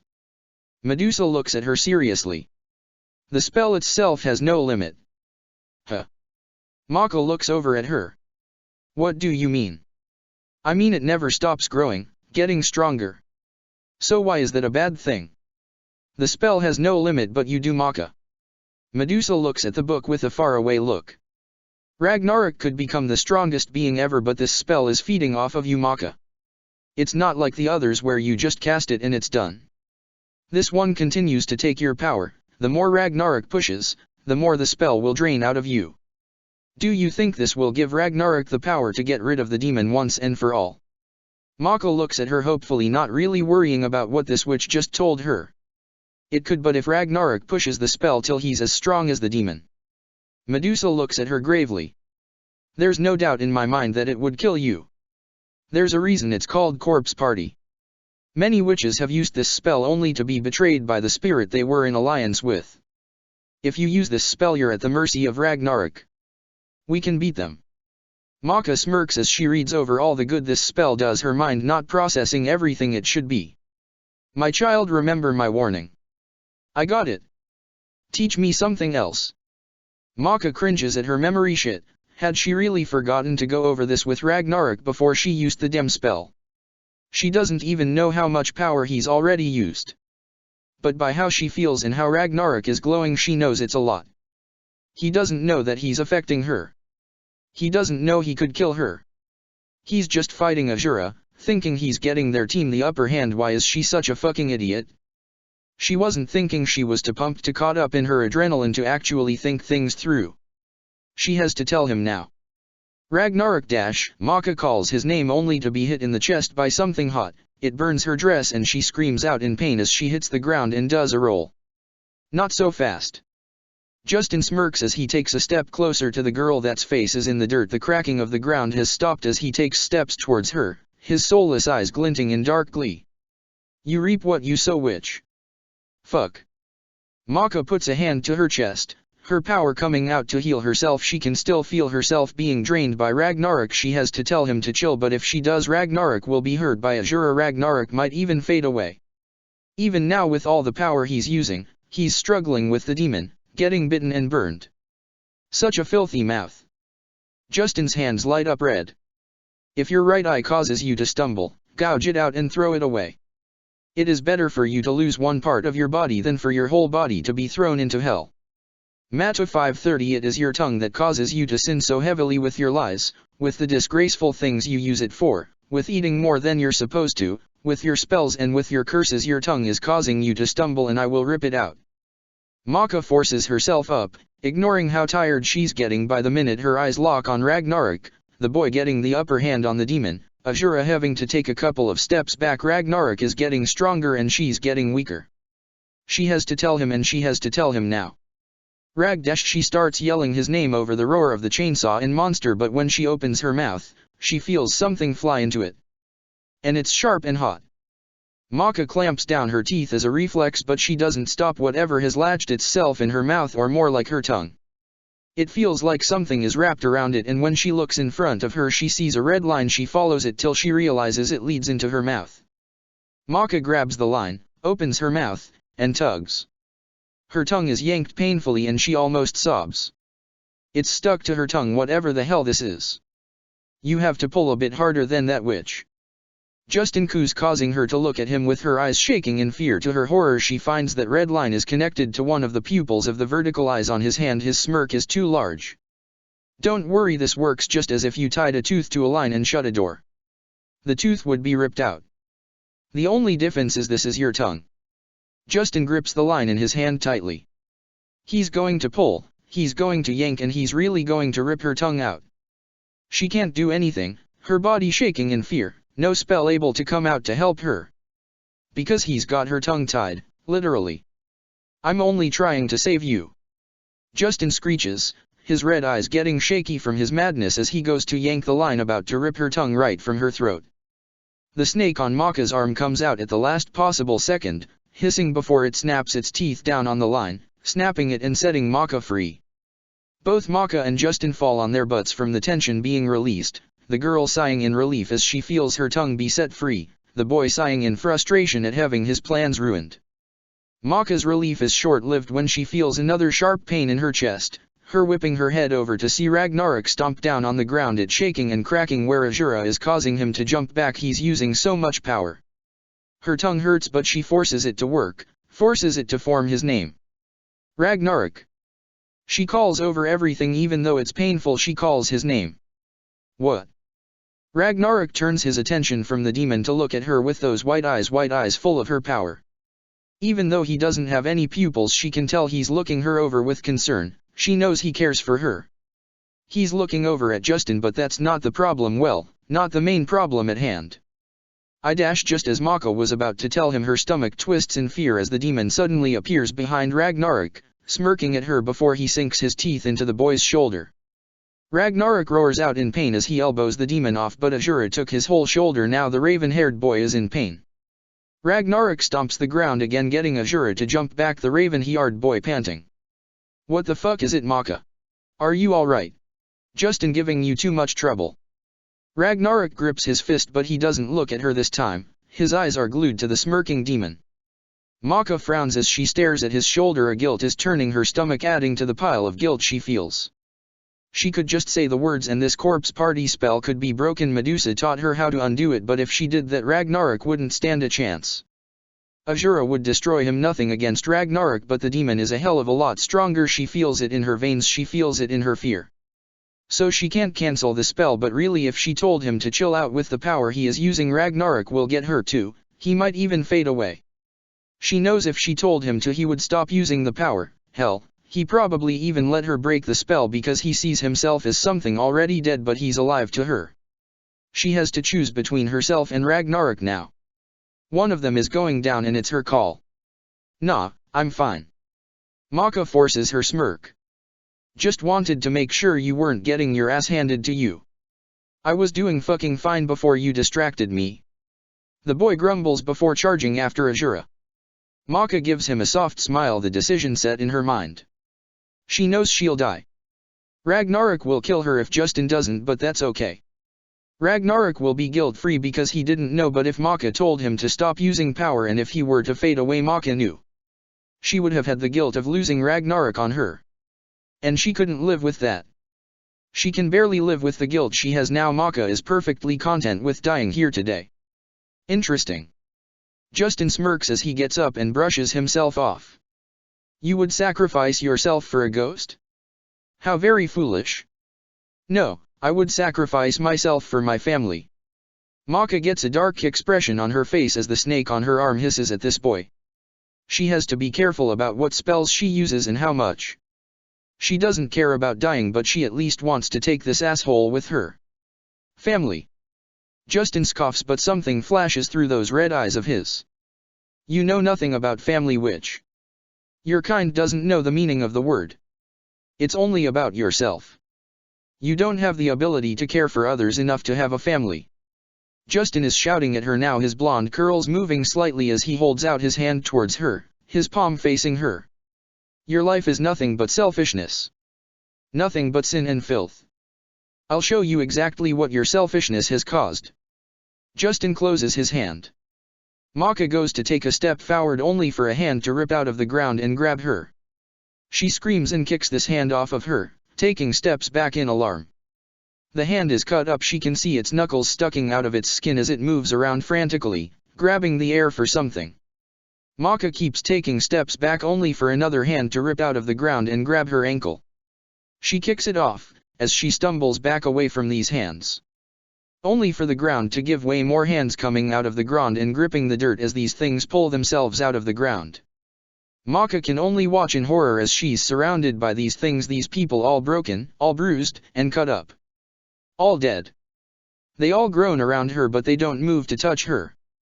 Maka can only stare at them, her body tired and her brain racked with fear because she knows these faces but it can't be, it can't. That's when these monsters start to move, making way for something. Maka's heart drops and she falls to her knees, her legs giving up on her at this sight. The little girl in the white dress stumbles towards her. She walks like she has a limp, her blue eyes dull and lifeless, dark bags under them as she continues to walk closer and closer. Her hair is matted up with blood, her own blood, her dress is ripped and ruined. In her little hand is a rose. A black rose. We all had families too. The girl speaks slowly, blood at the corner of her mouth. Those lifeless eyes never change. You took us away from them but that's okay. Now we have each other. We will be together forever. And no. Maka trembles but she can't move and all these dead people are limping closer towards her. Forever, forever. All the dead chant lowly, blood falling out of their mouths and eyes. We're your family now. The little girl hands Maka the black rose, more like it was shoved into her hand. As this girl leans close, Maka can smell her rot and see it in her chapped lips and teeth. It's time for you to join us. Join us, join us. All the dead get so close she can't breathe, they're all touching her with their dirt-caked hands. Forever. No. Maka screams as they all grab a hold of her. She thrashes and kicks, her fingers twitch, about to blow them up all over again. When the snake on her arm comes off her skin and hisses, Maka thinks it's about to help her, only for the snake to lash out and bite her on the arm. Fuck. Maka growls as the snake sinks its fangs in deep. She grabs a hold of its body and with rage-filled force, she rips the snake off of her arm. It hurts like a bitch, her blood staining the floor. Maka wants to fucking throw the thing but it slides out of her hands and becomes a tattoo on her arm again. What the fuck was? She looks around only for her anger to fall. There's no dead bodies, the ground around her isn't broken, there's just Justin frowning, looking a bit frustrated. That was just madness. Justin had attacked her with madness, now it all makes sense. That's a fucking cheap shot, Justin. Maka spats as she touches her arm and heals herself, her eyes on fire. I'm not the one who killed all those people. He looks at her coldly. I'm not the one who massacred thousands of people. I know. Just. Maka starts trying to think of something but her mind is drawn a blank. Damn it. This boy is glaring at her and this guilt is eating her from the inside out. To make matters worse, she feels so very weak and Justin doesn't have a scratch on him. Maka needs help. She glances over at Ragnarok but the boy is way too busy with Azura to aid her in fighting Justin, so she glances over at Krona. The pink-haired boy is still giggling as he dodges vines, then slices down with the chainsaw, cutting them off, but no matter how many vines or legs he cuts off, this thing just grows them back. Krona is doing good, better than her and Ragnarok, but Krona can't kill this thing. It will just keep growing back the limbs the boy cuts off, and sooner or later Krona will get tired. If she helps Krona hurry up and kill this thing, then they can both face Justin. Maka glares at this plant thing, the same thing she thought she got rid of such a long time ago, but here it is. She remembers its weakness is fire, so if she uses her spell, Hell's Volcano, on it, that should kill it, but that's a powerful spell. What if it takes all she has? Ragnarok is still draining her, it could end badly, really badly, but what other choice does she have? Krona, move back from it. Maka shouts as her book flips to the page she knows the fire spell is on. Ah, but we were just getting to the good part. Krona pouts at her, sticking out his lower lip with that chainsaw still humming in his hands. Now. She snaps as her hair blows, her power flowing, getting ready for this powerful spell. Fine, Jiza. Krona grumbles as he spins away from the monster. Women, always taking the fun out of things. Maka ignores his command as she closes her eyes, the monster turning its attention from Krona to look at her. It roars, but Maka continues to say the spell under her breath, her fingers twitching. Oh no, you don't. Justin growls as he runs towards her, his hand lighting up, ready to grab her. I don't think so, pal. Krona jumps towards Justin, swinging the chainsaw at his head. Justin only barely moves face enough so the chainsaw doesn't cut his face in half. I almost got your nose. Krona giggles as he continues to swing the chainsaw, barely missing Justin's face as he moves back from the crazy boy. Almost got your nose. Almost got your nose. Damn, I really almost got your nose that time. The pink-haired boy grins madly, his pale blue eyes shaking as he does one final swing before Justin jumps back far away from the boy, panting and out of breath. This distraction is all she needs. The monster roars and charges for her, its skin ripped open with those sharp teeth ready to tear her apart. But it's too late. Hell's volcano. Maka cries at the pain as she puts her hands on the ground. The ground beneath the plant cracks before lava explodes up, the thing roaring in agony as the lava covers its body. The heat is almost too much for even her. Maka is panting, sweat dripping down her face. Either she's really close to being out of power or she's already out, but at least she got rid of this thing. Justin watches as the lava goes back into the ground and it closes, leaving the burnt-up plant laying lifeless on the ground. Maka waits to see at least some form of frustration or defeat. But the boy only laughs and she really doesn't like the sound of it. That was foolish of you. What dash? Before she can even ask, her words stop getting caught in her throat. She swallows them in a gulp, trying to stop herself from screaming. The plant thing is moving now. She watches in horror as it sheds its burnt up skin, coming out of a black cocoon, all nice and new, like she didn't do anything to it. Oh, hamburgers. Krona frowns. What the butt? You cheat. Cheater. Cheater. Cheater, pumpkin eater. You should have learned your lesson the first time you encountered this thing. Justin muses as this monster takes a step closer. It will regenerate as long as the core of this being is intact. I found that out quickly and decided it would be easier just to control this thing with my madness instead of fighting it. Smart, huh? Maka gives the grinning Justin her middle finger, but damn, it was smart, and now she's pretty much out of power and this thing is still alive. Shit, is it really over? Could she not even take Justin with her? Does she suck this much? She failed Krona, she failed Ragnarok. This thing smirks as she falls to her knees from how tired she is. She just feels drained, empty. She's out of gas. The monster lets out a triumphant roar as all its vines gather together before they lash out for her, ready to pierce through her and end her life.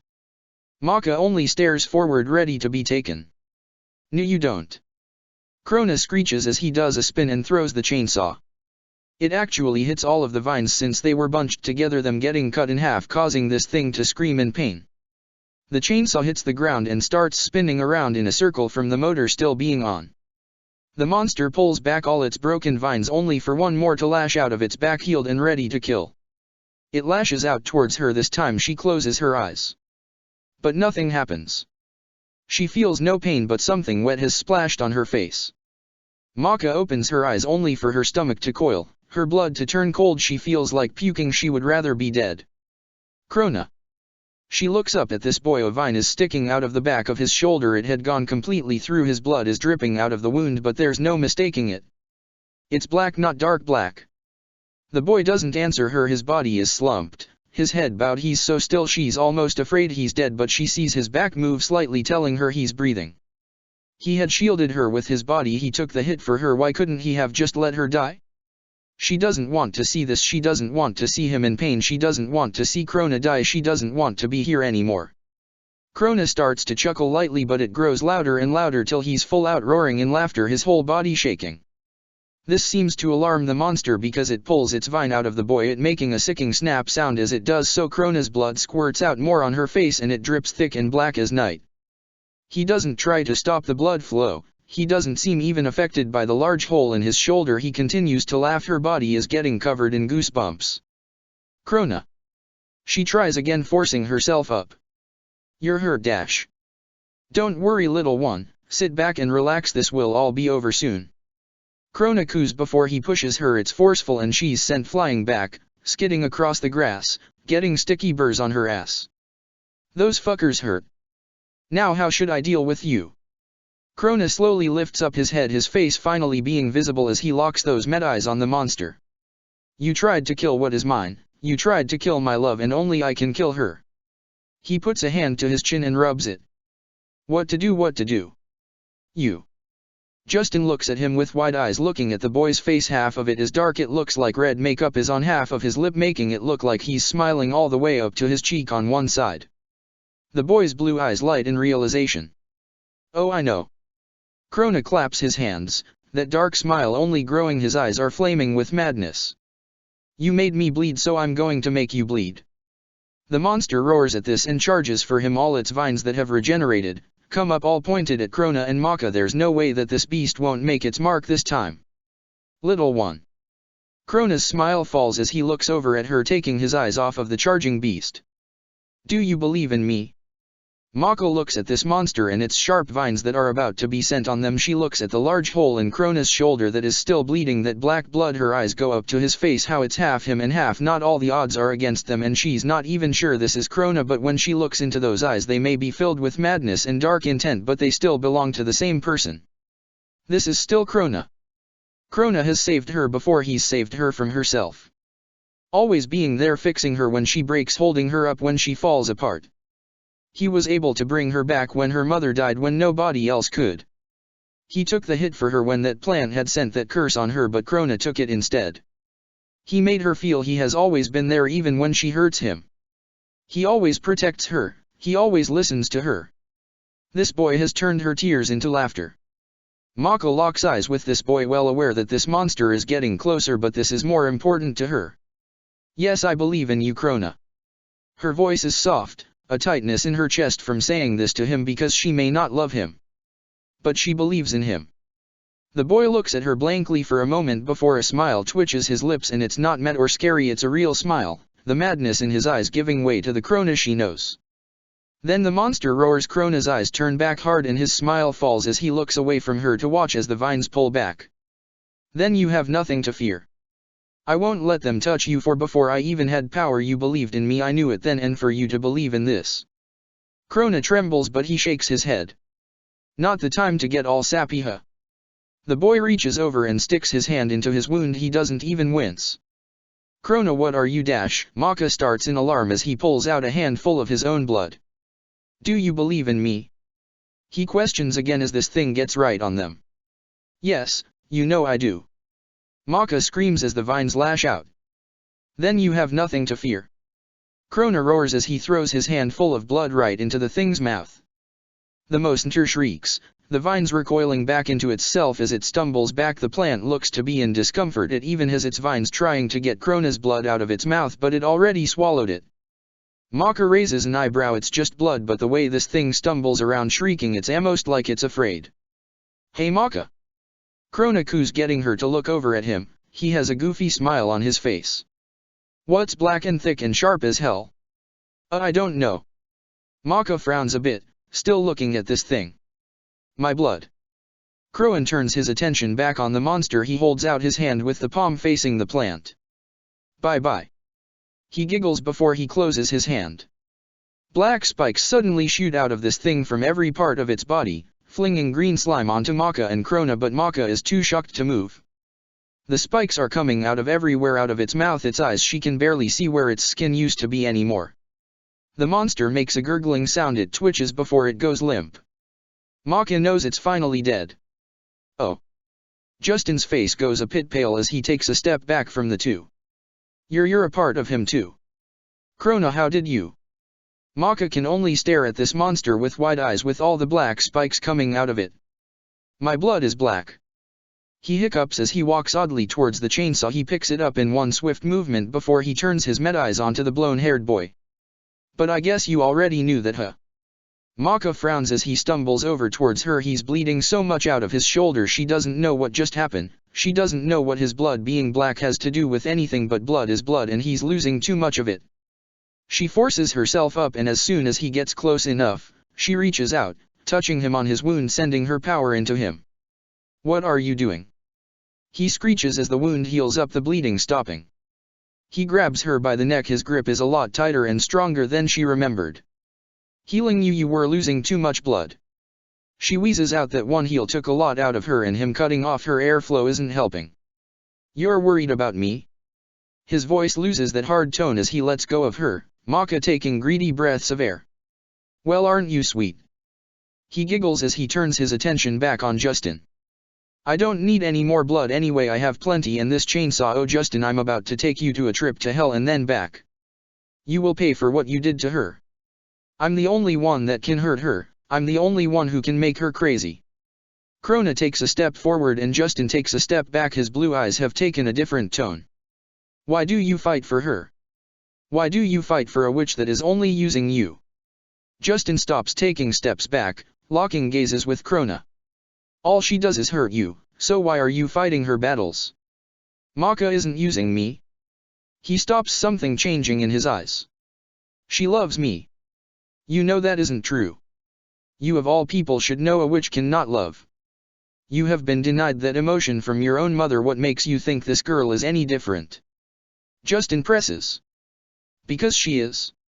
He growls again. Something is changing in his eyes though, and he's stopped walking towards him.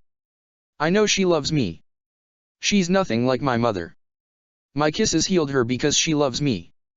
It's a lie and you know it. Your madness knows the truth, Krona, but you're closing your eyes so you don't see. She doesn't love you, she's lying to you, using you for her own protection. She only cares about herself. You're fighting for someone who is using you like a tool, just like your mother. You're lying. Krona screams before he looks over at Maka. She's been too weak, too ashamed to say anything. Tell him, Maka. Prove this asshole wrong. Tell him you love me. Maka doesn't say anything. Any words get caught up in her throat. She feels like puking, like dying. You love me. Don't you, Maka? Something changes in his tone. She hears the weakness. She wants to say yes. She wants to say yes so bad. No. It comes out because she can't say she loves him. Because it would be a lie. Krona just stares at her, his face blank before he bows his head. I told you a witch cannot love. Justin studies the boy before he sighs. Why must we fight? You and I are a lot alike. Really, I never knew a kind moment with my mother, just as you haven't. We were both forced into something, you being a slave and me into my religion. It drove us both mad, so why should we fight? You are a part of the same madness I am. Join us, Krona. Azura gave me a way out and he can give you one too. Join us and you will no longer be a slave to a mother who doesn't love you. You'll no longer have to be hurt as you are. If you serve Azura, he will take you away from your pain and fears. You're already mad. The clown is in you just as he is in me. Why should we fight? Kill the girl, get rid of her for what she has done to you, then join us. We will take you higher. Justin speaks slowly, empathically. Krona doesn't say or do anything. A moment it becomes painfully quiet. Maka is hurting too much to say anything. The only thing she hears is Ragnarok roaring. He's using more of her power and she just doesn't have it. The pink-haired boy doesn't say anything. He just slowly reaches over to the chainsaw's lever and he pulls it. The chainsaw goes crazy in his hands, faster, louder. He just switched it to its highest gear. He jumps towards her, his bangs still covering his eyes. He's going to kill her. He's going to take Justin up on his offer. She's hurt him for the last time, but really she always knew it would end like this. She always knew it would be Krona to put her down. She can't be upset. She can't even be mad. She deserves this. Maybe death can't be so bad. She'll join the bodies of those she killed at the circus and she'll be trapped with them. Forever. Maka gives him a smile, ready to be taken by this boy, ready to be sliced to pieces by the boy she was supposed to love, the boy that pulled her out of the stickiest situation, the boy that fixed her when she was broken. Now he's going to destroy her. But that's okay, she deserves it, doesn't she? To be killed by the one she cares so much for? It's a justice, isn't it? And when she dies she can join her mother, or maybe not, because her mother would be in heaven. Maka is going to hell. There's a spot reserved for her and she knows it. She will have a spot right next to Hitler and Dracula because along with them she has killed thousands of people. Or maybe she will be alone for the rest of eternity, just burning, rotting alone, left to think about all that she done that got her there. She'll think about Krona, that's all she'll think about. Because she hurt him the most and here he is about to kill her to silence her for good. Maka wonders if someone is watching this, some god above that is watching this scene taking place, or some audience that is watching this today. She wonders if they're rooting for this boy, if they're excited about him killing her, or if they're sad. It's a beautiful thing to be killed by Krona. Like Romeo and Juliet, it's a tragic love story without the love, but this time Romeo is going to kill Juliet. Romeo is tired of Juliet's shit. And Juliet knows she deserves it. Krona gets right in front of her and that smile on her lips grows. She invites him, she welcomes him. To end this for her. End this. Justin roars, his smile too large for his face. Krona lifts the chainsaw above his head. Maka prepared to be cut in half, but then something happens that surprises everyone. He turns on his heel and instead of aiming for Maka he swings at Justin. What are you doing? Justin barely dodges the chainsaw and jumps back. Some of his priest robe got cut. Ending this. Krona's voice is husky. Just like you said. Not me. Her. She's the one who lied to you. She made you believe she loved you. Did you forget about that? Justin presses. How could I forget? Krona finally looks up. She expected to see Ahmed smile, but instead she sees something that hurts a lot more. Tears are falling down his face, his small body trembling, such a sadness in his eyes that it hurts her more than that blade could. Because the chainsaw would kill her, this doesn't, and it hurts like hell. I could never forget how it felt to think I was loved for once, but... His eyes suddenly change to complete and utter rage as he glares at Justin, his teeth being grit. You don't know shit about the things I've been through. You have no idea how it feels to love so much and for someone not to return the feelings. You don't know what it feels like to see your one and only with someone else, watching them get held and caressed by someone else. You have no fucking idea. And yet you couldn't let me have my happiness, could you? No, you couldn't. You had to bust my fucking bubble when I already knew she didn't love me, but I could pretend, but now I can't, I fucking can't. Krona screams as he grips the chainsaw and runs towards Justin, swinging so fast, wanting to cut this boy to pieces. His eyes are shaking in his madness, tears still falling down his face. You couldn't let me be happy, could you?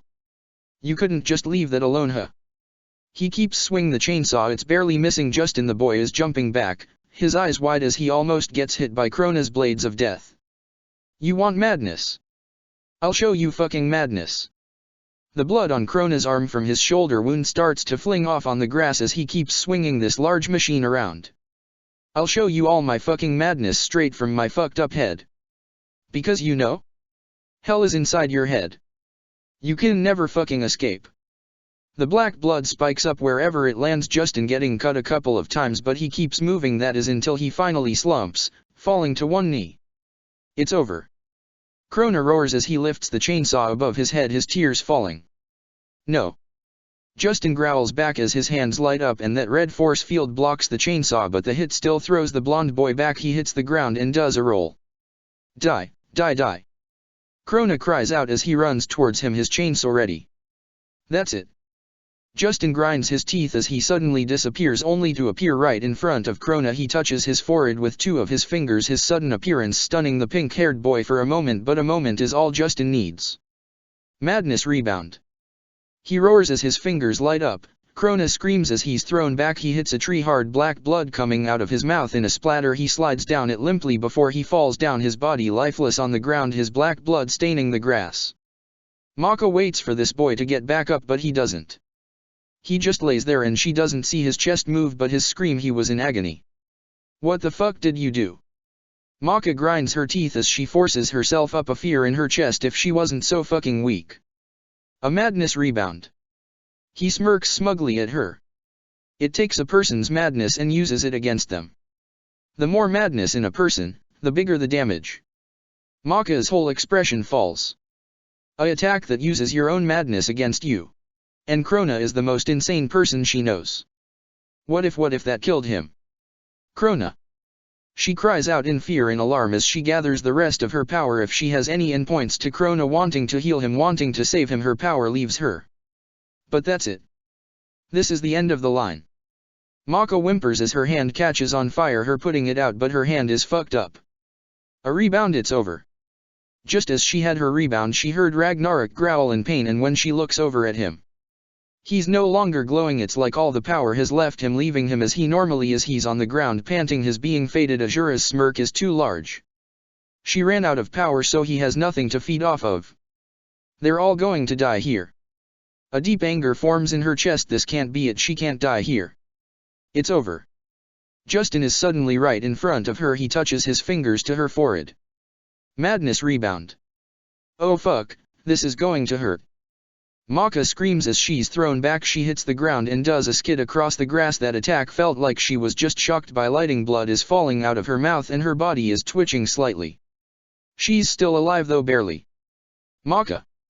Ragnarok screams her name, but he has his own problems. He has Azura to deal with and he can't help her. Maka forces herself up, so she's sitting down only to see a pair of legs in front of her. She looks up to Justin grinning down at her. He touches her forehead and she knows one more of those attacks and she's dead. Maids.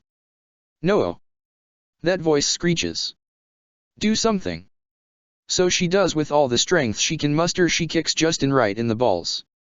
The boy's grin falls completely as he stumbles back from her, holding on to his most precious parts, trembling. He look like he's about to puke.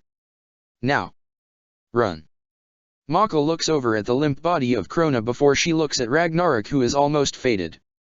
She could run, she could leave them. All she has to do is touch her necklace and she would be back in the mansion. Maka forces herself up, her legs trembling before they steady. Her eyes are burning. No. She grips her fist. She made a promise to Krona that she would never leave him. If he dies, she dies with him. Maka takes a deep breath before she closes her eyes and focuses on Justin. There has to be something, a weakness, something. That's when her eyes fall on the chain, the red chain that is around this boy's neck, and the rest of the chain is connected to Azura. It's a bond. Maka's eyes get wide, a hope filling her heart. And bonds can be broken. The spell Medusa taught her makes sense now. This is what it is for. You'll pay for that unholy deed. Justin pants, seeming to regain himself. Maka looks over him to look at Ragnarok. It doesn't look good. Fuck. He falls back as the ground cracks around him, releasing fire. It's a pit of fire. It's time to go to hell, boy. Azura smirks as scarves come out of the ground and grab a hold of the fading boy. They start to drag him to the pit of fire. He's dragging him to hell. No matter how much the raven-haired boy thrashes, he can't get out. He's weak, his body faded. She sees the fear in those piercing blue eyes. It's over. Maka takes a deep breath as her book appears in front of her. What the hell are you doing? The voice screeches. You're out of power. To do a spell now is suicide. She turns the book to the page with Justin watching her with an eyebrow raised, like he knows too that this is stupid of her. Bond of blood, bond of skin, bond of bones. You were formed only for me to break. Your chains of metal will become glass and shatter. Maka starts chanting. It hurts so fucking much. It's no use. Justin only sighs. You'll kill yourself. He's right. Stop this now. The two boys are gunners. Save yourself. Melt under my words, crack at my words, no matter how strong the bond, make it so it can be broken. Maka continues, forcing her hands to twitch, even the brunt up one. It hurts. She's pushing her body past its limit, but she has to. She has to for Krona, for Ragnarok. You're going to die. Both Justin and this girl press. Maka stops the spell right before the final words as she locks eyes with Justin. I have nothing to lose. She speaks blankly as she grips her fist, locking onto his neck where the bond is. Break. Maka screams as her power comes out and straight for Justin, straight for that chain on his neck. It hits it right on and it cracks. Justin screams in pain and stumbles back, Azura responding with him, the scarves letting go of Ragnarok. Break. She cries out again as she sends more power out. Justin is hit and sent rolling, skidding to a stop on the ground, his robe ripped up, the chain cracked one more time, and it's done. Nu. Azura roars as he appears right beside her. Break. Maka screams as she throws her power at Justin one last time. The chain on Justin breaks off, disappearing. The boy screams in agony along with Azura as their strong bond is ripped apart. Justin is thrashing and twisting in his pain. You bitch. You may have broke our bond, but I'm still coming for you. I will have your soul. Azura screams out before he fades away. Justin lets out one more cry before he falls down weakly on the ground, dirt in his face. He's breathing heavily. He isn't knocked out. Maka stares at him blankly before she starts to limp slowly towards him. Her eyes are nothing, there is no expression in her face. Maka.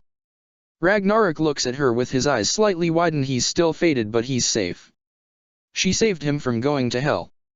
She doesn't respond. She keeps walking till she's right in front of the trembling boy towering over him with that look in her eyes. Justin looks up at her and he looks like just what he is. A young boy. Maka can see how frail he is. He's so tiny, so weak. Without Azura he is nothing but a human. Weak and frail. There's no madness in his eyes, yet there's a fire in them as he glares up at her, but it's a weak glare and she can see his fear.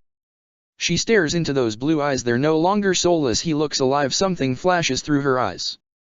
Maka sees another boy with those large blue eyes crying alone in his room, his blue orbs pools of watery mess. She sees a little boy with these same eyes, with this same hair. She lifts up her hand slowly, her expression still blank. Justin flinches and looks down, bracing himself for his death and the pain that is to come. Only to feel a soft hand touch the top of his head. Justin whips his head to look up at her. Maka stares down at him blankly, keeping her hand there for a moment before pulling her hand away.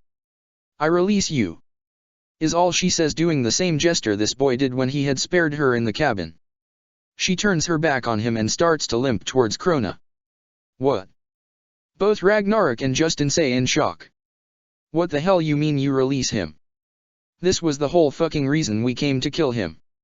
Did you forget he was hurting you?"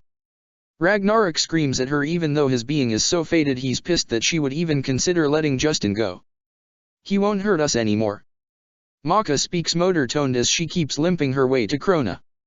Only to be stopped by someone grabbing her wrist. She stops and looks down, Justin looking up at her with those eyes filled with confusion. "Why are you doing this? Why are you sparing me? I have been your enemy from the start. Why would you show me kindness after all that I have done? Doesn't it say in the Bible you're supposed to show your enemies kindness?" Maka wipes the blood from her lip. "Why yes, but you're a dash. I'm a witch, but I feel hurt, I feel guilt." She looks over at Krona, who still hasn't moved. "I don't want to kill you, I've got enough blood on my hands." "Maka, you can't be serious." Ragnarok forces himself up, glaring darkly at her. "If we don't kill him now, he'll just be trouble for us later. This is the whole reason we came. You can't just fucking spare him. Look what he did to Krona. This is all his fault. I think I understand now." She speaks softly as she looks back down at Justin. "You did all those things to me with Azura. That power was not your own. That chain, that bond you had, I saw the scratch marks on it. You struggled with it, you tried to release yourself, but you were never able to. I put that chain on myself." Justin screams. "I sinned. I caused it. And I released you." Maka looks at him weakly, her feeling she's going to fall over at any moment. What? Justin's eyes get wide, realization lighting them up. "It's over. You're released. Whatever sin you did, whatever caused that, everything you did to me, I released you from. You don't have to worry about Azura anymore, you don't have to feel guilty anymore, I forgive you. You're giving me absolution." Maka then sees it, his eyes are beginning to water. "Yes, you're free." She smiles sadly at him. "I only wish I could have forgiveness like you, but I'll never get it. I will always be damned." She turns her back on him, but he grabs her wrist yet again. "Wait." When she turns back to look at him, his eyes lock on hers. Something flashes through his eyes and he lets her go, his eyes wide. Ragnarok falls to his knees and grips his heart, his eyes just as wide. Then Ragnarok and Justin's eyes meet. They both start, but they can't finish. Maka can't hold herself up anymore and begins to fall. Ragnarok appears beside her and puts her arm around his neck and his hand on her waist, steadying her, but the shocked look on his face hasn't left. They know each other, and now Maka knows. Justin is Ragnarok's cousin, the little boy with the crazy bitch of a mother. Ragnarok takes in this boy and Justin takes him in like they're both seeing each other for the first time. And maybe that's how it is. "We got to get to Dash." Maka looks over to where Krona was laying down.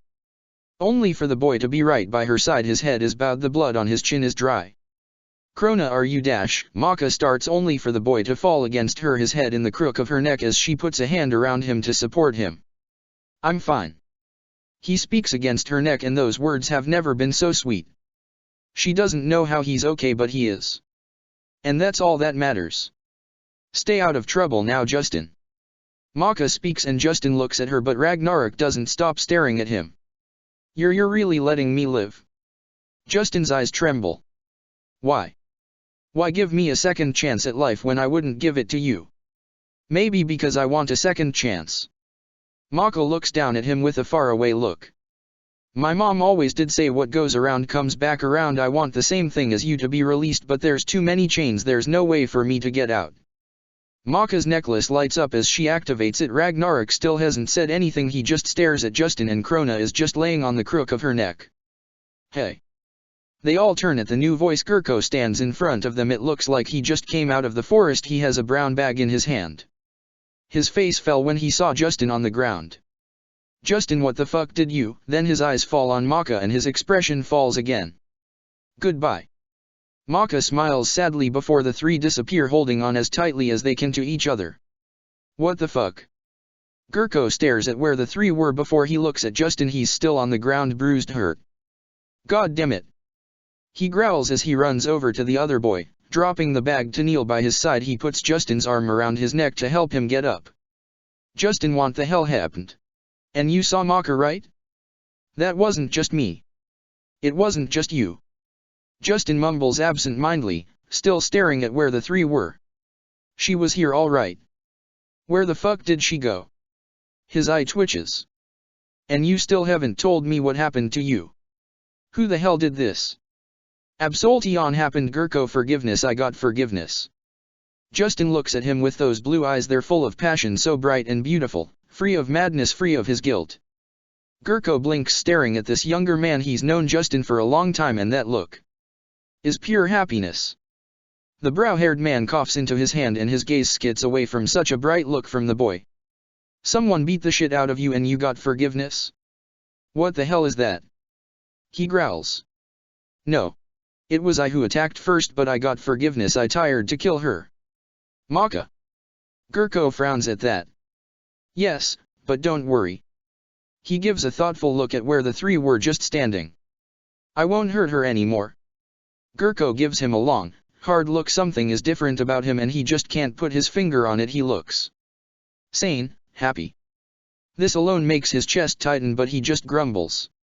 It's been so long since he's seen that look on his face. Justin puts a hand to his heart, still looking at where those three were. How could she have gave him forgiveness? How could a witch be so kind? Understanding? She wants forgiveness too. Maybe she is different. No, he knows she's different. He got absolution from his enemy, something his own mother wouldn't give him. Then there's Gurko. Justin frowns slightly as the brown-haired man looks at him. Do you remember my uncle? Uncle? Gurko frowns, a thoughtful expression coming to his face. You didn't have a uncle, Justin. Don't you remember the raven-haired boy? With the scar on his nose. Justin presses. Gurko blinks. Did you hit your head or something? Gurko taps the boy on the head, getting him to blush slightly at the touch. You didn't have a uncle, you had crazy aunts and shit, but no uncles. Well, at least that I remember. I'm sure I would remember a boy with a scar on his nose. I thought I would remember too. Justin keeps frowning. But I forgot about him, and it looks like you have too, but I remember now. I remember my uncle, he's. Justin frowns. But I can't recall the name. Because he isn't real? Gurko grunts before he picks up Justin like a baby, holding him against his chest. Put me down from this inappropriate position. Justin struggles with him weakly, his face on fire. I'm not a baby. But you're hurt, so shut the fuck up. Gurko growls as he carries him towards the cabin. Justin blushes but gives in to him. He's weak and tired, his mind is reeling as he lays his head against Gurko's chest. The man's heartbeat is like a lullaby. That boy was his uncle, that girl gave him forgiveness, let him live, released him from Azura, from his sin. Thump thump. Justin's eyes close to tired to hold them open. Gurko's heartbeat is too soothing. His head hurts, and for the first time in all his life it isn't because of reading the Bible or because of his madness. Ba thump. It's because he has been set free. He can be anyone now. He can be who he always wanted to be. His mother can't force him to do anything, and he isn't under Azura's hold. He's free. Ba thump. Justin smiles as he nuzzles into Gurko's chest, falling asleep. He has a lot to think about, but not right now. Gurko is holding him and he's embraced, is so warm and nice. Justin is free. And it feels so good. The three don't speak, barely move as they reappear in the mansion's lobby. They're all beaten and busied, hurt and scared, their minds heavy and their hearts hurting. The fight was nothing like they expected. Medusa leans against Stein, the two standing in front of the stairs. Her yellow eyes still have that tired look, her expression blank as she looks at the three. Krona still hasn't moved from the crook of Maka's neck. Ragnarok is faded, staring at the ground with a faraway look, and Maka is just looking back at Medusa blankly. She has nothing to say. Stein helps Medusa get closer to the three. She snaps her fingers and 3 cups appear. It's not much, but it was all I could manage. She hands one to Maka and Ragnarok, but when she gets to Krona, he won't take it, he won't even look at her. Maka drinks this nasty stuff without comment. It's so gross, but once it's down her throat she feels a bit better. She takes the other cup from Medusa and nudges Krona. He doesn't respond to her, so she gently tilts his head back so she can see his face. His eyes are closed. He's asleep. Gently she opens his mouth and slowly pours in the cup's contents down his throat. He swallows it all and she can feel his body relax a bit. Thank you. Maka looks back at Medusa, not looking at Stein. She can't look at him now. The next time she looks at him will be the time he dies. The woman only nods something in those yellow eyes. She don't understand as Ragnarok throws his empty cup on the ground and tightens his grip around her. Come on, let's get you two to bed. You need to fucking rest or you're going to kill over. The raven-haired boy starts walking with Maka towards the stairs. Maka helps him, keeping her grip on Krona firm so that they can push him along with them. They walk past Medusa, some odd feeling in the air. Why? Maka stops and looks back at Medusa that's looking at her with those piercing eyes. Why did you let him live? Maka stares at her blankly. She can tell she's not happy about this, but really at this point she doesn't give a shit. He won't hurt me anymore, is all she says. It's not about him not hurting you, my child, it's about how much he hurt you. Did you forget all the problems he caused? And what's to say he don't try to hurt you again? If you killed him you could have earned yourself more time. That was the whole purpose, to kill that boy. Medusa's eyes narrow. I stopped him. I got more time now. Azura doesn't have Justin to increase his power anymore, so the time I have now is the time I have left. And how much is that? Medusa presses. For all you know it could only be a day. An hour. I told you to drain him. Drain his time and take it. Why would you not do that? Why would you let that boy live? Medusa's tone is sharp. Because I didn't want to kill him. I chose not to. She adds that part and watches Medusa tense. Then she sees the rage in those eyes of hers, but Maka doesn't care. I have enough time, she adds. But really she doesn't care about her time anymore. She doesn't really care about anything. She sometimes wonders what's pushing her on now. Krona used to be the obvious answer, but now all she does is hurt him and cause him pain. So what is she living for? Is it just to live? But her time is short and she'll be dead soon. She doesn't want to die, but then she does. Maka doesn't understand herself. You're choosing to die. Medusa almost screeches, but she bites her lip, seeming to regain herself. You and your mother are exactly the same, but this time I won't let you make the choices that will lead to death as she did. You have to be smarter than that. How can I keep you safe when you, yourself, are choosing to die?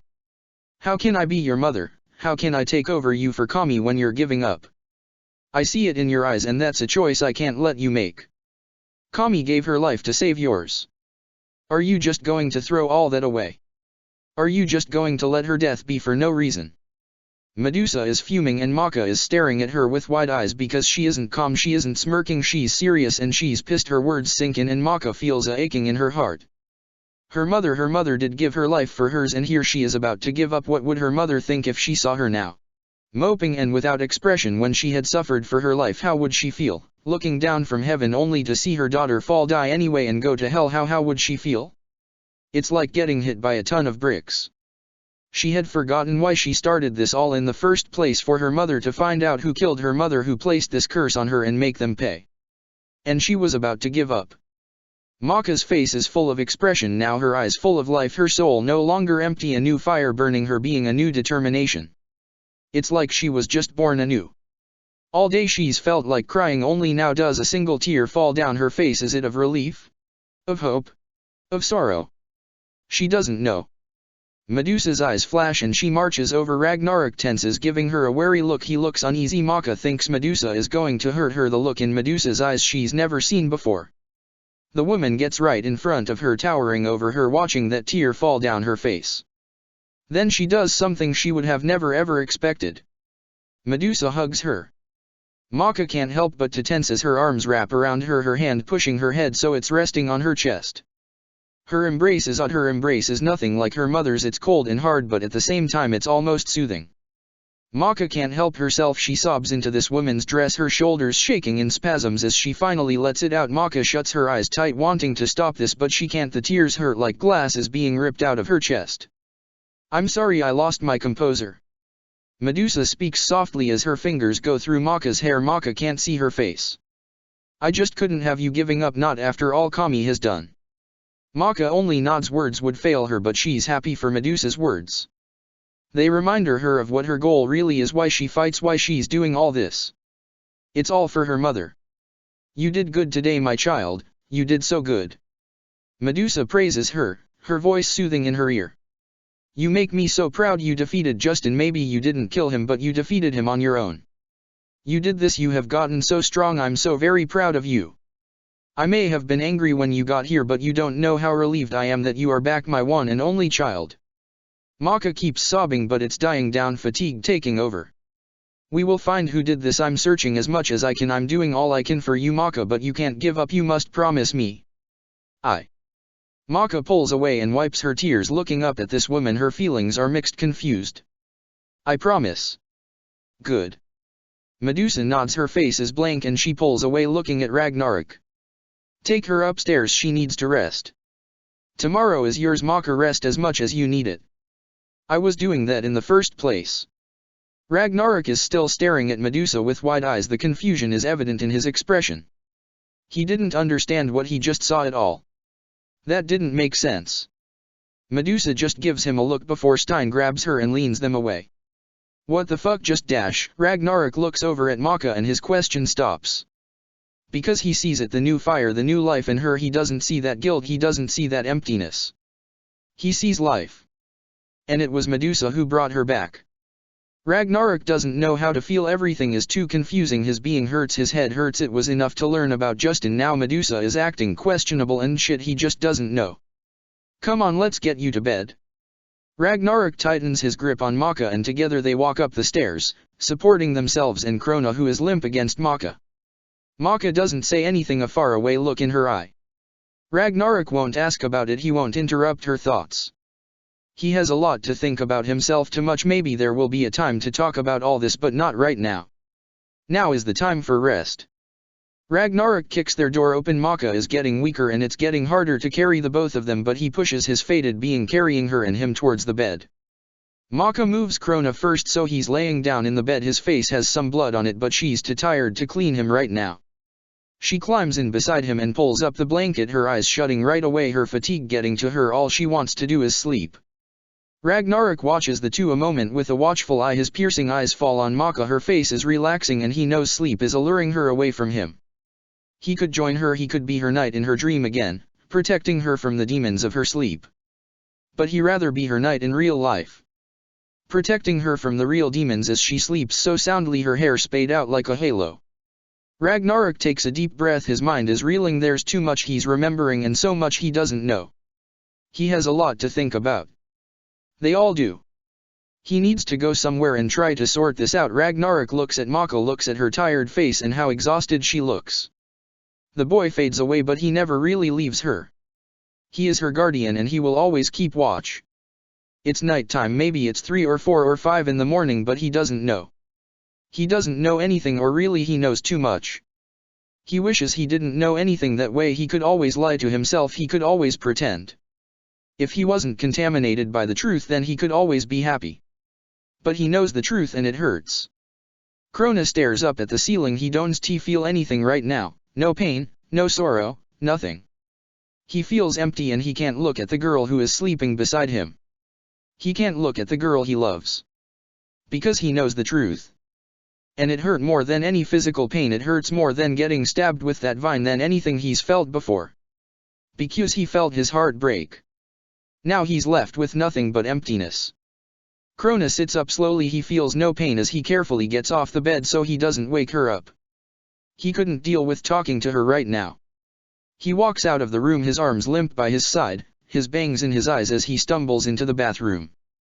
He doesn't think of anything as he turns on the water in the sink and splashes his face, wanting to clean off the blood he feels that's dried on it, wanting to get rid of that memory so he can lie to himself again, so he can pretend it didn't happen, just like he's supposed to pretend that Maka didn't hurt herself. But the truth is always there and it won't go away, it won't leave him alone. Krona lets the water drip from his bangs into the sink before he looks up at the mirror. Who he sees isn't himself, it's her, it's Maka smiling at him. Her green eyes light up. Even in this empty state he feels a burning in his chest, a want, a desire for her, to be loved by her, to be held by her. All he wants is her love. He wants love, he's never had it, he wants to feel its warmth instead of this coldness he's so used to. He wants to feel the warmth of love as clear as the warmth of her arms when she hugs him. He wants her to love him, that's all he wants her heart. But you know that's impossible. A voice coos beside him. He doesn't have to look to know it's the other Krona smirking at him.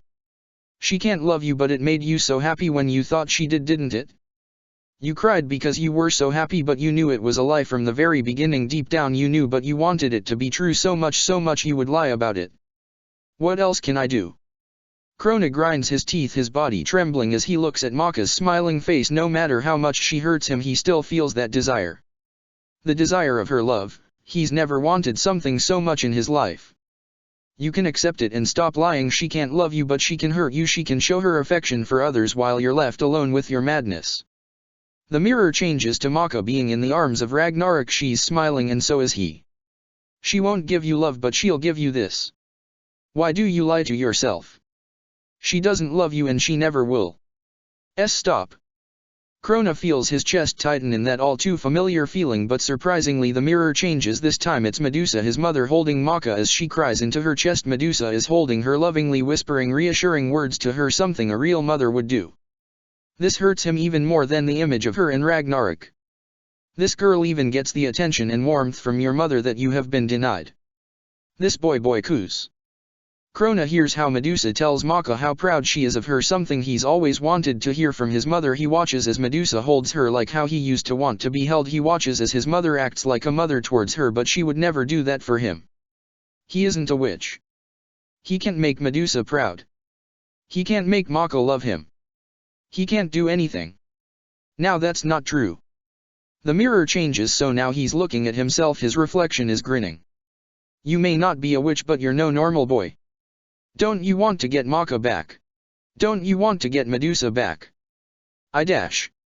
I know you do, because I'm you. All you have to do is kill Maka. The grin on his face isn't human. No. Krona shouts, that feeling tightening in his chest. Fine, then just let me do it. I'm not letting you touch her. Why not? She doesn't love you, in hell. With the way things are going, it wouldn't surprise me if she fell in love with Ragnarok. And no. She can't. But you can see it, can't you? Maka will see that she really just wants Ragnarok. She'll leave you. She'll crush your heart into pieces while she loves that other boy. A witch can't love. He shouts now in defense. Maybe, but a witch can make love. The boy chuckles darkly at how he tenses. They can't. You know they can. Just shut up. Just shut the fuck up. Krona grips his hair, his breathing jagged. You're losing your mind, you're unstable. His reflection's face becomes half dark. It looks like he's wearing clown makeup now. Perfect, you're starting to understand now. Poor Krona, no one loves you. Not your mother, not Maka. You'll never have love, but the worst part is that Maka played with your heart. She lifted you up only to rip you to pieces. The pain you feel is unbearable. I said shut the fuck up. Krona roars as he punches the glass. It shatters, his knuckles bleeding black, but he doesn't care. The boy takes deep breaths, everything getting quiet around him. Images flash through his head, Maka moaning Ragnarok's name as her back is pressed against a brick wall. What he had to watch back on their date, the way her eyes were filled with lust for the other boy. Krona only wants Maka, he only lusts for her. His hand shakes as he picks a piece of glass up. It's long and sharp, big enough to be a knife. He stares down at his reflection on it and he barely recognizes himself. His hair is all over the place and there's a wild look in his eye. He looks deranged, he looks crazy. There's bags under his eyes as he squeezes the glass in his hand. It cuts into his palm and that black blood starts to run down his hand. He doesn't even blink. Another image flashes through his head, Maka and Ragnarok laughing about something, teasing each other, having fun. Maka is the only one that makes him happy, the only one that he has fun with. Krona turns on his heel and starts to stumble out of the bathroom. His walk is awkward and as he walks he touches the wall, rubbing his blood on it as he goes. His bangs are covering his eyes. The piece of glass is held tightly in his other hand now. He thinks of all the times she kissed that other boy, all the other times she was in his arms instead of Cronus. Yet Maka is the only one he wants to hold, the only one he wants to kiss. Krona walks back into their room. His walk doesn't change, it's slow, almost painfully slow. His grip on the glass tightening, his blood is turning, he's becoming cold-blooded, being numb to all pain, to all feeling. He stops right beside her, looking down at her through his bangs, hiding his dark expression. You love me, don't you, Maka? His own voice sounds through his head, weak sounding, and it causes him to tremble. No, comes her answer. Cold and blunt. Honest and painful. Krona lifts the glass so it's pointed towards her face, her beautiful face, the face he's about to completely destroy. He gins his teeth as he lifts the knife up higher. All Krona wanted was her love. He goes to stab down. Krona, what the hell you doing? He hears Ragnarok's voice behind him, causing him to snap out of whatever had a hold of him. He almost screams when he sees the glass, sees what he was about to do to her. He had almost killed her. He had lost it for a split moment and almost killed her. He can't answer Ragnarok, he's waiting to get the shit beat out of him by the other boy, but that doesn't happen. Why the hell are you just standing over her like that? Ragnarok questions again, but Krona hears no pain, no urgency. Something relaxes in Krona as it hits him. Ragnarok doesn't see the glass, he didn't see what he was about to do. Krona can lie, he can pretend this didn't happen. Because Ragnarok doesn't know the truth. Jay just watching her sleep, looking after her. Krona swallows the lump in his throat, feeling horrible. Was he really about to kill her? He loves her. Love is a madness in itself. That voice chuckles darkly. All right. Ragnarok still sounds suspicious. Well, you can go back to sleep. I got it. Krona feels a anger burn in his chest. He can protect Maka. Ragnarok don't he have to be the protector and watch her as she sleeps at night? He doesn't have to always be around. But instead of saying anything about it. Alright, I am stepping out for a bit. Krona puts the glass in his pants, pulling his shirt to hide how it's sticking out halfway. He turns and starts to walk out of the room. Are you alright? Ragnarok gives him a long, hard look when Krona pauses. That fight was hard on all of us, so if you need to be gay and talk, I'll be a bitch and listen. He's trying to be nice. But Krona just tried to kill Maka. He doesn't deserve kindness, and really he doesn't want it from Ragnarok. The boy that takes Maka away from him. I just need to be alone. Krona mumbles before he leaves the room, and he knows Ragnarok won't follow him. As soon as he's out, he takes off running. He doesn't know where he's running to, but he's running. His chest hurts so much, a guilt eating at him. He had almost killed her. If not for Ragnarok, Maka would be dead right now. He almost killed her. How could he? She hurts you. Maybe she does, but it would hurt more without Maka, without being able to hold her. But he holds her too. Krona busts into a door and slams it shut. It's a closet and it's dark, but he doesn't care. He sits down in a corner and hugs his knees to his chest, burying his face in them. And for the first time in a long time he sobs alone in the dark. Just like he used to almost every night at the asylum before he met Maka. Now he's crying because he almost killed that same girl, because that same girl won't love him. His body shakes from his sorrow, from his guilt. Why are you crying when you know you want to kill her? Please stop. He begs to himself because he's crazy and nobody will love him. I won't stop till she's dead. That voice crackles madly. Krona only sobs more, gripping his knees tighter. He's left alone for the rest of the night, crying, fighting his madness alone in the dark with no comfort or warmth. Just him and his crazy self. No matter how much it hurts, he'll fight for Maka till the very end. Even if he's alone and her love is never his. He'll fight because he loves her. He just wished she would love him. And save him from himself. You'll never be saved. He's right, Krona won't. And he'll never be loved. Check the description for the links to the author.